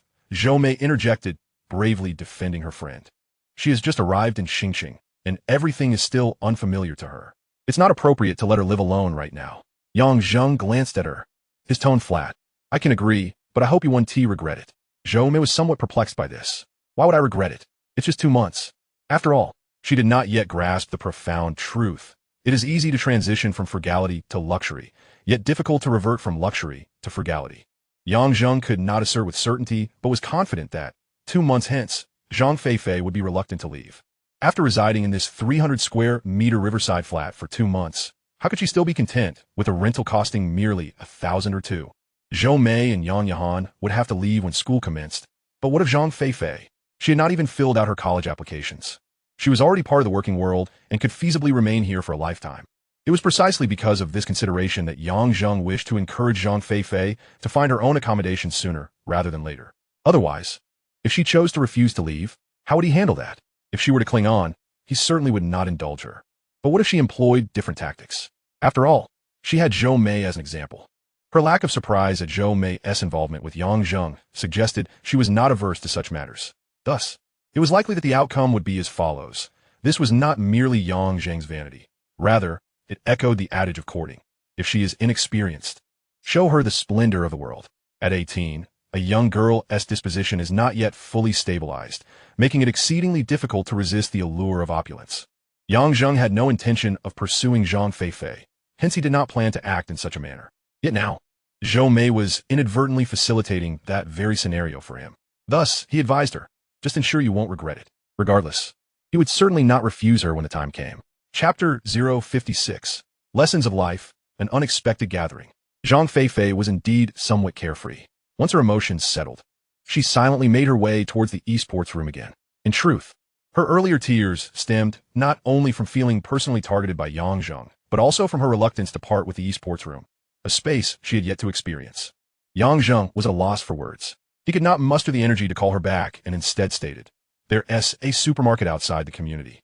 You should have noticed it upon entering. Later, you three should go down, purchase some daily necessities, and perhaps buy some vegetables. I will send the list to Zhou. Upon hearing this, Zhang Feifei halted, casting a sidelong glance at him. She increasingly felt that Yang Zheng was indeed singling her out, even denying her the chance to play games. All right, Zhou replied. Yang Zheng forwarded the menu from Yuan Lu to her, along with a transfer of 2,000 yuan. Then continued, "There's nothing pressing today. Tomorrow, I will take you to the company. You can explore the area and familiarize yourselves with your surroundings. During this period, I want to be frequently in Xingqing, so you will need to manage your daily affairs." The three of them exchanged surprised glances but remained silent, taken aback by Yang Zheng's announcement that he would not be around often. In their initial unfamiliarity, they felt somewhat abandoned by him. However, having multiple people present has its advantages. When expressing demands, even if someone harbors doubts, they refrain from voicing them. Influenced by traditional values, no one enjoys being the standout. This dynamic often leads to some rather absurd commands being executed without question. Just wait for him to oppose it, thinking she will object. The end result becomes, no one opposes at all. "You may proceed," Yang Zheng gestured. The three exchanged glances before making their way to the entrance.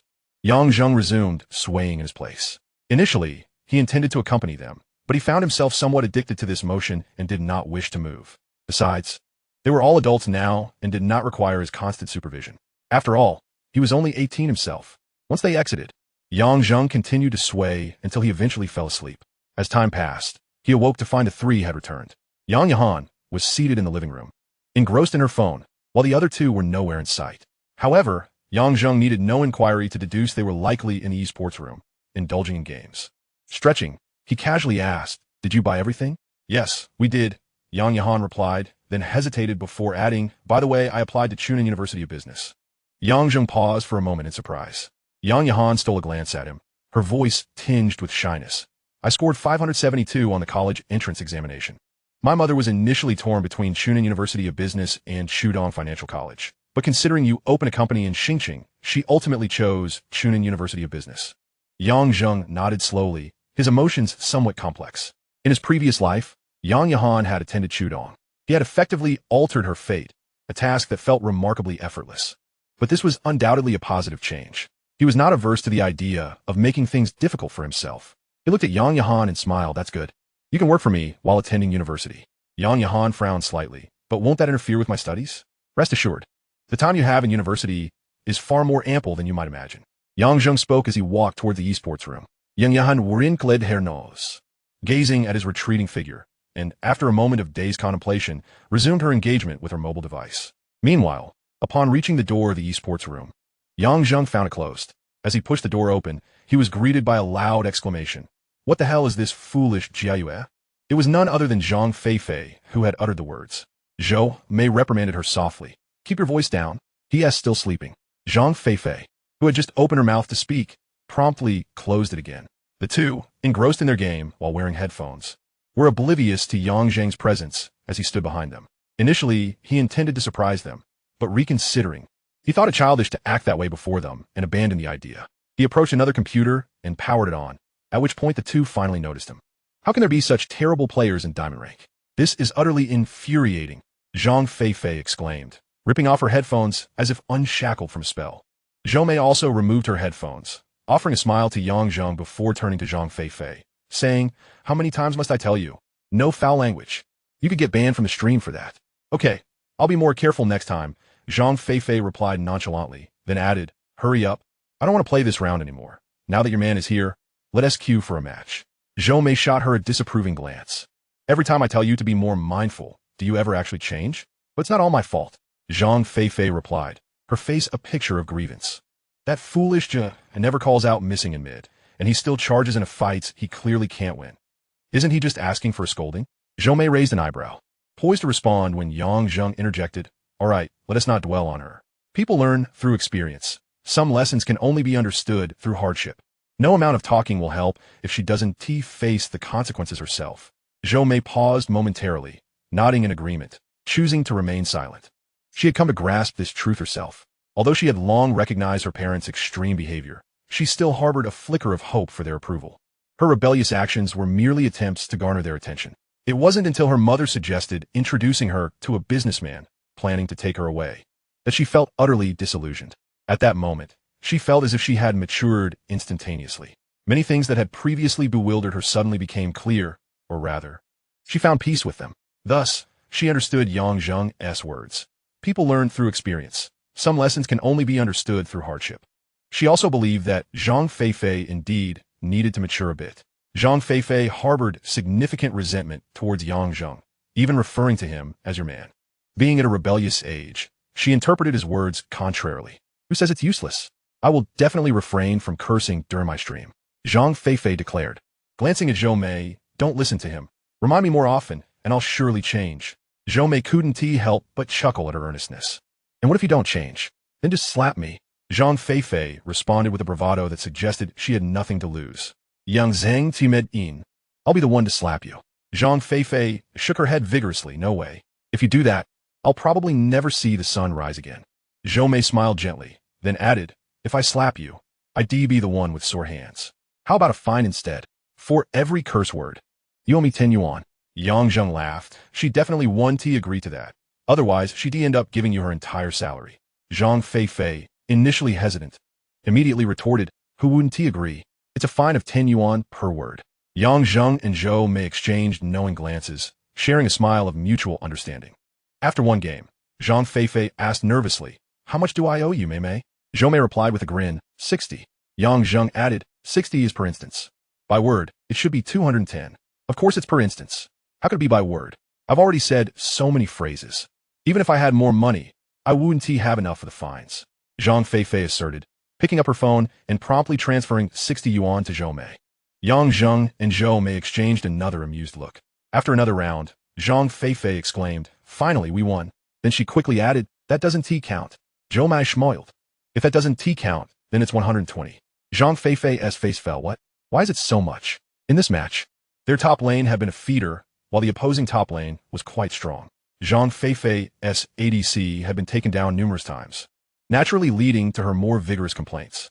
Yang Zheng opportunistically chimed in, I counted 16 times. Zhang Feifei paused, then began transferring money again, retorting, I wasn't even betting with you. Yang Zheng and Zhou Mei exchanged amused glances, reminiscent of a couple playfully teasing their child. After some contemplation, Yang Zheng added, just don't give her the money back later. Otherwise, she won't learn. Zhou Mei, having her thoughts accurately guessed, suppressed a smile and nodded. Zhang Feifei shot Yang Zheng a glare, pretending to bite the air, her teeth clicking audibly. Yang Zheng responded with a dismissive look, you will have your weeping moments. His earlier words clearly had a significant impact. Zhang Feifei had initially planned to retrieve her money from Zhou Mei later, but that notion was now extinguished. She recognized how obedient Zhou Mei was to Yang Zheng's words, prompting her to genuinely control her urge to curse in the subsequent games. She often began to speak a word, only to halt herself immediately. By the time Yang Zheng received a message from Yuan Lu saying she was on her way, he called for a stop. Zhou Mei calculated that, including the previous 2 rounds, Zhang Feifei had transferred a total of 420 yuan. This meant that in the following 8 rounds, she had only cursed 24 times, which was quite an improvement. However, that was not the complete picture. Since Zhou Mei decided not to return the money to Zhang Feifei, the calculations were considerably relaxed. By Yang Zheng's calculations, it should have amounted to 560 yuan for those 8 rounds. Thus, during each round's settlement, Zhang Feifei was quite decisive in her transfers. Clearly, she was not the sharpest tool in the shed, as Yang Zheng's tactic had gone over her head for the entire afternoon. After the 3 finished their session, it wasn't long before Yuan Lu arrived. Yang Zheng had previously informed the 3 girls, a friend will be joining us for dinner shortly, so they were not surprised. However, Yuan Lu, upon seeing the trio, displayed an exaggerated expression. Wow, 3 such beautiful girls. As she spoke, her gaze swept over the 3, lingering the longest on Zhang Feifei. She knew that one among them was Yang Zheng's concubine, but was uncertain of the specifics. In her eyes, Yang Yahan appeared to be the quintessential good girl, so she ruled her out. Zhou Mei exuded a cool demeanor, making her seem unlikely as well. The pink-haired Zhang Feifei seemed the most probable candidate. Yang Zheng introduced them to one another without any pretense, promptly urging, hurry up and start cooking. Time is of the essence.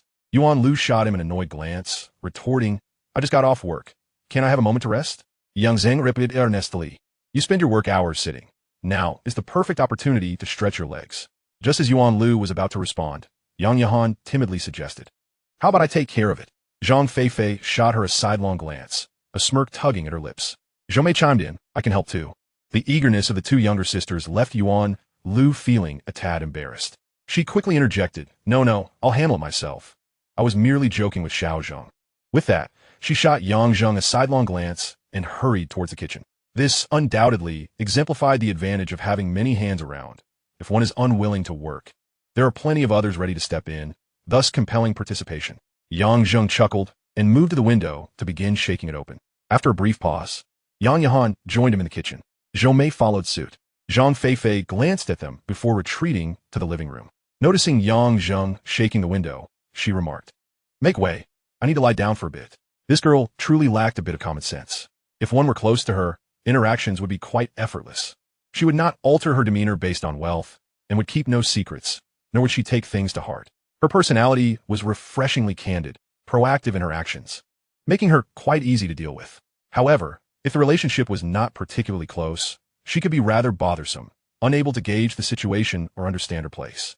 Her emotions were written plainly on her face, lacking discretion, and she often acted self-importantly, as if she were above others. Yang Zheng found her quite irritating at the moment, thus chose to ignore her. Petty, he thought. After Zhang Feifei made her comment, she wandered back to the gaming room. You stay right there. Yang Zheng called out, questioning. While others are helping in the kitchen, you run off to play games. What give you the right? Zhang Feifei rolled her eyes. There are already 3 people in the kitchen. They don't need me. Yang Zheng replied, Well, there are over 1 billion people in Xiagua. They don't need you either. Why Haven Tea, I seen you leave. Zhang Feifei paused, muttering, That's not the same. Yang Zheng continued. If you want to play games, that's fine, but don't expect to eat later. If you wish to play games every day, find yourself a place to live, and then no one can control you. Then I'll go help in the kitchen. Zhang Feifei declared, striding towards the kitchen, and then added, You sound just like my dad. Yang Zheng thought to himself, There'll come a time when you truly call me dad. If not for this thought, he would have certainly been too lazy to deal with Zhang Feifei. For now, it was just an opportunity for a little guidance. About an hour later, Yuan Lu's voice resonated, Young Master Yang, dinner is ready. Yang Zheng rose and made his way to the dining room. The table was already adorned with 7 dishes. Yuan Lu also brought over a pot of soup, saying, All 3 sisters are wonderful cooks.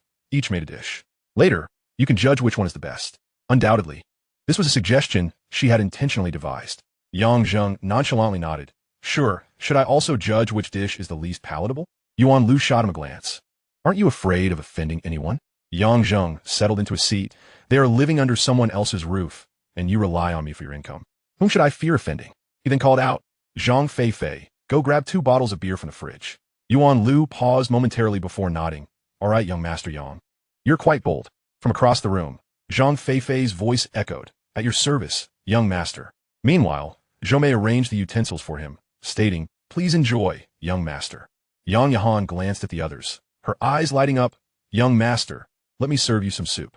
As she spoke, laughter erupted from everyone. Chapter 058. Perhaps friends are more precious than women. So, which dish is the best? Is it this stir-fried beef?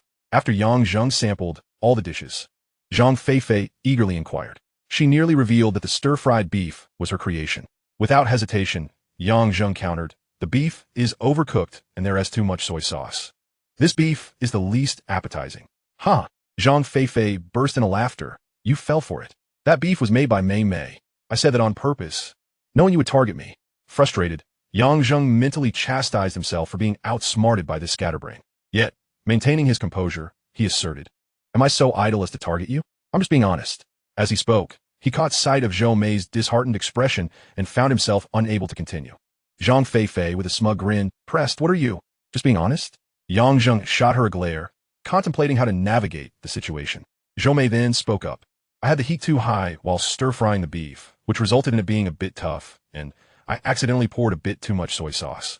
Zhang Feifei's smile faltered instantly, feeling as though she had been force-fed a mouthful of unpleasant truth. Yuan Lu surveyed the 3 with a knowing smile and encouraged, Come on, be sincere in your evaluations. She had finally realized her earlier assumption was incorrect. This purple-haired sister was indeed the favored one. Yang Zheng nodded, recalling the flavors of the dishes before declaring, The best flavor was the ginger stir-fried chicken. The worst was the beef and porcini stir-fry. Zhang Feifei suddenly stood up. How did you know the beef and porcini stir-fry was mine? The others were taken aback. Yang Zheng glanced at her and chuckled, stating, when I mentioned the beef was unappetizing, it was to keep you from getting too smug, but now, saying the beef and porcini stir-fry is genuinely unpalatable. I swear it. Zhang Feifei scrutinized him for a while, as if assessing his honesty, before sitting down in silence, fuming. Yang Yahan, beaming, announced that ginger stir-fried chicken was made by me. Zhang Feifei shot her an annoyed glance, her expression growing increasingly displeased. Yang Zheng complimented, it's truly excellent, better than what you'd find in most restaurants. What about the other dishes? Yuan Lu suddenly interjected, her gaze fixed on Yang Zheng. Yang Zheng replied earnestly, to be honest, they were average. Yuan Lu paused before stating, average is acceptable. As long as you don't find them unappetizing, that's good. Immediately after, she added, now let us drink. Internally, she cursed, damn straight man. Yang Zheng clinked glasses with her, and they each took a hearty sip. Only the two of them were drinking. Yang Yahan, the well-behaved girl, Wu Ti voiced a desire to drink, and Zhou Mei, the dutiful girlfriend, also Wu Ti asked for a drink. Zhang Feifei had expressed a wish to drink, but Yang Zheng set limits. She was not worthy of indulging in alcohol. This time, neither Yang Zheng nor Yuan Lu drank excessively. They finished the 12 bottles in the fridge without overindulging. Zhou Mei and Yang Yahan promptly began clearing the table. Zhang Feifei, of course, had already slipped away to the gaming room. As long as the table was clean, the dishes could wait for Aunt Lu to wash them the next day. Otherwise, she'd feel as if they were there to take her job. Yang Zheng uttered a phrase before he and Yuan Lu proceeded to the living room. Yuan Lu cast a fleeting glance at the two young women and teasingly remarked, could our neighbor's sister be in the reserves? Yang Zheng shook his head, replying, her family knows even the location of my ancestors' graves, and her father has quite the temper. If I were to act carelessly, he might very well dig up my family's graves. Yuan Lu chuckled lightly. So it's not that you don't want to? You simply don't dare? Yang Zheng shot her a sidelong glance. I would even want you, he thought, though he refrained from voicing it, for he himself was reluctant.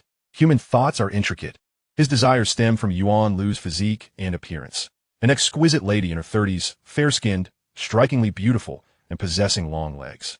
It is rare for a man not to be smitten by such beauty.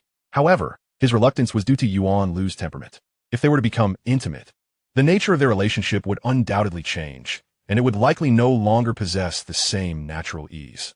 At this juncture, friendships perhaps held greater value for him than romantic entanglements.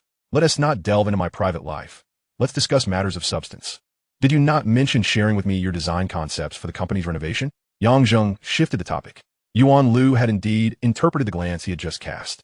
Her heart had raced a few beats faster, fearing that Yang Zheng might utter something audacious. Yet, upon his abrupt change of subject, she felt a hint of unexpected disappointment.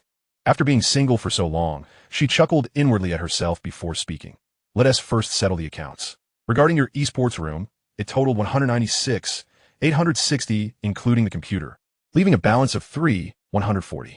I'll transfer it to you shortly. Here, as the invoice. As she spoke, she retrieved the folder she had brought earlier and handed it to Yang Zheng. He casually flipped through it and nodded. All right. Yuan Lu smiled. I thought you might say that I shouldn't bother transferring the money, and you would just consider it a tip. Yang Zheng replied nonchalantly. I'm not in need of these few thousand. Neither are you. Whether you transfer it or not is inconsequential, but it would feel pointless to mention it. Who says I'm not in need? Yuan Lu shot him a glare. I still carry a mortgage of over 2 million. Every penny counts. Yang Zheng nodded. Very well. Then you need not transfer it to me. Consider it a tip. All right.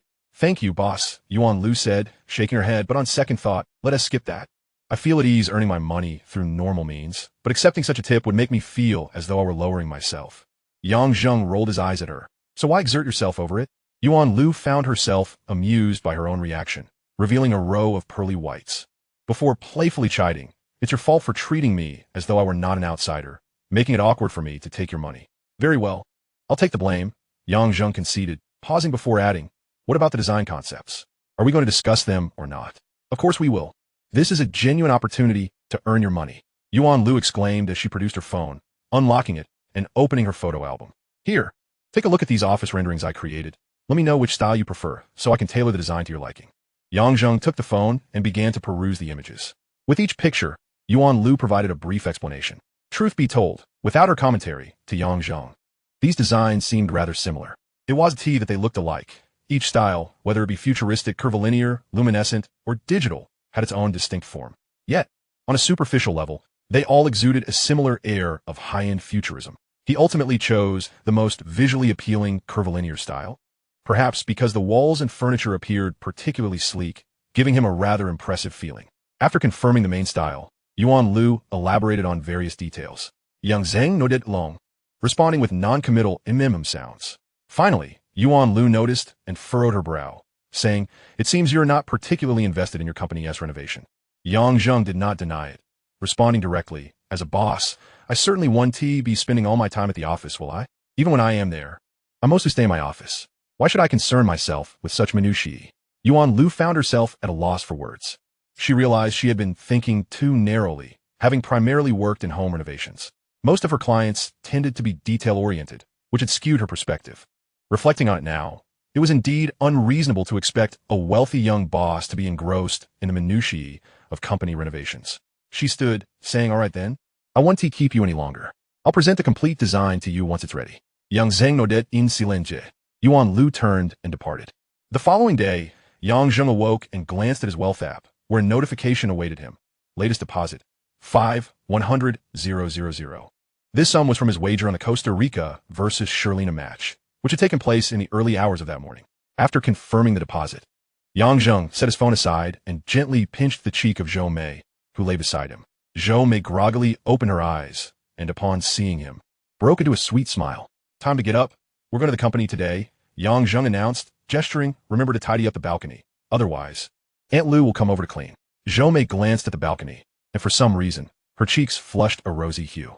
She bit her lip, saying, "Tell her they'll take care of the bedroom cleaning from now on. You can tell her yourself." Yang Zheng replied as he rose to wash up in the bathroom. Zhou Mei watched him for a moment before getting up to tidy the balcony. In the living room, as Yang Zheng emerged, he noticed Yang Yahan having breakfast in the dining area, while Lu Shanwan was already in the kitchen. "Mr. Yang has awakened. Shall I cook the noodles for you now?" Lu Shanwan inquired. Yang Zheng nodded. "Yes, please. Cook for those two as well." After speaking, he turned and headed to Zhang Feifei's room. The door was shut but not locked, so Yang Zheng entered without hesitation. Zhang Feifei lay curled up under the covers, blissfully unaware of his presence. Initially intending to call her awake, he was struck by her sleeping posture and felt a sudden impulse. He approached her bedside and, with a resounding smack, playfully struck her protruding backside. Zhang Feifei jolted awake, her eyes wide with indignation as she glared at Yang Zheng. "What was that for?" Yang Zheng stifled a laugh. "To wake you up. Everyone else is up, breakfast is ready, and we're just waiting for you. You could at least be gentler." "That hurt." Zhang Feifei pouted, rubbing her backside. Yang Zheng feigned impatience. "I called you several times, and you didn't respond. What choice did I have but to use a little force? Hurry up and get up." With that, he turned to leave, fearing he might burst into laughter. Zhang Feifei remained perplexed, muttering to herself, "Did you call me several times? Then that means you hit me several times too?" She suddenly blushed at the thought. After breakfast, Yang Zheng, accompanied by 3 young ladies, hailed a taxi to the Baichen Century building.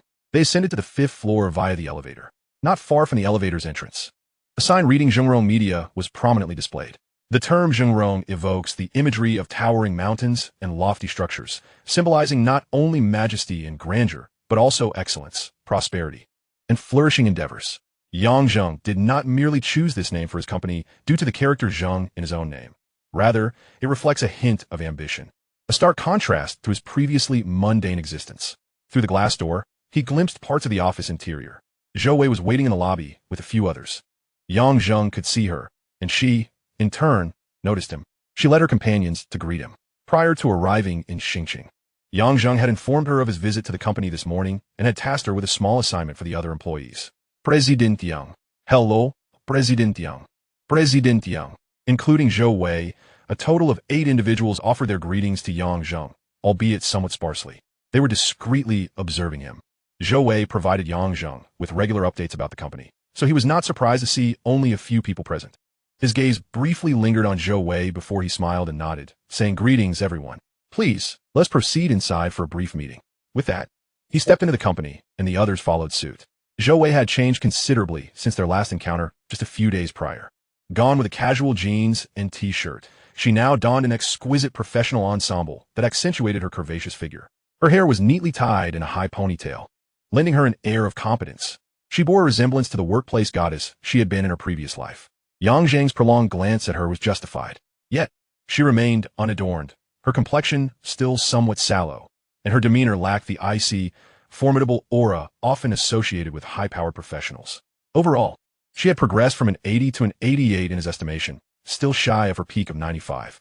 Upon reaching the conference room, Yang Zheng took the seat of honor and gestured for everyone to be seated. The group complied. He noticed the three young ladies lingering at the back and encouraged, "You may take a seat as well." They nodded and moved to join the others. Although the gathering was small, to them, it felt like a significant affair, a gathering of adults, and they were still grappling with their identities as children. Let us begin with self-introductions. You are all the esteemed veterans of the company, and I would like to familiarize myself with each of you, Yang Zheng announced. His words carried an implied significance.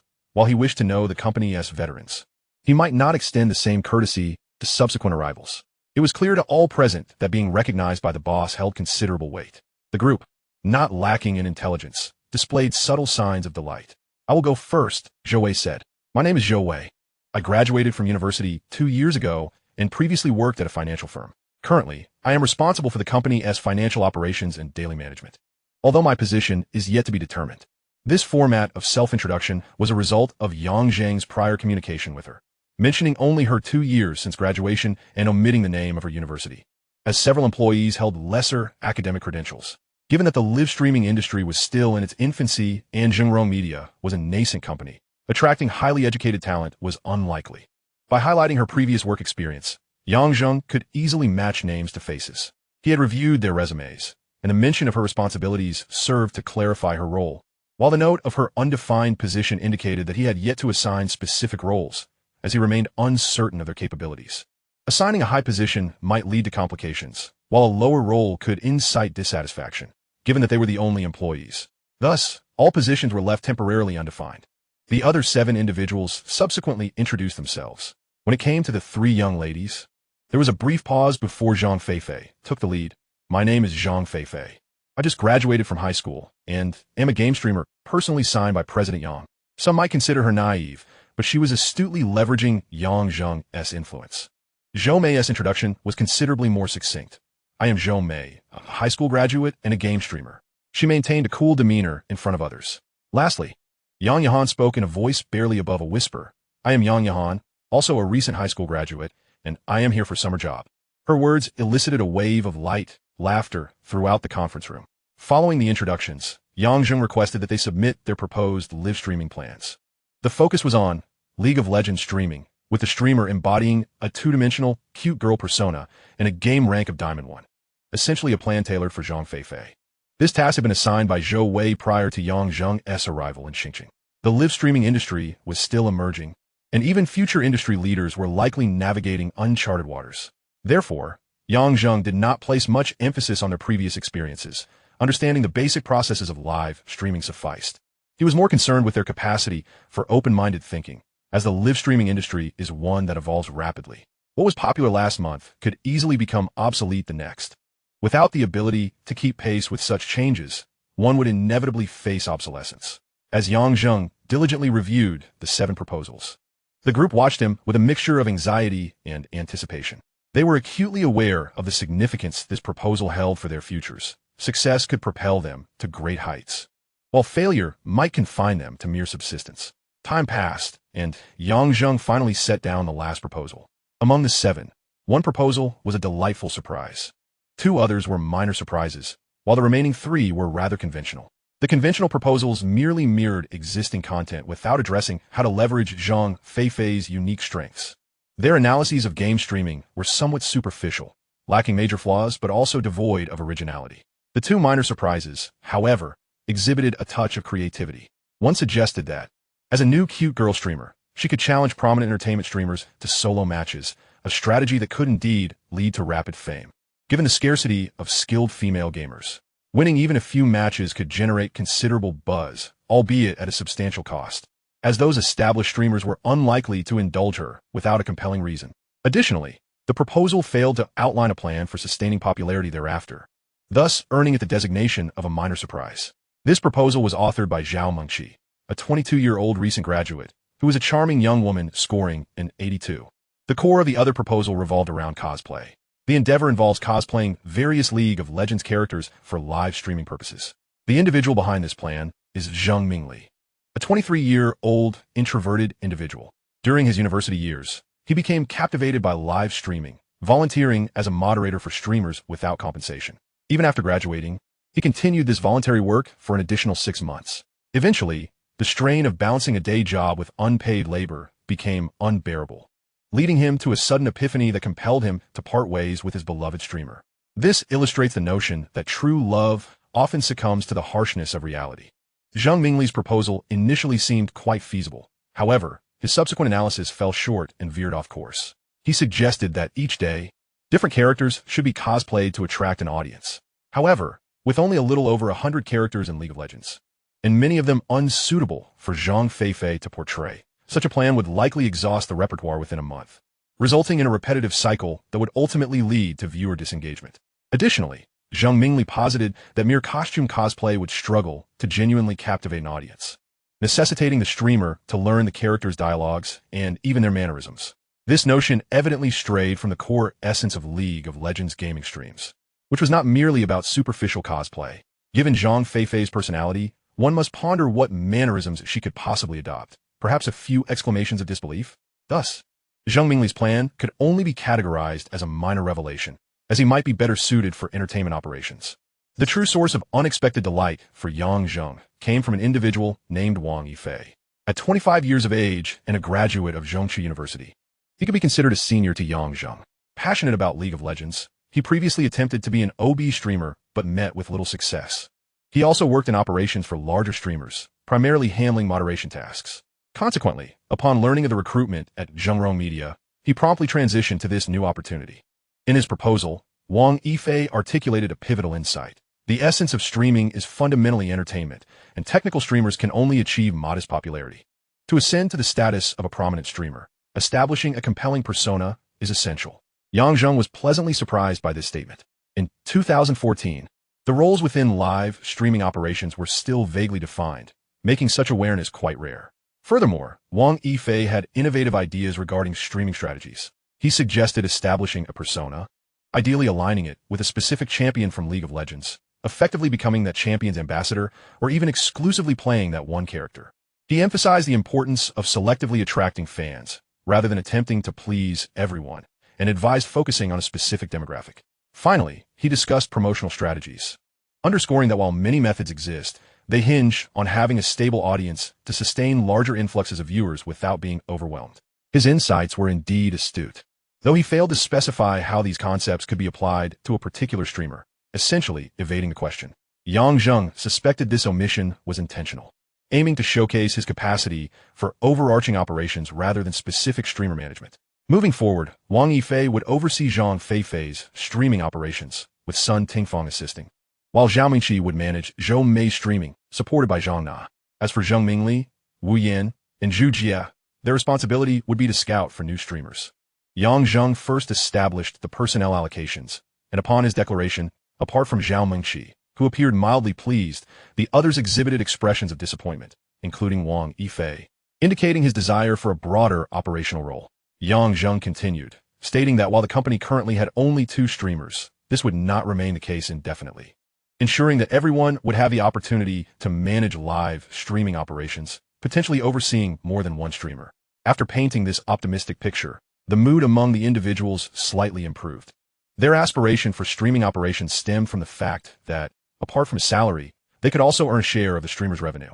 Yang Zheng concluded by indicating that they could begin their work immediately, refraining from micromanaging, as practical experience is the true harbinger of knowledge. He was not concerned about their capability to excel, as he had no intention of relying on gaming streams for income at this juncture. His primary objective was to cultivate talent. The year 2016 would later be recognized as the dawn of live streaming, with platforms like Douyin emerging prominently during that period, marking it as a time of significant opportunity. After exchanging glances, the group exited the conference room, leaving only Yang Zheng, Zhou Wei, and Yang Yahan. Yang Zheng glanced at the two and spoke again, directing Zhou Wei to take Yang Yahan under her wing as her secretary. Zhou Wei nodded in agreement, playfully commenting on how Yang Zheng's presence exuded an increasingly formidable aura, belied by his youthful appearance. Yang Yahan conjuret, noting how she dared not breathe too heavily in his presence. Yang Zheng inquired if it was truly that exaggerated, to which both women affirmed. Yang Zheng smiled gently. The so-called powerful aura is merely a reflection of confidence and authority in one's speech, fundamentally rooted in financial backing. Wealth breeds courage, serving as a foundation for self-assurance. Others, motivated by financial incentives, are compelled to heed every word you utter, thereby establishing an air of authority. In Chapter 061, Yang Zheng further discussed matters with Zhou Wei, particularly emphasizing the need to monitor Wang Yifei, Zhao Mingqi, and Zheng Mingli, three individuals worthy of cultivation. He refrained from addressing this directly in the presence of others, believing that Zhou Wei's efforts in nurturing and promoting them would also enhance her own standing. This was crucial, as a 24-year-old woman could easily falter in authority, especially as the company grew, leading to potential management challenges. As for Yang Zheng, he remained indifferent, understanding that respect was not necessary as long as financial success prevailed. His focus shifted to expanding the company and recruiting more personnel. Following their discussion, he departed the company and took a taxi to the high-speed train station. With his objectives in Xingqing accomplished, he had little reason to linger. Moreover, he needed to return to the driving school to log hours for his license, prompting an early return. After a series of transfers, Yang Zheng arrived back in Huinan in the afternoon. He headed straight to the driving school to clock in before returning home. The following day, July 1st, he awoke and immediately reached for his phone, opening his investment app to check his earnings. The latest deposit amounted to 2,600,000, with a balance of 39,360,000. Was this a significant sum? Not particularly. Yang Zheng reviewed the upcoming competition schedule, noting that the following day at dawn, 2 eighth-final matches were set to occur, followed by a 2-day break before the quarterfinals on the 5th and 6th. The specific matchups would only be determined after the conclusion of the upcoming matches. Yang Zheng's life was relatively structured. Each morning, he would clock in at the driving school, taking the opportunity to practice driving. From the afternoon until evening, he would engage in a trifecta of activities with Yin Xian, shopping, watching movies, and visiting hotels. On the second day of the month, after the teams for the World Cup quarterfinals had been determined, he also finalized his bets. Although he only recalled one match vividly, he was aware of the outcomes of the other three. The memorable match was between the Windmill Nation and Costa Rica. Costa Rica was hailed as the biggest dark horse of this World Cup, having achieved a series of surprising victories that established new records for their national team.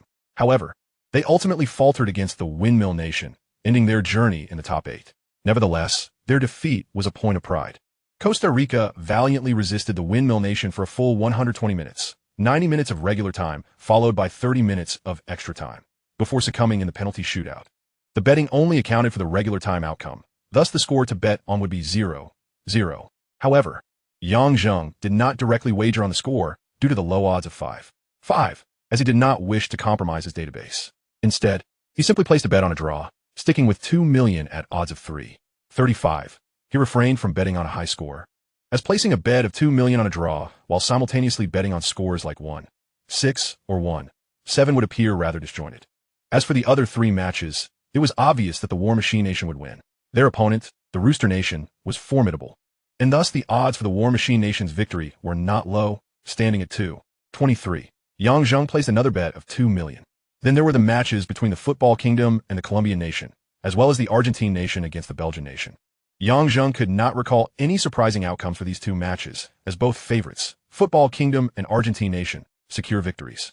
At this moment, the Football Kingdom remained the most favored team to win the championship, with odds of merely 1.45. The Argentine Nation as opponent, the Belgian Nation, was also strong, with odds of 2.15.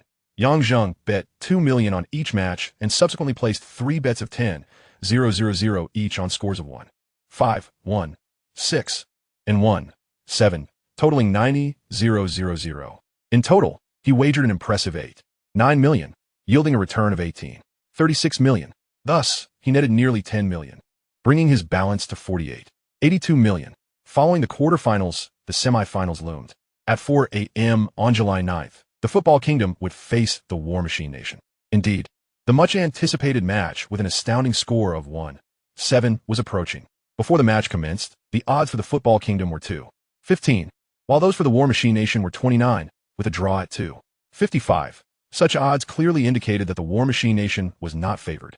Delving into the score odds, 1 was at 4, 12 1, 2 at 12, 35 1, 3 at 45, 65, and 1 began to appear increasingly exaggerated at 22, 54. The odds for 1. 5 are already somewhat absurd at 6. 80. While 1. 6 reached a rather outrageous 18. 60. The odds for 1. 7 were celestial at 65. 00. Yang Zheng firmly steadied his mind. He first wagered 2 million on the War Machine Nation's victory, then turned his attention to the match scheduled for 4 a.m. on the 10th. Between the Windmill Nation and the Argentine Nation, he was confident that the Argentine Nation would prevail, as they would ultimately compete against the War Machine Nation for the coveted World Cup trophy. However, he was uncertain about the manner of their victory, whether it involved extra time or penalties. Regardless, he directly placed a 2 million bet on the Argentine Nation. This wager carried an element of risk, but he deemed it inconsequential. For both matches, he placed bets of 10, 0, 0, 0 on the scores of 1, 5, 1, 6, and 1, 7.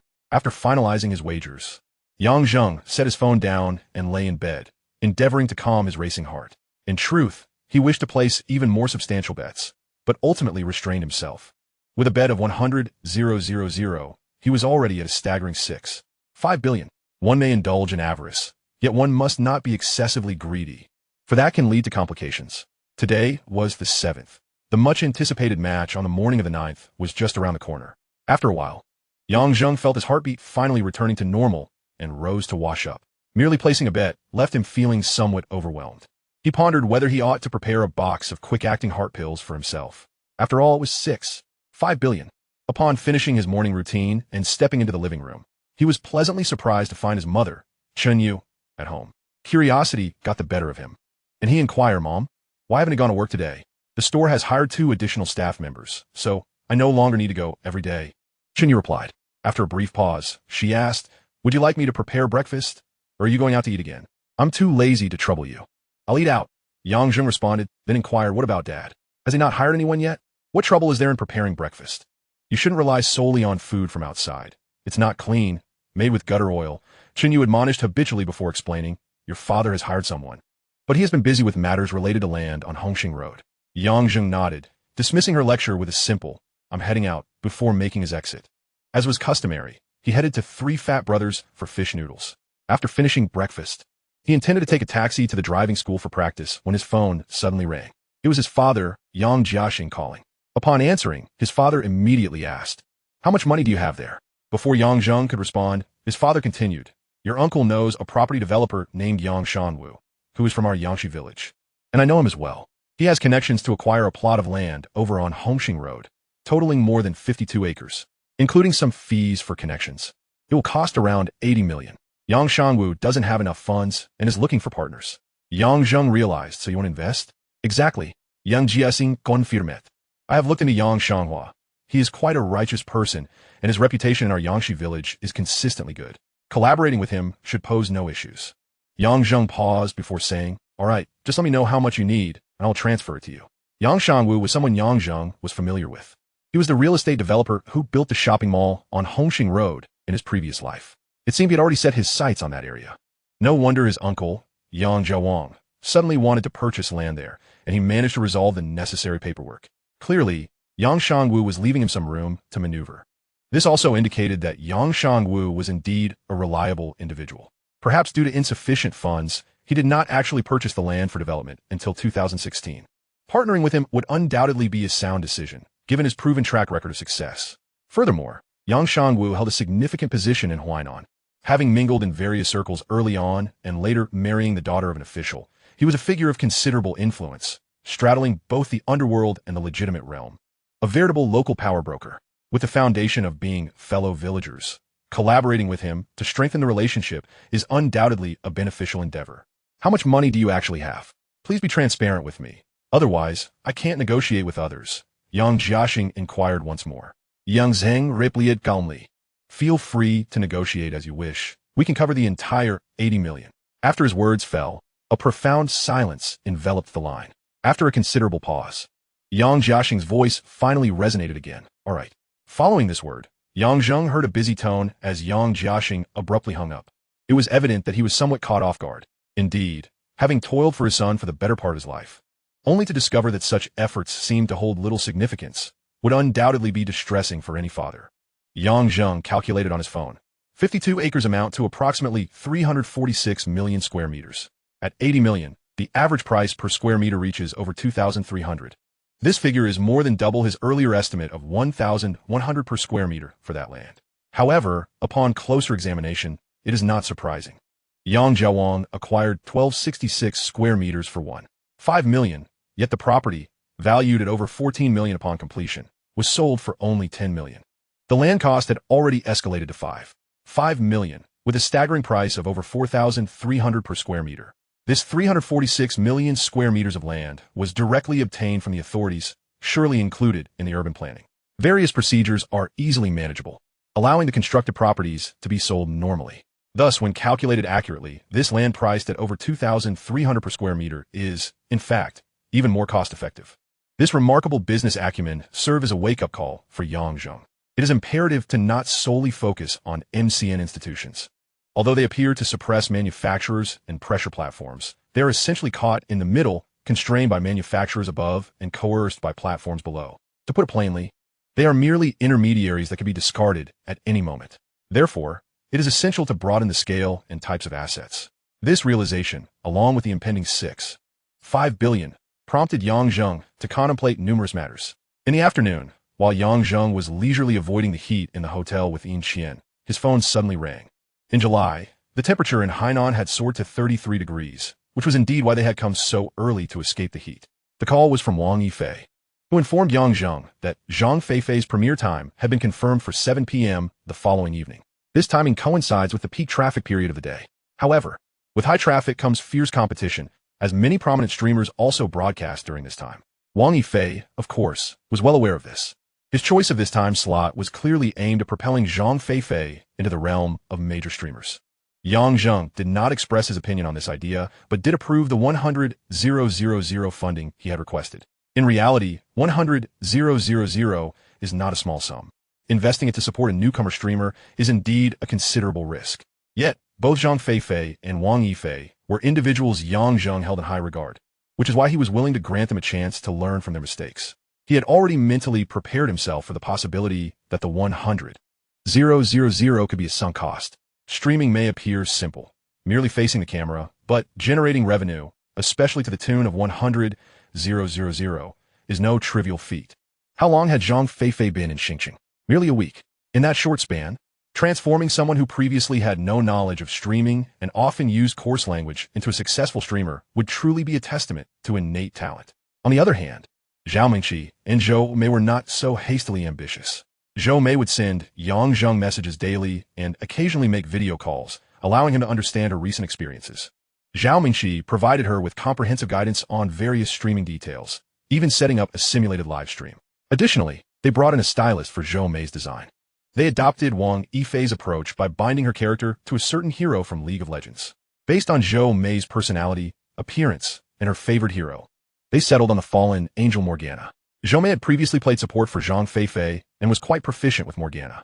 Her purple hair, coupled with her cool demeanor, naturally exuded a somewhat mysterious gothic charm. She had shown Yang Zheng her cosplay of Morgana, and his immediate impression was one of sheer perfection. However, once she spoke, the allure faded. When Zhou Mei recited Morgana's lines, her tone was excessively flat. This was one of the primary reasons Zhao Mingqi was not yet ready to let her go live. The other major reason was that Zhou Mei was rather reticent. Zhang Feifei had naturally chosen to bind herself to the hero Tristana, whom she played most frequently and skillfully. Her large, doe-like eyes and sweet, soft voice did evoke a sense of the cute and charming little canon. Yet, Yang Zheng felt that she did not align well with Tristana. Beneath her adorable exterior lay a tempestuous heart.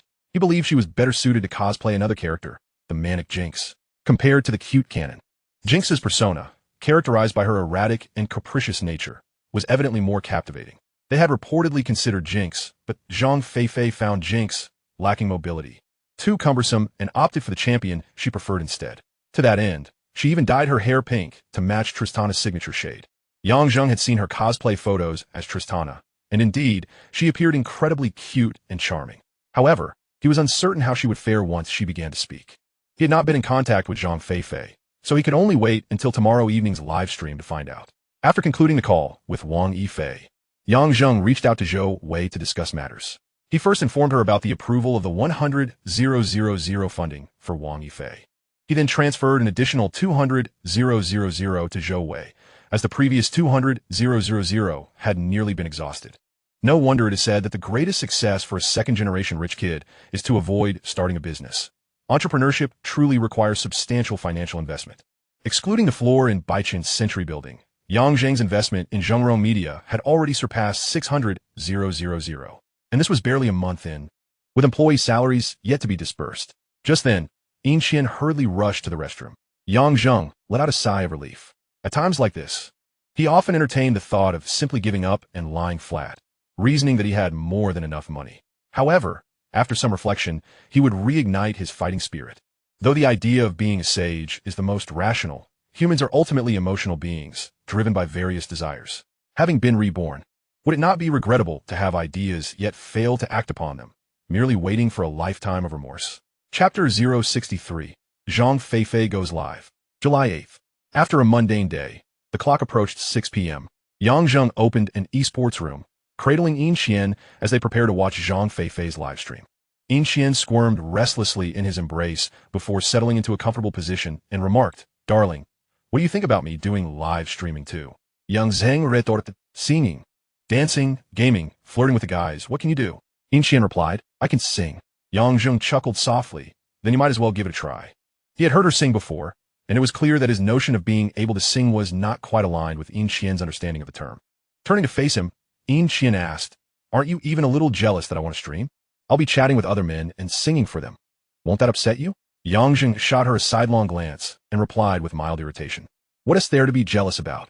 I'm not some control freak. If I were to get jealous over someone on the other side of screen, I might as well lock you up to prevent other men from seeing you." His response was refreshingly open-minded, yet Yin Qian felt a tinge of disappointment. She yearned for Yang Zheng to be possessive, to assert control over her. Such behavior would make her feel more valued, rather than the indifferent attitude he currently displayed. With a hint of despondence, she murmured, "Forget it, I was just saying it casually." While she was merely speaking offhandedly, Yang Zheng suddenly had a thought and inquired, "Have you heard of Kuaishou? It's a short video app." Yin Qian shook her head. "I've never heard of it." That was understandable. Although Kuaishou had transitioned from a graphic design software to a short video platform in 2013, it only completed its Series B funding in June 2014, which enabled extensive promotion. It wasn't until June 2015 that it crossed the 100 million user mark and became widely known. At this time, not only was the concept of short videos still nascent, but even the app itself was relatively obscure. "You should look it up," Yang Zheng continued after a moment. "Since you're studying photography, you could try filming some videos to post. If you gather a following, you might even explore monetization opportunities." Yin Qian appeared momentarily taken aback. "What does monetization mean?" Yang Zheng succinctly explained, "Making money." Her eyes lit up instantly. "What kind of videos do I need to make to earn money?" Yang Zheng pondered for a moment. "Fashion, perhaps?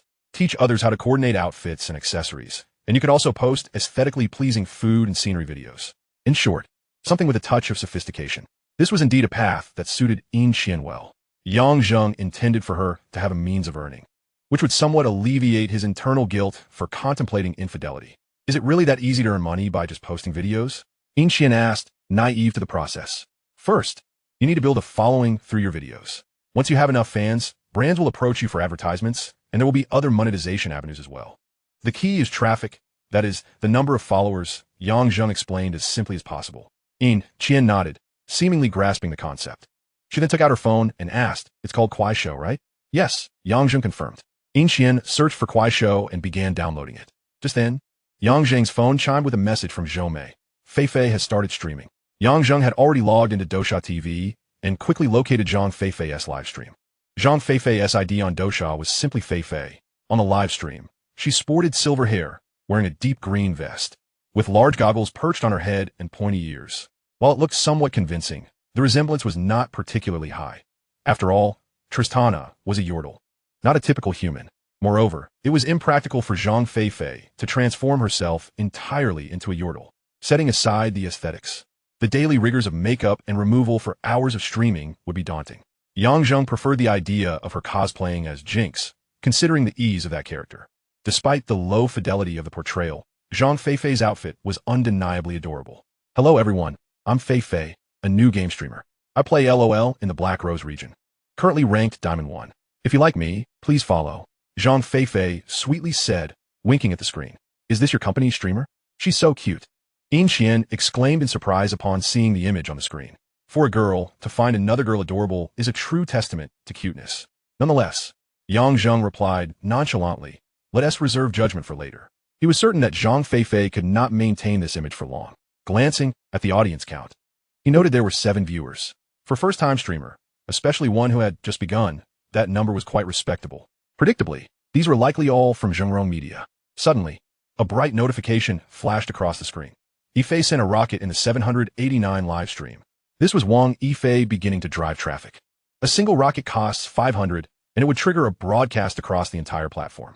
The audience count quickly surged to over 20. At this point, the chat began to fill with positive comments. "The streamer is so beautiful. What a cute girl. I can't believe such an adorable girl is Diamond 1. Without a doubt, these comments were generated by Zheng Media's own team. Why do most streamers endure the dual cuts from platforms and guilds seeking contracts? Because signing with a guild means that if the guild is willing to invest, they will handle the traffic, manage reviews, and maintain momentum. As is the case with Zhang Feifei now, the streamer only needs to focus on their content. There are even dedicated staff to write scripts and dialogues, allowing the streamer to perform as if they were an actor, merely reciting pre-written lines without needing to concoct the content themselves. Additionally, most guilds have various agreements with platforms that grant streamers access to promotional placements.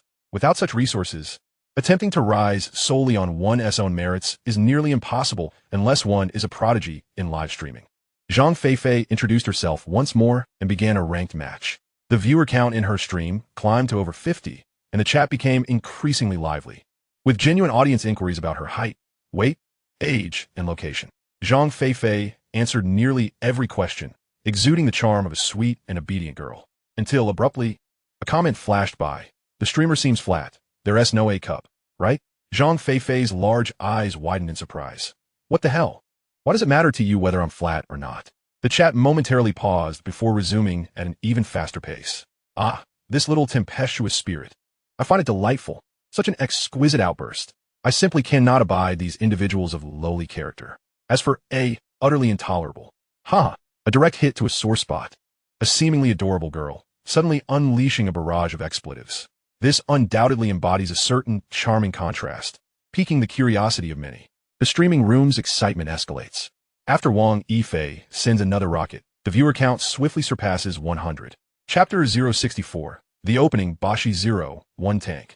The live broadcast has commenced, and the game is underway. Goodness, this foolish support is selling me out. After Zhang Feifei's screen went dark, she muttered a curse in displeasure, but quickly bit her tongue. However, my word, this imbecile support is lagging behind. I could have easily secured a double kill this round. Once again, Zhang Feifei's screen turned black, her expression darkening as she continued her tirade. Zheng, observing the somewhat dumbfounded Yin Qian, inquired, "Still cute?" Yin Qian was left speechless.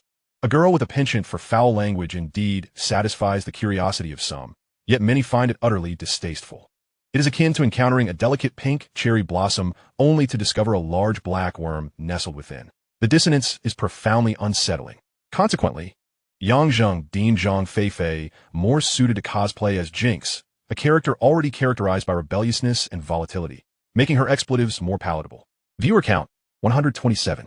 Wang Yifei has already sent 4 rockets, yet the viewer count seems locked, hovering just above 100. However, Zhang Feifei's follower count has exceeded 500, indicating that while many viewers are intrigued by her persona, they lack interest in continuing to watch her stream. As Zhang Feifei has only just begun her streaming journey, her inexperience is evident. She becomes engrossed in the game and neglects interaction with the audience. Without emotional feedback, viewers naturally lose interest. In summary, Zhang Feifei indeed possesses considerable potential, given her looks, skills, and cheerful disposition. However, she faces numerous challenges at present that require time to overcome. Moreover, this damned foolish support. I truly wish ill upon him. If this team fight fails me, I shall curse his lineage. As soon as Zhang Feifei concluded her sentence, the live stream abruptly blacked out. This stream has been suspended for violating regulations. Zheng had anticipated this moment, but did not expect it to arrive so swiftly. This was merely her first stream, and it had not even been an hour. What on earth is happening? Yin Qian, clearly unfamiliar with the streaming world, was slightly bewildered. Zheng explained too many profanities were uttered, resulting in a ban. Yin Qian, visibly anxious, asked, "What should we do?" Her concern was not for Zhang Feifei, but rather for Zheng's company S streamer. Zheng paused before responding. "It should be fine. It was a minor infraction. And since it's her first time, She should be able to resume streaming shortly. As he finished speaking, his phone suddenly chimed. Zhou. Repeated use of inappropriate language. Minor violation. No penalties this time, but a 3-hour suspension will be imposed next time. After reading this, Zheng intended to send a message warning Zhang Feifei, but ultimately refrained. Instead, he texted Wang Yifei. Treat her as an ordinary streamer. Handle it as you see fit. Wang Yifei quickly replied, understood, Yang. I hope you truly comprehend, Zheng thought to himself. He understood that Zhang Feifei's seemingly jestful remark during their meeting, when he personally signed her, held significant weight. Otherwise, how could Wang Yifei dare to request 100,000 yuan in funding for a novice streamer? Wang Yifei's monthly salary was merely 6,000. 100,000 would cover over a year's wages. It was simply a matter of believing that Zhang Feifei had some connection with Zheng, who would be inclined to support her vigorously. Zheng did not deny this. After all, just because it wasn't the case now, does not mean it won't be in the future. Moreover, he indeed intended to support Zhang Feifei robustly, but that was a matter for another time. Currently, Zhang Feifei had yet to prove her worth for such support and was challenging to elevate. Thus, Zheng's comment served to convey to Wang Yifei, let her first experience being an ordinary streamer for a while. It remained uncertain whether Wang Yifei truly understood this. Why not just clarify directly? Because Wang Yifei also required nurturing. Before long, Zhang Feifei resumed her stream. However, Zheng chose to close her live room, having no desire to continue watching. Why aren't you watching? Yin Qian asked curiously. Zheng replied, there's little substance. She has numerous issues. Merely playing games and cursing. It's quite dull. Yin Qian, puzzled, remarked, isn't she a streamer for your company? Zheng shot her a sidelong glance. I to monitor all hundreds, if not thousands, of streamers in my company? Yin Qian was left without a retort. Yet she felt a sudden sense of relief. Why had she suddenly expressed a desire to stream? Because today, Zheng had specifically opened an esports room and had been eagerly waiting at his computer to watch the company's streamers. It had been a long time since she felt such importance from Zheng, which spurred her sudden inclination. Upon seeing Zhang Feifei's adorably naive demeanor, Yin Qian felt a twinge of urgency. She even suspected that Zheng was not merely interested in any streamer, but was particularly focused on Zhang Feifei. Thus, upon hearing that Zheng regarded all streamers equally, she felt a wave of relief. Zheng found a dance streaming room to watch. Given the current stringent regulations on streaming, the dancers on Dousha were exceptionally talented.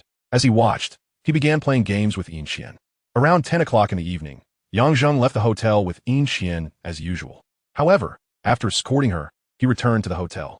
At 4 in the morning, the match between the Kingdom of Football and the Tank Nation was set to commence.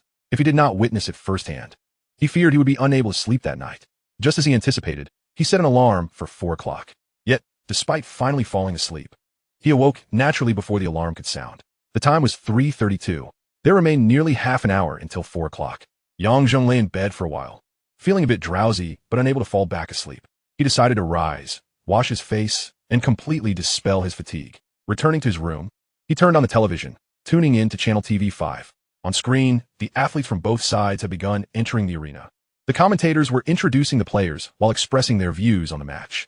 Their discourse continually emphasized the advantages of the Kingdom of Football, noting that while the Tank Nation had performed admirably in this World Cup, overcoming the formidable Kingdom of Football would not be an easy feat. Zheng found himself stifling a laugh, muttering, in football, the ball is round, and anything is possible. With a leisurely demeanor, he ordered some barbecued delicacies and a beer, finally enduring until 4 o'clock. As the referee's whistle pierced the air, the match commenced in earnest. The footballing nation displayed its formidable prowess, seizing the early advantage with a brisk tempo, skillfully controlling the ball and exuding an air of confidence. However, the armored nation was not to be underestimated. Although seemingly on the back foot, they resolutely held their defensive line, preventing any genuine threats from the footballing nation. In the 11th minute, the armored nation seized an opportunity and executed a rapid counterattack. A well-placed cross tore through the defenses of the footballing nation, allowing an unmarked player to unleash a powerful volley that found the back of the net. 0-1. A wave of gasps reverberated through the crowd. For the footballing nation was the host of this World Cup, and their supporters were numerous. As commentators congratulated the goal, they also lamented the complacency of the footballing nation. Little did they know, this was merely the beginning, and moments of true despair awaited them. Soon after the first goal, Zheng heard a knock at the door. It was his takeout delivery. Once he brought it inside, he resumed his meal while watching the match. In the 23rd minute, the armored nation once again advanced towards the footballing nation's goal. A precise through ball set up a player for a shot. What a save! The commentator exclaimed. But before the words had fully escaped his lips, the same player swiftly followed up, striking the ball again. A rebound shot. The ball found its way into the net. The referee signaled the goal as valid, bringing the score to 0-2. Congratulations to the Armored team for their 2-goal lead. The footballing nation could no longer afford to be careless, the commentator sighed, clearly pained. The crowd echoed his sentiment with another collective sigh. Yet, amidst the disappointment, a resounding cheer erupted from the Armored nation as supporters. The fans of the footballing nation remained somewhat stunned, still processing the unfolding events. Just 2 minutes later, in the 25th minute, the Armored nation attacked from the right flank, delivering another cross that effortlessly found its way into the net. Silence fell over the stadium, broken only by the jubilant cheers from the Armored nation's fans, who finally found their voice. But this was not the end. In the 26th minute, just a minute later, after a quick restart from the footballing nation, a player from the Armored nation executed a steal in the attacking third, distributing the ball selflessly. The player receiving it made no mistake, scoring once more. The interval between this goal and the last was alarmingly brief. The commentator paused for a moment before exclaiming, "The ball has gone in again. This has escalated to 0-4. I doubt anyone anticipated such a scoreline before the match. And it is the footballing nation that finds itself in this predicament." At that moment, the footballing nation's players seemed finally awakened, beginning to defend with renewed vigor until the end of the first half, preventing any further goals from the Armored nation. Indeed, they had transformed from the confident, spirited team at the start to one now, praying merely to avoid further humiliation.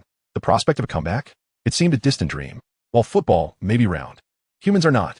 Miracles are deemed miraculous precisely because they are not commonplace occurrences. A first half score of 0-5 was already absurd. To imagine a second half ending in 5-5 would be utterly ludicrous. Watching the score unfold, Zheng felt a wave of relaxation wash over him. He savored his barbecue and sipped his drink, awaiting the commencement of the second half. At that moment, his phone buzzed. Zheng messaged, "Are you watching the match?"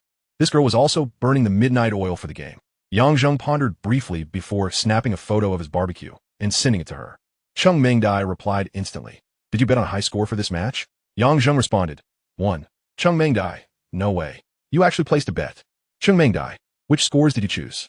Did you include 0-5? Zheng, 1-5, 1-6, 1-7. Zheng, just those 3? Zheng, indeed. Zheng, then I can relax. Zheng, do you think I can't win? Zheng, do you really believe you can? Zheng, it's not entirely hopeless. I feel that one. 5 is somewhat plausible. How much did you wager? Zheng, do you think a team that scored 5 goals in the first half won't score again in the second? Zheng, did you not see the end of the first half? Zheng, the footballing nation has woken up. They certainly won't give the Armored nation any chances. Zheng, I believe the final score will be 2-5 or 3-5. Zheng, I also bet 2 million on the Armored nation to win.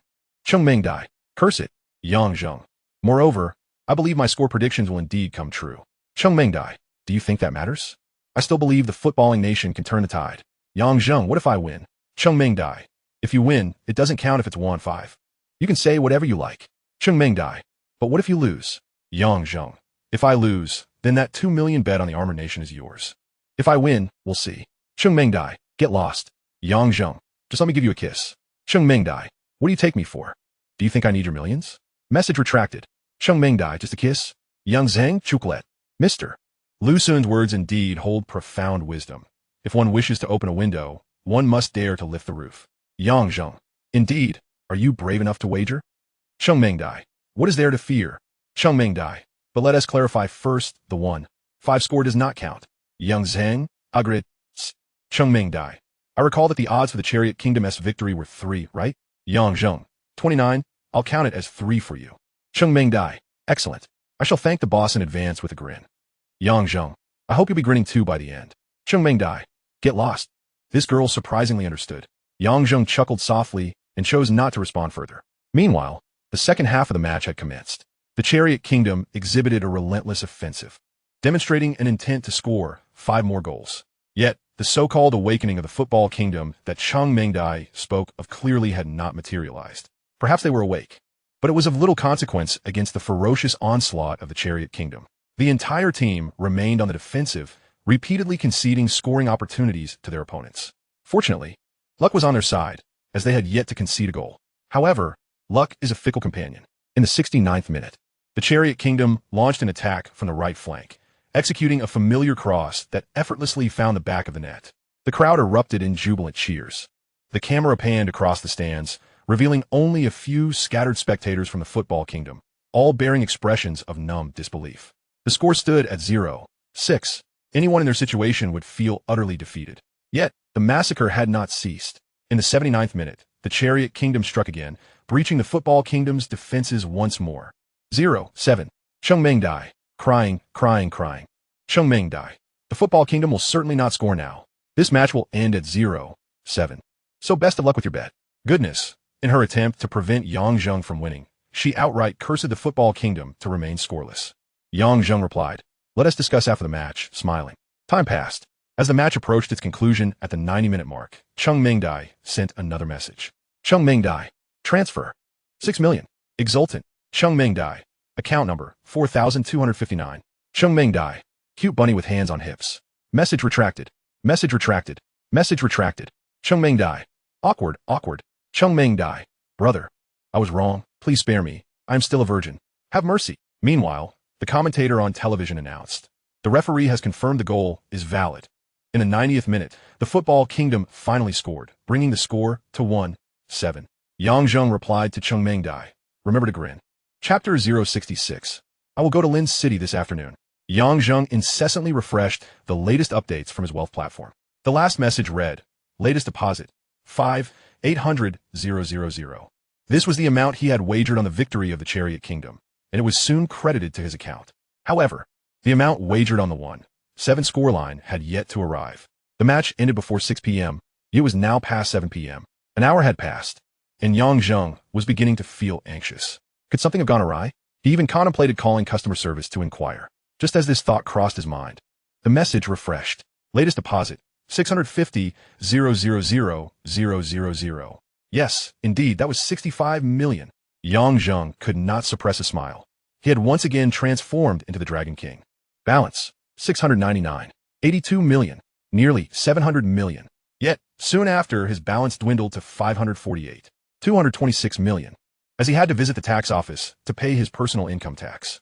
The platform had not automatically deducted it, so he had to do so himself. Previously, it had been manageable amounts, but this time, with a staggering 65 million, he could not afford to leave any trace of error. From the initial 170,000 to the current 65 million, his total income amounted to 757.97 million. The unexpected income tax of 20 would be 151.594 million. Yang Zheng settled the entire amount in one go. The more one pays in taxes, the more one earns. After resolving these matters, Yang Zheng took a taxi to Lin City. Today was July 9th, the day he would take the second part of his driving test. There is no need to elaborate on the exam. He passed on the first attempt. After completing the test, as he was preparing to take a taxi back to Huainan, his phone suddenly chimed. It was Chengmeng Dai sending a message. The first was a news link, followed by, Chengmeng Dai. How much did you wager? Yang Zheng raised an eyebrow, having formed a suspicion. As expected, upon clicking the link, he found an article titled, Football Kingdom 1-7 Chariot Kingdom Bloodbath. Shocking odds of 6,500 to 1. The report detailed the events of the previous night's match. The sensational odds were merely a clickbait headline, failing to mention who had won such bets. Yang Zheng let out a small sigh of relief. Although he was not afraid of exposure, as he could withstand scrutiny, it was preferable to remain discreet. After all, one should not flaunt their wealth. Unbeknownst to him, his betting data had already been scrutinized. Hence, the delay in the deposit that morning. Yang Zheng replied, "It's best not to delve too deeply into societal matters." Chengmeng Dai. Cursing. Chengmeng Dai. If you don't tell me, I'll just default on my payment. Yang Zheng, soothe yourself. Chengmeng Dai. Really? Then I might just default on it. Yang Zheng. Regardless, I know which school you attend, so I'll just go there and make a scene. Chengmeng Dai. Chengmeng Dai. Then tell me how much you wagered. Yang Zheng. If I tell you, will you be able to grin about it? Chengmeng Dai. You tell me first. Yang Zheng. You agree first. Chengmeng Dai. Little bear knocking on the head. Chengmeng Dai. Even if you don't tell me, I can guess. Chengmeng Dai. Looking at the betting slip you sent, your large bets are usually around 100,000. This is the advantage of having a database. No one would harbor any strange suspicions. They would merely regard Yang Zheng as bold and fortunate. Yang Zheng. You're quite clever. Chengmeng Dai. Chengmeng Dai. Did you really wager 100,000 and win 5 billion? Cheng Meng Dai. Freaking out. Cheng Meng Dai. What kind of luck do you have that this would win? Yang Zheng. Didn't I teach you? Cheng Meng Vie. No. Cheng Meng Dai. I'm heading to Lin City this afternoon. Cheng Meng Dai. You've made so much money. I'm going to take a slice from you. Yang Zheng. Come on. Do as you wish. I'll cover food and lodging. Cheng Meng Dai. I'm serious. Cheng Meng Dai. I've been stuck at home for over 10 days during the summer vacation, and it's quite boring. I want to go out for a stroll. Yang Zheng. I'm not joking with you. I happen to have some free time these days and can accompany you around. Please come. A few minutes later, Cheng Meng Dai sent a screenshot of her train ticket information. From Chuzhou South to Linqiang South. Departure time 14:08. Arrival time 15:42. Young Zheng. Okay. I will pick you up then. Cheng Meng Dai hum. Yang Zheng did not reply further. He glanced at the current time, 12:06. He couldn't help but feel a bit speechless. Waiting in Linqiang would mean 3.5 hours of waiting. However, returning to Huainan only to come back again seemed a bit redundant. After pondering, he decided that since he had nothing else to do in Huainan, he might as well wait in Linqiang. Yet, it was naturally impractical to head to the high-speed train station right away. He took a taxi directly to the Duan Hotel, one of the finest hotels in Linqiang. Présidentielle suite, 16, 8 cents. Exécutive suite, 2, 0,80. These prices were quite reasonable, considering Linqiang was merely a fourth-tier small city. Yang Zheng opted for the presidential suite. It wasn't that he had suddenly become extravagant after earning millions. He simply did not possess a driver's license yet. The attractions in Linqiang were distributed across various counties, and some were a 2 to 3 hour drive away. Without a car, it would be quite inconvenient. The presidential suite offered 24-hour private butler service, with a butler also serving as a driver with a hotel's vehicle. Thus, he primarily sought convenience while also indulging in the experience of presidential service. The private butler, named Feng Yuan, was in her 30s, possessing a decent figure and appearance, but exuding a somewhat worldly charm. After she led Yang Zheng on a brief tour of the room, she directly inquired if he would like to take a shower first, offering to assist with a back scrub. Yang Zheng declined, merely requesting her to bring him some lunch, and reminded himself to prepare the car at 3:20 p.m. to pick up his guest. Previously, Yang Zheng would not have missed out on such consumption benefits. Believing in the adage of not letting free opportunities go to waste, he had also considered taking a different route if there were too many fellow travelers. It reminded him of a time when he encountered a beautiful saleswoman while buying a house. At that time, he had been somewhat of a new rich with a poor mindset. However, now he felt that he would be the one at a disadvantage. To be frank, at the tender age of 18, handsome and affluent, he felt it was a loss to indulge in such fast food with someone in their 30s. Feng Yuan soon delivered the lunch. After eating, Yang Zheng stood for a while to digest before lying down to sleep. He had awakened around 3 in the morning the previous night and was now feeling a bit drowsy. He was roused by Feng Yuan at precisely 3:20 p.m. After washing his face, he sat in the hotel car driven by Feng Yuan and headed to the high-speed train station. The vehicle was satisfactory, a large Mercedes-Benz. Shortly after arriving at the station, Yang Zheng received a message from Cheng Meng Dai. I have arrived. He promptly sent a voice message back, instructing her to exit the station and head to the parking lot. Before long, he spotted Cheng Meng Dai from a distance, her exquisite makeup and fashionable attire drawing many gazes as she walked. Yang Zheng approached her, and upon their nearer proximity, they exchanged glances. Cheng Meng Dai appeared somewhat shy, her delicate face flushed, remaining silent. After all, they had only met once before, primarily communicating through WeChat, making this encounter feel more like a meeting with an online acquaintance. The senior is still as beautiful as ever, Yang Zheng complimented with a smile, gallantly accepting the suitcase from her hand and passing it to Feng Yuan nearby. He opened his arms, gesturing, shall we embrace first to ease the sense of unfamiliarity? Cheng Meng Dai was somewhat amused, rolling her eyes with a smile. Get lost. The young man before her finally matched the image of the mischievous online friend she had envisioned. Yang Zheng chuckled softly at her playful get lost. Chapter 067. All right. You wish to play this way, do you? In the hotel room, after Feng Yuan placed the luggage down and exited, Cheng Meng Dai teased. So it was merely a hotel private butler. I thought you had one at home. My family is quite ordinary. We don't have a butler, Yang Zheng replied, adding, at this hour, we can't go anywhere to have fun. Let us rest at the hotel for a while, and I'll take you to enjoy Linqiang's specialty dishes tonight. A family buying a ball for hundreds of thousands to millions. Is that ordinary? Cheng Meng Dai gave him a mock glare, then continued, let us skip the specialty dishes. I can't handle spicy food, and the specialties from Chunin must all be spicy. Yang Zheng pondered for a moment. Then let us have fish. The The boiled fish from Donglin Lake is quite good and can be considered a specialty of Lincheng.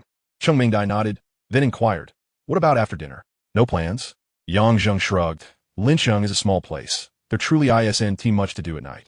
Cheng Mingdai rolled her eyes. We can't just stay in the hotel now, can we? After dinner, we'll return to the hotel again? Am I here to enjoy Lincheng or to stay in a hotel? In truth, the hotel was indeed the most entertaining place. Yang Zheng silently mocked this notion, but said aloud, after dinner, I'll take you shopping to help with digestion. Then we can return to the hotel for a spa. Sleep early, wake up at 4 a.m. to watch the game, and afterward, head to Gaolin Mountain for the sunrise. How does that sound? Oh, Cheng Mingdai seemed to remember something. There's a semi-final match between Windmill Country and Argentina tomorrow morning. She paused and asked, who are you betting on? Yang Zheng glanced at her, Argentina to win, with scores of 1-5, 1-6, and 1-7. You might as well just bet with me. Cheng Mingdai nearly voiced, but swallowed the words. Having witnessed Yang Zheng's previous success with a score of 1-7, she refrained from making that comment. Instead, she asked, how much did you bet? Yang Zheng replied directly, 200 for the win and 10 for the score. She was aware of the 650 million win, so there was no need to hide this small matter from her. Cheng Mingdai paused for a moment. 10,000? Young Zheng Smiled, speak blindly. I don't understand dog language. Cheng Mingdai was momentarily taken aback, then realized 10,000 sounds the same as prosperous. You are the one acting like a dog. She retorted, then added, I meant to ask if you just said 200,000 and 100,000. Yang Zheng responded with an air of certainty. Otherwise, what would it be? Cheng Mingdai. She realized she had asked an unnecessary question. Do you think it will win? Cheng Mingdai's expression was one of eager anticipation. This question was even more foolish. Yang Zheng silently mocked her, but said, if I didn't think it would win, why would I bet on it? Upon receiving an affirmative answer, Cheng Mingdai's gaze grew resolute. She took out her phone and began to operate it. Yang Zheng naturally knew what she was doing, but he was curious about how much she would bet and leaned over to take a look. He nearly burst into laughter. Cheng Mingdai had bet on Argentina to win 100,000, with 3 big scores of 10,000 each. He was aware that she usually only played with bets of 1 or 200. This time, she evidently felt provoked and placed a significant wager.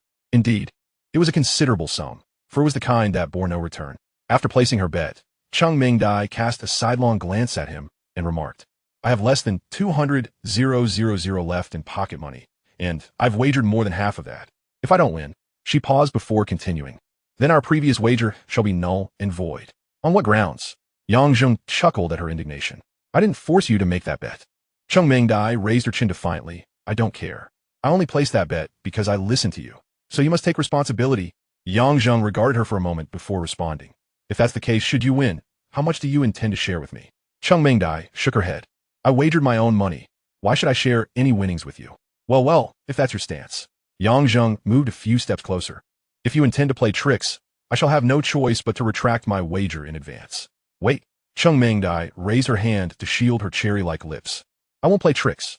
Let's discuss the wager in a few days. I'm not ready yet. In truth, Yang Zheng shared this sentiment. After all, they were still relatively unfamiliar with each other. If he were to demand his wager now, Cheng Mingdai would undoubtedly protest. Moreover, if he retrieved his wager at this point, she would likely become more at ease in their interactions, thus diminishing the sparks that might ignite between them. After all, it is the sword of Damocles that possesses the most formidable threat. Therefore, upon witnessing Cheng Mingdai's capitulation, Yang Zheng ceased his aggressive stance and simply stated, that wager was made with several million. Do you truly believe you can reclaim it with a mere 100,000? Unless, Cheng Mingdai instinctively inquired, unless what? Yang Zheng smiled. If you win, you allow me to kiss you twice. If you lose, then we shall consider it settled. The thought of being kissed by him made Cheng Mingdai's cheeks flush. After a moment's contemplation, she proposed, what if we just count the score? Yang Zheng shot her a sidelong glance. What fanciful dreams you entertain. What are the odds of scoring? It must be a matter of victory or defeat. Cheng Mingdai immediately shook her head. Then I won't bet. I believe the Argentina team will win. Yang Zheng smiled faintly. Then wait until you are prepared. I shall retrieve my wager directly. Cheng Mingdai shot him an exasperated look. I need to use the restroom. With that, she headed straight for the lavatory. She feared that if she continued to stand her ground against Yang Zheng, her face would ignite with embarrassment. After finishing in the restroom and washing her face, she felt considerably more composed. The two of them chatted for a while longer. As the time approached, Yang Zheng made a phone call to inform Feng Yuan to prepare the car. He then accompanied Cheng Mingdai downstairs, where they took a vehicle to a renowned restaurant, Jiangfeng Yuhua, famous in Lin City for its Donglin Lake fish. Upon arrival, Yang Zheng instructed Feng Yuan, "We shall return around 8 p.m. Please have Butler Feng pick us up at the pedestrian street then. Also, remember to arrange for a spa session when we return." Understood. Feng Yuan nodded in acknowledgement. Yang Zheng then gestured for Cheng Mengdai to exit the car, and they proceeded into Jiangfeng Yuhua. Once inside, they followed the waiter to their seats. The waiter presented the menu to Cheng Mengdai, who gestured to Yang Zheng. "You order. I have no idea what is good here." Yang Zheng, un perturbet, took the menu and began to order. Water-boiled fish, garlic ribs, steamed pork, seasonal vegetables. After placing his order, he added, "My friend is from Chudong and cannot eat spicy food. Please make a note of that." "Certainly." The waiter nodded and departed. Cheng Mengdai cast a curious glance at Yang Zheng. "My favorite dishes are garlic ribs and steamed pork. How did you choose so perfectly?" Yang Zheng smiled slightly. "It's fate." Cheng Mengdai paused, then broke into a smile. Beyond that answer, she could think of no other explanation. The truth was that in their past life, Yang Zheng had befriended her for nearly a semester, during which he had come to know her ordinary preferences. After their meal, they followed Yang Zheng's plan to stroll and digest before returning to the hotel for a spa session, then retiring to bed early. Of course, they did not share the same bed, but Yang Zheng was confident that such a situation would soon change. In the early hours of the morning, around 3 a.m., Yang Zheng was still soundly asleep. The match that night held no significance for him, allowing him to sleep peacefully. However, Cheng Mengdai was already awake.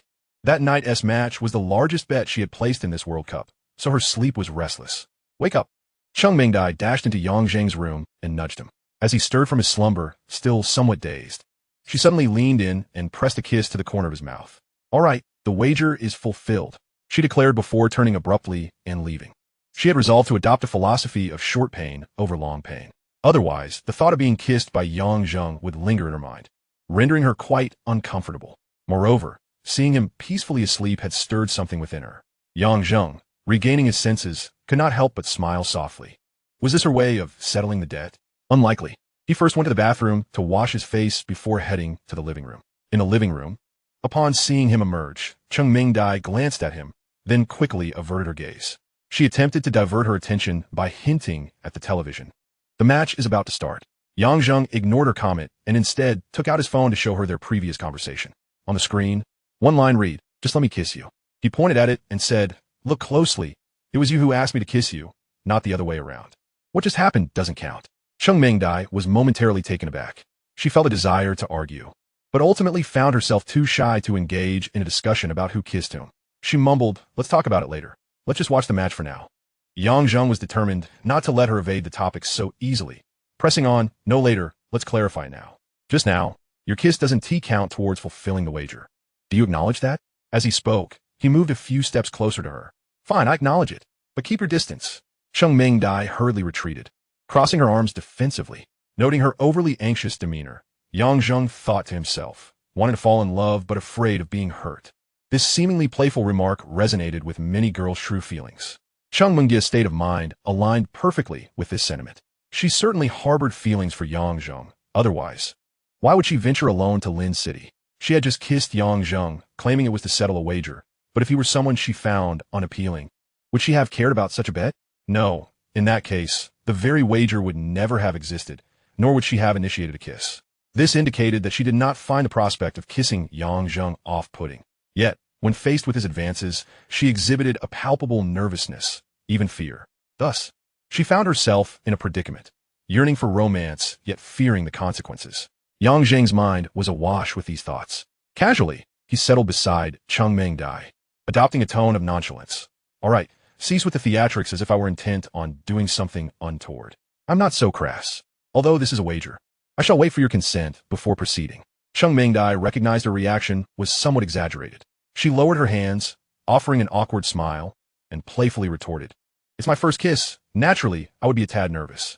Yang Zheng shot her a sidelong glance. "So is that just a dog's kiss then?" "You are the dog." Cheng Mengdai playfully punched him. "I kissed the dog." After a brief pause, she added, "I meant a proper kiss. That earlier moment doesn't count." Yang Zheng inexplicably recalled the phrase. He wore it, so it doesn't count. However, it must be acknowledged that Cheng Mengdai possessed a touch of the ethereal about her. Yang Zheng was aware she had experienced love before, hence he was initially skeptical of her claim regarding her first kiss. Yet, according to her narrative, It seemed she had merely shared a kiss with her first love without it being a true kiss. Nevertheless, it mattered little.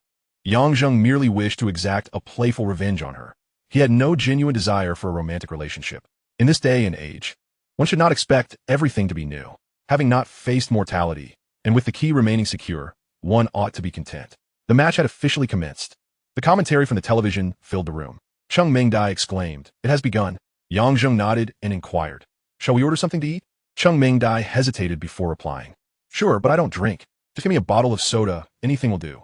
Clearly, she harbored a significant apprehension regarding intimacy, her defenses tightly sealed. Yang Zheng made no effort to persuade her. He felt no urgency. He directly called Feng Yuan, requesting that she bring some late-night snacks and beverages. The promise of 24-hour service was not merely a phrase. Otherwise, what would the exorbitant fee of 16,800 entail? Merely a night's slumber in a room. The amount for a month's stay could suffice to purchase a fully furnished 100-square-meter apartment in the heart of Lin City. The presidential suite's value lay in its service. Before long, Feng Yuan arrived with an assortment of snacks and drinks, mentioning that some freshly prepared meals would take a while longer to be ready. Yang Zheng acknowledged her with understanding. "No," Cheng Mingdai suddenly shouted. Yang Zheng nearly jumped in surprise. It turned out a player from the Windmill Nation had taken a shot at the goal, but it went astray.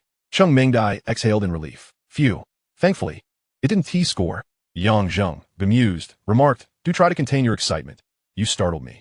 Cheng Mingdai shot him a glance. "Can you blame me? I wagered half my allowance on Argentina. Unlike you, I don't have a family to toss around such sums." It appeared that the little heiress came from a rather strict upbringing. Just as Yang Zheng was about to respond, Cheng Mingdai shouted again, "Free kick. Messi is taking it.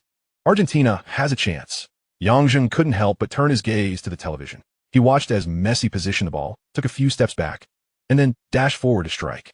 The ball sailed in a perfect arc, curving around the wall of defenders, heading straight for the goal. "Yes."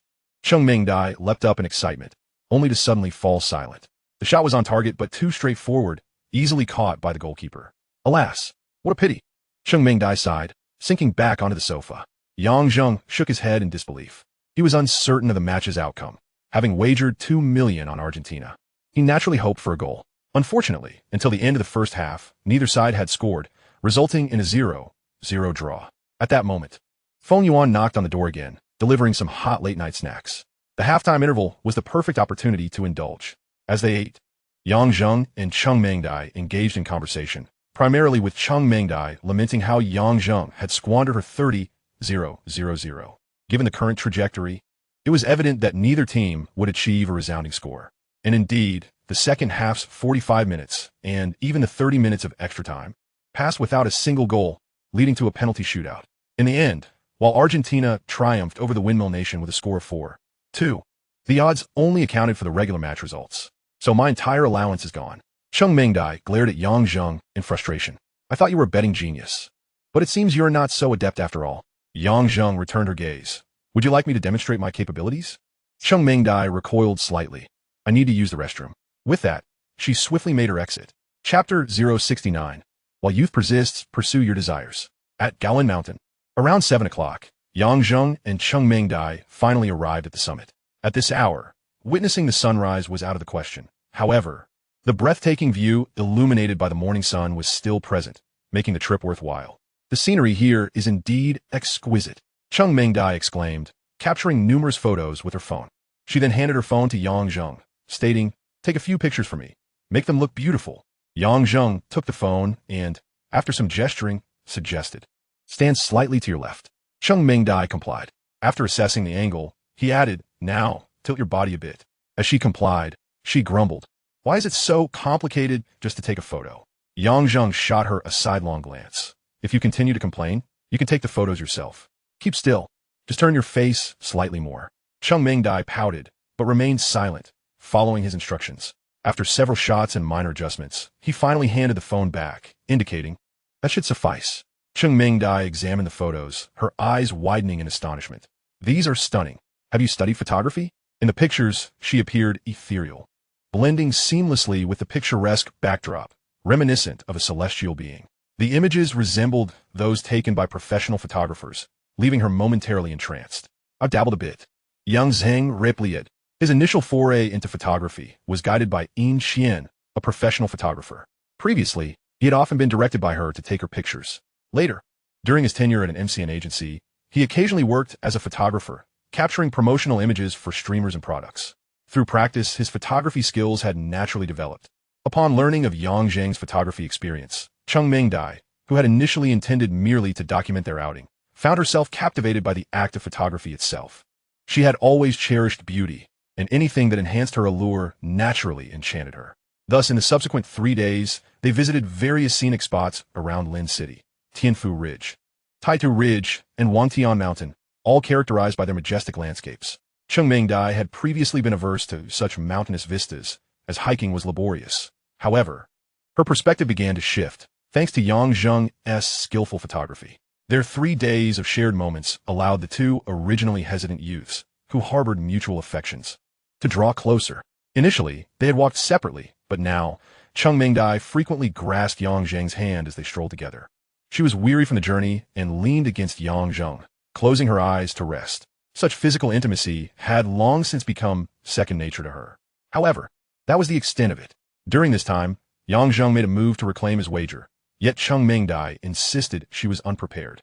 Yang Zheng grew increasingly convinced that she was nothing more than a coy flirt, desiring emotional fulfillment without the willingness to assume responsibility. What else could this be but a form of insincerity? It was even more shameless than a relationship devoid of the intention of marriage. On the night of the 12th, the two returned to the hotel and retired early. For the following day, specifically at 4 a.m. on the 13th, the World Cup third-place match would take place. Windmill Nation versus Football Kingdom. To be precise, Yang Zheng had no recollection of this match, but he was aware that Windmill Nation had secured third place. He had also heard that this match was yet another humiliation for Football Kingdom, indicating that Windmill Nation likely triumphed within regulation time, and by a considerable margin, given the nature of the defeat being labeled as disgraceful. However, the score of 1-7 had already concluded, rendering further analysis unnecessary. Predicting the score had proven too challenging. Hence he refrained from placing a bet on it. Every little bit counts, after all. Furthermore, the 3 significant scores amounted to 300,000, which was not a trivial sum. He had only bet on a Windmill Nation victory, with odds of 29, wagering 10 million. Having already amassed 6.5 billion, this modest stake hardly seemed substantial. The odds for a Football Kingdom victory were 20, while a draw stood at 36, indicating that the external consensus still favored Football Kingdom. Cheng Mingdai was among this external perspective. According to her logic, after such a dismal defeat, the entire team will surely rally to redeem themselves. Haven't you heard the saying? A wounded soldier must win. Yang Zheng countered, Football Kingdom has already been utterly defeated. The once favored title contender is now fighting for third place. Where is their motivation? Cheng Mingdai shook her head resolutely. Absolutely not. Yang Zheng inquired. Are you willing to bet once more? Cheng Mingdai hesitated slightly before retorting. What terms do you propose? Yang Zheng replied, if Football Kingdom wins, we consider the matter settled. If they lose, you allow me 2 kisses. Cheng Mingdai pressed further. And what if it ends in a draw? Yang Zheng generously responded, a draw counts as your victory. Cheng Mingdai nodded decisively. All right, I accept your wager. Her willingness to engage in this bet stemmed from 3 reasons. First, the odds of 20 for Football Kingdom suggested a higher likelihood of their victory, especially since Yang Zheng had graciously included the draw. Second, she had lost half her pocket money in the previous match against Yang Zheng. And third, 3 days of interaction had softened her resistance to the wager. Her earlier reluctance had been more a reflection of feminine modesty than a genuine lack of readiness. Had Yang Zheng shown a bit more assertiveness, she likely would not have objected. At 4 a.m., Feng Yuan brought over a late-night snack and roused Yang Zheng. This was a precautionary measure he had advised her to take after his previous experience. Once awake, he proceeded to wake Cheng Mingdai. Together, they settled in the living room to watch the match. Cheng Mingdai, however, dared not place a significant bet this time, opting for a token wager of 1,000. Thus, not only did she fail to wake up early, but when Yang Zheng called her, she still appeared somewhat bleary-eyed. Yang Zheng inquired, would you prefer to sleep a bit longer? You could simply wake up to the results. In truth, he was also feeling drowsy. If Cheng Mingdai chose to forego watching, he could return to sleep. Yet, Cheng Mingdai did not acquiesce to his wishes. Yawning, she shook her head just a little longer. With that, she nudged Yang Zheng, leaning against him on the sofa, and remarked, while we're still young, we should seize the opportunity to do all the things we desire, for once we grow old. It may be too late to fulfill those aspirations. Yang Zheng was taken aback by her words. He began to understand why this seemingly timid girl yearned for extreme sports. It stemmed from such a philosophy. From her perspective, such thoughts were not surprising, given that she would never need to struggle for her livelihood. If not contemplating how to avoid future regrets, what else could one ponder? Many children of wealth pursue thrills for similar reasons, essentially, out of sheer idleness. Ironically, Yang Zheng's current aspirations for entrepreneurship were also born from a sense of leisure. Indeed, one ought to engage in meaningful endeavors. Otherwise, one might wonder why the ancient tales of indulgence were predominantly the domain of young nobles. Even the pursuit of pleasure can become mundane, leading to the emergence of more novel ideas.